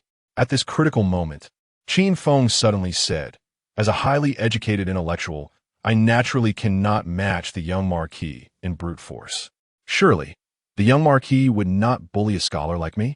If this spreads, it would tarnish the reputation of martial artists and disgrace culture. Ning Hu snorted lightly, his brows filled with confidence and arrogance. What do you want to compare? You choose. That was exactly what Qin Feng was waiting for. After all, this competition was about his life and livelihood, and he would not hold back. Except for close combat, I welcome anything else. Ning Hu's greatest advantage was his martial skills. And the purpose of this competition was to beat Qin Feng into a cripple. If they prohibited fighting, what excitement would there be? Unfortunately, before Ning Hu could refuse, Qin Feng had already taken the lead. What? The young Marquis isn't afraid, is he? As the saying goes, a man without courage is merely a coward. Of no use at all. If the young Marquis only knows how to be fierce and violent, how will he achieve great things for the Liang dynasty in the future? As soon as these words were spoken, Li Rue's heart sank. Ning Hu had been used to acting arrogantly. He would rather fight than argue. In terms of psychological tactics, he was no match for Qin Feng. Li Rue was just about to remind Ning Hu to be careful not to fall for Qin Feng's schemes. But he was a step too late. Ning Hu coldly snorted, his eyes filled with disdain. Afraid? The word afraid does not exist in my dictionary. Qin Feng immediately looked at him with admiration, giving a thumbs up and showering him with compliments, as expected of a young Marquis, truly bold. Little did he know, at that moment, Qin Feng was already laughing internally, thinking how straightforward a bait could catch a fish. Emperor Liang was in a great mood. Such a scene of confrontation had not been seen in a long time. Although the Ministry of War and the Ministry of Revenue were at odds, they had never broken that layer of glass, while these younger generations were refreshingly direct. Chapter 56. A Grand Showdown. Ning Hu, what do you want to compete with Qin Feng in? Emperor Liang casually asked. Ning Hu did not hesitate for a moment and blurted out, lifting the cauldron. Although Qin Feng prohibited close combat, he did not ban martial arts competitions, which could take many forms. Grappling was just one of them. For a martial general, a strength contest was also an extremely important part. Ning Hu had practiced martial arts since childhood and had been following the Duke of Yong'an so naturally. He had no problem with strength. Lifting a 1,000-pound cauldron was no pressure for him. However, the others around them had little hope for this competition. Li Rue and the others had been battling wits with Qin Feng for so long that they understood his ways too well.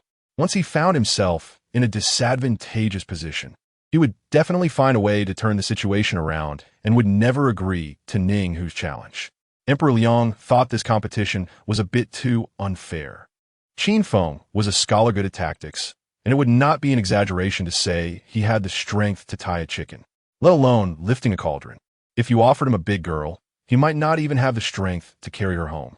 Qin Feng, if you think it's unfair, there's no need to force yourself, Emperor Liang said, already leaving Qin Feng some leeway.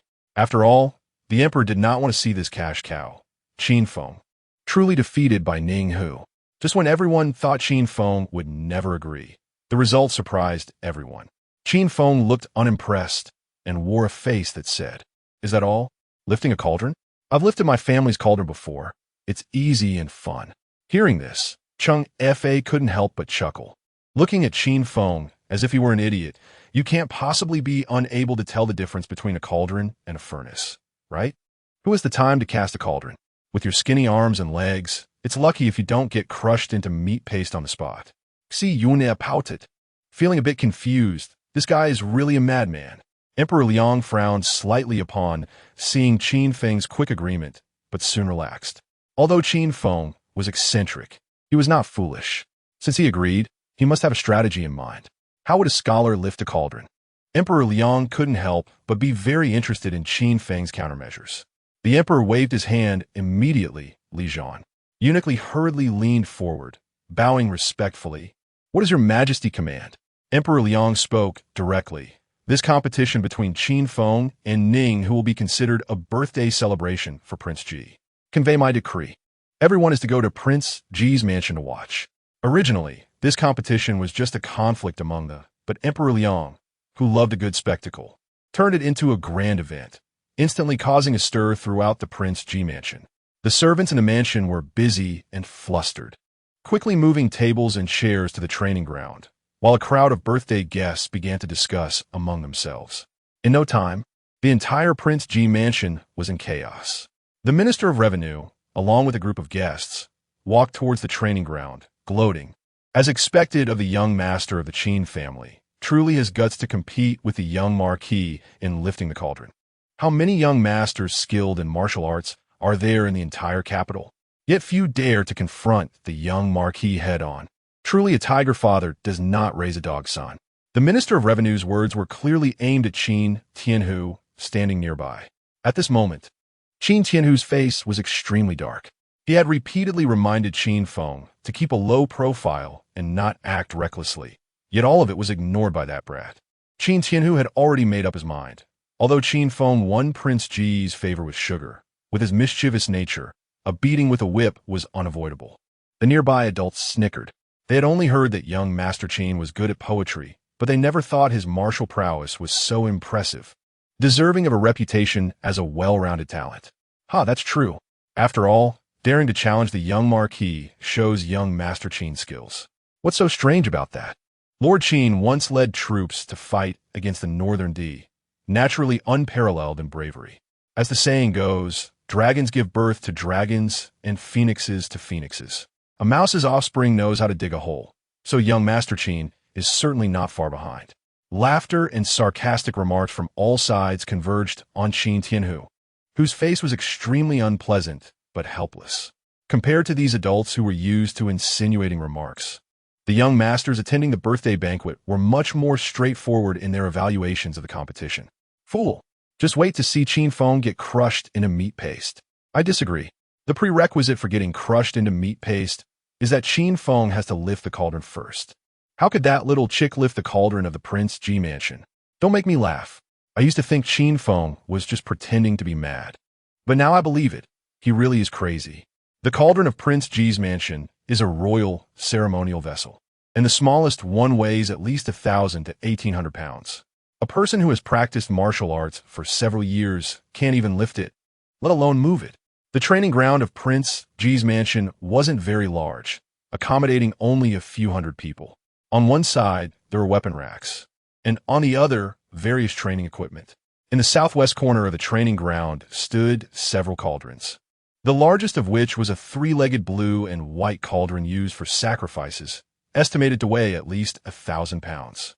As the mansion's servants busied themselves, arranging tables and chairs neatly, Emperor Liang sat at the highest seat in the north, seemingly observing the entire situation, but his attention was almost entirely focused on Qin Feng.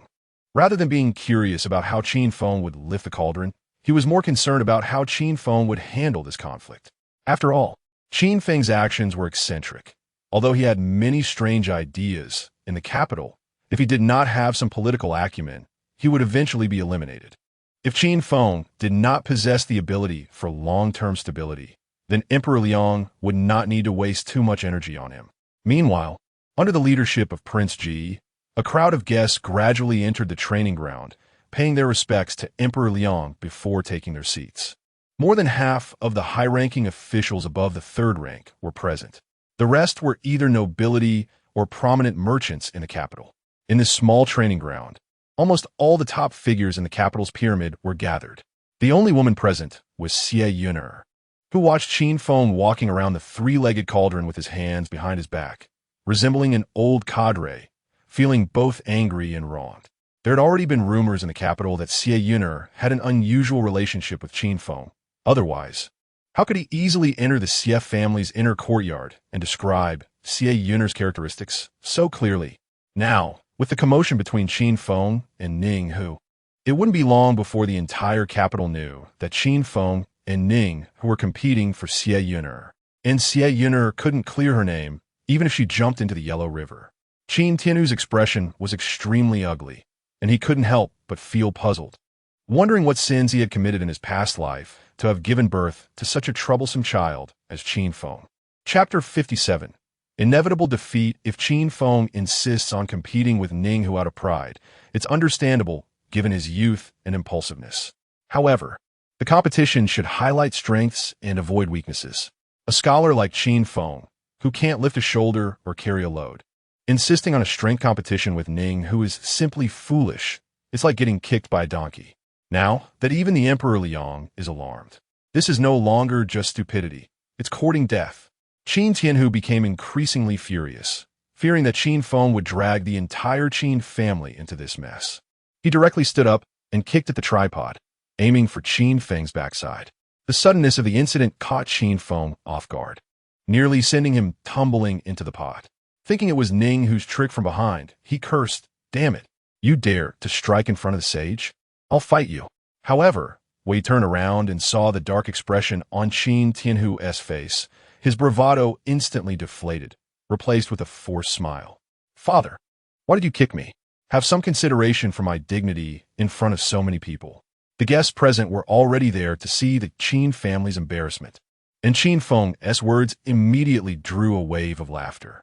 Even Emperor Liang couldn't help but shake his head, thinking that Qin Feng was truly the biggest fool in Liang. Qin Tianhu wished he could strangle Qin Feng on the spot. After so many years in office, he had never suffered such humiliation. But for the sake of the Qin family, he had to suppress his anger and turn to Emperor Liang to bow and greet him. This unworthy son of the Qin family is rebellious and unaware of the heaven's height. He actually dares to compete in strength with the young lord, which is quite laughable. I will definitely discipline him severely upon returning. So I asked the sage to rescind the decree and cancel this competition. Emperor Liang naturally wouldn't make things difficult for Qin Tianhu, as the Qin family's disgrace would bring him no benefit. However, before Emperor Liang could make a decision, the officials present began to object. The officials from the Ministry of Revenue reacted most fiercely. The Deputy Minister of Revenue stood up, bowing to Emperor Liang with a very firm tone. As it is said, a ruler's words are not to be taken lightly. Since the sage has already issued a decree, how can it be cancelled just like that? Does Lord Qin want to put the sage in a difficult position? If the orders can change from morning to night, how can we expect loyalty? Where's the imperial authority? The Minister of Revenue quickly chimed in. Today is the birthday banquet of Prince Ji. Since Qin Feng wants to compete with Ning Hu to celebrate, it shows the younger generation's enthusiasm. But if it is hastily cancelled, not only will the ministers feel like fools, but what crime would it be to mock Prince Ji and the sage? The Minister of Revenue did not join in on the attacks, but showed a gloating expression. Although Qin Tianhu could not be called cunning and shrewd, he was meticulous and had hardly made any mistakes throughout his life. It was incredibly difficult to trip him up in court. However, the power of public opinion could not compare to the word reputation. Once Qin Tianhu's reputation was ruined, it would not simply be a matter of being laughed at. The factions within the court would surely take advantage of the situation, and at that point, the power of Qin Tianhu's faction would suffer a severe blow. The Minister of Revenue grew fonder of Qin Feng the more he observed him, internally praising, "I was worried about not being able to take down Qin Tianhu. I didn't expect the young master of the Qin family to hand me a knife." Emperor Liang remained silent, watching the developments unfold. Just then, a low shout rang out, and everyone turned to see Yeoman Marquis Ning Qingchuan. "Lord Qin, be mindful of your status. As the Minister of War, how can you be so untrustworthy? Do you want the world to laugh at you?" It was said that a tiger father begets no dog son, and Ning, who has fiery temper, was inherited from Ning Qingchuan. Although Qin Tianhu held a high official position, Ning Qingchuan didn't care and directly confronted him. Ning Qingchuan was part of the peace faction and had connections with the Ministry of Revenue. Recently, he had heard of Qin Feng's rampant behavior, repeatedly harming the youth of the capital, which made him extremely displeased. However, since the Marquis's house and the Qin family had little interaction, he had not found a suitable opportunity to punish him. Now that the Qin family had come to him, how could Ning Qingchuan let it slip? This Marquis is straightforward and doesn't beat around the bush. "Lord Qin, have you heard the saying, an unsteady upper beam will cause the lower beam to be crooked? I can't be bothered to dredge up the past about Qin Feng harming the youth of the capital. But since you've boasted today about competing in strength with my son, you must follow through." Ning Qingchuan glared at Qin Tianhu with disdain in his eyes. Or is it that Lord Qin is afraid of losing, too timid to face the battle? If you lack this little courage, how can you lead troops? In the past, Lord Qin led troops to the borders against the Northern D, yet suffered repeated defeats. Could it be that you were also timid before the battle? Qin Tianhu wanted to pull Qin Feng back, but found himself blocked by the ministers. Though he was furious inside, he had no way to intervene. Meanwhile, Qin Feng looked relaxed, recognizing that these so-called high-ranking officials were all seasoned veterans in the political arena. Their ability to elevate the matter was unparalleled. As long as they seized the opportunity, they would surely push the Qin family to the brink. Qin Feng aimed to publicly embarrass these so-called pillars of the nation, showcasing the Qin family stance while also making them realize that the Qin family was not to be trifled with. Of course, these were just surface appearances. On a deeper level, the intent was to express loyalty to Emperor Liang, showing that even in the face of such opposition, the Qin family would unhesitatingly align with Emperor Liang. Faced with the mockery and scorn from the crowd, Qin Feng revealed a carefree smile, slapped the tripod, and said nonchalantly, "Isn't it just lifting a tripod? Easy and enjoyable. Besides, I have no other merits apart from respecting the elderly and loving the young. I'm a few years older than Ning Hu, and to avoid accusations of bullying a child, how about this? I'll use one hand." As soon as these words were spoken, the scene fell silent for a moment before erupting into deafening laughter. The younger generation present couldn't help but tease loudly. "Qin Feng, are you trying to make me laugh to death? Let the young lord use one hand. Ha ha, you must not have woken up yet. Aren't you afraid of blowing your own trumpet too loudly? Since young Master Qin is so confident, what are we waiting for? Let us get started." Hearing the laughter from all directions, Qin Tianhu trembled with anger, raising his hand to slap Qin Feng, hoping to wake him up. But he found that Qin Feng had already dodged far away. Looking at his furious father, Qin Feng winked and whispered, "Dad, don't worry, I won to lose. Just trust me this once." Whether Qin Tianhu believed him or not, it didn't matter anymore. The arrow was on the bowstring, and it had to be released. At the same time, the news reached the side hall of the Wangfu. All the women from various residences gathered here, as male and female guests needed to be separated to avoid suspicion. Lu Hongyan, representing the Qin family, learned that Qin Feng was going to compete in strength with Ning, who couldn't help but curse inwardly, "This damn little brat. Does he have to make his father so angry before he has satisfied?" Chapter 58. The competition begins. Cursing aside, Lu Hongyan couldn't help but feel worried. Although that brat Qin Feng always managed to turn the tide, she feared he might get too carried away. After all, this was the birthday banquet of the Prince of Ji, attended by countless ministers, and even sages had come. A slight misstep could lead to disaster. The women present represented the powerful factions behind their families, and they began to mock Qin Feng. He was becoming increasingly arrogant. daring to compare his strength with the young lord. Was he a fearless rookie or just foolish? It had to be the latter.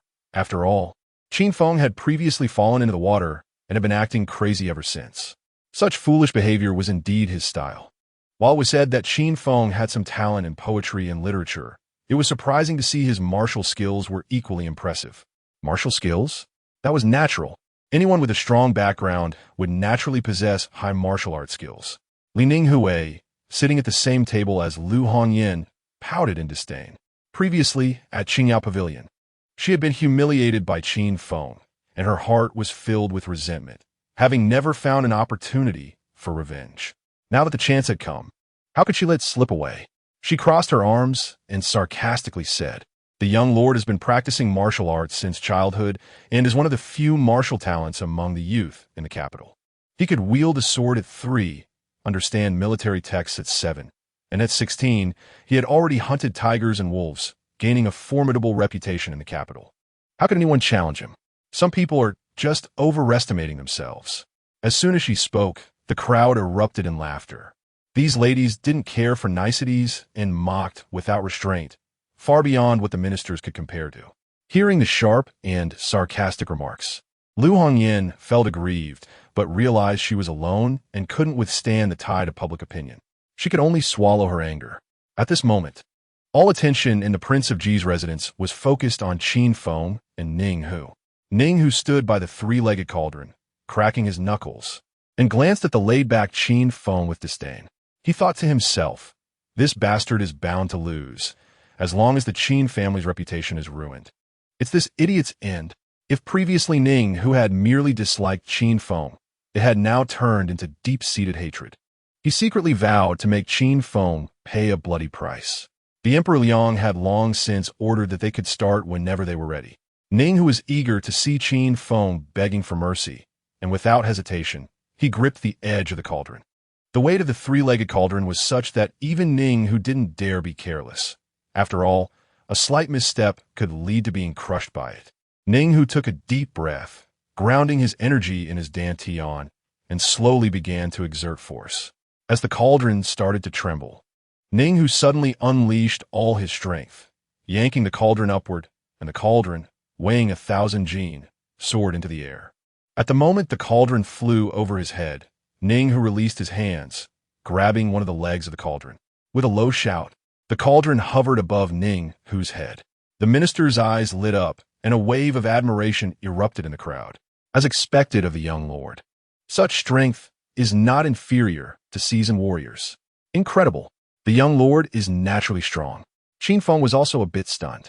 To be honest, he never thought Ning Hu could lift the cauldron. After all, it weighed 1,000 jin, half a ton. Even a professionally trained strongman would find it hard to lift it so easily. The scene before him undoubtedly confirmed Qin Feng's previous speculation. The martial arts of this era was vastly different from his understanding. As Ning Hu held the cauldron high, over time, the veins in his arms gradually bulged, and his face became fierce. When the cauldron finally crashed heavily to the ground, nearly half a tea time had passed. Damn! Qin Feng was never stingy with his praise, even for an enemy. If it weren't for considering the presence of his old comrade Qin Tianhu, he would have applauded. Such strength wasted not working on a construction site. Ning Hu let out a sigh of relief, turned, and glanced at Qin Feng with contempt, saying, "It's your turn." The crowd's admiration was incessant, and Ning Qingchuan's face was filled with pride. As the saying goes, comparisons can lead to death. Goods compared will be discarded. Looking at the mess that was Qin Feng and then at his precious son, Ning Qingchuan found it hard not to feel proud. Emperor Liang's eyes also lit up. Although Ning Hu still had much room for improvement, he was still young, and possessing such strength was already impressive. Emperor Liang couldn't help but praise, "The youth is formidable." Ning Hu's talent is a testament to the excellent guidance of the Marquis of Yongnan. Ning Qingchuan beamed and quickly bowed to Emperor Liang, intentionally raising his voice. The sage's affection is undeserved. This remark undeniably struck Qin Tianhu's old face hard. Although Qin Feng knew very well that unless he had some special advantage, it was impossible to win against Ning Hu, he couldn't lose face in terms of momentum. Qin Feng put on a carefree smile, patted Ning Hu on the shoulder, and laughed. Young man, you're still young. You could only hold it for half a tea time? You wouldn't be exhausted from chasing after girls, would you? Ning Hu slapped Qin Feng's hand away angrily and snapped, "Don't touch me. Do we know each other that well? Enough talk, just lift the cauldron. I want to see how you get crushed in a meat paste." Qin Feng, with good intentions, merely wanted Ning Hu to pay more attention to his health. Seeing Ning Hu's furious expression, he couldn't help but take on the demeanor of someone with experience, seriously saying, "Young man, don't be too impulsive. Otherwise, you'll suffer in the future. Only using brute strength is a foolish act. Kid, you're bound to lose. Today, I'll give you a lesson." As expected, the crowd erupted in ridicule and disdain. Watching the so-called ministers, all with disdainful expressions, Qin Feng felt no shame. Instead, he took pride in it. Qin Tianhu felt a burning sensation on his face. If it weren't for Emperor Liang being present, he would have covered his face and fled in embarrassment. It was simply too humiliating. Under the contemptuous gaze of the crowd, Qin Feng turned and bowed to Emperor Liang. "May I borrow 10 imperial guard from the sage?" Emperor Liang was intrigued by Qin Feng's response. His curiosity piqued, and he readily agreed. "As long as you don't ask the imperial guards to lift the cauldron, you can borrow them." Qin Feng smiled without speaking, took out a small paper bag from his pocket, and unfolded it to reveal several sharpened pieces of charcoal. He then began to draw on the cauldron, gradually covering its surface with various intermediate-level public notices. Then he instructed the 10 imperial guards to bring over wooden stakes and ropes, directing them to build a simple support frame. Placing the longest stake on the frame, tying the shorter end to the three-legged cauldron, and leaving the longer end in the air. In this way, a simple lever was formed. Among the ministers present were several from the Ministry of Works. Previously at Zue Xianlu, Wu Yong had been publicly beaten by Qin Feng, leading to a complete rift between the Ministry of War and the Ministry of Works. The officials from the Ministry of Works, seeing Qin Feng's actions, couldn't help but feel disdain. After all this time, is this all? What a joke. He only plans to use clever tricks to lift the heavy cauldron. That three-legged cauldron weighs 1,000 jin. How long does he need the lever to lift it? I was wondering where he got his confidence from. It turns out he's just a paper tiger. Those in the neutral camp, who had a favorable impression of Qin Feng because of a poem Chu Sai, also felt disappointed upon seeing this. Including Emperor Liang, everyone believed that Qin Feng was bound to lose. Chapter 59. The Laws of Physics. Although Qin Feng is not a mathematician and has even less connection to physicists as a highly educated civil engineering student, he certainly understands principles that even these ancient ministers grasp. A single wooden stake is naturally insufficient to lift the three-legged cauldron. But Qin Feng had the imperial guards lengthen the lever, reinforcing the joints with nails and ropes. In the end, the lever was over 10 meters long, with the other end almost reaching the top of the wall of the Ji Wangfu.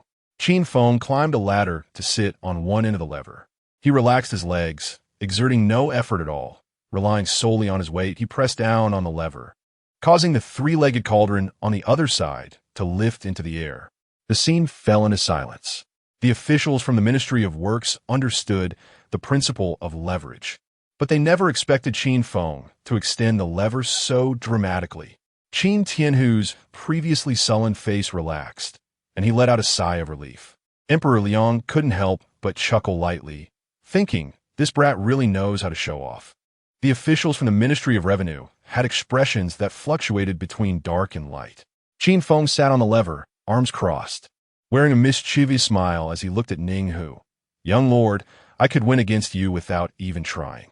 Qin Feng could have continued sitting there, but he found it too boring, so after a brief moment, he jumped off the lever and the heavy cauldron crashed down to the ground with a loud thud. The scene was silent again, as if only Qin Feng's smug voice remained. "What do you think? Isn't this about lifting the cauldron? Isn't it about who can hold it up the longest? Do you concede? If not, I can win against you using just one finger. How about that?" Seeing Qin Feng shaking his shoulders in a provocative manner, Ning Hu became furious, yelling, "Is this even acceptable? Qin Feng, are you making fun of me?" Ning Qingchuan could no longer sit still and quickly stood up to report to Emperor Liang.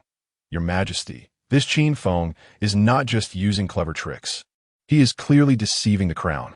If this counts as a competition result, then anyone could lift the three-legged cauldron. Before the emperor could make a decision, Qin Feng had already placed his hands on his hips and shouted, "Can't take a loss, can you? You're either young lords or high-ranking officials, ganging up to bully a child like me? Just a moment ago, I was acting all mature, and now I'm showing my childish grievances." This sudden change of expression left everyone stunned. Qin Feng continued, "We only talked about lifting the cauldron and never specified how to do it. Furthermore, this is the laws of physics, universally applicable. Why does it turn into clever tricks here? According to your reasoning, isn't the Ministry of Works also using tricks? Moreover, whether it's deceiving the crown or not, that should be judged by your majesty. When did it become your place to advise the emperor?" Upon hearing this, the previously furious Ning Qingchuan instantly wilted like a frostbitten eggplant. Acting on behalf of the emperor, he wouldn't dare admit that, even if he had 100 times the courage. A chill ran down Ning Qingchuan's back, and he thought to himself, "What a surprise. This Qin Feng is truly a prodigal. He is far more ruthless than the court officials, and when he speaks, it's like striking at the heart.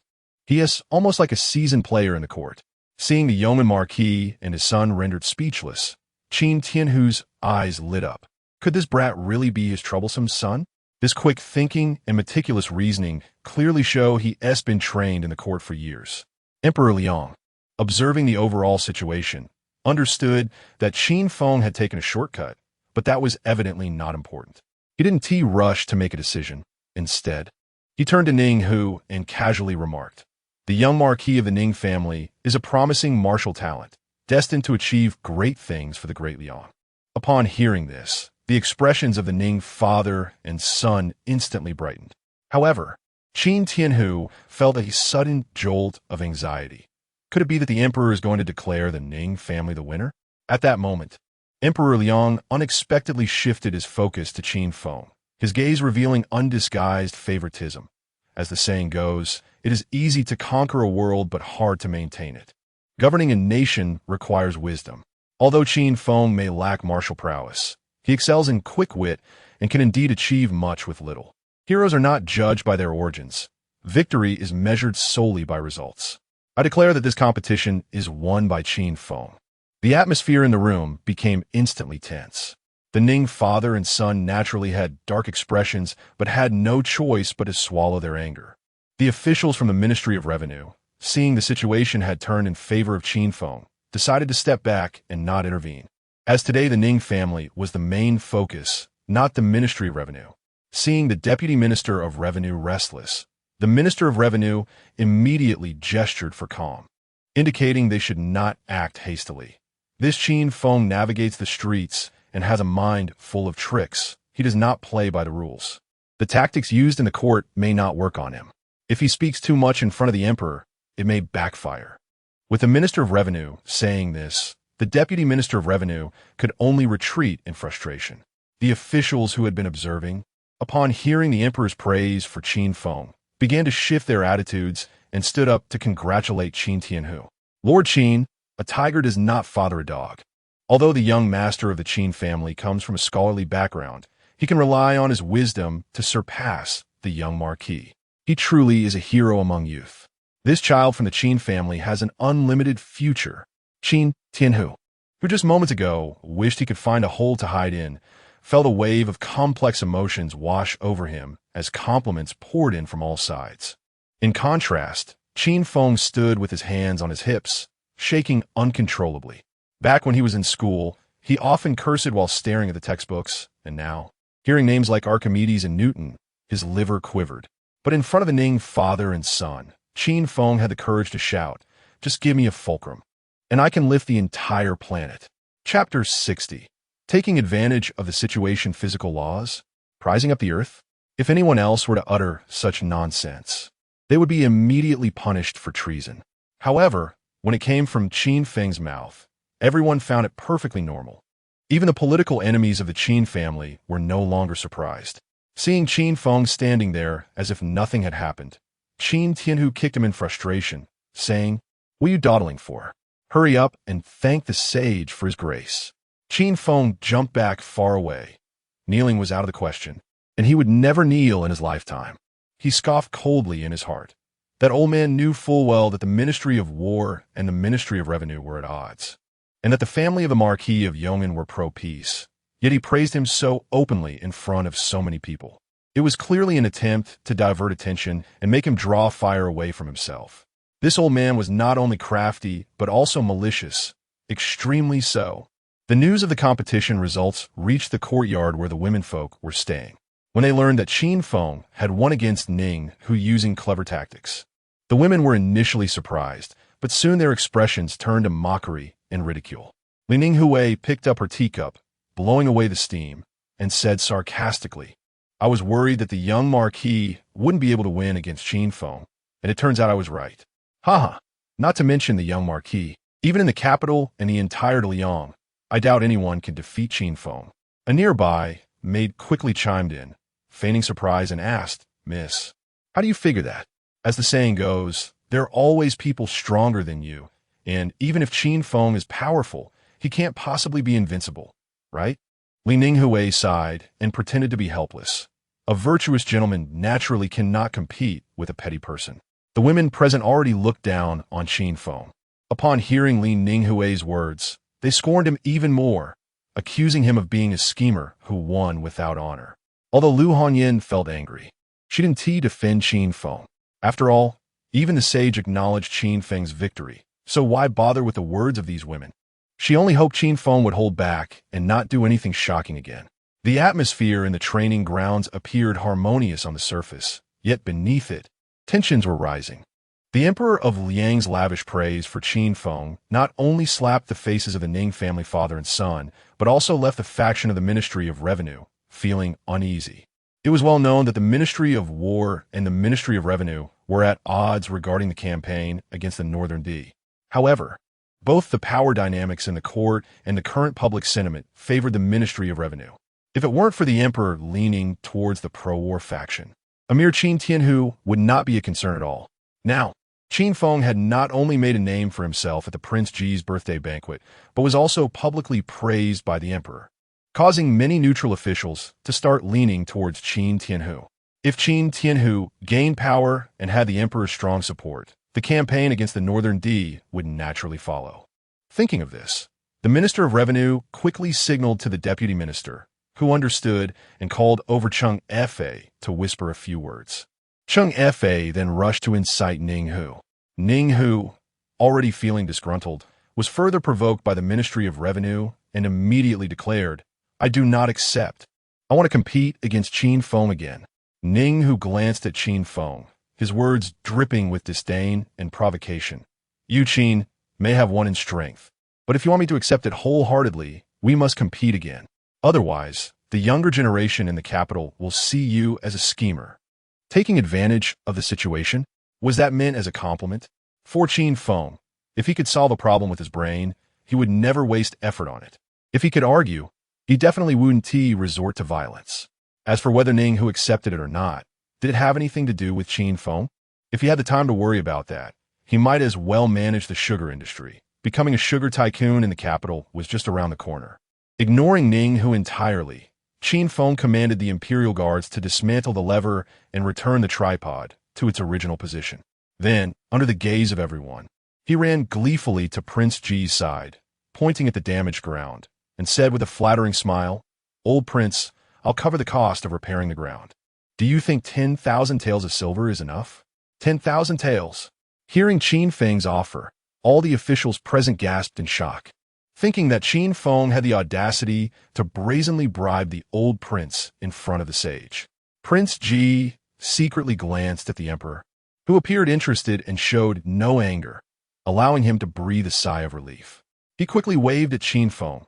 "I can cover the cost of the repairs. You little rascal, just settle down."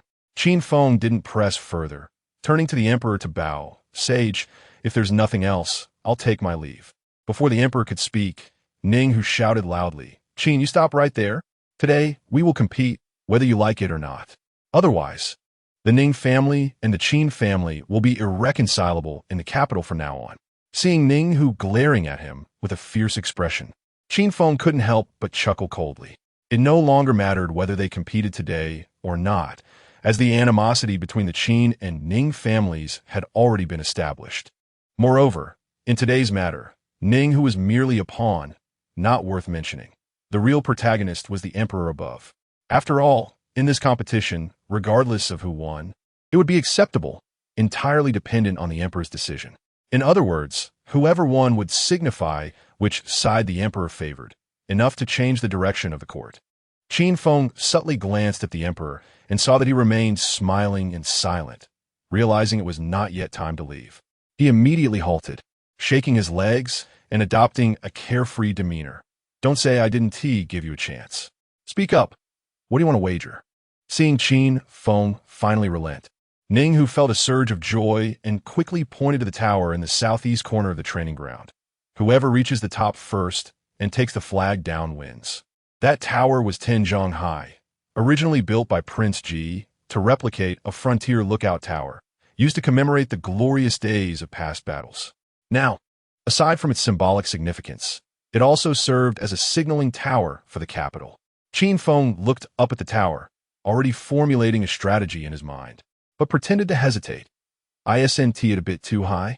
If you fall and die, that's one thing, but if you fall and are incapacitated, don't blame me. Ning, whose face flashed with anger as he coldly snorted, stop the nonsense. Just say whether you dare or not. Qin Feng didn't respond directly, instead pretending to ponder deeply. Seeing Qin Feng hesitate, Li Rue quickly stood up and added fuel to the fire. Although you won the previous strength competition, Qin Feng, you did exploit a loophole in the rules, which somewhat undermines your victory. You're shameless enough not to care, but your father, the Minister of War, certainly values his reputation. Chapter 61. The situation escalates. Chung Fa wasn't idle either. He stood up and pretended to bow to Qin Feng, saying, the quality of a competitor reflects their character. If you are afraid to accept the challenge, it only means that your participation in the competition is merely a display of clever tricks, not genuine wisdom. How can you bear the weight of the saint's favor? Qin Feng realized that these guys not only couldn't handle losing, but also resorted to moral coercion, clearly aiming to tarnish the reputation of the Qin family. Seeing Li Rue and others teaming up against him, Qin Feng naturally stopped making excuses. Since they wanted to play, he would play along to the end. The Emperor Liang observed the overall situation, taking in everyone's reactions. As an emperor, he naturally enjoyed the sight of the two factions clashing. Watching Qin Feng and Ning, who grow increasingly fierce in their conflict, the emperor showed no intention of stopping them. Instead, he wore an expression of the more chaotic, the better. Qin Feng, do you wish to compete with Ning Hu again?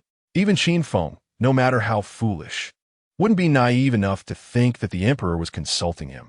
Since the emperor could elevate him, he could just as easily bring him crashing down. Knowing he had no choice, Qin Feng could only put on a sycophantic face and flatter. If it's merely Ning Hu wanting to compete with me, I would naturally ignore it. But since the saint has spoken, I dare not refuse. Upon hearing this, the ministers from the Ministry of Revenue couldn't help but sneer, thinking this guy really knows how to flatter. Qin Tianhu, however, was in a good mood. After all, serving the emperor was like accompanying a tiger. Even a first-rank official had to tread carefully when facing the saint. Since Qin Feng understood how to comply with the saint's wishes, it was definitely more beneficial than harmful for the Qin family. Qin Tianhu couldn't help but suppress his restless heart, curious to see what tricks Qin Feng could come up with today. The Emperor Liang nodded in satisfaction. In that case, you shall compete with Ning Hu again. This time, regardless of the outcome, both sides must be convinced. If anyone raises objections, I will not be lenient. This was effectively an ultimatum. The Ministry of Revenue immediately perked up, relaying the order that Ning Hu must win this match at all costs. After being outsmarted by Qin Feng last time, Ning Hu was already seething with anger. Without hesitation, he stepped toward the base of the tower and shouted at Qin Feng, "What are you waiting for? Start." With everyone watching, Qin Feng walked over casually, hands behind his back, moving at a leisurely pace. What's the rush? Are you in a hurry to reincarnate? Although Ning Hu was furious, he knew that Qin Feng was sharp-tongued. Not to mention him, even someone as scheming as Li Rue or Chung Fa wouldn't be a match for Qin Feng, so he had to swallow his anger. As Qin Feng approached the tower, he called over the Imperial Guards and whispered a few instructions. The guards knew that Qin Feng was favored by the emperor, So they respected him and immediately nodded. Please rest assured, young master, we will handle it well. Seeing this, Ning, who realized Qin Feng was up to something again. However, the tower was 10 zhang high, and although the lever Qin Feng had used before was still usable, it would require a lever several dozen zhang long to lift him directly up the tower. Not to mention, the strength of the wood wouldn't allow for such a long lever to be made. Even if it could be made, the other end would likely be pointing skyward, making it difficult to press down. The key point was that the Imperial Guards could only assist Qin Feng in constructing the device, but could not intervene directly. So no matter how intricate or clever the device Qin Feng made, he couldn't operate alone. Having thought this through, Ning, who felt relieved, increasingly looking down on Qin Feng. The Deputy Minister of Revenue leaned towards the Minister of Revenue and whispered, Sir, Qin Feng is always full of tricks. Why not report directly to the saint and prohibit any clever devices? The Minister of Revenue waved his hand. Qin Feng is a scholar. If it comes down to pure physical skill, he is naturally no match for the young lord. Even if the young lord wins, it would be meaningless. Moreover, the saint has just emphasized Qin Feng's wisdom. Competing with wisdom against brute force is what makes it a fair match. Upon hearing this, the Deputy Minister of Revenue sighed. Sir, the saint has clearly mentioned before that conquering the world relies on military might, while defending it relies on strategy. Now that the Northern D are at the gates, this is precisely the moment to defend the realm, which is why the saint values Qin Feng so much. To avoid missteps, it would be best for us to observe the situation. The Emperor Liang, sitting in his exalted position, quietly watched the reactions of the Ministry of Revenue. Meanwhile, Li Zhan, standing beside him, smiled and asked, Who does the saint think will win, Qin Feng or Ning Hu? The corners of the emperor's mouth lifted slightly, forming a profound arc. Ning Hu is skilled and should win, but Qin Feng has the talent to turn the rotten into the miraculous. The outcome is still uncertain. Send my orders. If Qin Feng loses, confiscate all the ill-gotten gains he has acquired recently and punish him. Upon hearing this, Li Zhan's expression changed slightly. Although he didn't say anything, he felt a bit anxious for Qin Feng. This seemingly entertaining contest was, in reality, fraught with undercurrents. In front of so many high-ranking officials, it was by no means a game, but a full-fledged struggle. Once the Qin family's reputation was tarnished, those neutral officials sitting on the fence would lean toward the Ministry of Revenue, and at that point, the Hawks would fall apart without a fight. It could be said that the Emperor Liang had already placed a heavy bet on Qin Feng with a smile. If Qin Feng could not be of great use, the Emperor would not let him off easily. Qin Feng understood this principle well. Despite the Emperor's smiling face, there were hidden dangers lurking beneath. But as a businessman, Qin Feng understood another principle. The greater the risk, the greater the reward. Since Ning Hu and Li Rui were determined to team up to trap him, Qin Feng decided to turn the tables and trap them all instead. While the Imperial Guards were busy at the tower, Qin Feng also didn't remain idle. He turned to Li Rui and the others, stretched widely, and put on a bored expression. Just competing in lightness of foot is really dull. Since today the saint and the high-ranking officials have gathered for the King of Ji's birthday banquet, why not add some stakes to this competition? Stakes? Everyone looked at each other, already knowing what Qin Feng was getting at, but not daring to point it out in front of the saint. Qin Feng didn't care about that. Speaking directly, if I win, the Earl of Yong'an, the Minister of Revenue, and the Deputy Minister of Revenue each pay me 100,000 taels of silver. If I lose, the same applies. Each of the three families pays me 100,000 taels of silver. A hush fell over the scene, and no one spoke. After all, as high-ranking officials, how could they gamble? That would be a breach of decorum. Even Qin Tianhu thought Qin Feng was being too reckless and was about to reprimand him when the Emperor Liang interrupted him first. The Emperor Liang's eyes sparkled with interest as he said lightly, What Qin Feng said does have some merit. Chapter 62, Adding Stakes. What do the other three families think? The Ministry of Revenue officials exchanged glances, hesitant to refuse, but Qin Feng had been flattering Emperor Liang for a while. If the Ministry of Revenue went against the Emperor's wishes at this moment, it would stand out and further irritate Emperor Liang. The Minister of Revenue managed to keep his composure, slowly rising to bow to Emperor Liang. Your Majesty, this contest is merely a bit of nonsense among the younger generation. Whether to add stakes should be decided by the younger ones themselves. Li Rue, who was enjoying the spectacle, froze in place, unable to hold back his thoughts about Qin Feng's ancestors. You brat, fighting with Ning Hu to the death has nothing to do with us. Why has this fire burned onto me? Seeing Li Rue hesitating, Qin Feng directly delivered a harsh jab. Are you afraid? Or have you recently been short on money? Sending it all to the pleasure boat? Upon hearing this, Li Rue wished he could strangle Qin Feng on the spot. How dare this bastard say anything in front of the emperor? Moreover, the last time he went to the pleasure boat was almost a month ago. Qin Feng kept bringing it up to mock him, making Li Rue both angry and helpless. The Minister of Revenue furrowed his brow and snapped at Qin Feng. What pleasure boat? Young Master Qin, mind your language. Before Qin Feng could respond, Qin Tianhu coldly retorted. Didn't T. Lordly just say that this contest is mere nonsense among the younger generation? Why is an elder like you personally intervening? If you're afraid, just admit it. Why threaten the younger ones with words? Isn't that degrading your status? The Minister of Revenue naturally didn't want to quarrel with Qin Tianhu face to face, so he merely snorted and fell silent.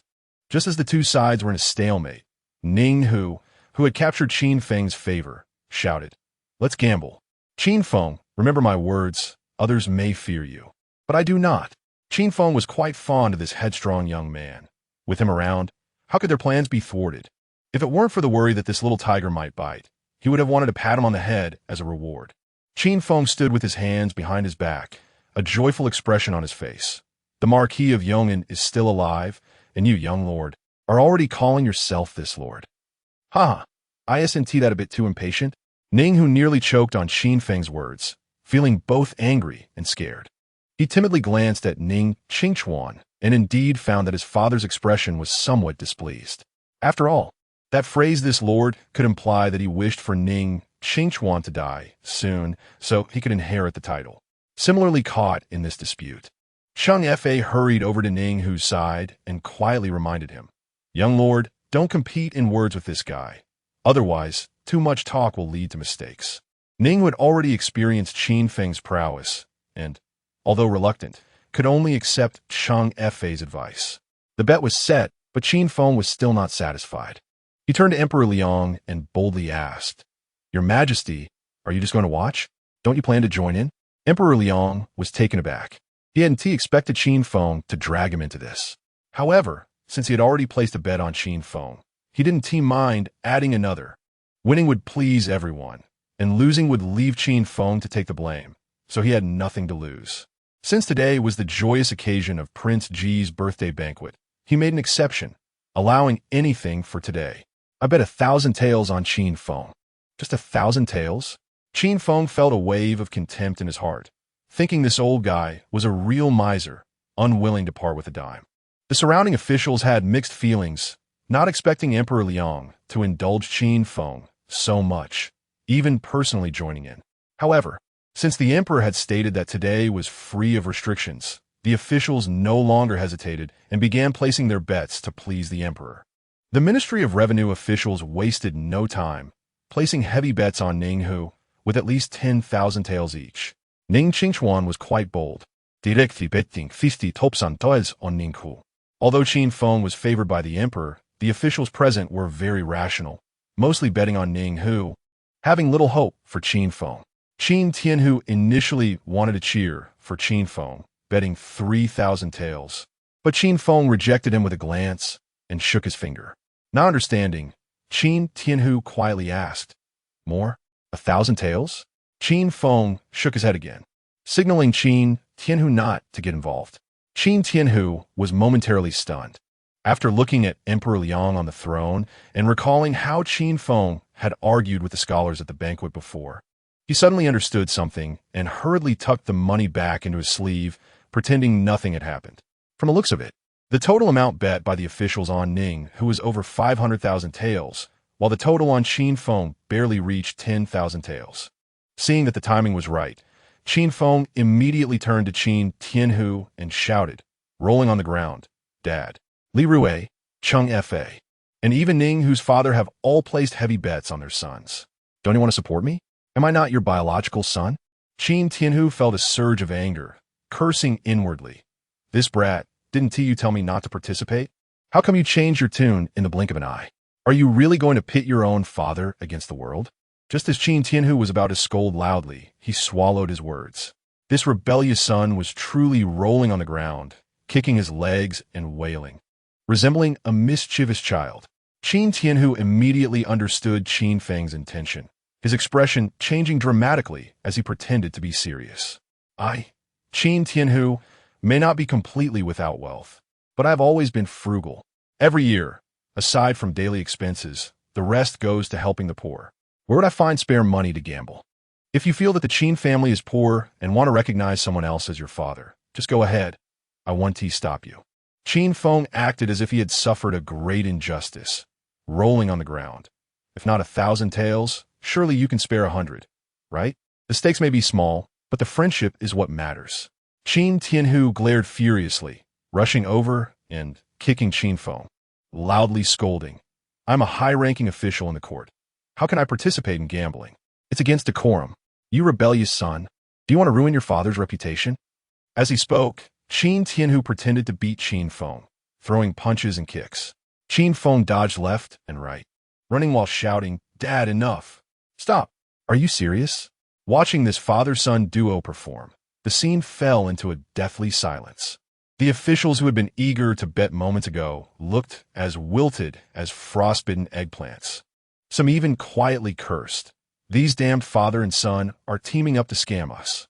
The cunning Minister of Revenue turned pale, unable to contain himself any longer, and began to curse under his breath. After fighting eagles for a lifetime, I got pecked in the eye by a sparrow. I didn't expect to fall for this brat-ass trick. Chapter 63. The big gamble harms the body beside him. The Minister of Revenue also had a grim expression, gritting his teeth.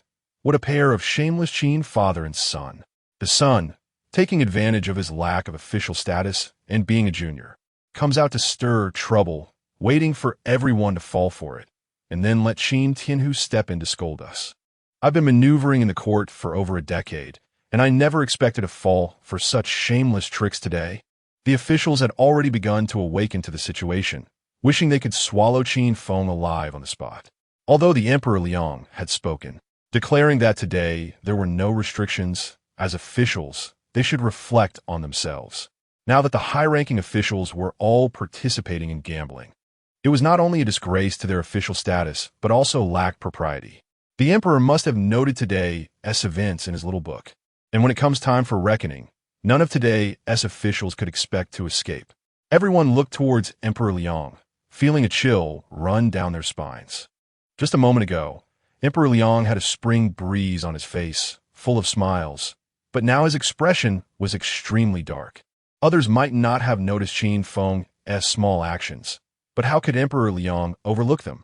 From the moment Qin Feng waved his finger at Qin Tianhu, the Emperor had already realized that Qin Feng was planning something big. The Emperor decided to play along, wanting to see which high-ranking officials truly cared about the rise and fall of the nation. The outcome, however, left Emperor Liang greatly disappointed. Although his tone remained relaxed, and he showed no signs of blame, his expression and gaze sent shivers down the spines of the officials present. Minister Qin, I have already said that today is a special case, and there are no restrictions. You may place your bets on Qin Feng. I will not hold it against you. Qin Tianhu fell to his knees with a thud, almost in tears. I have served for over 20 years and would never dare to go against your will, your majesty. But today, even if I die, I cannot participate in gambling. This is the most basic bottom line for an official. Today's special case may be without restrictions for other ministers, but I cannot afford to be the slightest bit lax. Emperor Liang snorted coldly, visibly displeased. Since Minister Qin is unwilling to follow my wishes, I will not force you. You may step aside. If this had been in the past, everyone would have assumed that Qin Tianhu had fallen out of favor and would be cast into the cold palace.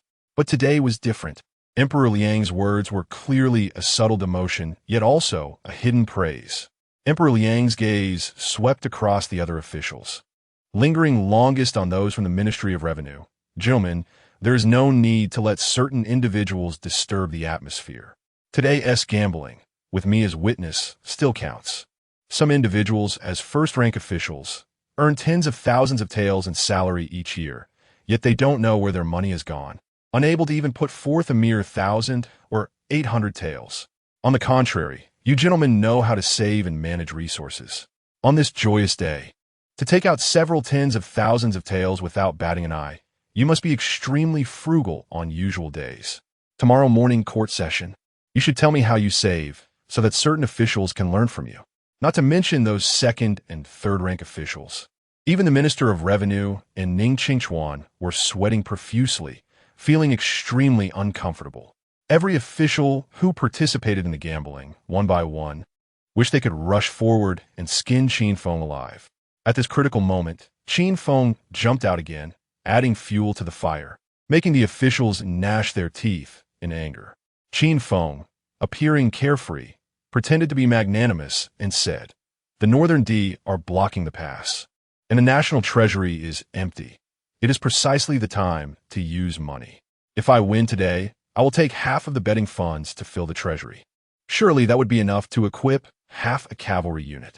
If we gamble a few more times, wouldn't the border troops be armed to the teeth?" As soon as these words came out, the participating officials nearly fainted. The Emperor Liang had a smile on his face. It sent chills down the spines of the officials. The young man from the Qin family is quite clever. He knows that the national treasury is empty. So he is thinking of this method to raise military funds. If it weren't for today's match, I wouldn't have known that such wealth lurked in this small circle of the capital. A special case today? Haha, to repel the Northern D. For the sake of the Liang, why not I directly decree that gambling is legal from now on? I wonder how the ministers feel about that.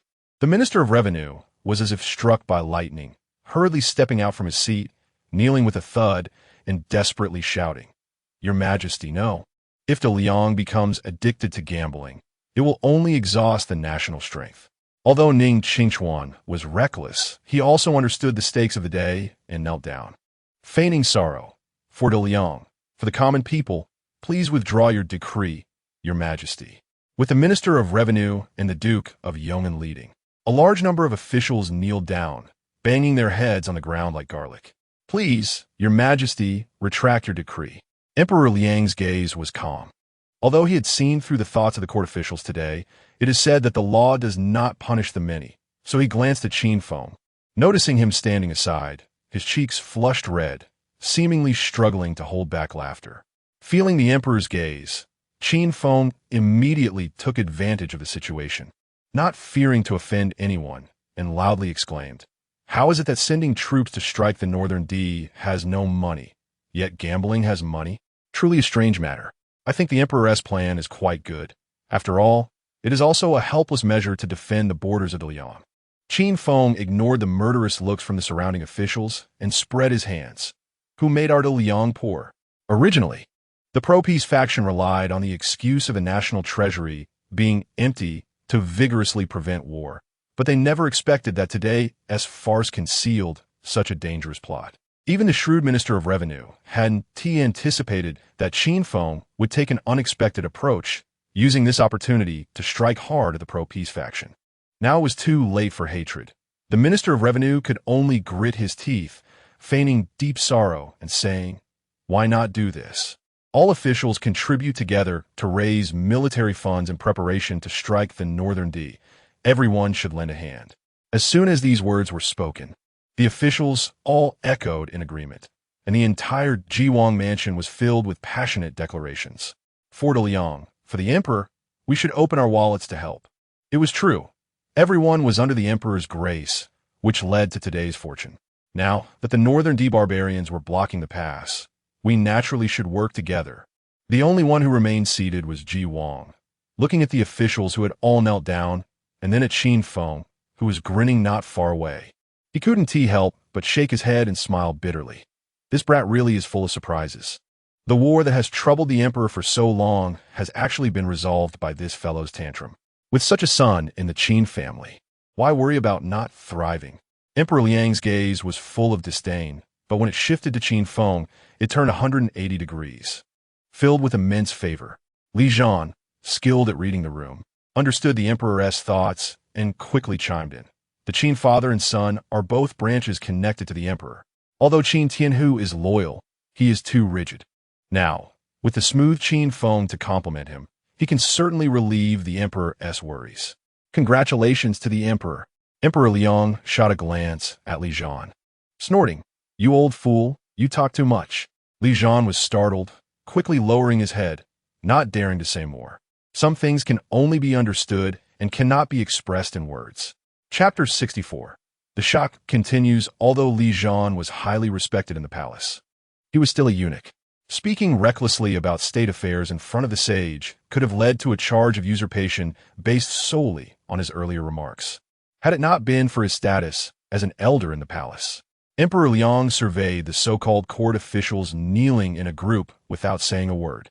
His imposing presence struck fear into the hearts of the officials present. For a moment, the atmosphere in the training grounds of the Ji Wangfu was incredibly tense. With only Qin Feng yawning and occasionally muttering impatiently, "Is it still on?" Xie Yin'er, one of the stakes in this contest, was among the few standing individuals and not directly involved in the betting. Watching Qin Feng in the distance, leaning against the tower and fidgeting like he had ADHD, Xie Yin'er couldn't help but feel puzzled. Was he just lucky, coinciding with the sage's intentions, or was he, a fool pretending to be wise, already grasping the entire situation? Seemingly sensing Xie Yin'er's gaze, Qin Feng slowly turned around. The moment their eyes met, Xie Yin'er thought it was bad. Under her embarrassed and furious stare, Qin Feng waved his hand, unabashedly breaking the tense atmosphere by shouting loudly, "Yin'er, don't worry, I'm definitely going to win this contest. You don't need to be concerned about me." Xie Yin'er's cheeks instantly flushed crimson, and she bit her lip, muttering softly, "Damn it, who has worried about you? So shameless." Little did she know, Qin Feng's shameless shout perfectly interrupted the tense atmosphere. Emperor Liang, who was struggling to figure out how to get off the stage, seized the chance to calmly say, "The contest is not over yet. All of you rise." The officials breathed a sigh of relief, quickly expressing their gratitude and returning to their positions. In an instant, countless sharp gazes converged on Qin Feng from all directions, but the next moment, these piercing looks were replaced by helplessness. Under everyone's watchful eyes, especially in front of the sage and the civil and military officials, Qin Feng was actually leaning against the tower with one hand on his waist, striking a pose, and continually throwing flirtatious glances at Xie Yin'er. Xie Yin'er, the toughest girl in the capital, couldn't help but lower her head, her face flushed in embarrassment at such shameless behavior. Emperor Liang found his understanding of shamelessness constantly refreshed by Qin Feng, and he couldn't help but shake his head and cough lightly to ease the awkwardness in his heart. Qin Tianhu rushed over, grabbing Qin Feng by the collar and angrily shouting, "You little brat, quickly settle down. If you want a wife, go home and I'll help you propose, but focus on the contest now. If you lose and upset the sage, our entire Qin family will be buried with you." As the saying goes, the higher you hold something, the harder it falls. If he messed up at the last moment, Qin Tianhu could hardly imagine the consequences awaiting the Qin family. Qin Feng's father was so angry he could almost eat him alive, and not daring to argue, he quickly raised his hands in a gesture of surrender. Only after Qin Tianhu turned to leave did Qin Feng let out a sigh of relief. Turning around, he nearly laughed again. Ning Hu, beside him, was shaking with rage, his eyes burning with fierce flames, but he momentarily had no way to deal with Qin Feng, causing his entire face to turn red. "Just wait, Qin, you will eventually lose your power, and that will be your end." Ning Hu gritted his teeth, already considering Qin Feng as a lifelong enemy. The contest resumed, and Qin Feng and Ning Hu positioned themselves at the bottom of the tower. All the officials held their breath. This contest was of great significance to the entire court and was no longer just a child's play. At that moment, a rope was thrown down from the top of the tower, landing right in front of Qin Feng. Everyone suddenly realized that Qin Feng had previously asked the Imperial Guard to climb the tower just to tie a rope. Realizing Qin Feng's plan, the officials couldn't help but snicker softly. "I thought he would use some brilliant tactic, but after all this time, it's just this? Oomph. That little brat is bound to lose. We were just tricked by him, and we'll make sure to settle the score later. As long as Qin Feng loses, it will surely enrage the sage. Even if the sage doesn't kill him, the entire court will not let him off." The Minister of Revenue, who had been anxious, finally felt relieved. After having fallen for Qin Feng's trick, the carefully managed situation had collapsed in an instant. And now the war with the Northern D could not be reversed. The Minister of Revenue felt a belly full of anger, and seeing Qin Feng's little trick, even the most composed Minister of Revenue couldn't help but mock him. After all this, he still ends up tying himself up? Just wait, once this little brat loses. Next year today will be his death anniversary. The Deputy Minister of Revenue beside him also sighed in relief. The sage has placed such a heavy bet on him. If the sage is made to lose face publicly, given the sage's decisive character, he will definitely settle old and new accounts together. Young people just don't understand the sage's might. Everyone could hardly wait to see Qin Feng fail and be submerged in the sage's wrath. Start. With Emperor Liang's command, Ning Hu, who had been poised to spring, kicked off the ground and leaped more than 2 meters up, using hands and feet like a gecko climbing a wall, rapidly scaling the tower with astonishing speed. Ning Qingchuan let out a long sigh of relief. His anger replaced by confidence. He S1. At this speed, even the top experts of the Imperial Guard couldn't be faster.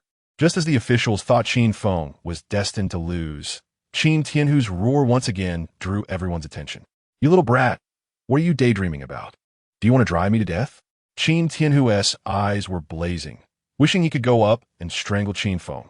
It was only then that everyone noticed Qin Feng was leisurely tying the rope around his waist. After securing it, he slowly raised his right hand above his head, clenched his fist, and struck a pose as if ready to sprint. At this moment, Ning, who had already reached halfway up the tower, just a few zhang away from the top, Ning Qingchuan felt great joy and couldn't help but sneer. "Qin Feng, even if you rely on the rope for leverage, the gap is too significant. You've already lost. I advise you not to struggle in vain." The Minister of Revenue narrowed his eyes, a strong killing intent evident. "I don't believe this little brat can turn decay into miraculous results again." Under everyone's watchful eyes, Qin Feng shouted, "Charge." As soon as his voice fell, a bulging burlap sack fell from the top of the tower, weighing hundreds of pounds. Using a simple pulley at the top, it directly pulled Qin Feng up. The officials, who had experienced countless storms and waves, widened their mouths in shock. Chapter 65. Celestial Being from Beyond in the blink of an eye.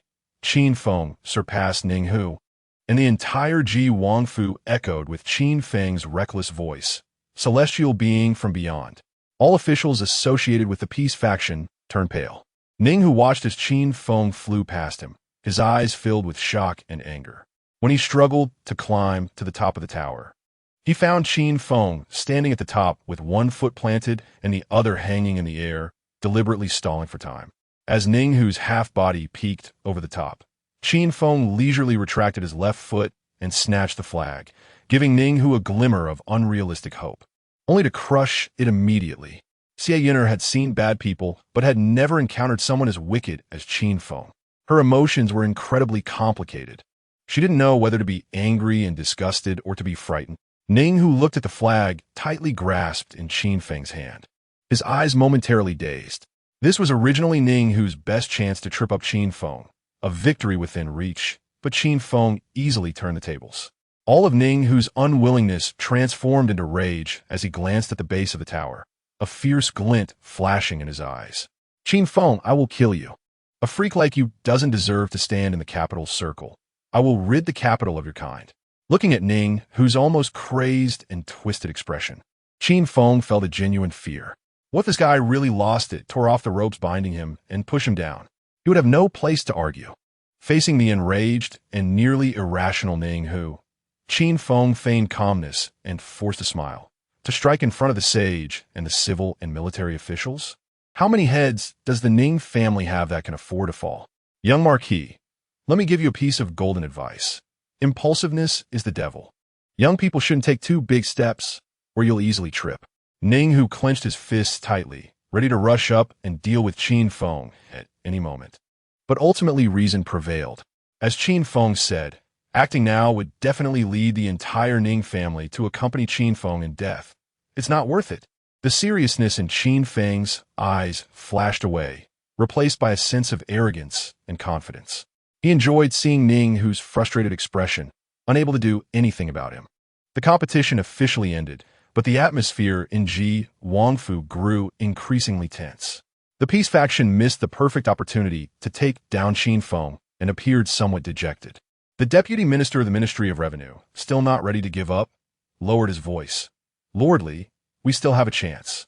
Qin Feng has used tricks again. As long as..." Before the deputy minister could finish, the Minister of Revenue waved his hand to interrupt, forcing a bitter smile. "If we keep entangling ourselves, what we will face is not Qin Feng, but the sage." Upon hearing this, the surrounding officials of the Ministry of Revenue fell silent. Emperor Liang was in high spirits. With Qin Feng's victory, the plan to strike at the northern Di was already set in stone. Unexpectedly, a troublesome matter that had been tangled in court for so long was resolved by Qin Feng in this way. Emperor Liang glanced at the officials present. "The competition has ended. Qin Feng is the victor. Do any officials have objections?" The officials exchanged glances, and even the Ministry of Revenue remained silent. Other ministers naturally wouldn't want to be the scapegoat. Just as Emperor Liang was about to officially announce the results of the competition, a low voice rang out. "Your Majesty, I am not convinced." In an instant, all eyes turned to Ning Qingchuan. Emperor Liang's eyes flashed with evident displeasure, but he was not a tyrant. Since someone had raised an objection, it had to be discussed. Qin Feng was the first to reach the top and seize the flag. This is a matter of common observation. What objection could the Marquis of Yong'an have? Ning Qingchuan, not only a member of the peace faction, but also facing humiliation today, felt that if he conceded now, not to mention the Marquis of Yong'an's position would plummet. Whether Ning, who could inherit the title in the future, would also be a question. For the sake of the Ning family, Ning Qingchuan went all out, taking a very firm stance. Qin Feng only knows how to take advantage of situations. With his tactics, even a 3-year-old child could win. The officials of the Ministry of Revenue began to feign discussions. It was true that Qin Feng had won, but it was also a fact that he had taken advantage of the situation. If they declared Qin Feng the winner, it would be tantamount to encouraging opportunism. If everyone were like this in the future, who would still be willing to be down to earth? This statement was not unfounded. The grounded ones lost, while the opportunists won. If this were to spread, wouldn't everyone follow suit? With the embellishments of the officials from the Ministry of Revenue, the discussions grew louder, making it difficult for even Emperor Liang to intervene directly. At that moment, Qin Tianhu coldly reprimanded, "Are you all unable to accept defeat? So what if it's a bit opportunistic?" Before the competition, you all knew that Qin Feng was countering Ning Hu's strength with strategy.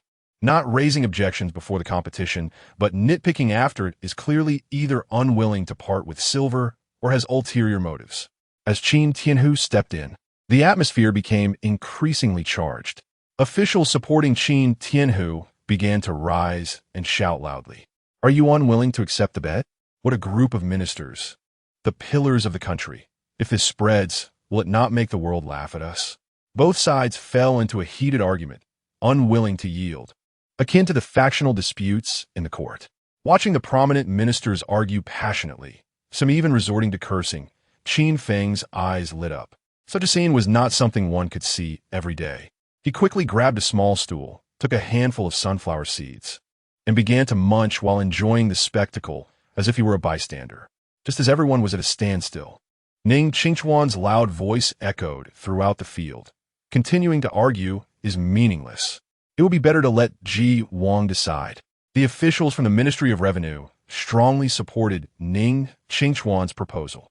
After all, today was Ji Wang's birthday banquet, and with Qin Feng causing such chaos, Ji Wang must have grown to hate Qin Feng. To put it mildly, even if Ji Wang did not want to hold a grudge against Qin Feng, he would still strive to be fair, not favoring either side. This way, the odds of Ning Hu and Qin Feng would be 50-50, completely nullifying Qin Feng's advantage. Qin Tianhu knew very well Ning Qingchuan and the other schemes, but it was true that continuing the argument would not yield results, so he could only nod in agreement. "Then let us invite the old king to preside over the matter." The Ji Wang, who had been an outsider, did not expect the fire would suddenly be directed at him. He felt a wave of annoyance, but could only force a smile. "Since you all wish for this king to decide, this king will not decline. Ji Wang stood up and walked in front of Emperor Liang, cupping his hands in a respectful gesture, neither humble nor arrogant. Your Majesty, this old minister has long since retreated from a court, and there is no personal interest at stake. I only seek fairness and justice to maintain balance. After all, Ji Wang was Emperor Liang's elder, and Emperor Liang was also polite. Uncle Wang, please take charge. At that moment, everyone's hearts were in their throats. Chapter 66. Fair and objective. As the Prince of Ji, there was naturally no need to worry about the disputes between the Ministry of War and the Ministry of Revenue. He stated directly, this competition is indeed hard to say who wins or loses. After all, it seems a bit like talking at cross purposes. If it were purely a test of martial strength, Qin Feng would definitely not be a match for Ning Hu. Upon hearing this, Ning Qingchuan was overjoyed, secretly sighing, as expected of the old prince, truly fair. Ning Hu, who had been dispirited, suddenly had his eyes reignited with hope, wishing he could kneel down and kowtow to Prince Ji right away. Qin Tianhu felt a jolt in his heart. Although the Prince of Ji was not deliberately trying to harm Qin Feng, he clearly favored the Ministry of Revenue's argument. If he judged Qin Feng to have lost, all their efforts would be in vain. Looking at Qin Feng, who was casually sitting with his legs crossed and munching on sunflower seeds, seemingly unconcerned, Qin Tianhu was almost enraged to the point of spitting blood. Just when everyone thought that Prince Ji would declare Ning Hu the winner, he shifted his tone. It seems everyone has overlooked the nature of the wager itself. This is not a gentleman's contest, but a thorough gambling match. Since it is a gamble, all rules should be stated in advance. If you all do not specify them, it is equivalent to defaulting to the rules of wit versus strength. Even if Qin Feng did take advantage of the situation, it still adheres to the rules of this gamble. Furthermore, although Qin Feng won twice by using clever tricks, both the lever and the ropes were set up right under your noses. It is cleverness, not trickery. The officials from the Ministry of Revenue had previously stated that with Qin Feng's methods, even a 3-year-old could defeat Ning Hu. Does that not further prove that Qin Feng's clever techniques are universal and practical? The officials from the Ministry of Works were also present and naturally understood the principle of the lever. I wonder if any of you gentlemen can set up a lever in the woods to lift that 3-legged cauldron? Faced with Prince Ji's inquiry, the officials from the Ministry of Works did not dare to hesitate and quickly sent a deputy minister to respond. In response to the old prince, the principle of the lever is not complicated, but the problem lies in the weight of the 3-legged cauldron itself. It must be calculated meticulously to apply the appropriate force to lift it. Additionally, the strength of the lever itself is also a concern. Common wood, when extended to a certain length, cannot bear its own weight. Not to mention lifting the 3-legged cauldron, it might break under its own weight. If I am not mistaken, the wood used by Qin Feng is hardwood, and at the joints of the wood, besides using nails for connection, a large amount of rope is also wrapped around. After meticulous calculations to resolve the strength issue of the lever, it was successfully executed in no time, taking only the duration of a cup of tea. Not to mention us. Even if we gathered dozens of skilled craftsmen from the Ministry of Works, it would take at least a stick of incense to complete. Upon hearing the deputy minister's reply, the scene fell into silence. Even the Ministry of Revenue, which had been the loudest, was quiet. Emperor Liang's eyes sparkled. Initially, he too thought that Qin Feng was merely taking advantage of the situation, but he did not expect that building a lever would be such a test of skill. Reflecting on the military strategies and bow and crossbow diagrams previously presented by Qin Feng, Emperor Liang truly came to admire this young man more and more. Xie Yun'er covered her mouth, her gaze towards Qin Feng also changing. I didn't expect this shameless scoundrel to actually have some real talent. Prince Ji turned to the crowd, smiling deeply. Qin Feng has won 2 matches in a row based on true ability, not by taking advantage, so I declare Qin Feng the winner. As soon as these words were spoken, the scene instantly split into 2 camps. The Ministry of Revenue was lifeless, while the Ministry of War was naturally cheering with joy. Those in the neutral camp also congratulated Qin Tianhu. Congratulations, Lord Qin. Qin Feng not only won fairly, but also outsmarted through strength. This is truly a good story. In my opinion, Qin Feng's victory is largely due to Lord Qin's excellent guidance. Previously, hearing young Master Qin's poem out of the past was already breathtaking. but I didn't expect young Master Qin to be so accomplished in cleverness as well. Truly, a tiger father does not raise a dog son. I admire him. Surrounded by praises from all directions, Qin Tianhu could not help but blush, his eyes filled with pride. He glanced at Qin Feng, only to find that this kid was still as nonchalant as ever. However, Qin Tianhu was no longer as angry as before, secretly lamenting, "Children have their own fortunes. Perhaps this kid is indeed wise beneath his foolishness." The hope that Ning Hu had finally ignited was instantly shattered, and he slumped to the ground.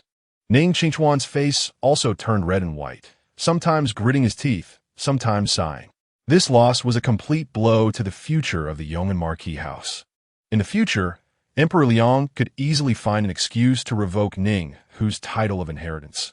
Without the title, the Ning family would be no different from commoners. Although the Minister of Revenue's expression was also grim, today the Ning family was taking the blame, so this fire would not burn to the Ministry of Revenue for now, which was a small fortune amid misfortune. However, there was no room for maneuver regarding the war with the Northern D. After munching on seeds for half a day, Qin Feng happily ran to Prince Ji's side, showing an extremely sycophantic face in front of the officials from the Ministry of Revenue. "Thank you, old prince, for your support." While drinking tea, Prince Ji almost spat it out and quickly glared at Qin Feng, lowering his voice. You scoundrel, don't talk nonsense. Who supported you? I was just stating the facts." Qin Feng maintained his smile, deliberately raising his voice. The old prince is the most just. Your nephew is endlessly grateful." Prince Ji's face turned green, wishing he could smash his teacup on Qin Feng's head. The reason for Prince Ji's strong reaction was something others did not understand. But Qin Feng was crystal clear. The old prince and Emperor Liang were blood relatives, so naturally, he would help Emperor Liang with his troubles. Helping Qin Feng was equivalent to helping Emperor Liang. In the entire training ground, anyone could oppose Emperor Liang, but Prince Ji would not. The talk of retiring from the court, being fair and objective, was just for show. There was no need to take it seriously. Qin Feng pretended not to see Prince Ji's murderous gaze and continued to shamelessly promote his personal relationship with the prince. "Old prince, please enjoy those white candies first. Whenever you finish, just send a servant to inform me, and your nephew will personally deliver them to you." Prince Ji, at his age, almost fainted on the spot. This time, he wouldn't be able to wash it clean even if he jumped into the Yellow River. It wouldn't be long before it spread throughout the capital that Prince Ji had a personal friendship with Qin Feng. Emperor Liang watched Qin Feng's every move and couldn't help but chuckle. This scoundrel really knows how to seize opportunities. Such shamelessness in climbing the social ladder has truly opened my eyes. At the same time, the little maid responsible for gathering information rushed back to the side hall, panting. The ladies had long been impatiently waiting, and when they saw the maid finally return, they all began to question her. How did it go? Is there a result? Chapter 67. The final verdict. Who won? Before the maid could catch her breath, many noble ladies had already begun to mock. What is there to ask? Of course, Qin Feng lost. He must be crying now. He won the first round by sheer luck. That was just a stroke of fortune. In this second round of climbing the tower, it's all about lightness of movement. For Qin Feng to win against Ning, who is just a fantasy. Hearing the discussions around her, Li Ninghui looked pleased, deliberately provoking Lu Hongyan with a sarcastic tone. Why compare anything else? It has to be lightness of movement. Even the elite guards in the palace wouldn't dare say they could definitely beat Ning Hu. Hurry and let Qin Feng prepare the money. 10,000 taels from each family. TSK. This guy has tricked many young masters in the capital. It's time for him to pay up. Lu Hongyan's heart sank to her throat, unable to suppress her murmurs. Could it be that Qin Feng really lost? Losing money is one thing, but if he angers the dragon's face, the entire Qin family will suffer. At that moment, the maid finally caught her breath and stammered.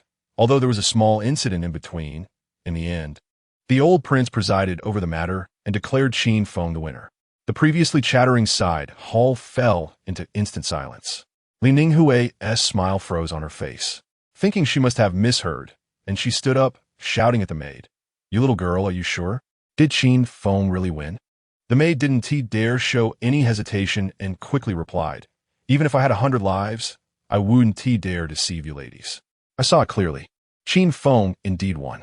Thud. Li Ninghui slumped back on her chair, her eyes dazed, mumbling, "How was that possible?" It was a contest of lightness of movement.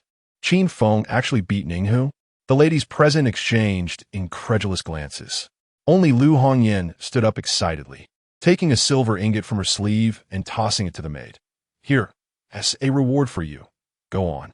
The maid thanked her profusely, happily running off with the silver ingot. Lu Hongyan couldn't hide the joy on her face. During this time, that annoying younger brother hadn't given her any surprises. But now he won against Ning, who in front of the sage. It was evident that the Qin family would receive the sage's favor for a long time to come. Seeing Li Ninghui gritting her teeth in silence, Lu Hongyan felt a surge of satisfaction and couldn't help but tease. Was the Li family miss just shouting fiercely earlier? Why is it suddenly quiet now? Oh, I almost forgot. The Li family lost another 100,000 taels in this bet. Li Ninghui's body shook, looking up at Lu Hongyan with a blank expression. Again? Lu Hongyan couldn't help but sneer. The Li family miss really has a short memory. The 100,000 taels lost at Qingyage doesn't count? Li Ninghui's face turned extremely ugly. With a total of 200,000 taels lost, even if the Li family was wealthy, they couldn't withstand such losses. Moreover, in this sensitive situation, if the Li family took out 200,000 taels at once, they would inevitably raise the sage's suspicions. That damn Qin Feng was clearly pushing the Li family to the brink. Li Ninghui gritted her teeth, though reluctant for the sake of the bigger picture. She could only lower her stance. My Li family is willing to accept the bet and will pay the money, but before Li Ninghui could finish her sentence, Lu Hongyan interrupted directly. Don't make excuses. The Li family is in a high position. Li Rui usually squanders extravagantly. Can't you even come up with this small amount of money? I advise you to hurry back and gather the funds. If you delay, you will bear the consequences. Li Ninghui felt a pang of hatred. She wasn't afraid of Lu Hongyan, but she feared the Qin Feng behind her. In the entire capital, who didn't know about Qin Feng's debt collection skills? If that guy didn't get the money and made up a rhyme about the Li family, they would become the most disgraceful 6 ministers in history. To avoid having that plague of a person show up at her door, Li Ninghui didn't dare delay and left her seat. The ladies present clearly saw the situation. Even the daughter of the Minister of Revenue had been angered into leaving. The remaining ladies either lowered their heads to eat in silence or moved closer to Lu Hongyan, becoming very friendly. "Miss Lu, you really have a good younger brother. Look at your brother, then look at my useless one, Sai. Young Master Qin not only has exceptional talent, but is also so skillful. His future is limitless. I heard young Master Qin listens to Miss Lu the most. Hee, with young Master Qin protecting you, you will surely enjoy endless blessings. Why don't I have such a brother?" Hearing the praises coming from all directions, Lu Hongyan felt a surge of pride, suddenly becoming the center of attention in the side hall. At this moment, Qin Feng wasn't idle either. He smiled as he surveyed the crowd of officials, intentionally showing off 10,000 taels from each family. That is 300,000 taels now, plus the other officials who lost their bets. I estimate there is at least 500,000 taels. Wow, that is so much money. I don't even know how to spend it. The officials from the Ministry of Revenue turned pale with anger, yet they had no way to deal with Qin Feng. Qin Tianhu, on the other hand, wore a broad smile, unusually not stopping Qin Feng's reckless behavior. After all, he had endured too much pressure in court. Today, he could finally vent his anger. So why not enjoy it? Qin Feng counted on his fingers, muttering, "I've worked hard for so long. I can't do it for nothing, can I? I'll take out 50,000 taels to reward myself, and another 50,000 taels to honor my father and sisters. As for the remaining 400,000 taels, forget it, I'll just donate it all to the treasury. It's also a contribution from the Qin family to support the national defense." As soon as these words came out, the ministers wished they could rush up and tear Qin Feng apart. In an instant, various wails echoed in the hearts of the ministers. "You brat, you just donated 400,000 taels in one go. As ministers in the court, how much have we donated? The sage is watching all this. If we donate too little, we'll be humiliated by this brat. If we donate too much, the sage will suspect where the money came from. Qin Feng. Oh, Qin Feng, we may not be good people, but you are truly a dog. Emperor Liang was overjoyed to receive the 400,000 taels. If all the people in the world were like the descendants of the Qin family, how come my Liang not prosper? This time, the blow to the northern D should be credited to the Qin family. Qin Tianhu's beard trembled in excitement, quickly kneeling and bowing. The sage's praise is undeserved. The entire Qin family is grateful. Qin Tianhu glanced at Qin Feng out of the corner of his eye, and unsurprisingly, the brat had his hands on his hips, showing no intention of kneeling in thanks. Looking again at the sage, he surprisingly didn't seem to mind Qin Feng's arrogance at all. It's hard to tell whether to be happy or worried. But one thing is certain, having a son like Qin Feng, Qin Tianhu felt he would definitely lose a few years off his life. All the ministers, including those from the Ministry of Revenue, even if they were cursing inwardly, could only hypocritically praise. Chapter 68. A mouth that invites beating amidst a chorus of sarcastic praises. The birthday feast of Prince Ji came to an end. The officials from the Ministry of Revenue left in a huff, while Ninghu hung his head like a sick tiger. It was Prince Ji who personally saw Qin Feng and his son off at the gate, then subtly remarked to Qin Tianhu, "Lord Qin, your esteemed son is well-educated and talented, deeply favored by the sage. That is the fortune of the Qin family. But as the saying goes, the tall tree attracts the wind. The enemies in the court may not necessarily be just in the court." Qin Tianhu naturally understood the deeper meaning behind Prince Ji's words. Qin Feng's act of slapping the Ministry of Revenue in the face was minor, but pushing the issue of the Northern D war onto the agenda was of utmost importance.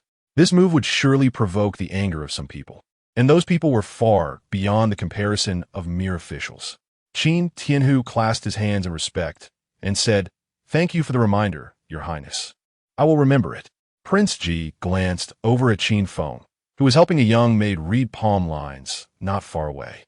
The solemnity on his face vanished, replaced by unabashed admiration. One must be cautious, but Lord Qin need not be overly cautious. This lad, Qin Feng, has an odd personality and is quite unique. He seems to have the makings of great talent. To receive such praise from Prince Ji left Qin Tianhu both surprised and delighted. On the way home, he neither scolded nor beat Qin Feng. Instead, he looked at him with a smile, feeling uneasy under his father's gaze. Qin Feng was already prepared to jump out of the carriage to escape at any moment. He asked softly, "Dad, did I do something wrong? If you find me displeasing, just say it. I want tea change anyway. Don't bottle it up inside and make yourself sick." The smile on Qin Tianhu's face vanished in an instant, and he snorted lightly. "What you did today balances out your merits and faults. No rewards, no punishments." Realizing he wouldn't be punished, Qin Feng sighed in relief, reclining against the carriage in a carefree manner, and said with a grin, "Forget about rewards. With what you've got, I really don't care. Not being punished is already like a reward for me." Just as he finished speaking, Qin Feng received a kick. Qin Tianhu, tightening his belt, gritted his teeth, and said, "You really think you can take advantage of me just because I give you a little leniency?" Accompanied by Qin Feng's miserable screams, the carriage slowly entered the Qin residence. Before the carriage had completely stopped, Qin Feng leaped out, running and crying, "Help! Someone's going to kill me." Having returned earlier, Lu Hongyan heard the pig-like wails and knew it was Qin Feng back. A mischievous smile crossed her face. This brat, clearly he achieved great merit today. Yet he ends up being beaten by his father. He must have said something to provoke him on the way. Shen Qingzi snorted softly, although she outwardly looked down on Qin Feng. Recalling the events that took place at Qingyage that day made her heart flutter. He deserves it for not being beaten up for a day. Jing Qianying had never been interested in Qin Feng's affairs, but recently he had been too ostentatious to ignore. She coldly remarked, "Considering he made great contributions to the Qin family today, I want to hold him accountable for undermining me this time." As Qin Feng stumbled into the main hall, seeing all three sisters present felt like finding a lifeline. He directly dove behind Lu Hongyan, whining pitifully, "Sister, I've worked so hard for the Qin family. Is it easy? In the end, I get beaten for it. What is this?" Qin Feng said fiercely, "I strongly suspect I'm not my father's biological son. Otherwise, why would he keep hitting me for no reason?" What kind of father beats his son out of boredom? Lu Hongyan couldn't help but chuckle, reaching out to pat Qin Feng's head with a look of affection. Since Dad hit you, it must be because you deserved it.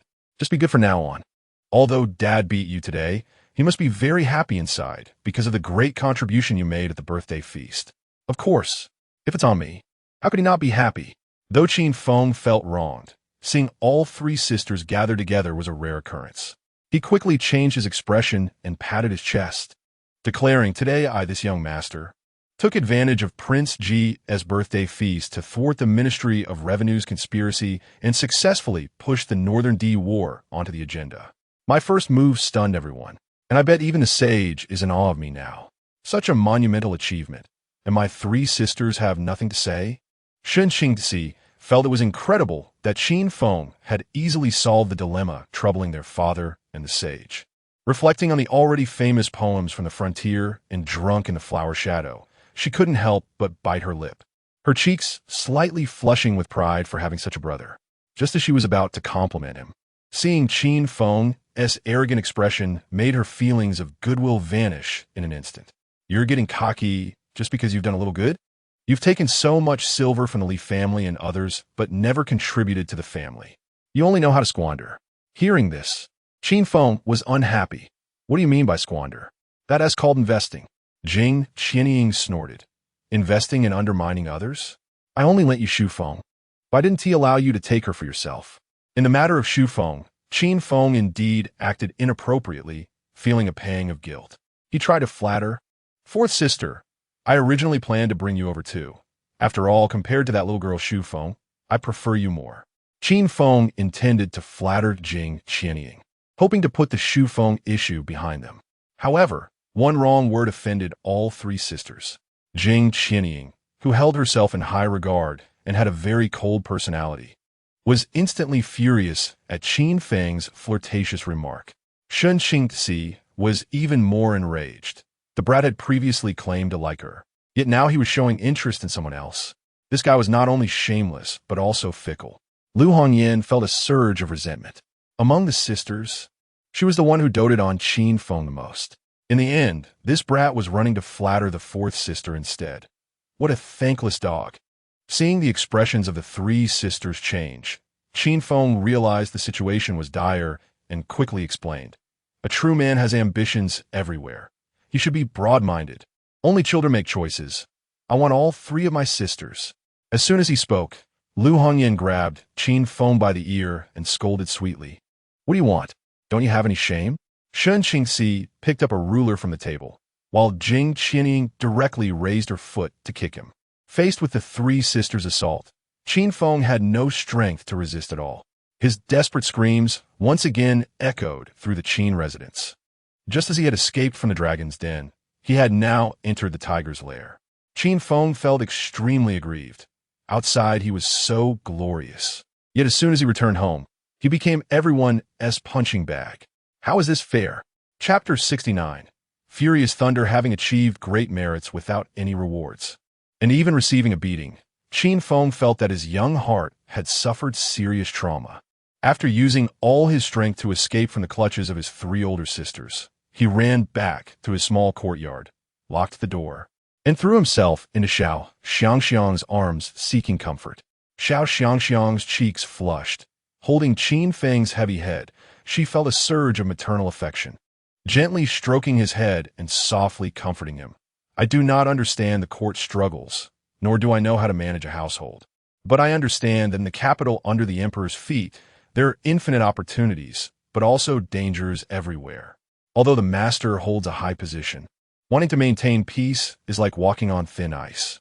What the master and the young ladies are doing is also for the young master's sake, to prevent." Before Xiao Xiangxiang could finish, a loud snore had already erupted. Looking at the sleeping Qin Feng, Xiao Xiangxiang was astonished, but soon a blush appeared on her face, and she held Qin Feng, gently patting him as if taking care of a child who would never grow up. Although Qin Feng was extravagant, flamboyant, rogue, and shameless, after spending so much time together, Xiao Xiangxiang still felt he was a good person. As the saying goes, the exterior may be tattered, but the essence is gold. At the same time, Ning Qingchuan's roar echoed throughout the Yong'an Marquis residence. Ning Qingchuan was furious, striking Ning Hu's back with a whip, leaving a bloody mark. "You scoundrel! For mere Xie you have ruined the future of the Ning family. Now, who in the entire capital doesn't know that Qin Feng is a rogue, relying on the emperor's favor and acting with impunity? Why provoke him in the first place?" Blood dripped down Ning Hu's back. His eyes were bloodshot, gritting his teeth. But after all, he had practiced martial arts since childhood and didn't let out a single sound. All the humiliation today would naturally be counted on Qin Feng's head. Ning Hu secretly swore a deadly oath, vowing to never coexist with Qin Feng in this life. That damn Qin Feng better not fall into his hands, otherwise. He would ensure that the guy would wish for death, but could not have it. Crack! Another whip struck, and Ning Hu was drenched in sweat, clenching his fists tightly, refusing to beg for mercy, saying, "Ning Hu's fierte spirit, Ning King Guan's anger diminishet somevhat." He threw down the whip and slumped into a chair, unable to stop sighing deeply. Now, the Ning family had indeed fallen into the hands of that Qin brat. Standing nearby, the first wife, who dared not breathe a word, hurriedly approached. "My lord, you are a marquis. Why bother to be angry with a commoner like Qin Feng? Even if the sky were to fall, your title would remain steadfast, while the official stature of the Qin family might disappear at any moment. A gentleman's revenge is not too late even after 10 years. Wait until the future." Before the first wife could finish her words, Ning Qingchuan interrupted angrily. "That's a woman's perspective. Today, being provoked by Qin Feng. The title of the Ning family may very well end with my generation. Whether it can be passed on to Ning, who is uncertain. We Ning family are not imperial relatives. As a mere marquis, how can we remain steadfast as a mountain? During this war against the Beatty, the Ning family has allied with the Ministry of Revenue, trying to block the war under the pretext of an empty treasury, and has already stood against the emperor. This damned bet today, it's not just losing 100,000 taels of silver. We have clearly lost our capital in the court." The first wife looked surprised. "Is it really that serious? It's just 100,000 taels of silver. Our Ning family can afford it." Upon hearing this, Ning Qingchuan became furious and slammed the teacup hard onto the ground, sternly reprimanding, "You foolish woman, what do you know?" The first wife was startled and quickly fell silent, not daring to speak carelessly again. Looking at this mother and son, Ning Qingchuan felt anger rise within him. In a war between two nations, what do you think they're fighting over? It's about money. The Liang dynasty's military actions against the Beatty, even at the lowest intensity, cost several 100,000 taels of silver each month. Since the Beatty invaded the borders, even just defending the city has already burned through millions of taels of silver. Peasants need 1 tael of silver for their annual expenses. Middle-class households need 10 taels annually, and the Ning family lost 100,000 taels in one gamble. If this money is not produced, Qin Feng has already promised the emperor that all funds will go to the treasury. If produced, it would surely raise the emperor's suspicion. Whether to take the money or not, it's all trouble. The first wife never expected that a mere bet could have such deep implications, and she became anxious. "Then what does my lord think? Should we take the money or not?" Ning Qingchuan's anger was instantly replaced by helplessness, and he sighed deeply. "What else can we do? If we deny it, it's not just the Qin family's money at stake, but the emperor's money, and we would offend the emperor once again. It's better to take the lesser of two evils." Ning Qingchuan knew very well that now the war against Beatty had been pushed onto the agenda, and the Qin family, as the leading faction, was essentially the emperor's spokesperson. Offending the Qin family at this time would be equivalent to offending the emperor, not to mention Ning Qingchuan. Even the ministers of the Ministry of Revenue would not have the guts to do so. At this moment, in the grand hall of the Li residence, Li Rui and Cheng Fa knelt on the ground, their heads drooping, not uttering a word. The 3 ministers of the Ministry of Revenue had extremely gloomy expressions, and the maids and servants surrounding them were silent as if frozen, not daring to make a sound. Such a scene even made the lady of the Li residence wisely retreat to the inner courtyard, fearing to come out and help Li Rui smooth things over at this time. Recalling what happened today at the training grounds of the Ji Wangfu, and looking at Li Rui before him, the Minister of Revenue felt a wave of frustration. Truly, Comparing people makes one feel inferior. Comparing goods makes one throw them away. How could Qin Tianhu give birth to such a son as Qin Feng? Clearly, just a dandy, yet he could stand before the emperor and the civil and military officials, helping his father gain political capital, not only earning the emperor's favor, but also completely breaking the pattern of the court. In contrast, Li Rui could only engage in petty schemes behind the scenes, sticking to the emperor, not daring to make sound. The Minister of Revenue snorted coldly and said, "Although I do not want to admit it, among the young nobles in the capital, in terms of strategy, vision, and ambition, no one can surpass Qin Feng. Everyone laughs at the young master of the Qin family for being mad. Yet they do not know that he is wise beyond his years, better at using that mad exterior to conceal his inner ambitions." Today's birthday banquet at the Ji Wangfu has indeed taught this old man a lesson. Hearing this, Li Rui felt a surge of dissatisfaction. It was one thing for the emperor and Ji Wang to praise Qin Feng, but how could even his political rival, Qin Feng's own father, hold such a high opinion of him? That Qin Feng was just a shameless dandy. Not long ago, he was still out seeking pleasure with Li Rui in a pleasure boat, utterly shameless. How could he suddenly change his character? Li Rui, filled with resentment, found it hard to comprehend. Knowing your enemy and knowing yourself is key to victory in every battle. The more political rivals you have, the more you must face your opponents directly. The Deputy Minister of Revenue sighed deeply.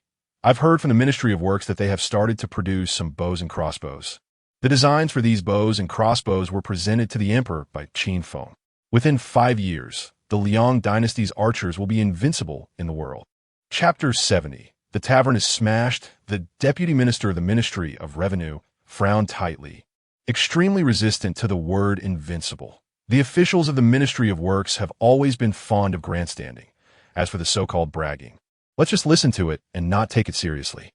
The Deputy Minister of the Ministry of Revenue shook his head, his expression serious.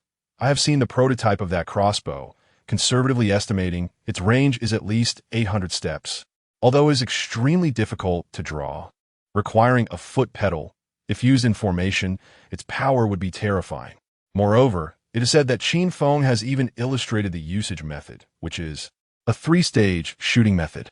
The Minister of Revenue raised an eyebrow, immediately intrigued. What is a 3-stage shooting method? Could it be 3 horizontal lines, crossfire? The Deputy Minister of the Ministry of Revenue couldn't help but sigh. At first, I thought so too, but that Qin Feng has a profound understanding of military strategy. The so-called 3-stage shooting method is not crossfire. Instead, it involves 3 ranks, each with its own duties. The 3rd rank is responsible for drawing the bow, the 2nd rank for passing arrows, and the 1st rank for shooting. In this way, by continuously replacing the crossbows, sustained fire can be maintained. Qin Feng calls it firepower coverage. Although the Minister of Revenue primarily advocated for peace and war, differing from Qin Tianhu's views, it is undeniable that Qin Feng's military strategies are quite advanced. And even the Minister of Revenue couldn't help but praise him. The 3-stage shooting method, firepower coverage, such military strategies are indeed refreshing. However, the defensive capability of foot archers in a 3-stage shooting formation must be quite weak.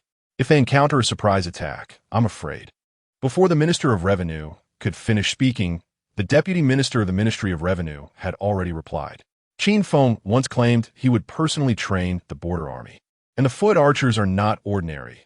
They're all equipped with elite gear, with machetes, short axes, and light armor all included.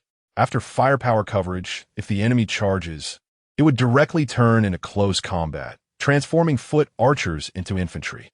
Coupled with the support of other formations around them, they can attack or defend, advancing and retreating in an orderly manner, although they may struggle against cavalry. I've heard from military generals in the court that the Northern D cavalry are only responsible for harassment, pursuit, and attacking the flanks, and won't typically charge into formations. Upon hearing this, the Minister of Revenue and the Deputy Minister exchanged glances, unable to help but express their astonishment. If this battle strategy is followed, it might indeed be able to strike hard against the Northern D and protect the border's peace.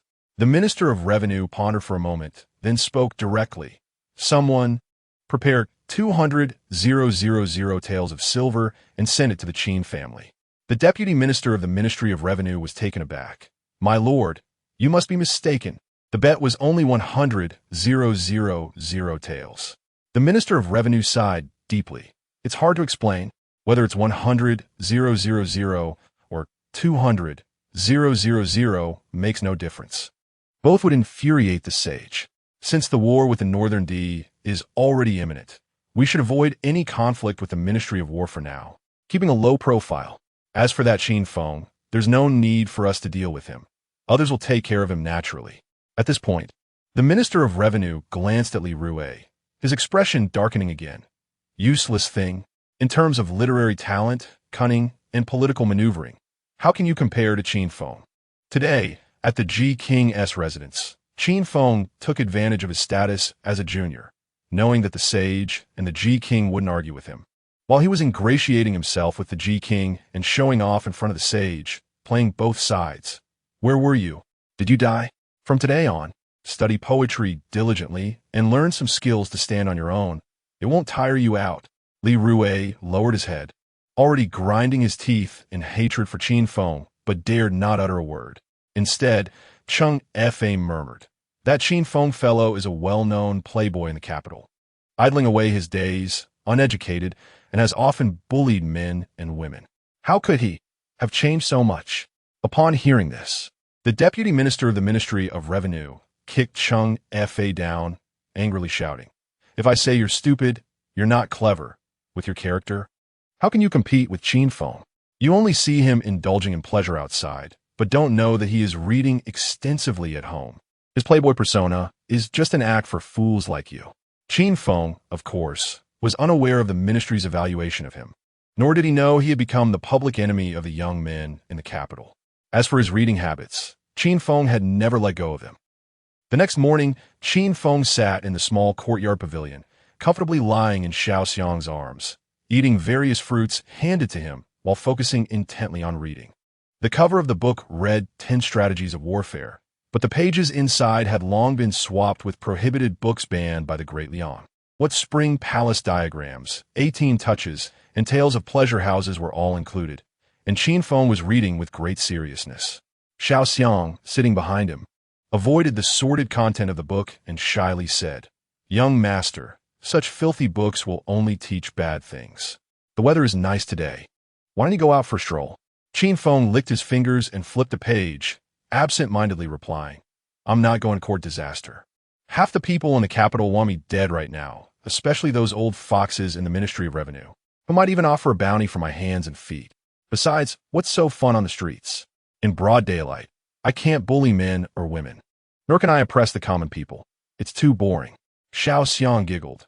"Young master, if you really went to bully men and women, the lord and the young ladies wouldn't spare you." Qin Feng scoffed. "Am I afraid of them? Nonsense. Xiaofu? King Xiaofu. Where'd he go? Go check if the door is locked properly." Qin Feng had made up his mind. As long as there were no fights or scandals on the streets, he wouldn't step out, no matter what. Those bastards in the Ministry of Revenue could do anything if provoked.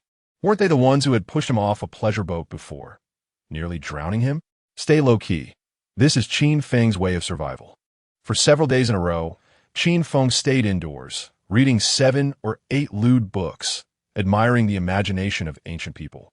After all, this era had no entertainment options, and the thoughts of the powerful were entirely focused on matters in their trousers. Coupled with the strict laws of Qin Feng's time and the heavy moral constraints, when it came to fun, ancient people really knew how to enjoy themselves.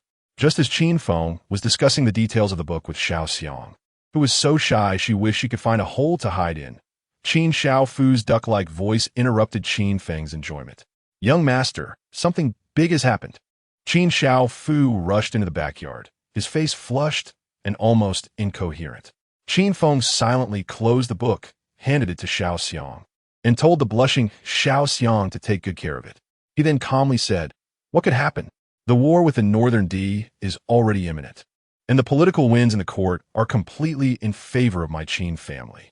Unless the sage dies, what could possibly change the situation?" These words nearly scared Qin Xiaofu and Xiao Xiang to death. If the imperial guards heard this, they would chop off Qin Feng's head on the spot. Xiao Xiang quickly covered Qin Feng's mouth from behind, fearing he would say something rebellious again. Is it really necessary? Qin Feng pouted. This is the backyard of the Qin residence. As long as Xiao Xiang and Qin Xiao Fu don't betray him, can't he say whatever he wants? Qin Xiao Fu wiped the cold sweat from his forehead, feeling both fearful and deeply impressed by his young master. There was nothing he wouldn't dare to say or do. Too awesome. But soon, Qin Xiao Fu urgently said, "Young master, our Wuhu Grand Tavern has been smashed." Chapter 71. Who cares who they are? What did you say? Qin Feng thought his ears were malfunctioning, after confirming repeatedly that it was indeed his own restaurant being smashed. He felt it was unbelievable. In this capital city, was there really someone bold enough to vandalize his place? His father was the Minister of War and had connections with both the King of Ji and the Sage. With such a strong background, there were still people who dared to cause trouble. Qin Feng instantly became furious. Breaking free from Xiao Xiangxiang's hold and sending Qin Xiaofu to the kitchen to grab a kitchen knife to fight back. Qin Xiaofu nearly cried, "Young master, I'm going to fight, but what about you?"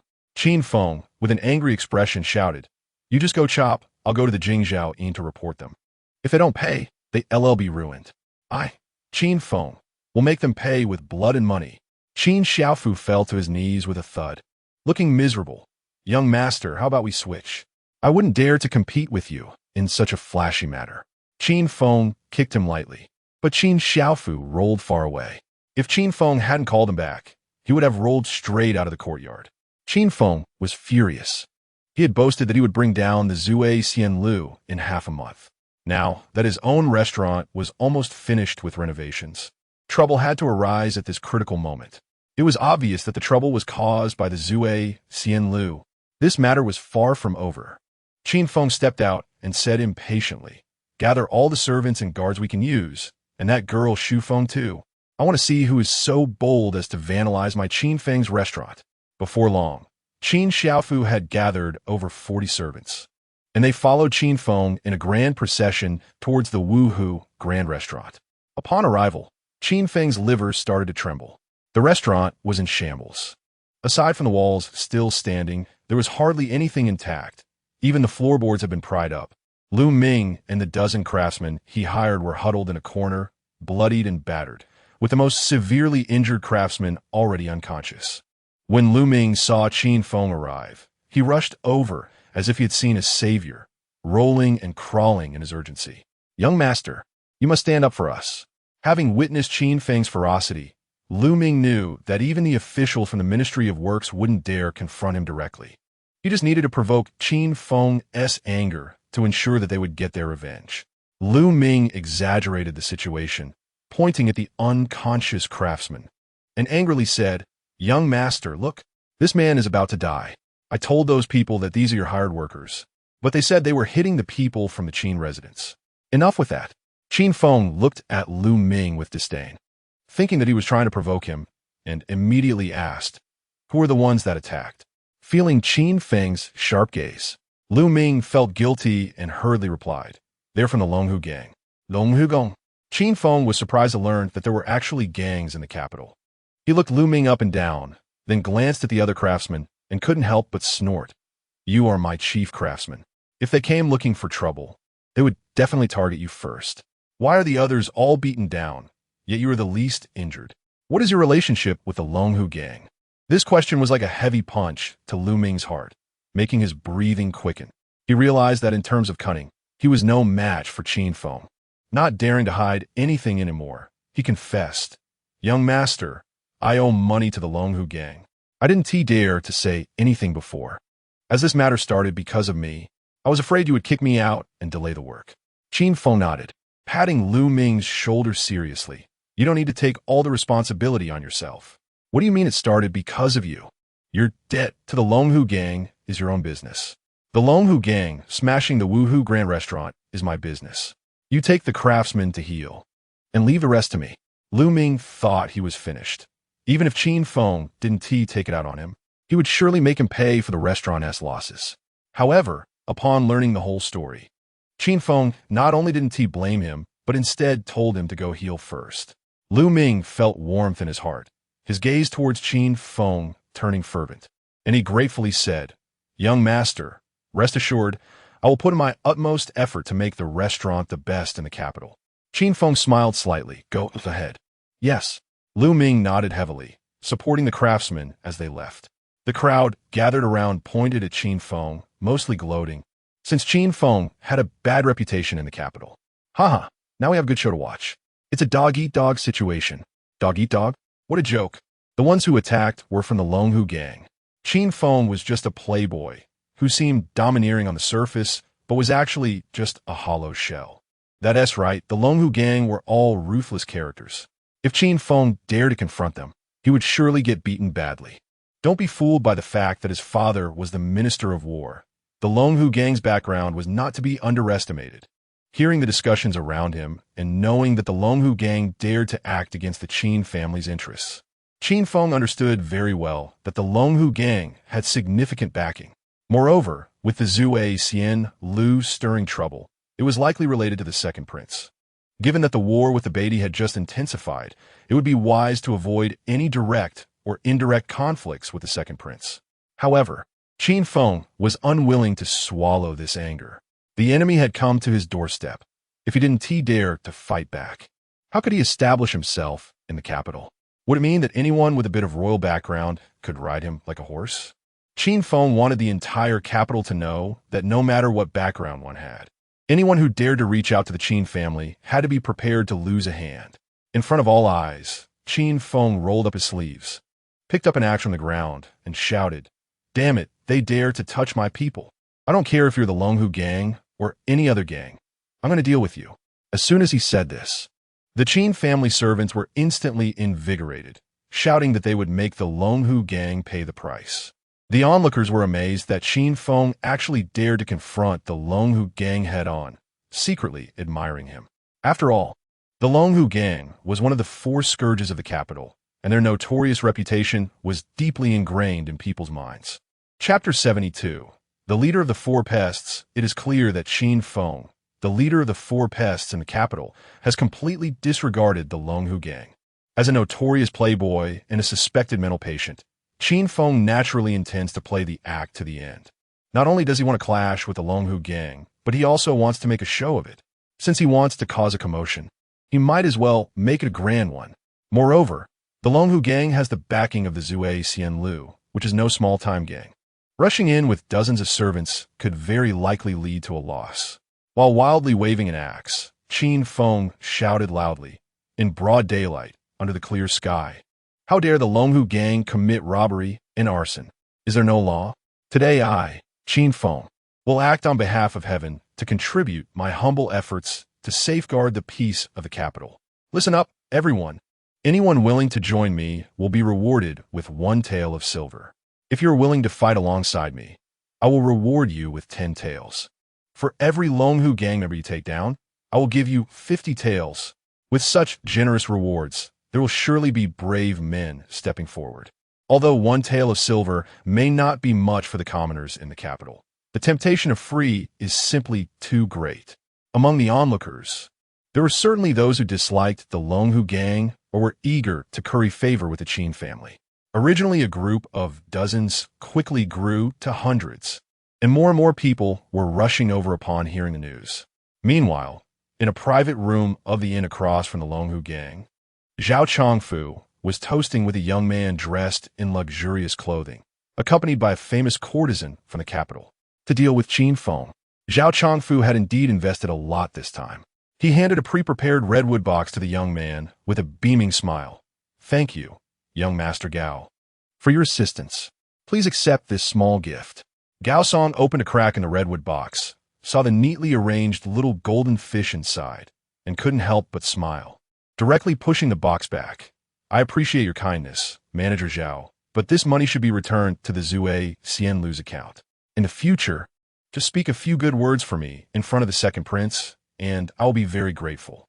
Zhao Chongfu did not expect Gao Song to be so perceptive, his eyes filled with admiration.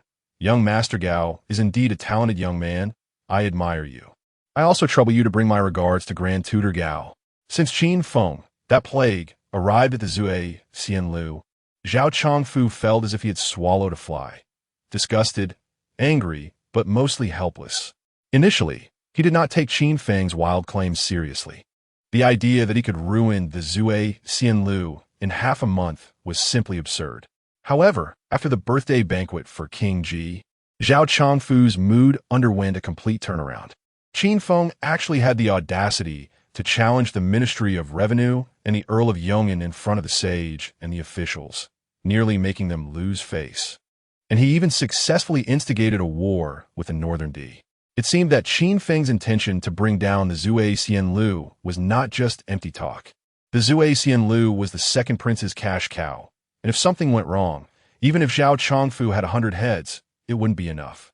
Now, with the help of Grand Tutor Gao's son, Zhao Chongfu's heart was finally able to settle a bit.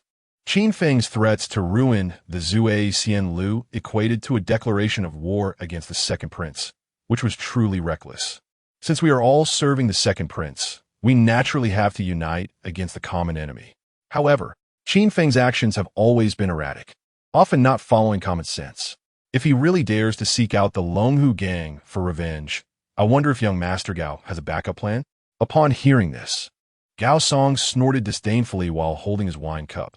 If he dares to come, let him enter standing and leave lying down. While others feared Qin Feng, Gao Song did not care. Gao Song's father, Gao Ming, held the position of Grand Tutor. Although he did not hold as much real power as the Minister of Personnel, it was still an honorary position bestowed by the sage, and he held a duke title. In terms of identity and status, he could be said to be second only to the princes, not to mention a small figure like Qin Feng. Even King Ji would have to treat Gao Song's father with respect. To take it a step further, even if they were to seriously injure Qin Feng, what would happen? The sage favored Qin Feng, but he held no official position and was no different from a commoner. Would the sage really risk everything to punish the Gao family for a commoner?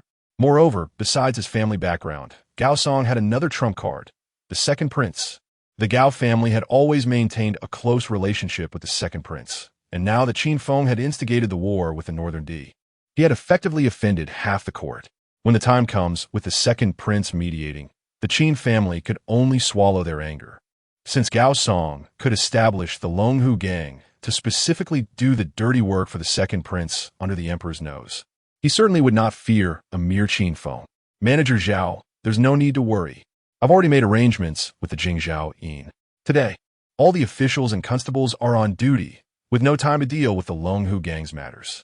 If Qin Feng recklessly comes to the Longhu gang, we will directly cripple him and see if he dares to act up again. If he brings people along, we will accuse him of forming a gang and committing violence in public. This is under the emperor's feet, and even if Qin Tianhu comes to plead for him, he will still be locked up for a month or so. Hearing this, Zhao Chongfu's eyes lit up. As long as Qin Feng has no opportunity to act against the Zhui Xianlu this month, it would be a great achievement. As for how Qin Feng would deal with the Zhui Xianlu in the future, that would be none of Zhao Chongfu's concern. It would be a matter between Qin Feng and the second prince. Zhao Chongfu stood up earnestly and bowed to Gao Song. With young Master Gao here, I believe Qin Feng won't cause any big waves. The entire capital is suffering from Qin Feng's harm, and the reputation of the youth circle has been completely tarnished. Now that young Master Gao is stepping in to deal with this menace, it is no different from eliminating a threat for the people. I will surely relay young Master Gao's great merits to the second prince in detail. In terms of identity and status, Zhao Chongfu could not compare to Gao Song, but as the manager of the Zhui Xianlu, he had to report to the second prince regularly, which provided him direct access to the heavens. In contrast, although Gao Song was the son of a grand tutor, it was as difficult as climbing to the heavens for him to meet the second prince. Just as the two were flattering each other with proud smiles, they suddenly heard a commotion from downstairs. Zhao Chongfu and Gao Song exchanged knowing smiles. It was evident that the noise was definitely caused by Qin Feng.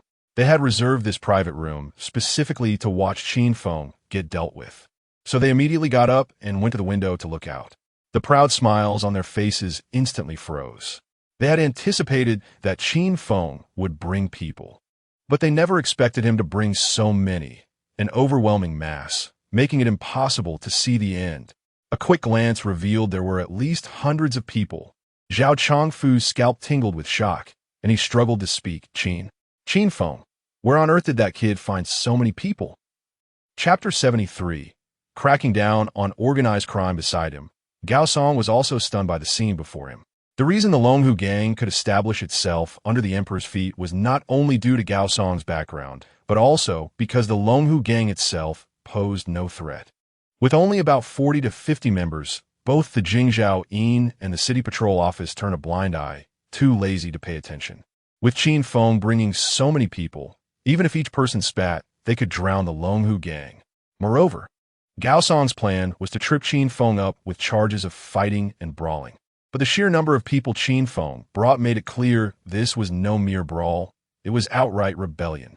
If this matter reached the sage's ears, an investigation would definitely ensue, and Gao Song would have to bear the consequences. Gao Song swallowed hard, not daring to hesitate for even a moment, and hurriedly turned to his servant, shouting, "Quick, go notify the City Patrol Office. That scoundrel Qin Feng is planning a rebellion. We need to let Tai Dan Ho Zhuge Xian lead the troops to suppress him." Zhao Chongfu wiped the cold sweat from his forehead, turned to Gao Song, and nervously said, "What did I say? Qin Feng has never played by the rules. Have you prepared a backup plan?" "A backup plan?" Gao Song was almost amused to the point of anger. To prepare a backup plan, one would first need to understand Qin Feng's intentions to formulate a corresponding strategy. But Qin Feng was not a normal person. Even his initial strategy had failed, let alone a backup plan. For now, they could only pin their hopes on Zhuge Xian to quickly bring the City Patrol Office to suppress Qin Feng, lest things escalate beyond control. Zhao Chongfu and Gao Song were as anxious as ants in a hot pan, unable to sit still. Meanwhile, Qin Feng had already led hundreds of people toward the Longhu gang. He recalled the image of gangsters from movies, walking with a swagger, exuding an air of authority as he shouted, "Everyone, shout with me. Crack down on organized crime and protect the people." Hundreds of voices echoed in unison. Crack down on organized crime and protect the people. The grand slogan attracted countless citizens to join in the excitement, and the already crowded streets were nearly packed to the brim. Some onlookers, unaware of the truth, became excited upon hearing the slogan. Could it be that the City Patrol Office was finally going to take action against the Longhu gang? That would be great.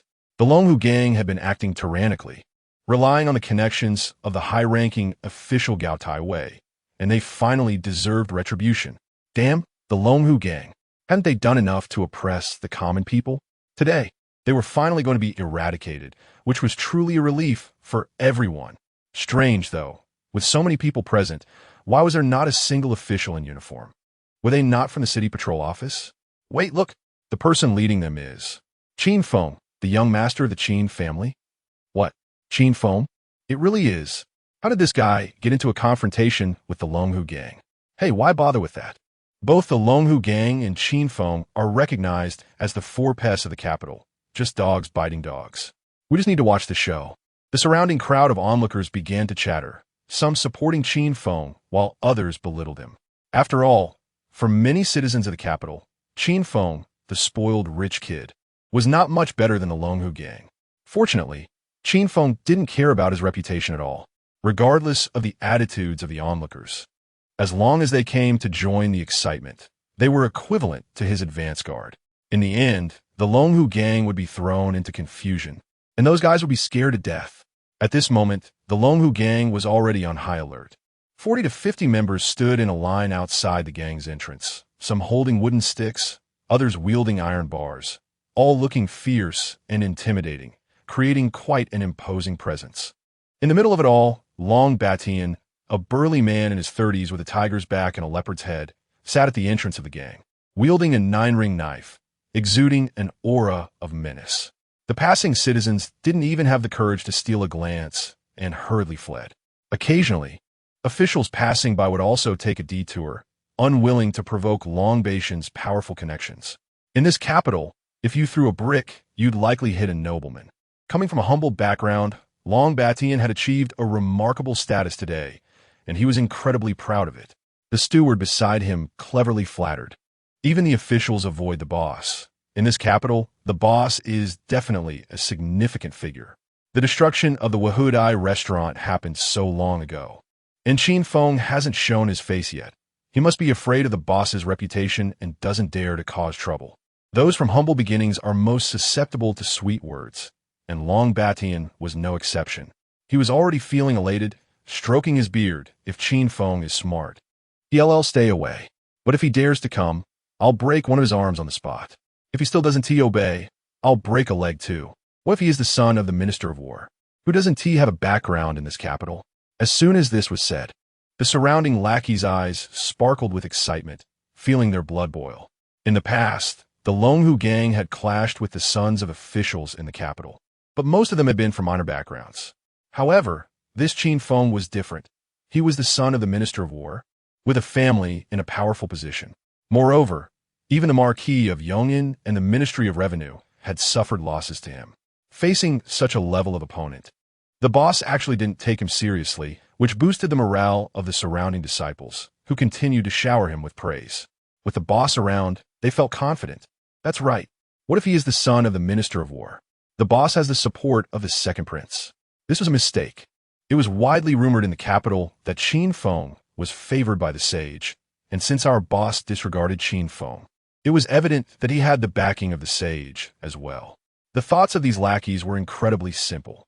They knew that Long Batian's background was Gao Song, who was the son of Gao Tai Wei, closely associated with the second prince, who in turn was backed by the sage.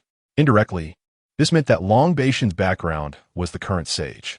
Listening to the flattery from the surrounding lackeys, Long Batian felt dizzy, gradually believing the praise, as if he truly was a formidable character in the capital that could reach the heavens. Grinning widely, he exuded great confidence. Listen up.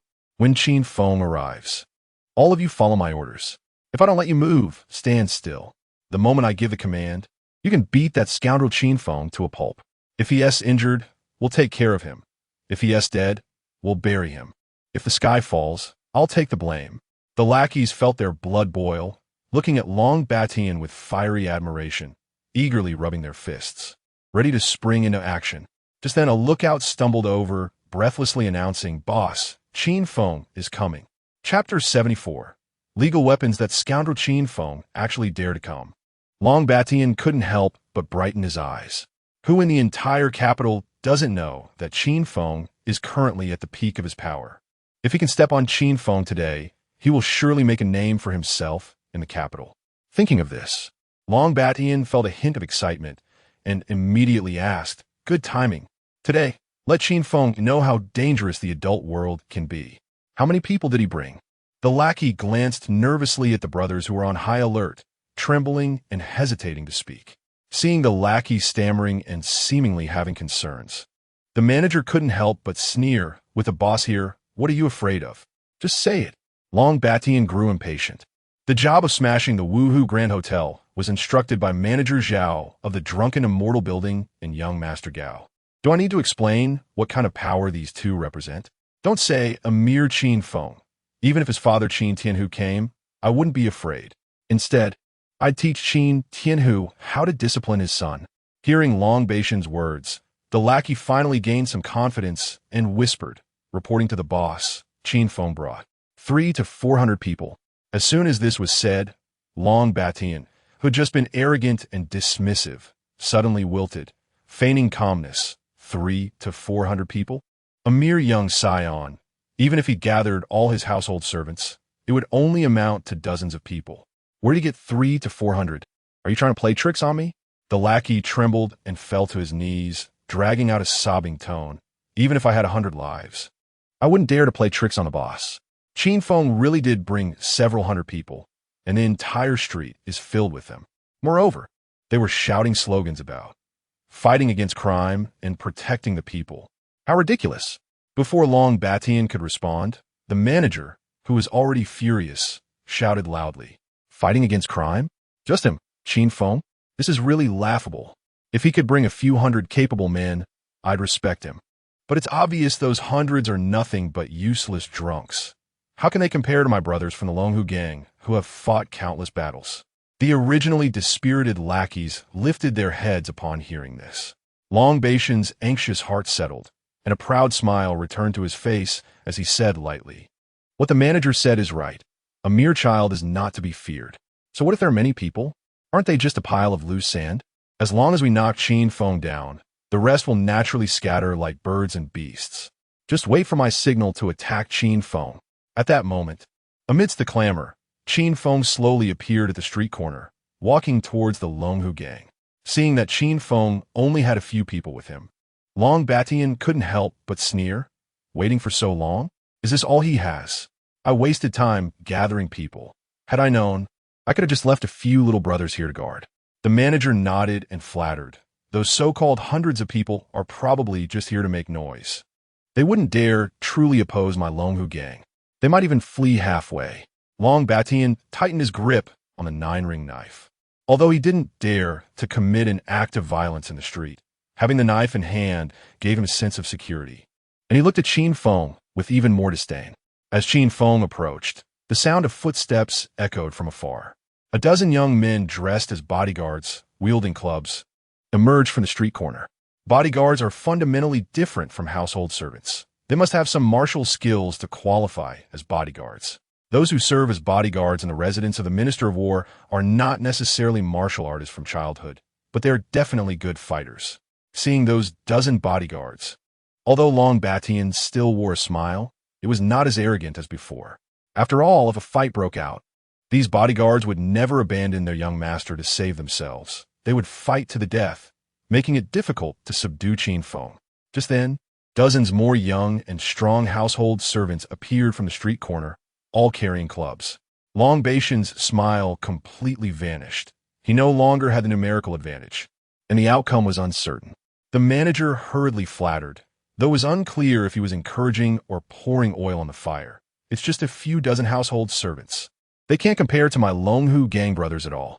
Long Batian smiled, but didn't speak. Just as he was preparing to arrange his men and engage in a fierce battle with Qin Feng, a series of low, dense footsteps approached from afar. Looking in that direction, he saw a densely packed crowd of strong young men pouring out from the street corner, numbering at least 100. Though these people weren't armed, their presence behind Qin Feng was extremely intimidating. Seeing this scene, even the manager, who thrived on chaos, fell silent. Long Batian swallowed hard, instinctively clenching the knife handle, and forced himself to appear calm. Everyone, stay steady, don't panic. This is under the Emperor's feet. Qin Feng wouldn't dare to act recklessly. While Long Batian seemed calm on the surface, his heart was in a panic, racking his brain to figure out where this scoundrel Qin Feng got so many people. Just the ones in front of him numbered around 200, and this display was clearly not for a fight. It looked like a small army ready to attack. If it were anyone else, Long Batian could still keep his cool. No matter how many people, they were likely just there to impose their presence and wouldn't dare to actually fight. However, the opponent was Qin Feng, who had the audacity to confront the Minister of Revenue in front of the sage and the civil and military officials. As the distance closed, Long Batian's palms began to sweat. Under his gaze, Qin Feng approached with a smile, appearing harmless, but the axe in his hand gleamed coldly, making Long Batian feel increasingly anxious. Qin Feng, unrestrained, stepped directly in front of Long Batian, reaching out to grab Long Batian's hair in front of all the little brothers of the Longhu gang, and smiled. "Is it you? Who smashed my restaurant?" Long Batian was stunned, not expecting Qin Feng to be so bold, and for a moment he couldn't react. Then, Qin Feng tapped Long Batian's 9-ring knife with his axe. "Oh, this knife is sharpened? Is it considered a deadly weapon?" Qin Xiaofu, according to the laws of Daliang. How should we deal with someone flaunting a deadly weapon in public? Qin Xiaofu was originally a bit afraid. If a fight broke out, he would definitely be the first to run away. However, seeing Qin Feng so audacious, acting like a bully coming to negotiate, the last bit of fear in his heart vanished, and he grinned in response to the young master, according to the laws of Daliang. Flaunting a deadly weapon in public results in a hand being chopped off. Feeling the excitement in Qin Feng's eyes, Long Batian's back turned cold, and he instinctively threw the 9-ring knife to the manager. Chapter 75. Speaking of the lotus, the steward was startled, as if the 9-ring knife were scalding hot. Not daring to hesitate for even a moment, he quickly shoved the knife into the hands of a nearby lackey, who also dared not accept it. For a moment, it was like passing the flour while beating the drum. until someone finally threw the knife back into the gang with force. Long Batian had been preparing his opening remarks for a long time, but not only did he not get the chance to express them upon meeting, he was immediately put on the spot by Qin Feng's few words, turning red with embarrassment and anger. In a fit of rage, he pointed at the axe in Qin Feng's hand. "Aren't you also holding a weapon? Shouldn't your hand be chopped off too?" Qin Feng shrugged and directly waved the axe in front of Long Batian. "This is an axe for chopping firewood. If an axe counts as a weapon, then aren't kitchen knives and scissors also weapons? Shouldn't we all stop cooking from now on?" Long Batian was burning with anger, but could not find fault, so he had to relent slightly and said in a deep voice, "Since it's an axe for chopping firewood, you better hold it steady. If you chop someone, it's still a weapon." To Long Batian's kind reminder, Qin Feng happily accepted it and nodded obediently. "Don't worry, I definitely won't chop you. But if your head happens to bump into the axe, then it's not my fault." Qin Feng wore an innocent expression, but his words sent chills down Long Batian's spine. Seeing that Qin Feng and Long Batian were negotiating and wouldn't be fighting for a while, Qin Xiaofu, with great insight, quickly brought over a chair. "Young master, please sit and talk." As Qin Feng sat down, he pulled the chair forward, his knees almost touching Long Batian's. Both sides confronted each other at such a close distance. One was a pampered young master who couldn't lift a finger, and the other was a tyrant accustomed to being overbearing. After a moment of eye contact, it was Long Batian who panicked first, instinctively avoiding Qin Feng's gaze. Qin Feng handed the axe to Qin Xiaofu, took out a beautiful golden abacus from his pocket, spat on his fingers, and began to click away, murmuring softly. The tavern was smashed, the craftsmen were beaten, the material costs, let us say, 100,000 taels of silver. Before Qin Feng could finish calculating, Long Batian interrupted with a shout. "Qin Feng, don't try that with me. Others may fear you, but I don't. Don't talk about 100,000 taels, a 1 give you even 1 tael." Seeing Long Batian's attitude was so strong, Qin Feng didn't press further, just set down the abacus and smiled at Long Batian. Long Batian felt his skin crawl under Qin Feng's gaze, but he could only hold his ground. After all, the task of dealing with Qin Feng was assigned by Zhao, Chongfu, and Gao Song. If he messed it up, not only would he fail to make a name for himself in the capital, but he might also lose his position as the leader of the Longhu gang by tomorrow. Soon, Qin Xiaofu came back to Qin Feng's side and whispered in his ear. Although it was a whisper, his voice was so loud that everyone present could hear. "Young master, the remaining people have surrounded the Longhu gang so tightly that not even a fly could escape." Upon hearing this, Long Batian felt a jolt of anxiety and nervously said, "Qin, I don't believe you dare to act. This is under the Emperor's feet, a sacred place. If you dare to commit a crime in broad daylight, neither the Jingzhou Yin nor the city patrol will let you off. If the city patrol lets you off, the laws of Daliang 1T." His words were quite articulate. Watching Long Batian waving the banner of law, Qin Feng couldn't help but laugh. "When you smashed my tavern, weren't you quite arrogant? Why now? Are you talking to me about the law? Committing murder in broad daylight? Haha, don't misunderstand. I'm not here to fight or show off my strength. Instead, I'm here to sweep away evil and uphold justice. Just as you said, this is under the Emperor's feet, and their S8 gang running rampant, causing trouble in the area.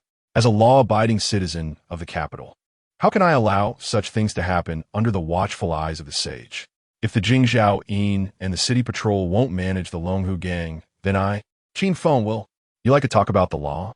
Don't say I haven't given you the chance to sue me. Later, we can discuss this matter in front of the sage." Long Batian's face turned pale. After all, the existence of the Longhu gang was not something to be seen in the light. Even though the Jingzhou Yin and the city patrol had turned a blind eye out of respect for Gao Song, if this matter reached the sage's ears, anyone connected to the Longhu gang would not be able to escape and would have to bear the consequences. Long Batian felt both anger and fear, but more than that, he felt helpless. Playing the role of a local bully in front of the crowd that surrounded Qin Feng was clearly not going to work. Now, using the law against Qin Feng, he found himself being pressed down. Long Batian felt that all the ferocity he had built up over the years was completely ineffective in front of Qin Feng. At that moment, Qin Feng suddenly pretended to chat casually with Qin Xiaofu, a mischievous smile playing at the corners of his mouth. The Longhu Gang? That name sounds imposing. I've only heard that in some remote, impoverished areas, there are some bold and reckless bandits who dare to use dragon as their name. I didn't expect someone to dare use that name here in the capital. The sage is the dragon among men, residing in the palace, while the Longhu Gang is outside the palace, entrenched in the capital. Are they planning to replace him? Qin Feng's words nearly scared Long Batian to death, his face turning as white as paper. The lackeys around him trembled as well.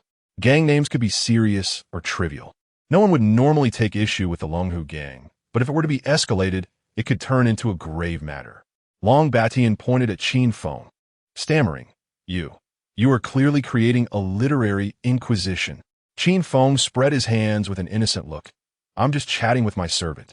Why are you so nervous? Ignoring Long Batian, Qin Feng continued speaking to Qin Xiaofu. Actually, the name Longhu Gang isn't anything special. Compared to Long Batian, it's practically insignificant. Think about it. The sage is both a dragon among men and the son of heaven. The name Long Batian, even a 3-year-old child could understand its meaning. A dragon that could dominate the world is naturally a true dragon. And to dominate the heavens is no different than being above the heavens. Even the sage is merely the son of heaven. Yet our big gang leader is above the heavens. Isn't that?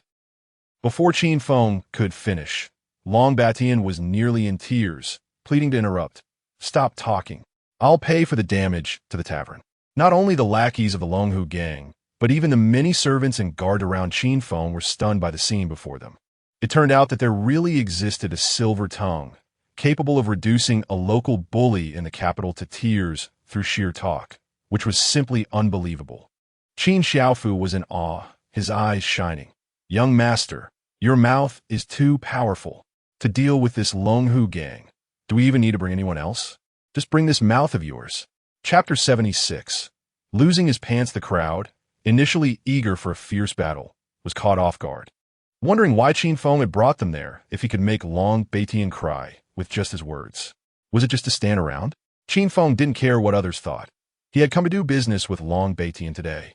In this world, there are no eternal enemies, only eternal interests.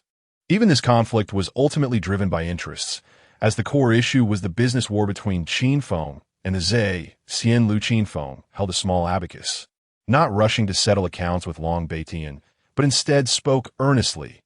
Who in Kyoto doesn't know your name and the name of your gang? It wouldn't help if I didn't say anything, but if your head gets chopped off, who will compensate me? Come on, help our big boss out. Long Batian had no idea what schemes Qin Feng was concocting in his mind and felt dizzy. Zhao Chongfu and Gao Song, who had witnessed the whole scene from the window of a private room in the restaurant, were also bewildered. This was Gao Song's first encounter with Qin Feng, and he didn't expect to shoot himself in the foot. Who would think that Qin Feng would use such underhanded tactics? His cunning was even more formidable than those old bureaucrats in the court. Longhu Gang, Long Batian. What kind of names are these? Gao Song was both angry and scared, thinking that after this, he had to find a way to change Long Batian's name. Zhao Chongfu, who had previously experienced Qin Feng's power, turned pale and whispered, Long Batian is in trouble. Gao Song frowned. What do you mean? Zhao Chongfu gritted his teeth. The only way to deal with a madman like Qin Feng is to take him down the moment he shows up. Violence is the only language he understands. Once you engage him in a verbal battle, not only is he quick-witted, but even a brute like Long Batian could easily be outsmarted, let alone the ministers in the court. The moment Long Batian opens his mouth, he has already lost. Recalling the previous banquet for King Ji, where Qin Feng solely used his words to instigate the war with Beatty and humiliate the ministers, Gao Song felt a chill. This madman's rhetoric and schemes were not something ordinary people could handle. But if it came to using violence, Gao Song glanced at the dense crowd behind Qin Feng and couldn't help but smile bitterly. If we really fight, we wouldn't even know who would get beaten up. At this moment, under Qin Feng's instructions, Qin Xiaofu brought over paper and brush, laying the Xin paper flat before Qin Feng. Qin Feng took the brush and scribbled a few lines. The crooked handwriting was nearly unbearable to look at. After finishing, he had someone hang a banner at the entrance of the Longhu Gang, which read Deaf and Dumb Gang in big letters. He then wrote a small note and handed it to Long Batian with a smile. This name is a gift from me to you.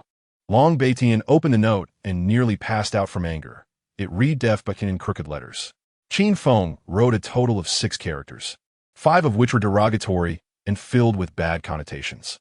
Long Beitian felt a surge of anger in his chest, nearly spitting out blood, while the brothers of Longhu Gang turned pale and embarrassed, losing all semblance of their former bravado. The scene was filled with uproarious laughter, and the onlookers doubled over, clutching their stomachs. Ha ha ha, what a deaf and dumb gang. No wonder the young master of the Qin family is so clever. Such a wicked trick is something that only a normal person wouldn't think of. Does young Master Qin want to make us laugh ourselves to death? Long Beitian's grand name has been turned into Deaf Beitian. Worse than shit. How vicious. I could laugh at the Longhu Gang for a year. Gao Song, observing from the sidelines, felt his cheeks flush with anger, gritting his teeth. That damn Qin Feng is too insidious. Zhao Changfu cleared his throat to ease the awkwardness and feign calmness. Young Master Gao, do you understand now? To deal with someone like Qin Feng, you can only strike hard and fast. Otherwise, you'll lose strength with every attempt. Let us put it this way, in terms of treachery, shamelessness, and filth, he is indeed the most notorious of the 4 evils of Kyoto, a name that is not given lightly. Now that he knew all this, what good was it? Gao Song's cheeks burned. After all, he had built the Longhu Gang, and now it had become the laughingstock of the world. He felt as if his face was about to be swollen from the humiliation. Moreover, knowing that these 2 names were extremely shameful, but having to accept them nonetheless, it was better to lose face than to lose one's life. Otherwise, if Qin Feng continued this way, the names Longhu Gang and Long Beitian would surely infuriate the sage. Xu Feng bit his thin lips, finding Qin Feng's insidiousness amusing. Being around him was never boring. Qin Feng picked up the small abacus again, spat on his fingers, and continued to calculate. The cost of materials is 100,000 taels of silver, and the medical expenses for the workers are 20,000 taels.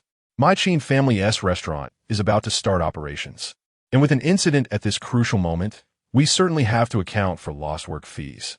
Based on Zue Xian Lu's daily revenue, the lost work fee is 3 times the compensation, calculated over 5 days, which is about 50,000 taels of silver. Long Beitian almost knelt down before Qin Feng, pleading with him to stop counting, as this was just the beginning and had already added up to 170,000 taels. Qin Feng, you. Before Long Beitian could finish his plea, Qin Feng waved his hand to interrupt him. Qin Feng was not a good person, and naturally, he had to calculate everything clearly. I brought so many people here. I can't come for free, can I? A total of 500 people, at 100 taels each, is 50,000 taels. Plus, the name I just bestowed upon you has saved your life, which is worth 10,000 taels. The total is 240,000 taels of silver. Long Beitian plopped down to his knees, tears streaming down his face. Young Master Qin, even if you sold me, I couldn't come up with that much money. I was foolish before. I beg you to be merciful. With Long Beitian kneeling, the morale of the gang members instantly plummeted, each of them looking dejected. If it weren't for the fact that the entire Longhu Gang was surrounded and couldn't escape, they would have fled long ago. Qin Feng certainly knew Long Beitian was broke. Even if he dismantled the entire Longhu Gang, he might be able to scrape together 10,000 taels with effort. Long Beitian was broke. But that didn't mean the 2 upstairs were also broke. From the moment he arrived, Qin Feng had already noticed those 2 pairs of thieving eyes. This series of actions was all performed for those 2 to see. One was the money tree of the second prince, and the other was the son of the Grand Minister Gao, a big businessman and a second-generation official. They had plenty of money. Qin Feng was not in a hurry. He directly wrote an IOU and handed it to Long Beitian. Chapter 77. Evil begets evil when the IOU was folded and placed in Long Beitian's hand. Qin Feng patted Long Beitian's palm with a smile as warm as spring, and kindly said, 240,000 taels of silver is definitely not a small amount. Even if I were to force you, you certainly couldn't come up with it. As long as you leave a fingerprint on the IOU, I will give you ample time to arrange the funds. Long Beitian had no choice. After all, Qin Feng had access to the heavenly ear. If he embellished today's events and reported them to the sage, the only outcome for Long Batian would be death. Moreover, with Gao Song and Zhao Chongfu behind him, they wouldn't just stand by and do nothing. If things escalated, it wouldn't benefit either of them at all. Matters that could be resolved with money are not really matters. Understanding this, Long Batian no longer hesitated, bit his finger, and pressed it onto the IOU. As Long Batian pressed his fingerprint down, the Qin Feng, who had just been smiling amiably, transformed in an instant, snatching the IOU back into his embrace and sneering like a bully. Within 3 days, deliver the money to my residence. For each day of delay, there will be a penalty of 10% interest. That's 24,000 taels of silver in penalties per day, and it compounds, so think carefully. If you exceed half a month without repaying, I will write this up as a memorial and hand it to the sage during my father's morning court session. You will bear the consequences. Everyone present was dumbfounded. They had seen people with unpredictable tempers, but someone like Qin Feng, who could turn hostile faster than flipping a book, was truly a rarity. After a while, the crowd gradually came to their senses and intense discussions erupted. Between Qin Feng and Long Batian, who was the bully? Who was the victim? After all, Long Batian was the leader of the Dragon Tiger Gang, a ruthless character that even the officials didn't want to provoke. How could he face Qin Feng like a lamb waiting for slaughter, allowing himself to be mercilessly dealt with, without even a shred of courage to resist? As the saying goes, evil begets evil. Long Batian, relying on his background, had been tyrannical and had caused much suffering in the streets. Now that he had extended his fangs toward Qin Feng, he had bitten into a hard bone, and all his sharp teeth had been shattered. Truly, it was a delight to the heart. Indeed, I don't care who the other party is. As long as I can deal with Long Batian, that's what matters. The onlookers cast fiery glances at Qin Feng. Although he was already infamous, his notoriety was mostly confined to court or among the elite, and the common people had little exposure to it. In contrast, Long Batian was a villain who could harm innocent citizens. Now, a small evil man had encountered a greater evil man and was being ground into the dust. The common folks were all cheering with joy. Little did they know, Qin Feng had no interest in the honor of acting on behalf of heaven or eliminating harm for the people. Qin Feng believed in only 2 principles in his life. The first was money, and the second was whoever dares to touch me will have their back teeth knocked out. Glancing at the disheartened Long Batian, who could no longer be domineering, Qin Feng lost interest and waved his hand. Come, tear down the Dragon Tiger Gang for me. Anything of value, move it all to the Five Lakes Grand Restaurant as compensation for the restaurant's decoration losses. Long Batian's face turned red and white in succession, wishing he could swallow Qin Feng alive, but he could only grit his teeth and question, Qin, you are too vicious. Having already signed the IOU, why do you still want to demolish the Dragon Tiger Gang? Once the yard was torn down, the Dragon Tiger Gang would be completely shattered, and Long Batian's position as the leader would come to an end. That wasn't all. Over the years, the Dragon Tiger Gang had done countless dirty jobs for Gao Song, and all sorts of messy evidence were within the gang. If Qin Feng caught hold of any incriminating evidence, Gao Song would never be able to lift his head in front of Qin Feng again. Given Gao Song's character, he would definitely place the blame on Long Batian. And Long Batian couldn't even dare to think about what his fate would be. Feeling the resentful gaze from Long Batian, Qin Feng's expression turned serious for a rare moment. You smashed my restaurant, so I tear down your gang. Isn't that reasonable? Don't misunderstand. I'm not targeting you. I just want you to understand that my people are off limits. If you touch them, you will be crushed without room for negotiation. If he simply targeted Long Batian alone, Gao Song would likely abandon the pawn to save the king, directly killing Long Batian to eliminate the witness and exonerate himself. At that point, he wouldn't need to repay the money or take responsibility, and he could even take the opportunity to bite back at Qin Feng. Therefore, Qin Feng had to keep Gao Song's weaknesses in hand, making him understand that apart from obediently repaying the money, he had no other choice. Just then, a furious shout came from the direction of the restaurant. Qin Feng, don't go too far. Gao Song rushed out of the restaurant in a rage. He could tolerate everything else, but the demolition of the Dragon Tiger Gang was unacceptable. There was too much dirt inside that must not fall into Qin Feng's hands. Everyone stop. or we'll see what happens. With Gao Song's roar, the crowd participating in the demolition wilted. They couldn't afford to provoke Gao Song. Qin Feng waved his hand and smiled. Let the Qin family continue the demolition. Those outside the Qin family should wait outside and just help move things. Oh, and Qin Xiaofu, if you find any messy items inside, pack them up and bring them back. Qin Xiaofu, being quite clever, naturally understood what Qin Feng meant by messy items and grinned. Young master, you can count on me.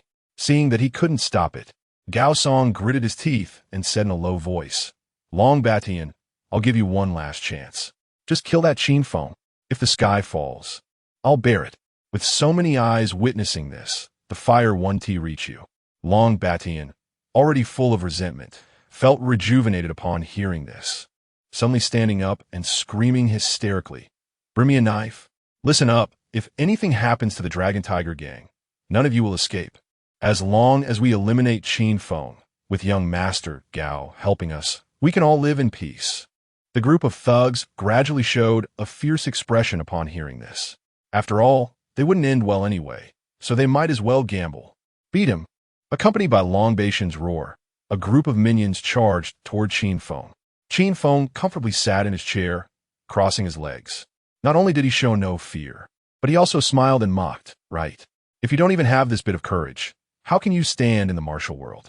As his words fell, a graceful figure appeared in front of Qin Feng, kicking one down and swiftly taking down another. In an instant, two were dispatched, leaving Long Batian stunned. His gaze fixed on Xu Feng with an intense seriousness, not daring to charge forward again. Xu Feng, with her eyebrows raised, shouted sharply, Dare to lay a hand on young Master Qin? You're seeking death. Chapter 78. Persuading others to do good while Long Batian and the others were in a daze. The guards of the Qin residence were already on high alert around Qin Feng. Looking at Qin Feng, who was so close, Long Batian knew very well that only by dealing with the woman in front of him could he capture Qin Feng. He steeled himself, leaped into the air, and swung his knife towards Xu Feng. Xu Feng's eyes flashed with disdain. Such a big movement, full of flaws, with this kind of strength. I really don't know how you became the gang leader. As the words fell, Xu Feng suddenly lowered his body, dodging the blade while raising his right leg. His legs forming a split position, and his right leg struck heavily against Long Batian's stomach. The burly Long Batian was actually sent flying to the side, knocking down two of the nearby lackeys in the process. One move determined the victor.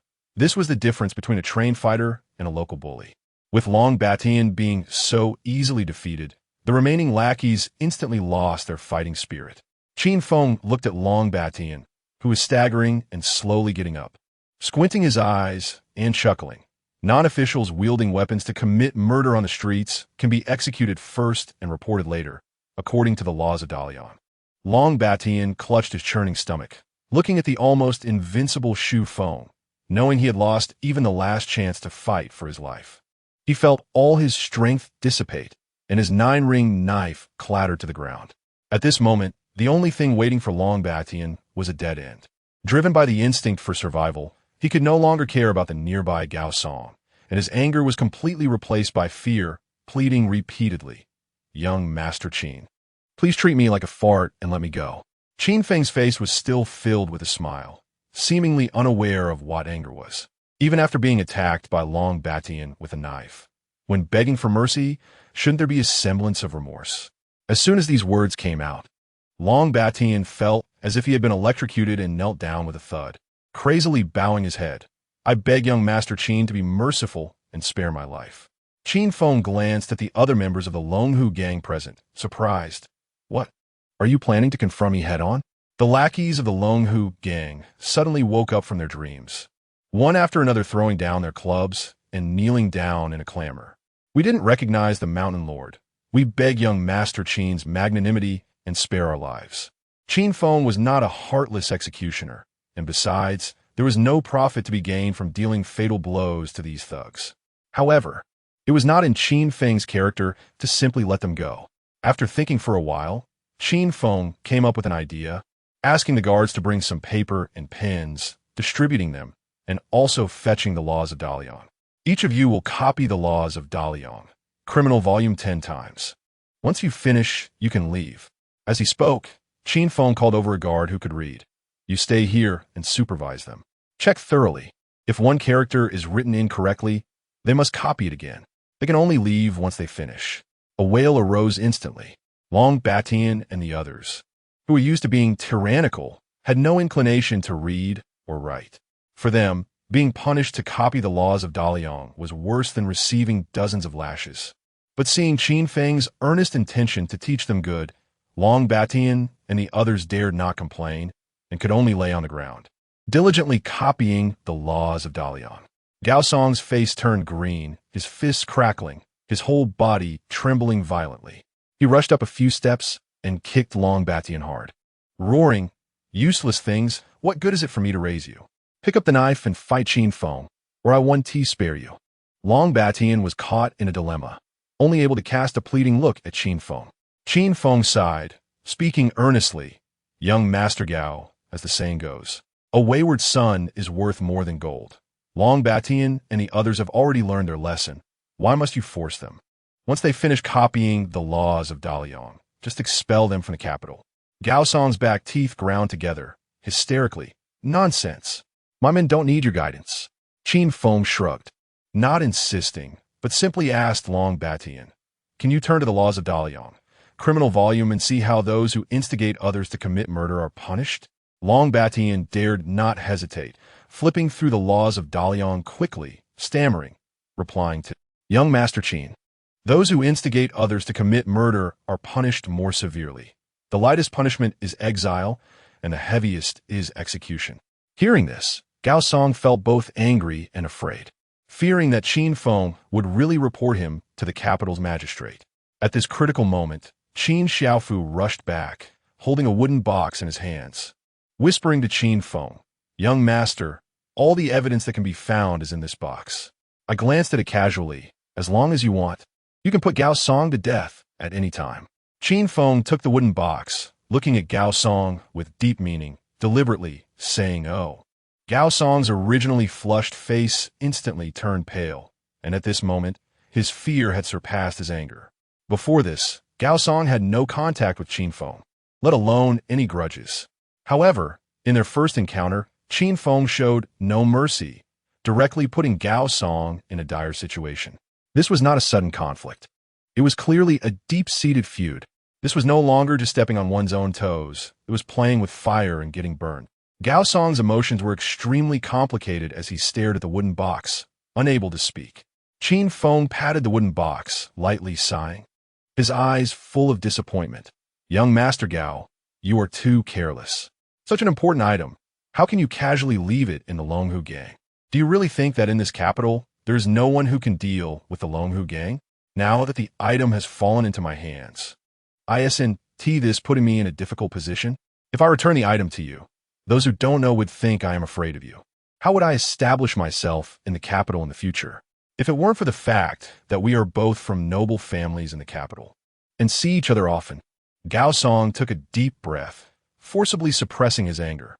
"Isn't it just 240,000 taels of silver? I will pay." Qin Feng patted the wooden box. 240,000 taels of silver is compensation. How do we account for these items? Otherwise, shall we round it up?" Gao Song revealed an extremely sinister smile. All right, let us round it up. I'll have someone gather the money and send it to you right away." Qin Feng nodded in satisfaction, thinking to himself, as expected of the eldest young master of the Gao family, he really knows the ropes. If everyone were like him, Qin Feng's future path would be much easier. He handed the wooden box to Qin Xiaofu for safekeeping and would return it once Gao Song sent the money. Gao Song clearly did not trust Qin Feng, saying in a deep voice, "Give me the item first." Qin Feng expressed his helplessness. As a businessman, honesty is the most basic quality. "Don't worry, I will help you keep it safe. It will be absolutely secure. As long as the money is in place, the items will be returned in full. As for the details and inside stories, trust me, I have no interest at all. Otherwise, if I have a handle on you, I would always want to put you to death, and that would be hard for me too." Chapter 79. Hoofbeats in the capital. Seeing Qin Feng and Gao Song reach a deal, Xu Feng, who was standing beside him, couldn't help but furrow his brows. his eyes filled with confusion. Young master, things have come to this point. Gao Song definitely won't let it go easily. Why not send this evidence to the Jingzhou Yin, so he has no chance to commit further crimes? Xu Feng was not concerned about the deal itself, but worried about Gao Song's potential retaliation in the future. Qin Feng naturally understood Xu Feng's intentions and did not rush to respond. Instead, he absently asked, "Who is Gao Song's father?" Without hesitation, Xu Feng replied, "He is the son of Grand Commandant Gao Ming." Qin Feng nodded and asked, "Who is behind Zhao Chongfu?" Xu Feng didn't understand what Qin Feng meant, but still replied softly, "The backer of the drunken immortal building is not a secret in the capital. It is the current second prince." Qin Feng spread his hands, his expression one of indifference. "Isn't that settled then?" Gao Song teaming up with Zhao Chongfu is equivalent to Gao Ming and the second prince working together. One is the Grand Commandant, one is a royal prince. Not to mention the Jingzhou Yin, even the Dali Temple might not dare to take on Gao Song's case. Xu Feng's brows furrowed tightly, feeling quite indignant. Is there really no one who could take care of Gao Song? Qin Feng shrugged and said lightly, "Unless we directly bring up the Gao family in court, and then have the sage issue a decree to supervise this case, there would be a 50-50 chance of taking down Gao Song. After all, the sage's heart is hard to predict. If this case is dug deeper, it connects with the royal bloodline. Who can guarantee how the sage will choose? It might backfire and hurt ourselves." In the capital, the youths were divided into 3 classes. The first were royal relatives, the second were the 3 dukes and 9 ministers, and the third were the 6 ministries and 24 offices, with clear distinctions between the levels. Although Qin Feng was the son of a minister in this capital circle, he could only be considered a third-class youth. If one were to discuss status, Gao Song was even a level above Qin Feng. How difficult would it be to bring down Gao Song? As the saying goes, you can't eat hot tofu if you're too anxious.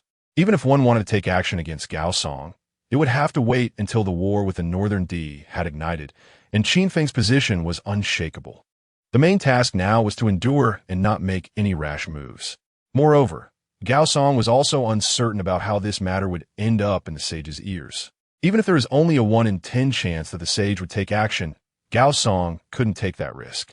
Over 200,000 taels of silver could buy peace for his family, which was definitely a good deal for Gao Song.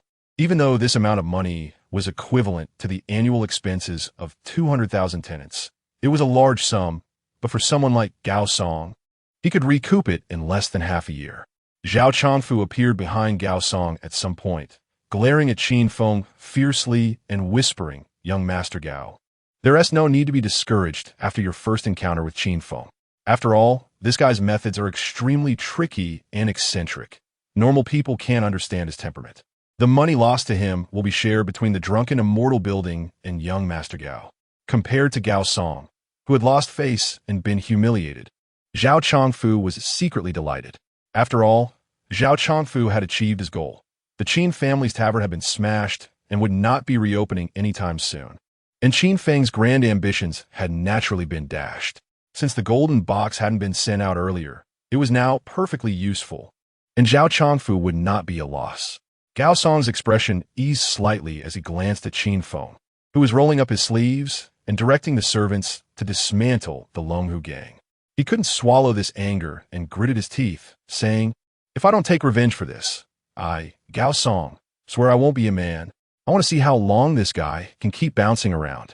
At that moment, a servant from the Grand Commandant's residence rushed back, panting, "Young master, the city patrol's people have arrived."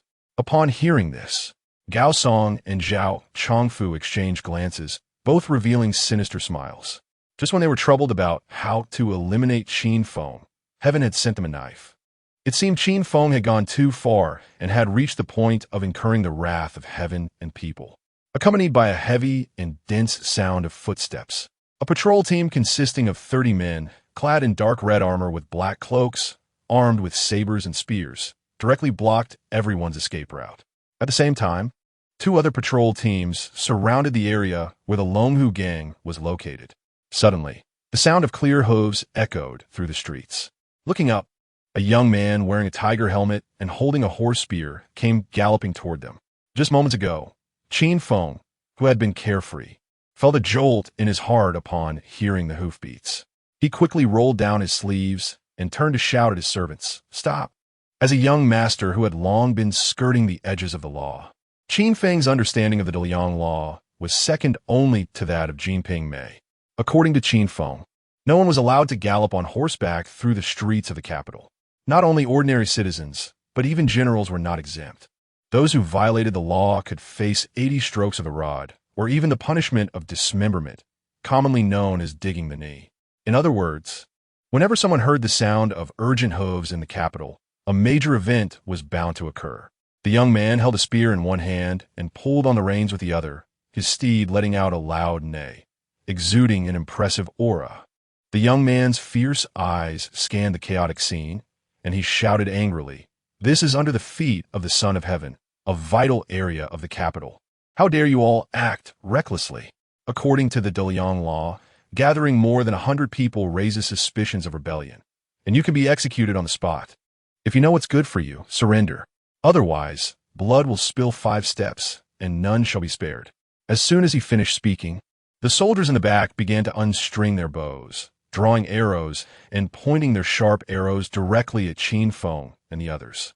Gao Song, fearing being mistakenly harmed, quickly approached with a grin. "Su Xiao Wei, I am Gao Song, the son of the Grand Commandant. Do you recognize me?" The young man, high on his horse, glanced down at Gao Song with a hint of disdain in his expression, but still replied, "The son of the Grand Commandant, who in the capital does not know. Is this chaos related to you?" The city patrol had the authority to execute first and report later, and this matter had already attracted a large number of personnel. Even Gao Song did not dare to be careless and quickly smiled. "Su Xiao Wei, you must have seen it clearly. I am the one who reported it." "Oh." Su Mo raised an eyebrow, glancing at Qin Feng out of the corner of his eye. Although he already knew what was going on, he still feigned ignorance and asked, "What does young Master Gao wish to report?" Gao Song did not hesitate at all and quickly turned to point at Qin Feng, gritting his teeth. "I report Qin Feng for gathering hundreds of people armed with clubs, axes, and other weapons, committing violence on the street, and suspected of rebellion." Gao Song felt a surge of delight in his heart. As long as he could pin this hat of accusation on Qin Feng, not only would the 24,000 taels of silver be wiped away, but Qin Feng and even the entire Qin family would be thoroughly dealt with. Chapter 80. A bite back. As soon as Gao Song said this, the common people who had gathered to watch were also classified as part of the rebel camp. And for a moment, there was a wail of despair. The common people wanted to protest their innocence, but with the fierce city guards standing by, they did not dare to speak out recklessly and could only place their hopes on Qin Feng. After all, as long as Qin Feng cleared his name of rebellion, the others would naturally be spared as well. Little did they know that at this moment, Qin Feng was in a state of panic. Encountering someone with the authority to execute without trial was extremely dangerous, and a minor misstep could cost him his life. However, he absolutely could not wear the hat of rebellion, or else the entire Qin family would be implicated. The memories from his previous life showed that this Su Mo was the son of the Marquis of Jing'an, Su Wei.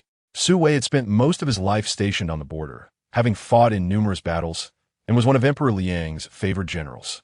It was precisely because of this relationship that the 18-year-old Su Mo could hold the position of a city patrol officer, making him one of the few young nobles in the capital to have an official title.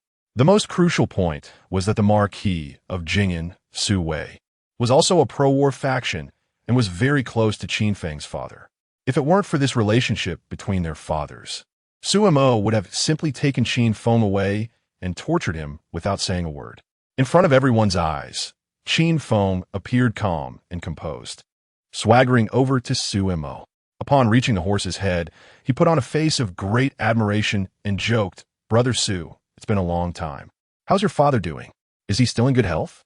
Hearing this, Su Mo couldn't help but frown. He had been worried that Qin Feng would use their father's relationship to gain an advantage, and given the many eyes watching, it would be difficult to openly give Qin Feng a pass. Now it seemed that his worries were justified. Su Mo subtly glanced at Gao Song, and then said to Qin Feng with displeasure, "Thank you for your concern, Brother Qin. My father is in good health and thriving. The relationship between our families does not need to be mentioned here. We must avoid any suspicion." Avoiding suspicion? What nonsense! With such connections, one should take full advantage. Qin Feng paid no mind to the sharp gaze of Gao Song and replied dismissively, "We are all young nobles of the capital, and it is only natural to be familiar with each other. Why pretend to be strangers? That would be too hypocritical. My family, the Qin family, has a good relationship with the Su family.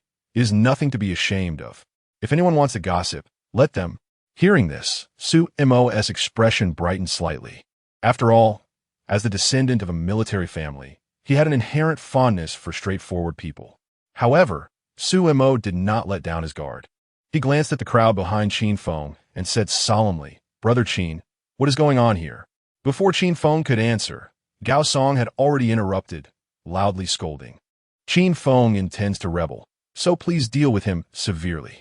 Otherwise, I will not only report this to the capital's magistrate, but also have my father bring it up in tomorrow's court." Gao Song was well aware that even if Su Mo was on good terms with Qin Feng, he would not dare to show leniency in public. As long as he applied enough pressure, at the very least, he could have Qin Feng thrown into prison. Once in prison, it would be like falling into the depths of the sea. Entering was easy, but getting out was difficult. Although Su Mo did not like Gao Song, he felt the pressure from Grand General Gao, and his expression turned serious. Qin Feng, however, gradually relaxed. As long as he could keep Su Mo steady and avoid being dealt with on the spot, this matter would not be difficult. As for Gao Song's threats, Qin Feng did not take them to heart. Who was he trying to scare? When it came to the saint, who lived and who died was still uncertain. Rebellion? Such a serious accusation. If there is no concrete evidence, I will sue you for slander. If I am thrown into prison, my father will naturally be affected. And at that time, it would impact the war against the Northern D, benefiting the peace faction. Is it not Grand General Gao's intention to extend the party struggles beyond the court? Gao Song's face turned pale, but he quickly regained his composure and said sternly, "Qin Feng, stop making a big deal out of this. This matter has nothing to do with the court. Let us discuss the facts." Upon hearing this, Qin Feng couldn't help but laugh. Gao Song frowned tightly. With a knife to his neck, he still dared to laugh. "I want to see how long you can keep laughing." Behind him, Zhao Chongfu quickly pulled Gao Song and whispered, "Young Master Gao, stop wasting time with this guy Qin Feng. Just pressure Su Mo to arrest him first." Zhao Chongfu was, after all, a businessman, very clever. After suffering a loss to Qin Feng once, he had learned to be wary. He understood that arguing with Qin Feng would yield no benefits for anyone.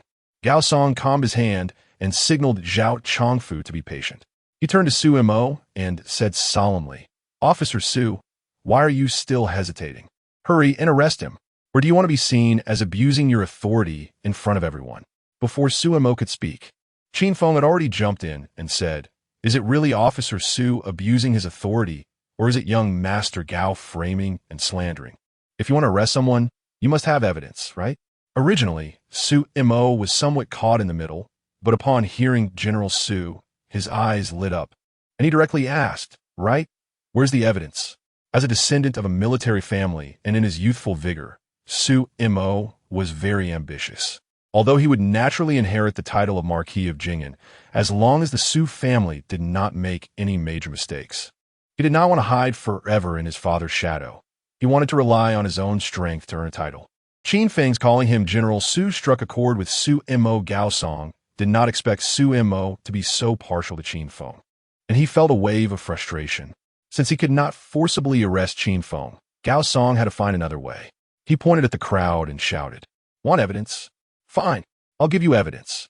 All these people here are brought by Qin Feng. Several hundred people only listen to his orders. What else is there to say?" Upon hearing this, Qin Feng couldn't help but burst into laughter and turned to the pale-faced common people, teasing, "You are my people? Really?" The common people present had long been eager to distance themselves from the situation, and upon hearing Qin Feng's words, they began to shout, "We are just commoners from the capital, here to watch the fun. We have nothing to do with the Qin family. That's right. We are just spectators and did not interfere.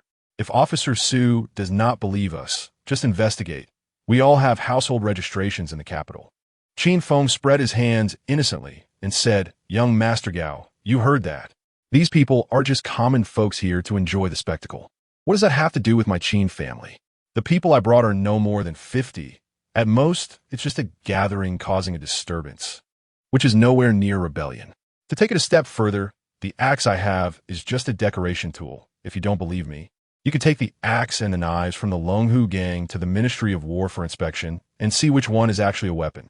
Gao Song's face turned red, and he was speechless for a long time. The entire Ministry of War was under the Qin family's jurisdiction, and it was obvious what the results would be. Moreover, Gao Song never dreamed that the hundreds of rowdy followers present were actually all common people from the capital. Chapter 81.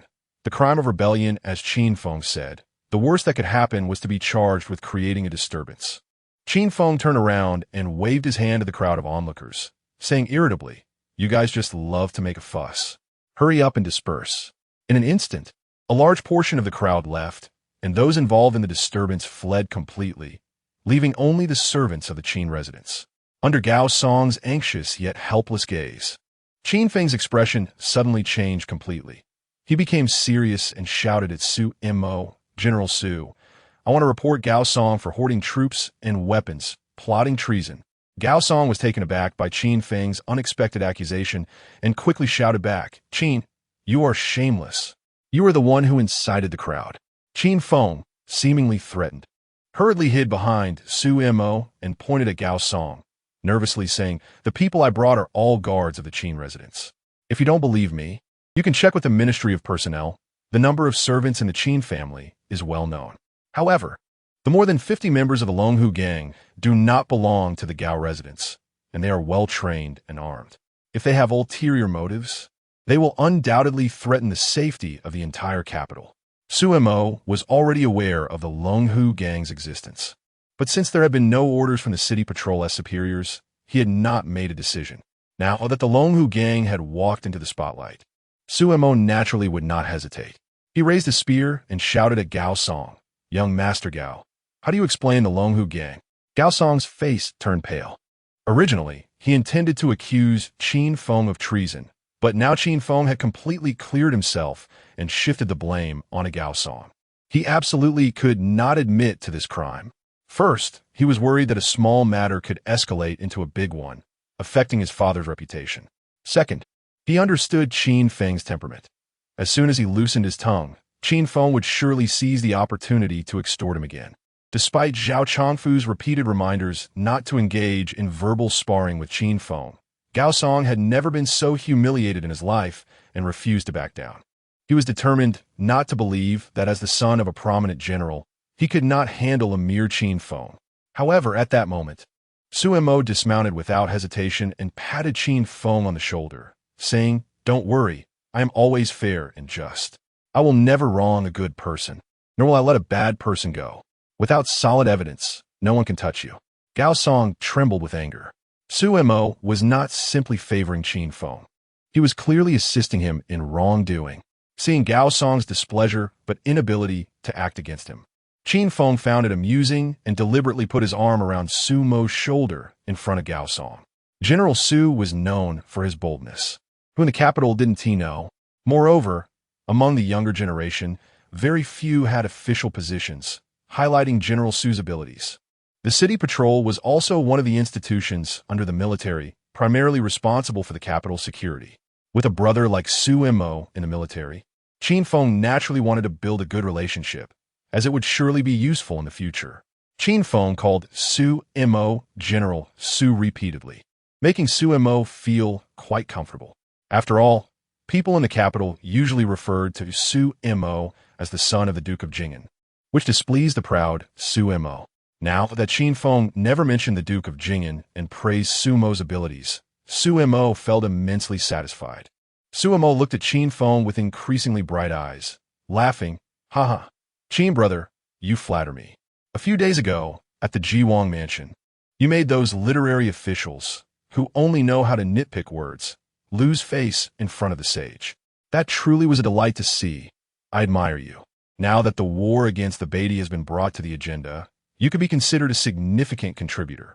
At this point, Su Mo lowered his voice and said quietly, "Though Qin brother has no official position, you hold great influence in the Beatty matter. When the sage appoints troops to the border in the future, I hope you could speak a few good words for me. Patrolling the capital is terribly dull. A real man should go to battle and fight against the bandits. Qin Feng found it amusing. Su Mo seemed like a hot-headed youth, but in reality, he was shrewd. On the surface, he spoke of ambition and valor, but in essence, he wanted to gain experience on the frontier to enhance his career prospects. After all, the Beatty War held significant importance in the sage's heart, and everyone was preparing to seize the opportunity to shine.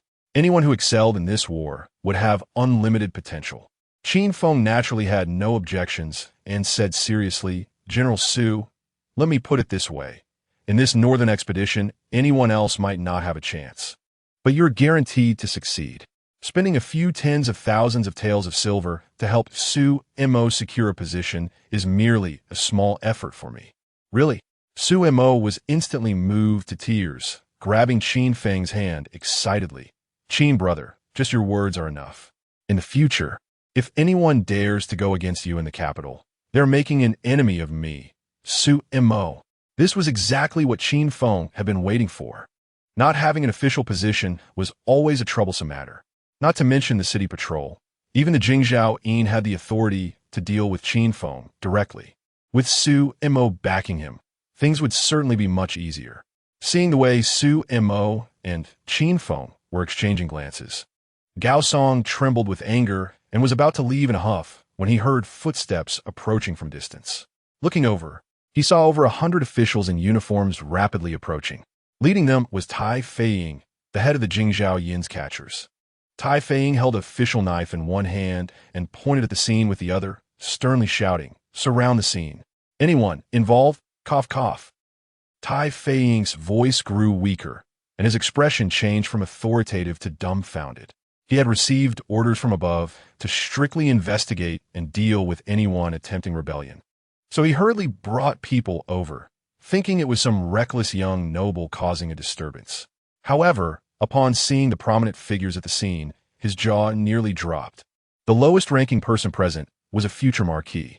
Not to mention him, even if the Jingzhou Yin himself came, he would have to show respect.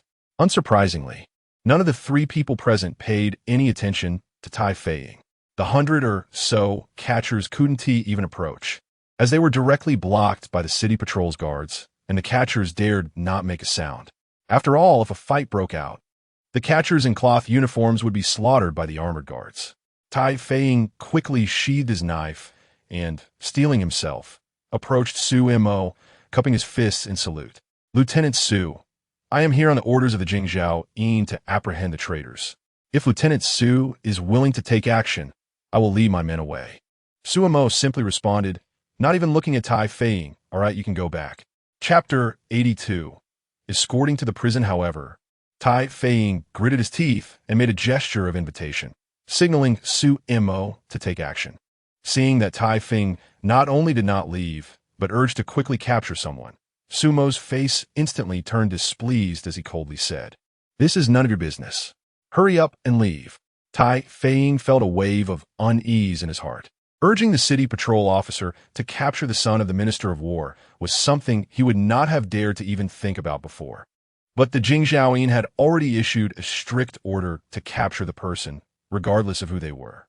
Although the Jingzhou Yins did not explicitly mention Qin Feng, the implication was very clear. Officer Su must enforce the law impartially and capture the troublemaker. Tai Feiying was determined and had an extremely tough attitude. The crowd was greatly surprised by Tai Feiying's stance, especially Gao Song, who initially had no high hopes for this little constable, was astonished to find it was easier to deal with Yama than with a pesky little ghost. Gao Song immediately rekindled hope and shouted, "Qin Feng is gathering crowds to create trouble, inciting the people with the intention of rebellion. The Jingzhou Yin, being strict and impartial, has sent people to apprehend the troublemaker, which truly impresses me. Tai Feiying, why aren't you quickly capturing Qin Feng?" Both the Jingzhou Yin and the city patrol officers took action simultaneously. The three classes of Yamen runners were supposed to assist the city patrol guards, with the city patrol in charge of the matter. However, Su Mo clearly had no intention of capturing Qin Feng. Coupled with Gao Song's remarks, Tai Feiying understood and immediately ordered the three classes of Yamen runners to take action to apprehend the person, since it was the Jingzhou Yin's order.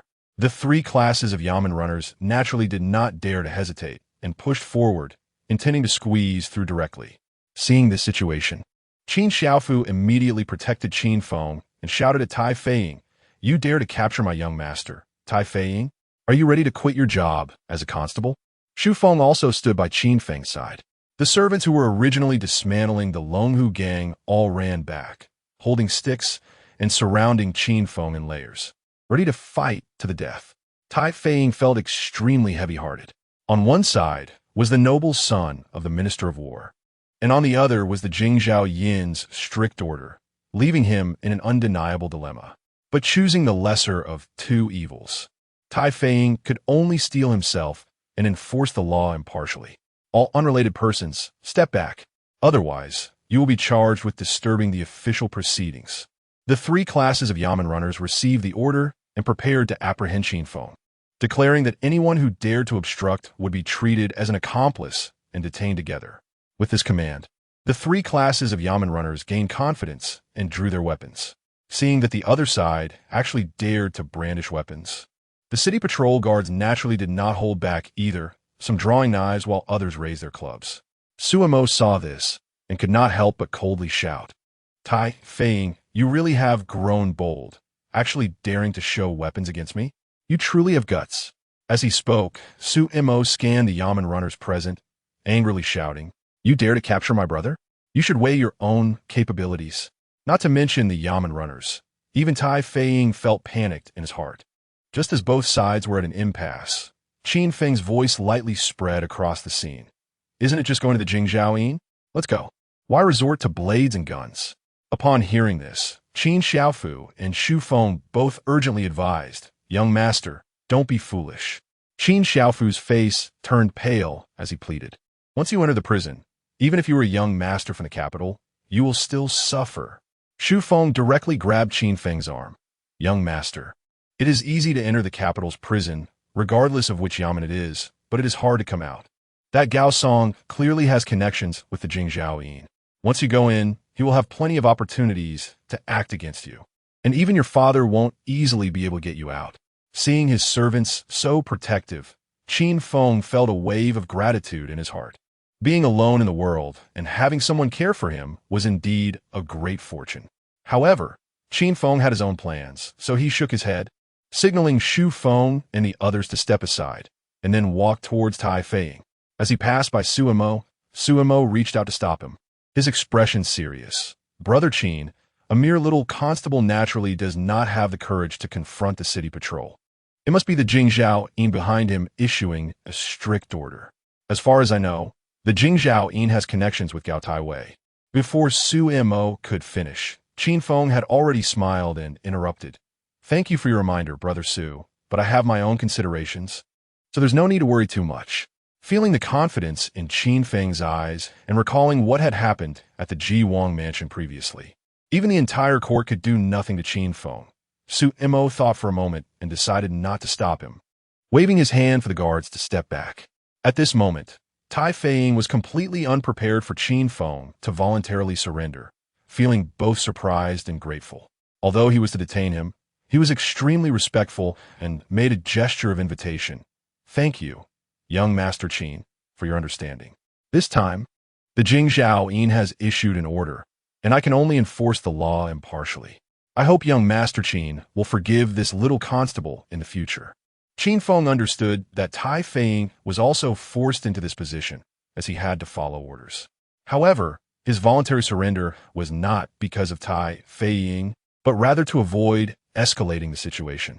If things got out of hand, it would be difficult to settle. The officials advocating for peace had long been harboring thoughts of bringing down the Qin family, and they would definitely seize the opportunity to claim that Qin Feng was arrogant, relying on his achievements and disregarding the law. Such a charge of gathering crowds in public could be serious or trivial, depending solely on words. Moreover, Qin Feng was confident that the sage would not stand idly by. The commotion today had become so great that the sage's informants throughout the city would have already reported the news to the palace. It was just a matter of how the sage would judge it.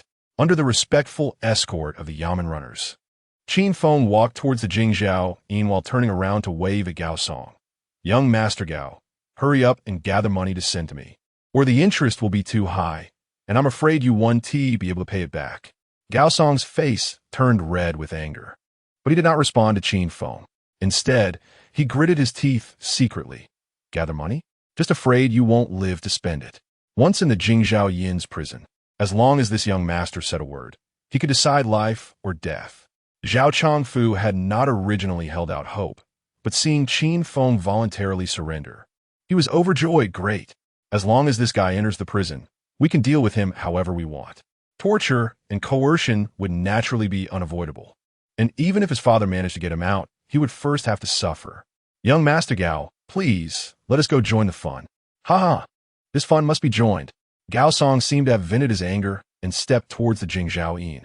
Meanwhile, in the palace, Li Zhan quickly entered the imperial study, his expression serious, and quietly reported to Emperor Liang, who was reviewing memorials. Your Majesty, Qin Feng intends to rebel and has been captured by the Jingzhao Yin. He is currently being escorted to the prison. Emperor Liang, who was reviewing documents, did not raise his head or stop his hand, but a smirk appeared at the corner of his mouth. Qin Feng rebelling? Everyone in the world may rebel, but this Qin Feng will not. This brat is still counting on me to help him make money and become rich. Chapter 83. The way of manipulating people. Li Zhan knew that Emperor Liang favored Qin Feng, but gathering a crowd to cause trouble in the capital was no small matter.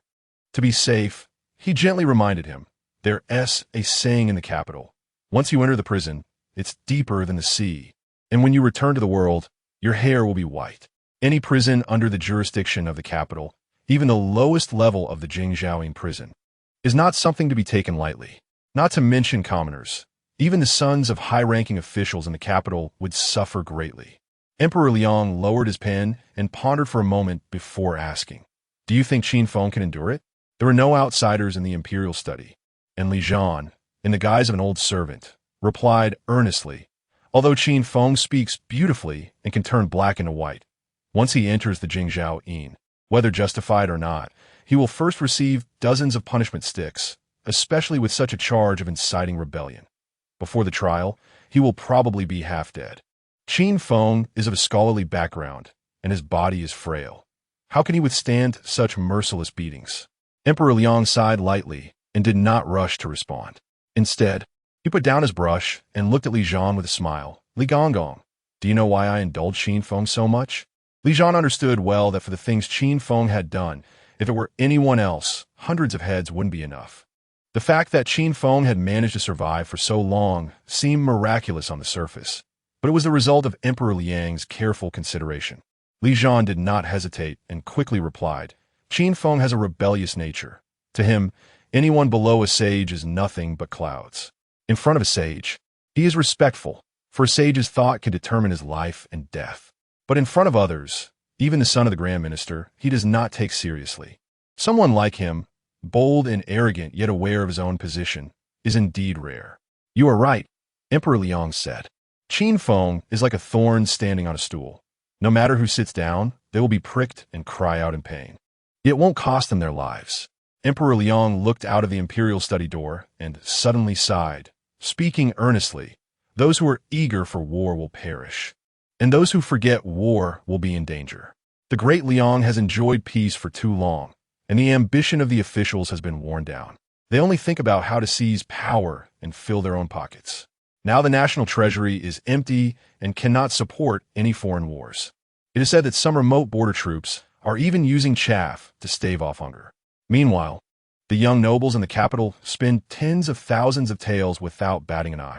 Sigh, these are the descendants of meritorious officials, once the pillars of the nation. Although I am furious, I cannot be too harsh. As the ruler of a country, I have my own helplessness. At this point, Emperor Liang suddenly changed his tone, and his gaze became sharp, revealing the majesty of a sovereign. If Qin Feng can make them uncomfortable, then I will be comfortable. At the birthday banquet of Prince Ji, those important ministers of the country became silent over a small bet. It's both infuriating and laughable. Such examples must be staged more in the future, for I enjoy watching. Li Zhan wiped the cold sweat from his forehead.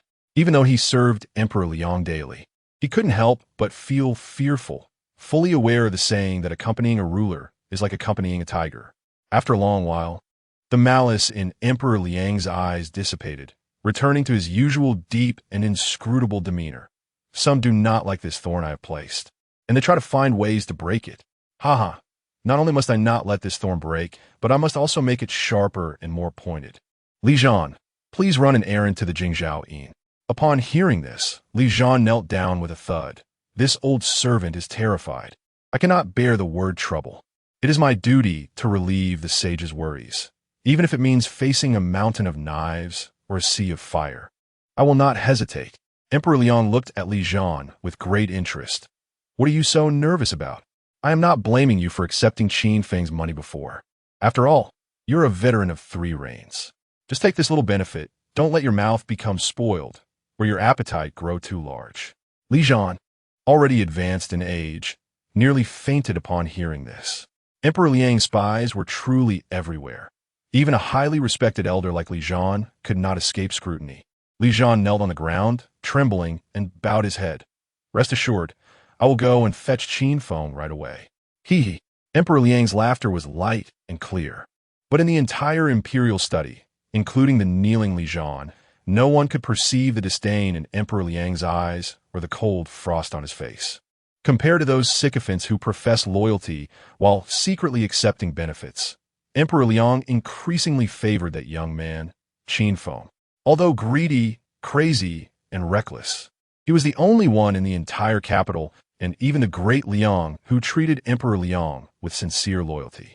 Convey my decree. Grant Qin Feng a golden belt. As soon as these words were spoken, Li Zhan was left dumbfounded. Meanwhile, in the Jingzhou Inn office, Qin Feng was tightly bound to a wooden stool, with several constables holding merciless sticks, watching him with ill intentions. Young Master Qin, the Lord has ordered that although you have not yet been tried, the charge of gathering a crowd to cause trouble is clear. You are to receive 30 lashes. Do you think we are enforcing the law fairly? Or, as the saying goes, those who rely on the mountains eat from the mountains, and those who rely on the sea eat from the sea, and they eat from the prisoners in the office. Qin Feng understood this, grinning as he raised 2 fingers. That's fine. The constables exchanged glances, raised their sticks high, and brought them down heavily towards Qin Feng's rear. But due to the angle, the stick hit the ground first, a mere half an inch from Qin Feng's backside, making a sound but causing no pain. After the 30 lashes, seeing Qin Feng grinning like a fool, as if he were Lu Lao visiting the Grand View Garden, his eyes darting around and occasionally commenting on how dirty and smelly the prison was, one constable reminded him impatiently, "Young Master Qin, you don't look like someone who has just received 30 lashes. Don't get us in trouble." As he untied the ropes from his body, Qin Feng smiled. "Don't worry, I'm not afraid. Why should you be? Just watch." A moment later, several people escorted Qin Feng back to the main hall. Just a moment ago, Qin Feng had been at ease, but as soon as he entered the door, he suddenly let out a hysterical scream and collapsed weakly on the ground. Sweat beads were rolling down his forehead, and he didn't know when they had appeared. This superb acting even stunned the experienced constables for a moment. Then they all silently gave him a thumbs up in their hearts. Young Master Qin kept his word. He truly didn't let them down. In the main hall, the 3 classes of constables were in place, with Jingzhou and Qi Sheng sitting high at his official seat, while Gao Song and Zhao Chongfu stood beside him, pretending to act as plaintiffs. Bang! Qi Sheng slammed the wooden gavel on the desk, looking down at Qin Feng with a sneer. Bold thief, stirring up discord among the citizens of the capital and inciting rebellion. How do you explain this charge? According to previous memories, Qi Sheng had been a student of Grand Minister Gao, and although he appeared to have the surname Qi, he was essentially a Gao at heart. Even if Qin Feng threw undeniable evidence in Qi Sheng's face, he would find a way to turn white into black. Therefore, once he entered this door, there was no point in discussing reason. Since he was going to act, he had to go all out. Qin Feng pretended to be weak and aggrieved, saying, "My lord, please see clearly. Who in the capital does not know that I, Qin Feng, am a law-abiding citizen? The charge of inciting rebellion is clearly a frame-up by Gao Song and Zhao Chongfu. Please seek justice, my lord."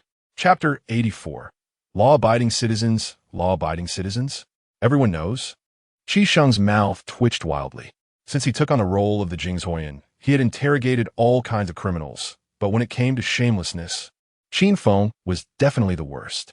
Qi Sheng's expression shifted from surprise to disdain, finally settling into anger, and he shouted sternly, "Qin Feng, don't think that just because your father is the Minister of War, you can act with impunity and spout nonsense. I have interrogated criminals who are 100 times more cunning than you. I advise you not to resist recklessly, or you will suffer for it. A mere Jingzhuoyan dares to disregard the Minister of War? There must be someone behind this." However, Qin Feng was well aware of the principle that a strong dragon does not suppress a local snake, so he lowered his head and adopted a submissive posture. "Your Excellency, you haven't even interrogated me yet. How can you already label me a criminal?" With this one sentence, Qin Feng rendered Qi Sheng speechless, his face flushed, and after a long pause, he gritted his teeth and said, "Even facing death, you dare to argue cleverly? Today, I will properly interrogate you." As he spoke, Qi Sheng turned directly to Gao Song. "Young Master Gao, do you have any evidence that Qin Feng incited the citizens of the capital to revolt?"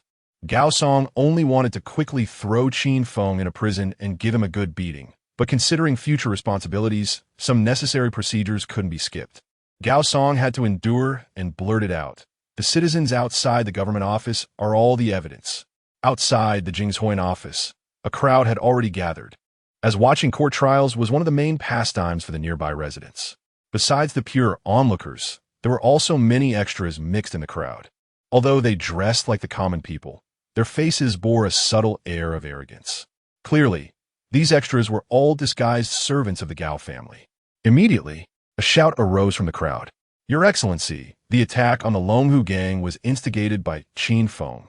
Not only that, but Qin Feng also brazenly declared that he would reward anyone who went with him to the Longhu gang with 1 tael of silver, and anyone who participated would receive 10 taels.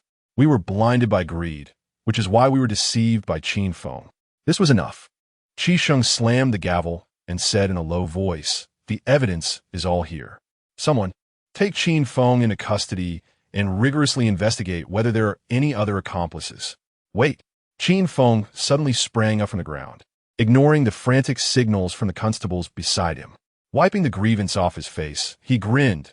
"Your Excellency, is this court session a bit too perfunctory? Even if I am the defendant, I should at least be given the chance to hire a lawyer, right?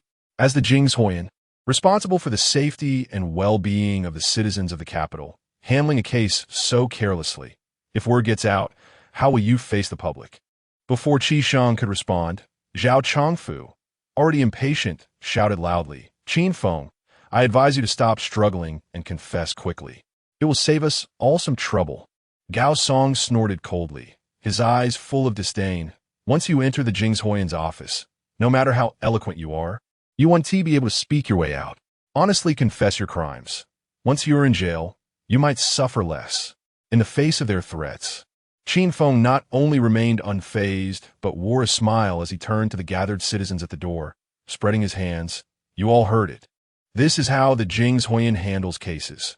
Right and wrong are not determined by evidence, but by the words of high-ranking official sons. From now on, everyone should keep your distance and never get caught by the Jingzhuoyan, or you'll see the consequences." Upon hearing this, the gathered citizens immediately erupted into intense discussions. Although Qin Feng had a bad reputation, what he said had some truth to it. If the Jingzhuoyan treated Qin Feng this way, how would they treat us common people? Is this the governor under the emperor's feet? Huh! Hearing the discussions from outside, Qi Sheng's face turned red, and he quickly signaled to Gao Song and Zhao Chongfu to calm down. One couldn't rush into eating hot tofu. Both of them understood that even if they were just going through the motions, various procedures couldn't be skipped.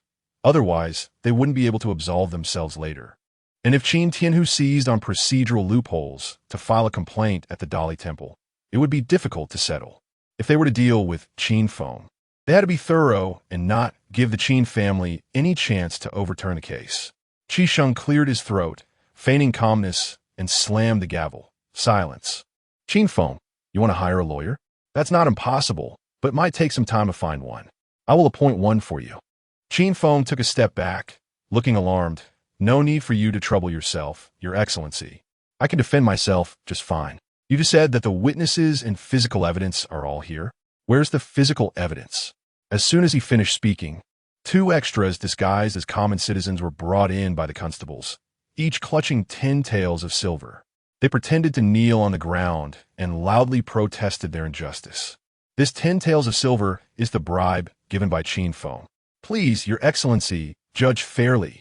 Before Qi Sheng could respond, Qin Feng quickly interjected, looking disgusted.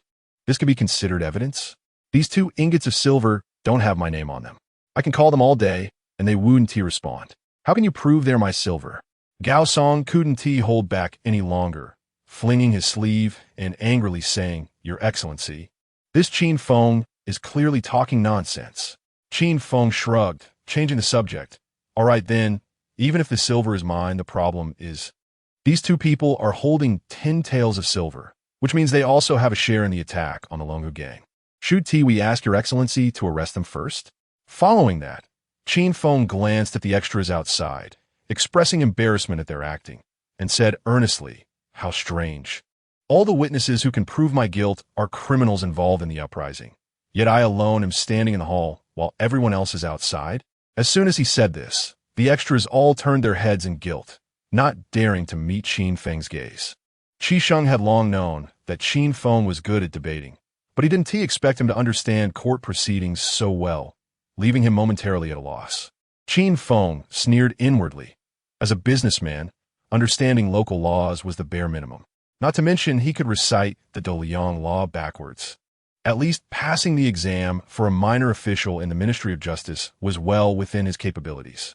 Not giving Qi Sheng and the others a chance to respond, Qin Feng took advantage of the momentum and pointed at one of the extras, feigning surprise. Wait a minute, you look so familiar. Aren't you a servant of the Gao family? The person panicked, hastily raising his voice to cover his embarrassment. You're slandering me. I'm a common citizen of the capital, with no connection to the Gao family. Oh, Qin Feng deliberately elongated his tone, causing not just the extras, but also Gao Song, Zhao Chongfu, and even Qi Sheng sitting behind the desk to turn red with embarrassment. Qi Sheng, fearing that further questioning would ruin his lifelong reputation, slammed the gavel again and shouted, Someone arrest all those involved in the uprising. Chapter 85. Delaying time, the officials rushed in and captured all the witnesses gathered at the door without interrogation, directly taking them away. They claimed it was for a waiting trial, but in reality, they were released as soon as they turned their backs. After all, they were all their own people. Qi Sheng had been the Jingzhou Yin for so many years and had never been so humiliated. He just wanted to throw Qin Feng into prison and strip him of a layer of skin. He immediately shouted angrily, Those involved in the uprising have already been detained. Qin Feng, what else do you have to say? Beside him, Gao Song and Zhao Chongfu exchanged smiles, thinking to themselves that Qin Feng was truly too clever for his own good. Since the witnesses were all suspects involved in the uprising, it indirectly proved Qin Feng's guilt. Listening to the cold laughter of Gao Song and the others, Qin Feng remained indifferent, shrugging his shoulders. I have nothing to say. Qi Sheng's eyes lit up. The pretense was over, and all that remained was to detain Qin Feng, which would be the end of it. Just as Qi Sheng raised the gavel, Qin Feng suddenly raised his hands, posing as if he was surrendering. Please, my lord, send me to the city patrol office. The gavel in Qi Sheng's hand froze in midair, first in a daze, then suddenly realizing something, he became furious with embarrassment. Qin Feng, you dare to mock this official? Qin Feng expressed his innocence. My lord is the esteemed Jingzhou Yin. Even if I had 100 times more courage, I wouldn't dare to mock you. You are the fatherly official of the capital, and the Jingzhou Yin is responsible for civil matters in the capital. Such a serious charge of rebellion exceeds the jurisdiction of the Jingzhou Yin, so it must be handed over to the city patrol office. Are you overstepping your authority, showing disregard for the city patrol office, or is there another motive? Unless, Qin Feng changed his tone, actively handing a knife to Qi Sheng, my lord. If you convict me of gathering a crowd to cause trouble or of committing violence in the streets, then the Jingzhou Yin will have jurisdiction. Qi Sheng's face turned ashen. If he changed the charge to gathering a crowd to cause trouble, he couldn't take any harsh measures against Qin Feng, or else he would be guilty of heavy punishment for a minor crime, and he, as the Jing Zhaoyin, would be unable to escape blame. Just as Qi Sheng was caught in a dilemma, Gao Song's cold voice rang out. Then it is gathering a crowd to cause trouble. Gao Song's intention was clear. He wanted to detain Qin Feng and would have plenty of ways to deal with him later. With Gao Song's words, Qi Sheng no longer hesitated and was about to convict Qin Feng of gathering a crowd to cause trouble when he was interrupted again by Qin Feng. Qin Feng shook his head, smiling. If I remember correctly, when the children of officials above the third rank commit an offense, it should be supervised by officials from the Ministry of Personnel. Since there are no officials from the Ministry of Personnel present, my lord, you probably cannot arbitrarily conclude the case. Qi Sheng nearly spat out a mouthful of blood. As the Jing Zhaoyin, he realized that his understanding of the laws of the Liang was not as good as that of this brat before him, and he couldn't help but grit his teeth. Good you, Qin Feng. If I can't convict you today, someone, go call the Ministry of Personnel for supervision. There were officials from the Ministry of Personnel stationed in the Jing Zhaoyin's office, specifically to facilitate the trial of some officials' children. In just a cup of tea's time, a little old man with a goatee appeared in the main hall. Qi Sheng was already furious and ignored the official from the Ministry of Personnel, standing up and whispering angrily, Qin Feng, can I convict you now? Qin Feng's mouth twitched. He really wanted to say, convict your sister. However, he couldn't provoke the other party any further. He was now using all his means to delay time. At this moment, other than praying in his heart for his father or the sage, whoever it was, to come and rescue him, he had no other way. Gao Song suppressed his laughter and bowed to Qi Sheng. My lord, what are we waiting for? Seeing that they had finally managed to chew through this hard bone, Qi Sheng let out a long sigh of relief, sat back down, and had just picked up the gavel when a sharp voice came from outside the door. Lordly has arrived. Qi Sheng's sinister smile instantly froze. He felt a wave of discomfort in his chest, a clear sign of anger rising. Gao Song gritted his teeth in frustration. His greatest fear was that delays would cause changes, and unexpectedly, Qin Feng had indeed held them up. Qin Feng let out a sigh of relief, looking at Qi Sheng's red face with a smirk, putting on a face of what can you do to me, and then cupping his hands in salute, bowing, thank you, my lord. Thank what? Qi Sheng almost gritted his teeth, forcing each word out one by one. Qin Feng, however, was full of gratitude, smiling. Naturally, I thank my lord for upholding justice, worthy of the title fatherly official. If it weren't for my lord helping me uphold justice, changing the charge to gathering a crowd to cause trouble, Gao Song and Zhao Chongfu might still be using the charge of raising a rebellion to frame me. Causing trouble and raising a rebellion, though they differ by only one word, are worlds apart. Qi Sheng's hands trembled. After being the Jing Zhaoyin for decades, he never expected to be played by a young brat today. Gao Song was even more furious, originally planning to take this opportunity to stomp Qin Feng down. But in the end, he inadvertently helped Qin Feng escape conviction, losing both his wife and soldiers. The only way now was to ignore the procedures and detain Qin Feng, taking the risk of a minor offense. Unfortunately, there was no longer this opportunity. Amidst the escort of the imperial guards and little eunuchs, Li Zhan stepped into the main hall. Gao Song and the others could only grit their teeth, forcing out a smile that looked worse than crying. Bowing, we greet the Grand Commander. Li Zhan snorted lightly, ignoring Gao Song and the others, and looked Qin Feng up and down.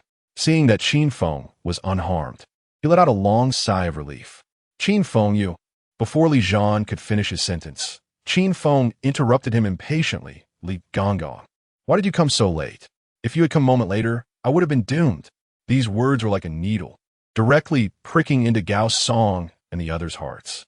At this moment, Gao Song finally understood that Qin Feng's calm demeanor earlier, as if everything was under control, was all an act. In reality, he was panicking inside.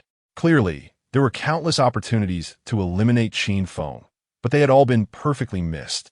Gao Song wished he could slap himself twice. Li Zhan, at his age, had come tirelessly to rescue him, only to be blamed by Qin Feng, feeling both angry and amused.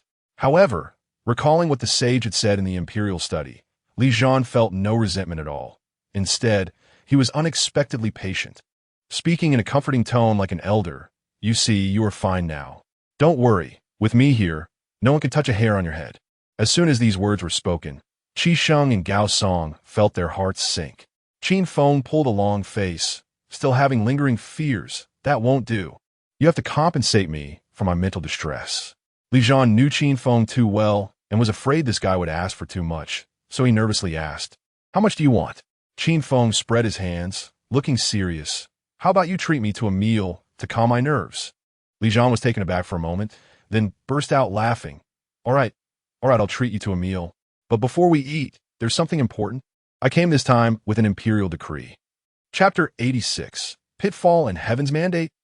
Before everyone could react, Li Jian had already taken the imperial edict from the little eunuch, raised it high above his head, and the smile on his face instantly vanished as he declared with authority, "The imperial edict has arrived." With a rustling sound, a large number of people knelt down on the spot, leaving only Qin Feng with his hands on his hips, glancing around without any intention of kneeling. This reckless behavior sent chills down everyone's spine, but Li Jian was unfazed. Not to mention the imperial edict, even in the presence of the sage. Qin Feng had never knelt, and Li Jian was already accustomed to it. By the mandate of heaven, the sage decrees, in recognition of Qin Feng's contributions and offering advice. A golden belt is specially bestowed as a reward. The previously silent venue fell into a dead silence, with only a few faint breaths echoing in the spacious hall. Gao Song's eyes widened in disbelief, internally lamenting, "What virtue or ability does this shameless rogue Qin Feng have to be granted a golden belt?" Qi Sheng was drenched in cold sweat, unsure whether to feel angry or relieved. This imperial edict was essentially a declaration to the entire De Liang about Qin Feng's status in the sage's eyes. After a long while, murmurs of the onlookers outside began to sound. "A golden belt? What does that mean? I've never heard of it." "Of course, you've never heard of it. This dynasty has never bestowed a golden belt to anyone. Since the founding of De Liang, only 2 golden belts have ever been granted, to the founding heroes and the former Grand Tutor. Although this golden belt holds no real power, it is an unparalleled honor." "What is going on?" Qin Feng caused a ruckus, attacked the Longhu gang, and was captured by the Jingzhaoyin. For anyone else, it would mean death or at least severe punishment. Yet, not only did Qin Feng walk away unscathed, he even received a golden belt. All the good fortune in the world seems to have gathered around Qin Feng, feeling the envious and resentful gazes around him. Qin Feng wasn't particularly interested in this golden belt. He thought to himself that if the sage truly wanted to reward him, it would be more practical to grant him several 100,000 taels of silver. Seeing Qin Feng's lack of awareness, Li Jian couldn't help but shake his head and sigh, whispering, "What are you still dawdling for? Hurry up and accept the edict. This is a coveted honor that many people dream of." There was no way around it. Qin Feng couldn't afford the crime of defying the edict, so he reluctantly accepted it, lazily saying, "Thank you for your kindness, sage. I will do my utmost to continue contributing to the prosperity of the Liang." Li Jian rolled his eyes at Qin Feng, but had no way to deal with this little troublemaker. He thought it best to quickly finish this matter, signaling the little eunuch to proceed. The little eunuch hurriedly handed over a Zeton brocade box, which, when opened, revealed a golden belt intricately carved with exquisite patterns. Qin Feng's interest was piqued, and he exclaimed excitedly, "Wow, this must be worth a lot of money, right?" Li Jian thought he must be hearing things. After confirming that what he just heard indeed came from Qin Feng's mouth, he first felt a wave of anger, followed by fear. He quickly covered Qin Feng's mouth and whispered harshly, "Are you trying to get yourself killed? Let alone the golden belt.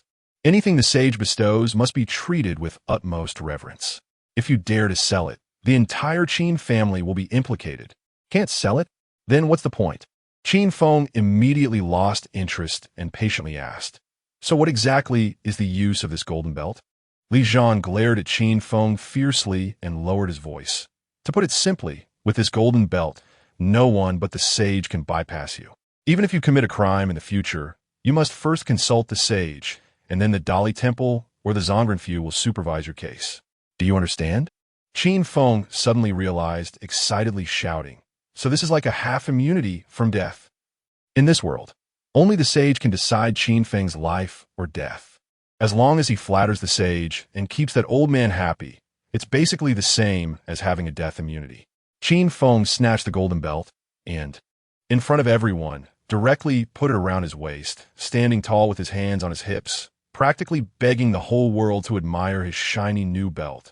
Shaking with excitement, Li Zhan realized that being next to the sage and being next to Qin Feng brought the same level of pressure. One was like accompanying a tiger. The other was recklessly courting danger. Qin Feng turned to Qi Sheng with a grin, fondling the golden belt. "Sir, weren't you about to interrogate me? How about doing it again? This time I'll definitely plead guilty honestly." Qi Sheng's face turned green with anger, but seeing the golden belt on Qin Feng, he was filled with fear and could only force a smile. Young Master Qin really knows how to joke. With the golden belt, how could I, a mere Jingzhaoyin, have the right to interrogate you? The case of attacking the Longhu gang will be handed over to the Dali Temple for handling. Qin Feng sighed, what a pity. Then let's head to the Dali Temple to continue. Gao Song clenched his fists tightly, his back teeth grinding, but could only force a smile. "A 1T press charges. Please go back, young Master Qin." Qin Feng found Gao Song's hairstyle very eye-catching, so he reached out and ruffled it, ignoring the resentment in Gao Song's eyes, and joked, "In that case, don't forget about the 24,000 taels of silver, or I'm afraid you won't be able to pay back with interest." Gao Song took a deep breath, suppressing his boundless rage. Gritting his teeth, "Thank you for the reminder, young Master Qin. I will go back and supervise the arrangements." Qin Feng was finally satisfied, strutting out of the Jingzhao Yin's residence, deliberately walking with his hands on his hips to ensure that no one would miss seeing his golden belt. With such a great item, how could he not show off? At that moment, a faint calling sound came from behind. "Young Master Qin, this." A Yamen runner hid at the door, waving 2 fingers at Qin Feng, indicating that he had forgotten the previous benefits from Su Nuo. Qin Feng looked puzzled. "What do you mean?" The Yamen runner nearly poked his fingers into Qin Feng's face. "Young Master Qin, don't pretend to be confused. Didn't we agree on this number?" Seeing the Yamen runner's 2 rough fingers, Qin Feng finally understood, extending 2 of his own fingers. "What I mean is, when you beat me, try not to hit these 2 legs. What do you think?" The Yamen runner was stunned, never expecting that this guy would even trick the Yamen runners. Fuming with rage, the Yamen runner shouted, "You little brat, are you playing with me? You better not fall into my hands in the future, or else." However, looking at the dazzling golden belt around Qin Feng's waist, the Yamen runner instantly wilted.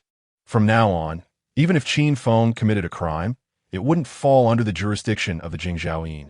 He could only swallow this silent loss with a tearful face, watching Qin Feng swagger away. Chapter 87. Achieving great merit. Qin Feng had always been the one to trick others. How could he be the one to be tricked? What did 100 taels of silver matter? Even a fly's leg is still meat. If today he was tricked out of 100 taels, tomorrow someone would extort 200. Even if he had mountains of gold and silver, it wouldn't be enough to cover the losses. So, in other words, this loophole cannot be opened. Qin Feng stood with his hands on his hips, deliberately exposing the imperial character on his gold belt buckle, signaling the bystanders who were unaware of the truth that this was a reward from the sage. However, just after leaving the office of the Jingzhoyan, he felt a sudden sharp pain in his ear. Turning his head, he found Lu Hongyan had appeared beside him, panting and glaring at him. The pride on Qin Feng's face instantly disappeared, and he covered his ear, grimacing. "Sister, what are you doing here? Let go, there are so many people watching." Lu Hongyan wished she could twist Qin Feng's ear off. Seeing him acting so carefree and unserious made her furious. She struck him hard on the back, scolding him angrily. "You little brat, do you have to poke a hole in the sky before you're satisfied? I think you just want to drive me to death." Lu Hongyan's delicate and fair hand didn't have much force, yet it still made Qin Feng scream like a pig being slaughtered. "Sister, stop hitting me. I know I was wrong." Not feeling satisfied, Lu Hongyan kicked Qin Feng in the rear, making him jump up, say, "What was wrong?" Qin Feng twisted his body desperately, dodging Lu Hongyan's attacks, and blurted out in a panic, "I shouldn't have run out to play without telling you first. Sister, please forgive me." Upon hearing this, Lu Hongyan became even angrier, her cheeks flushing. "Oh, so you're still avoiding the main issue at this point? I think you just want to be punished." Under the astonished gazes of the onlookers, the notorious troublemaker in the capital who had just attacked the Longhu gang, humiliated Gao Song, and verbally sparred with the Jinghuan, was now being bullied like a child by his shorter sister, continuously screaming in distress. Everyone couldn't help but marvel. Throughout the capital, apart from the current sage, it seemed only Qin Feng's family could manage this fearless troublemaker. Actually, just before at the Longhu gang, when Qin Feng was taken away by the Jinghuan's guards, Qin Xiaofu rushed back to the Qin residence at the first opportunity to inform Lu Hongyan. While managing the sugar, Lu Hongyan, upon hearing the news, didn't even have time to prepare a carriage and ran all the way to the Jinghuan, fearing that if she delayed, she might never see her brother again. In the end, it was a false alarm. Not only was this brat unharmed, but he also strutted around, putting on a defiant act. While Lu Hongyan was relieved, she was also extremely angry. That's why she acted out, giving him a lesson of tough love. The crowd watching the spectacle grew larger, and various teasing and laughing voices gathered from all directions. Ha ha ha! This Qin Feng is simply a weirdo. In the capital, any young man taken to the Jinghuan must have offended a big shot. Most went in standing and came out horizontal, not dead but severely injured. Yet Qin Feng was taken to the Jinghuan, confronted Qi Sheng, tricked the guards, and managed to come out unscathed. This was truly unprecedented, but such a capable person, when facing his own sister, could only be bullied. It was quite amusing. Who could say otherwise? Now, in the entire capital, who didn't know that Qin Feng was a tough nut? It was said that at the King of Ji's birthday banquet, he verbally battled the officials and offended everyone in the Ministry of Revenue, yet they still acted as if nothing happened. Qin Feng, being beaten by a woman in public, was it not too embarrassing? Qin Feng, aren't you quite powerful? How come you can't handle your sister at all? Is it possible that women are your Achilles heel? Hee, you truly are born to fear women. Even with a thick skin, hearing the teasing voices from all directions made Qin Feng's face flush with embarrassment. To save face, he gritted his teeth and shouted at Lu Hongyan. How dare you? The younger brother, used to being submissive, suddenly rebelled, catching Lu Hongyan off guard. Before she could react, Qin Feng pointed at the gold belt, a proud look on his face. Did you see? This is the gold belt bestowed by the sage. Even if I were to create a huge mess, only the sage could punish me in the entire capital. Lu Hongyan had already seen Qin Feng's dazzling gold belt, but hadn't thought about it in that way. Upon hearing Qin Feng's words, she was momentarily stunned. Then her anger flared up as she pinched him hard around the waist. You Qin Feng, how dare you impersonate the sage's bestowed gold belt? Do you know this is a crime that can implicate 3 generations? Are you trying to ruin the entire Qin family? A bestowed gold belt, what an exalted honor. Even those who were pillars of the state did not dare to dream of such a distinction. It surely did not belong to Qin Feng. Lu Hongyan felt a wave of guilt. If it weren't for her indulgence, how could Qin Feng be so audacious? Qin Feng, you should run. Lu Hongyan released her grip, her gaze more serious than ever. You still have time to leave the city. I'll have Xiaofu bring gold and silver to pick you up and help you settle somewhere. You must not come back. Impersonating royal artifacts is a serious crime. If you get caught, it will definitely. Before Lu Hongyan could finish, Qin Feng had already grinningly taken off the gold belt and stuffed it directly into Lu Hongyan's hands. Watching her tense expression as if facing a great enemy made him laugh. He pointed at the gold belt. Fake? Sister, take a good look at whether this gold belt is real or not. If you don't believe me, you can go ask the Jinghuan just now. It was Li Zhan who personally delivered the imperial edict. Oh, right. Qin Feng suddenly remembered the imperial edict was still in his pocket and quickly took it out. Lu Hongyan's eyes were filled with disbelief, her mouth agape. After a long while, she finally came to her senses and hurriedly examined the gold belt. She found that whether it was the exquisite craftsmanship or the imperial character on the buckle, they were all the work of imperial artisans, which would be hard for outsiders to imitate. Even if someone could replicate it, how could the imperial edict and its seal also be fake? Lu Hongyan's heart raced. Her hands holding the gold belt and imperial edict trembled slightly as she looked at Qin Feng in disbelief. How could such an unparalleled honor be granted to you? My goodness, this is too outrageous. Upon hearing this, Qin Feng became displeased, rolled his eyes, and quickly put the gold belt back on. He hadn't enjoyed his moment of glory enough yet. How can it be outrageous?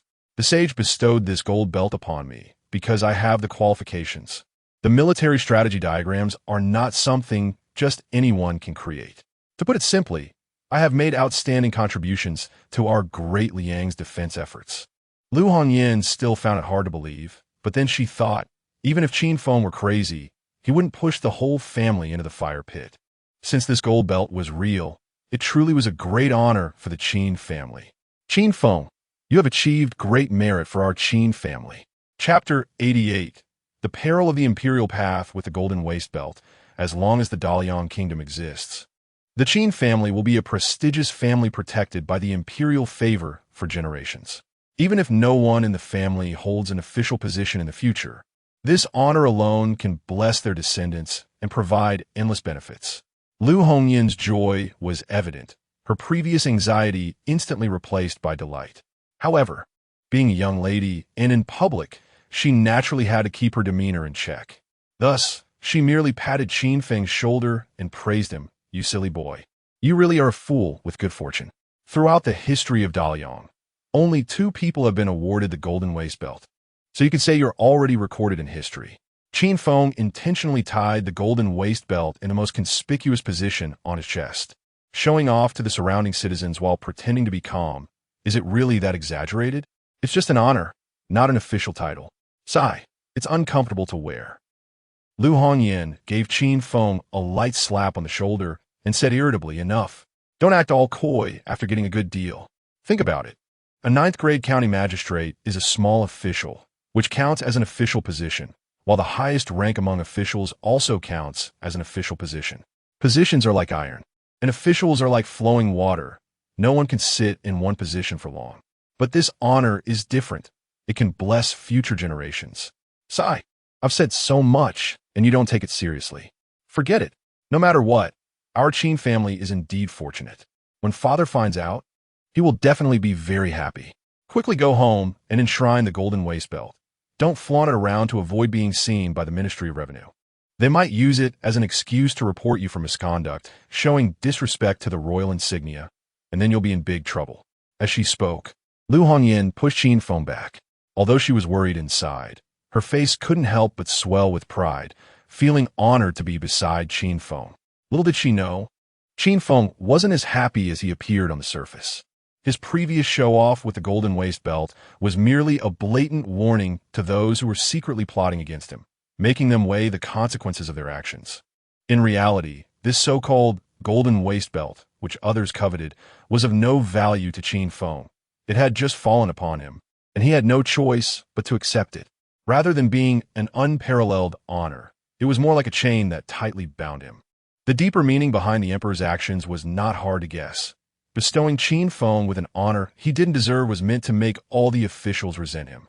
If before, when Qin Feng slapped the Ministry of Revenue's face at the Jiwang mansion, it merely made them hold a grudge, now Qin Feng had become the public enemy of all officials.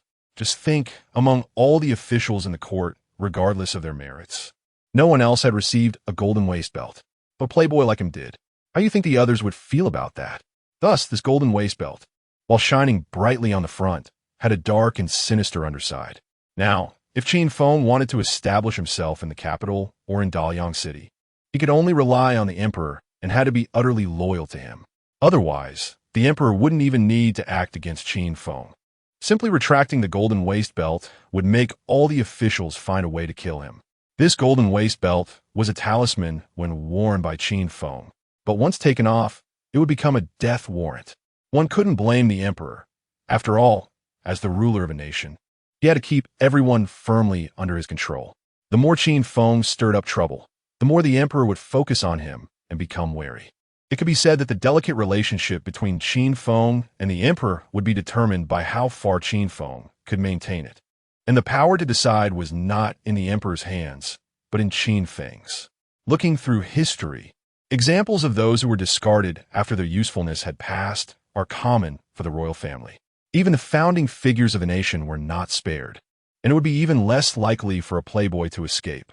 Qin Feng would only lose his value when he fell out of favor, so he had to continuously create capital for his survival. This rule was not just aimed at Qin Feng alone, but was a universal truth. Anyone mingling in the capital should behave this way. Before the fire of the Northern D completely ignited, Qin Feng still had two challenges to overcome. The first was to navigate the various factions and how to come out on top in this turbulent undercurrent. The second was the path to wealth. The military strategies were merely a stepping stone for Qin Feng. What the emperor truly looked forward to was Qin Feng's business acumen. The emperor had never cared about Qin Feng as a person, but rather how much benefit he could bring to the emperor and the Dalian kingdom. Others might not see this clearly, but in Qin Feng's heart, it was as clear as a mirror. Upon returning to the estate, Qin Feng and Lu Hongyan went straight to the backyard. At this time, the backyard was already crowded with people. Besides servants like Qin Xiaofu and Xiao Xiangxiang, even Shun Qingxi and Jing Qianying were present. After all, Qin Feng's detention by the Jing Zhaoyin was no small matter. Seeing Qin Feng return unharmed, Xiao Xiangxiang breathed a sigh of relief, quickly rushing over with red eyes, not sure if she had just cried or was holding back tears of joy. Young master, it's great that you're fine. I heard from Qin Xiaofu that you were taken by the Jing Zhaoyin, and I thought. Xiao Xiangxiang was at a loss for words for a long time. Qin Feng reached out and patted her head, laughing carelessly. Don't think too much when you're free. There is no one in this world who can make me bleed. They're still cultivating in their mother's womb. Shun Qingxi looked Qin Feng up and down, confirming he was fine before secretly relaxing, but her expression remained as aloof as ever. She immediately scolded him. You dare to mess with the Longhu gang? Do you know that behind the Longhu gang is the Taiwei Gao family? You've stirred up such a huge mess. And not dying in the Jing Zhaoyin's prison is your luck. If you dare to act recklessly again, no one will be able to save you. Being scolded by Shun Qingxi, Qin Feng didn't feel ashamed. Instead, he felt proud and leaned closer with a beaming face. Sister, are you concerned about me? Shun Qingxi's cheeks flushed slightly, and she quickly pushed Qin Feng away, saying irritably, Who is concerned about you? You're so thick-skinned. Seeing Jing Qianying was also present, Qin Feng's eyes lit up again. Fourth sister, you came too? I thought you were the one who cared least about me in the Qin family. Jing Qianying's expression remained unchanged, as cold as ever. I just came to see if you were dead. Lu Hongyan feared Qin Feng would say more and get another scolding. So she quickly pulled him back to her side. You should say less. No one thinks you're a mute. Eldest sister, Qin Feng is fine. No need to worry. He was already out before I arrived at the Jing Zhaoyin, Lu Hongyan said. Upon hearing this, Shun Qingxi couldn't help but frown, her eyes filled with doubt. What do you mean? Did Qi Sheng have a change of heart and let Qin Feng go? Lu Hongyan chuckled softly. How could Qi Sheng be so kind? He's a student of the Taiwei and a hound of the Gao family. Given the chance, he would definitely kill Qin Feng. The reason he was able to turn danger into safety is that Qin Feng is well-versed in the Dalian laws. In the court, he used legal procedures to make Qi Sheng unable to move, ultimately delaying until Li Zhan arrived. Shun Qingxi had also read the Dalian laws, but because it was lengthy and tedious, she could only recite a small part of the Dalian laws on civil life to this day. Upon learning that Qin Feng had used legal provisions to make Qi Sheng unable to act, Shun Qingxi was greatly surprised, and her gaze towards Qin Feng changed. Especially seeing Qin Feng's carefree demeanor, Shun Qingxi couldn't help but be astonished. You really got out relying on the legal provisions? As far as I know, the Dalian laws has 16 volumes and 32 books. Don't mention you, a kid who hasn't even matured. Even those old officials who study the laws all day wouldn't dare say they can handle the legal provisions with ease. When did you start studying the Dalian laws so thoroughly? How come I didn't know? Qin Feng thought to himself. When did it start? It probably dates back to the first day he planned to make money. Qin Feng doesn't have many strengths, but if one had to say, he has a good memory. Seeing how much Shun Qingxi cared, Qin Feng didn't want to be too straightforward. After all, his initial intention for memorizing the Great Liang laws wasn't to become an official, but to find loopholes. If the always aloof Shun Qingxi were to know, she would certainly despise him greatly. So, Qin Feng scratched his head and chuckled. I just read it casually.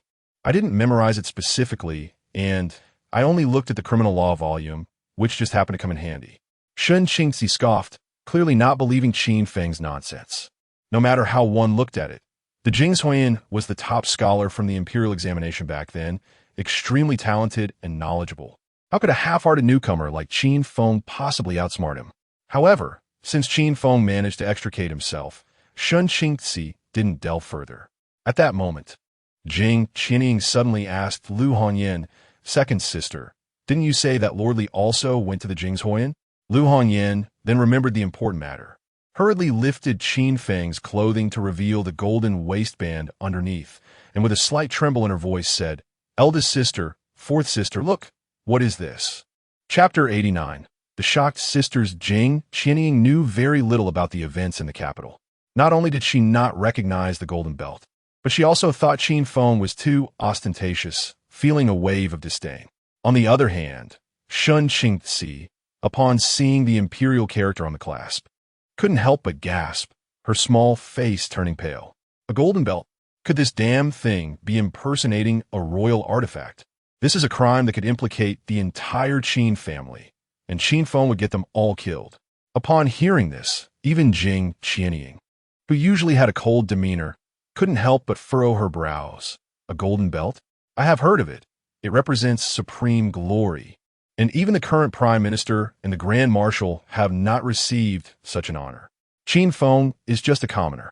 How could he possess a golden belt? Sister, this guy isn't showing off, is he? Sun Qingzi bitterly smiled. Do we even need to think? With Qin Feng's personality, he must have made it known throughout the city. Our Qin family is finished. Qin Feng was immediately aggrieved. Why did everyone think this golden belt was fake? He quickly defended himself loudly. You all look down on people too much. It's just a golden belt, right? I'm a favored person of a sage. What's wrong with being given a belt?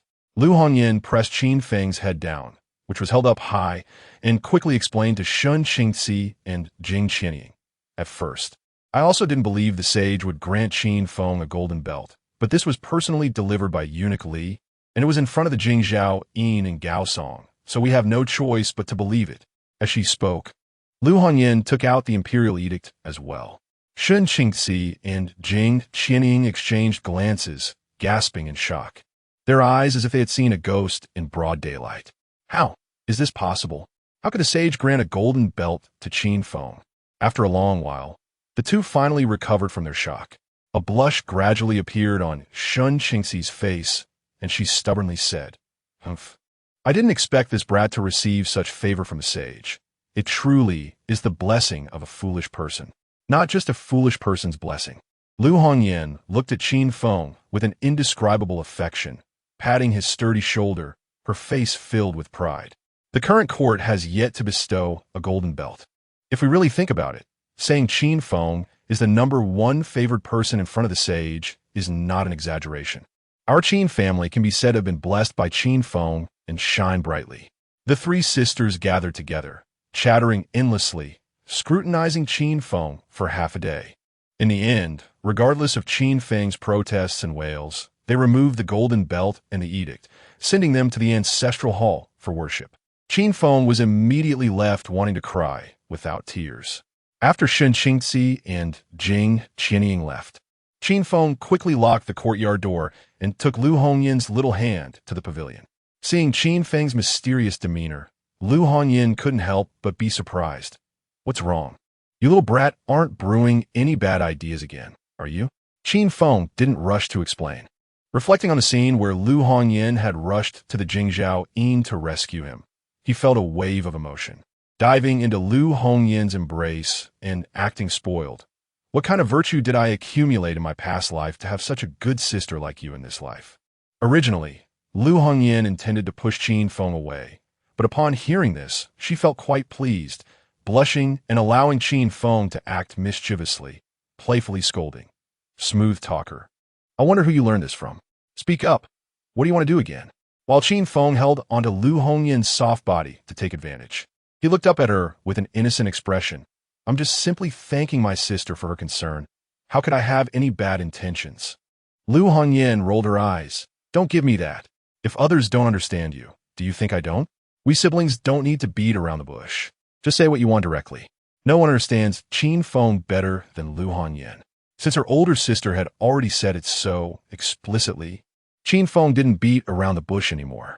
He glanced around to ensure there were no outsiders, and then mysteriously asked, Have the white sugar that the king of Ji's residence ordered already been sold? Lu Hongyan sneered inwardly, knowing that as soon as this kid opened his mouth, it would be about money. Although the Qin family wasn't lacking in money, they were all loyal and noble, while only Qin Feng was obsessed with money, spending his days thinking about nothing else. It was both amusing and frustrating. Although many people had ordered white sugar at the king of Ji's birthday banquet, not many actually came to pick it up, totaling about 15 people. However, due to the preciousness of white sugar, the income was substantial, amounting to roughly 80,000 taels of silver. 80,000 taels of silver was far from what Qin Feng had expected.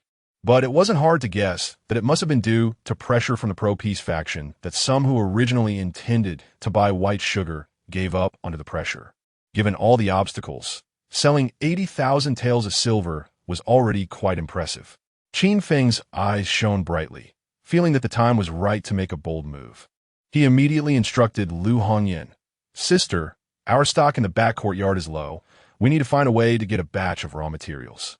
Simply purchasing brown sugar isn't safe. If we keep bringing in brown sugar and sending out white sugar, it won't be long before it gets exposed. It's best to procure raw sugar. When we boil brown sugar, the syrup produced can supply the lower market, while the white sugar can be exclusively for the high-end market, earning two profits. We are in urgent need of money now. We must act quickly." Chapter 90. Taking action since witnessing Qin Feng's sugar-making process and his unexpected promotional strategies at the Ji royal mansion, Lu Hongyan has been deeply impressed by Qin Feng's business acumen. However, upon hearing Qin Feng's words, she couldn't help but feel skeptical. Short on money? Qin Feng, aren't you being a bit too greedy? Selling white sugar casually brings in tens of thousands of taels of silver. And with the money you've scammed from the young nobles in the capital these days, isn't that enough? What do you need so much money for? This time, Qin Feng didn't keep her guessing and became unusually serious. "Sister, do you really want to know?" Lu Hongyan shrugged. "Playing hard to get, it depends on whether you want to tell me." Qin Feng took a deep breath. If he couldn't trust Lu Hongyan, there was no one else worth trusting in this world. He immediately blurted out, "To buy a gold belt." Upon hearing this, Lu Hongyan was not only surprised but also confused. The gold belt was given to you by the sage, so why do you need to spend money to buy it? Moreover, this is a royal artifact. How can it be measured by money? Qin Feng waved his hand and sighed. Anyone in this world can be ostentatious, but only the sage cannot. Only by being extremely vulgar can the sage govern such a large country well. This gold belt was not bestowed by the sage, but was bought with money. Now that the war with the Northern D is approaching, it is the time when money is most needed. At this critical moment, the sage has placed me in the most conspicuous position. Isn't one of the intentions obvious? It's to make me raise money. Hearing Qin Feng's insight, Lu Hongyan was dumbfounded. She could never have imagined that the usually erratic Qin Feng could ponder over court matters so deeply. Over the years, to help her father alleviate problems, Lu Hongyan had invested a lot of effort in studying court affairs, but compared to Qin Feng, she seemed so immature. Amidst her surprise, Lu Hongyan felt a sense of relief. At least this statement proved Qin Feng's capabilities, which was how a son of the Qin family should be. With her delicate lips lightly biting, the way she looked at Qin Feng was no longer just that of a mischievous younger brother, but carried a hint of reliance on the men of the Qin family. "How much money do you actually need?" Qin Feng didn't answer immediately, but started counting on his fingers. 80,000 taels for white sugar, plus the money scam from Li Rue and others, and the 200,000 taels that Gao Song will soon send. After deducting the expenses of the Woohoo Grand Restaurant, I still have about 500,000 taels. "What? You have so much money?" Lu Hongyan couldn't help but exclaim. Although her father earned more than 300,000 taels in salary every year, raising such a large family, along with various transportation costs, he could save at most 10,000 taels a year. After Lu Hongyan's careful calculations, the total assets of the Qin family barely reached 400,000 taels. Yet, Qin Feng had managed to accumulate more than 100,000 taels, more than the entire assets of the Qin family, in just a few days in the capital. Oh my god, this brat must have a natural talent for making money. The speed of this wealth accumulation is too fast. Seeing Lu Hongyan's reaction, Qin Feng shrugged. indicating that he still considered himself a poor man. It's only 500,000 taels, sister. Why are you so excited? Lu Hongyan was both amused and angry. Only 500,000 taels. Qin Feng spread his hands and began to break it down for Lu Hongyan to launch an external war. And it can be anticipated that this war will be of high intensity, even if calculated over a 6-month period. The money spent on the battlefield alone will require 50 million taels, and that's the most conservative estimate. Moreover, the battlefield in northern D is remote, and the loss of transporting supplies is extremely severe. For every pound of grain transported, 5 to 10 pounds may be lost along the way. Not to mention the mobilization of troops from various places, organizing military forces, pre-war training, and the accumulation of various weapons and strategic materials. Conservatively estimating, this war will probably require tens of millions of taels of silver. My 500,000 taels thrown in will barely make a sound. Lu Hongyan covered her mouth. She only knew that wars would cost lives, but she never expected the financial drain to be so terrifying. This is not just a war. It is clearly a money battle. However, there was one thing Lu Hongyan couldn't understand. The war with Northern D is a national matter. Even if money is needed, there should be support from the national treasury. So why should you pay out of your own pocket? If you don't need to spend your own money, how could Qin Feng possibly be putting on a brave front? He had already boasted, and now, even if he wanted to back down, the sage wouldn't let him off the hook. Thinking back to her first audience with the sage, where she couldn't keep her mouth shut and rambled on, promising 2 military forces, her head buzzed. The stakes involved were too complicated for Qin Feng to explain everything clearly to Lu Hongyan. He could only mention the important points. From now on, money will need to be invested, and it won't be long before the sage starts reaching out to me. If I can't produce money, the consequences will be severe. White sugar is currently one of my important sources of income and must be put on the right track as soon as possible. Seeing Qin Feng so serious, shedding his usual frivolous demeanor, Lu Hongyan understood the seriousness of the matter and didn't say much more. How much sugarcane raw material do you need? Qin Feng quickly calculated and blurted out, 10,000 pounds. Lu Hongyan knew Qin Feng had a big appetite, but she didn't expect him to say something that could scare people to death. 10,000 pounds? Are you kidding me? The sugarcane producing areas have been affected by disasters, and the yield has sharply decreased. Where am I supposed to find that much raw material for you? Moreover, the main sugarcane channels in the capital are controlled by large sugar merchants, especially the Jiang family. Trying to scrape food from the Jiang family would be like a pipe dream. Behind the Jiang family is the shadow of the second prince. Long before Qin Feng prepared to enter the sugar industry, he had already investigated that the Jiang family indeed relied on the second prince's background to monopolize the sugarcane channels in the capital. Moreover, this second prince seems to be extremely short on money. In various money-making endeavors in the capital, he has his fingerprints on them to varying degrees. Being short on money means he needs a lot of it, and the most costly aspect is building his own power. It seems that this second prince is not content just being a prince. Qin Feng didn't care what prince he was. As long as he obstructed his way to make money, he had to be kicked aside. Leave the Jiang family's matters to me. I'll handle it myself. Sister, just send people to intercept the sugarcane raw materials on the official roads and bring the materials back to our mansion by any means necessary. Seeing Qin Feng so determined, Lu Hongyan no longer hesitated and turned to take action. As for the second prince, Qin Feng knew that sooner or later he would have to cross paths with him. Whether it would be a bloody clash or spark something else, now was not the time to worry about that. The immediate priority was simply put money. Chapter 91. Filial piety and parental kindness. Watching Lu Hongyan leave, Qin Feng silently outlined his plans for making money in his heart. At that moment, Qin Xiaofu came running over, looking a bit nervous. Young master, the old master has returned to the mansion. Qin Feng sprawled on the stone table, his mind full of thoughts on how to expand business in the capital, not responding. Seeing that Qin Feng was distracted, Qin Xiaofu quickly added, "The old master knows everything that happened today. With such a commotion, it won't be long before the whole capital knows." It's no surprise that Qin Tianhu is aware of this. Qin Feng glanced at him and patted his abdomen. "Did you see? I have the golden belt. Only a sage can handle me. So what is there to be afraid of? Seeing his young master so smug, Qin Xiaofu curled his lips.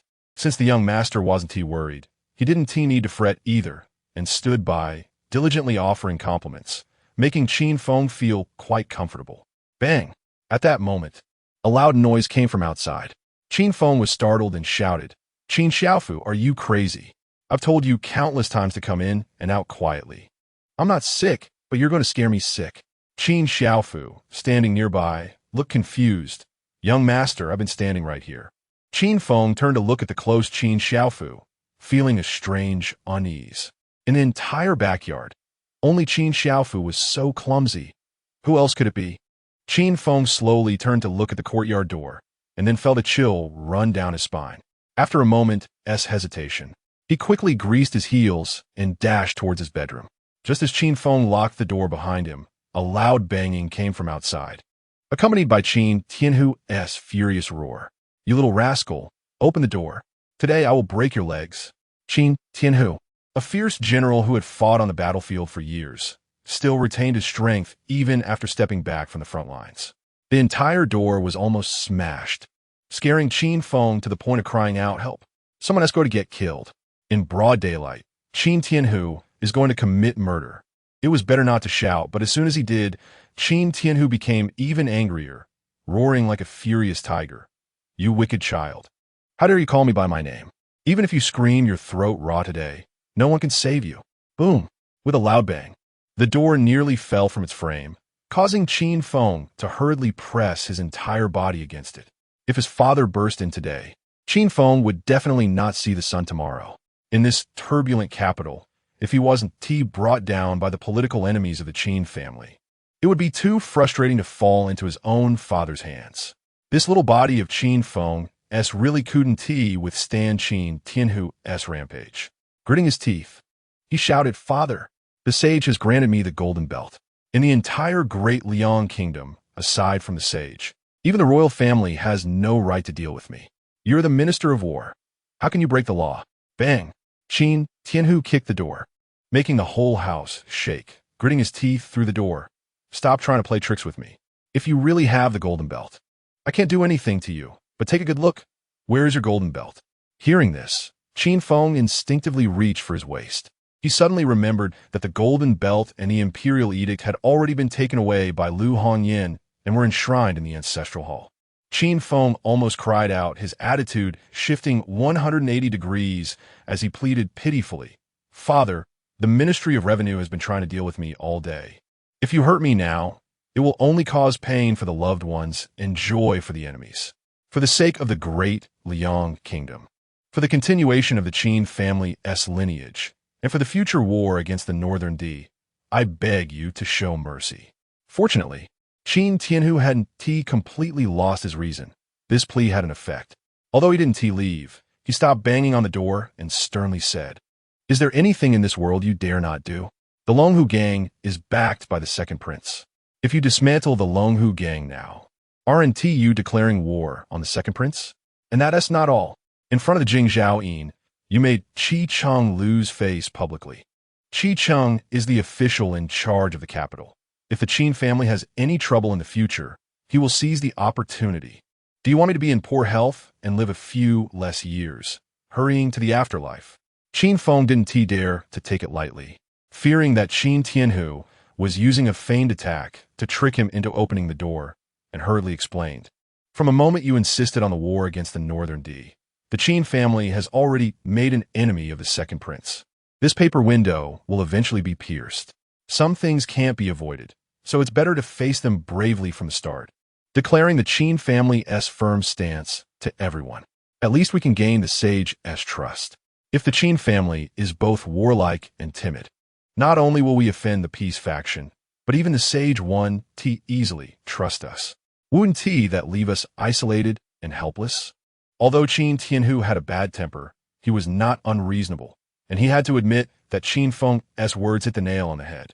Seeing that there was no movement outside the door for a long time, Qin Feng thought Qin Tianhu had left, so he pulled the door open a crack to sneak a look. He found Qin Tianhu sitting in the pavilion with a frown.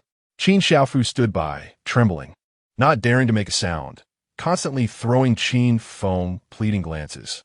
Qin Feng pretended not to see and quickly locked the door again, flopping onto the bed, resolutely avoiding this bad luck. As time passed, about a stick of incense later, Qin Tianhu still hadn't he left. This couldn't he go on. So Qin Feng had no choice but to harden his head and leave the room, signaling to Qin Xiaofu. Qin Xiaofu looked as if he had been pardoned, full of gratitude, and then fled without looking back.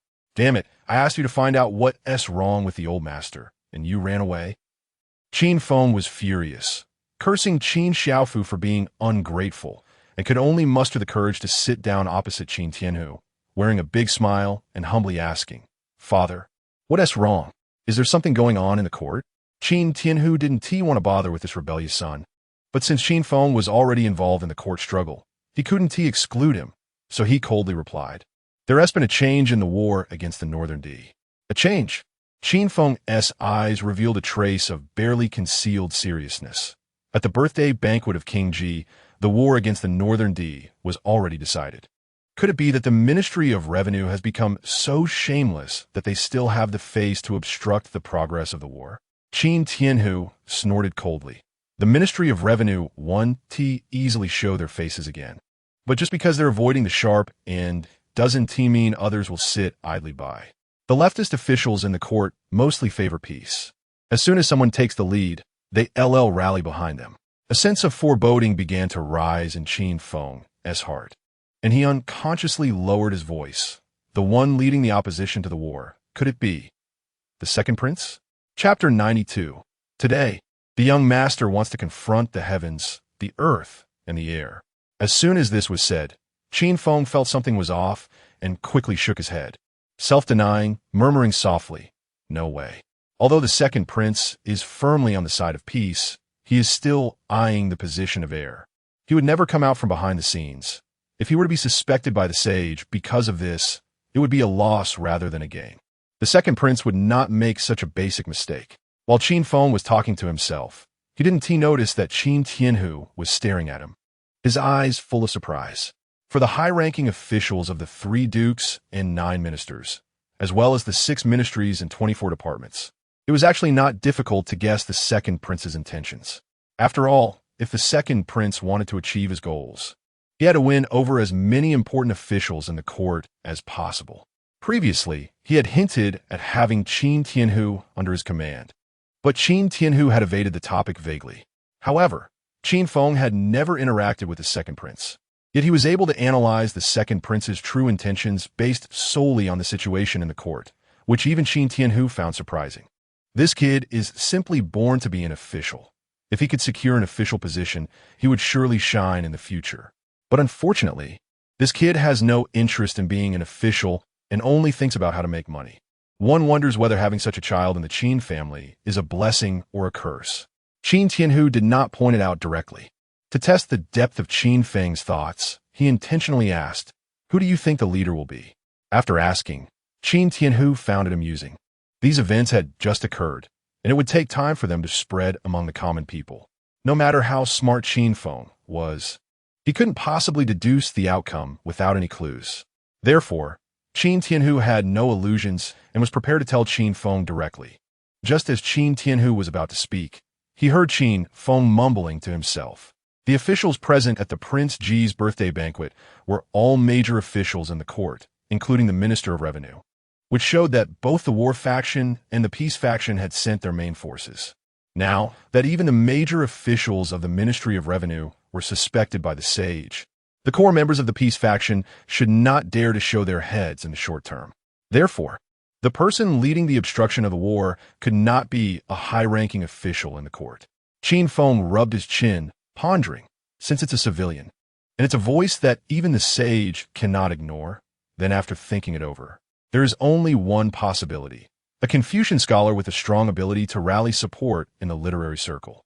While Qin Feng was contemplating, Qin Tianhu's mouth was opening wider and wider. If he hadn't seen it with his own eyes, even Qin Tianhu wouldn't believe that his son, who was always careless and had a bad reputation, could think so clearly and accurately deduce the entire situation based solely on rough circumstances. No wonder the sage appreciates this brat so much. even if Qin Feng is just a commoner. This ability is enough to stir up a wave in the capital. A hint of pride appeared on Qin Tianhu's face. After all, this was his son.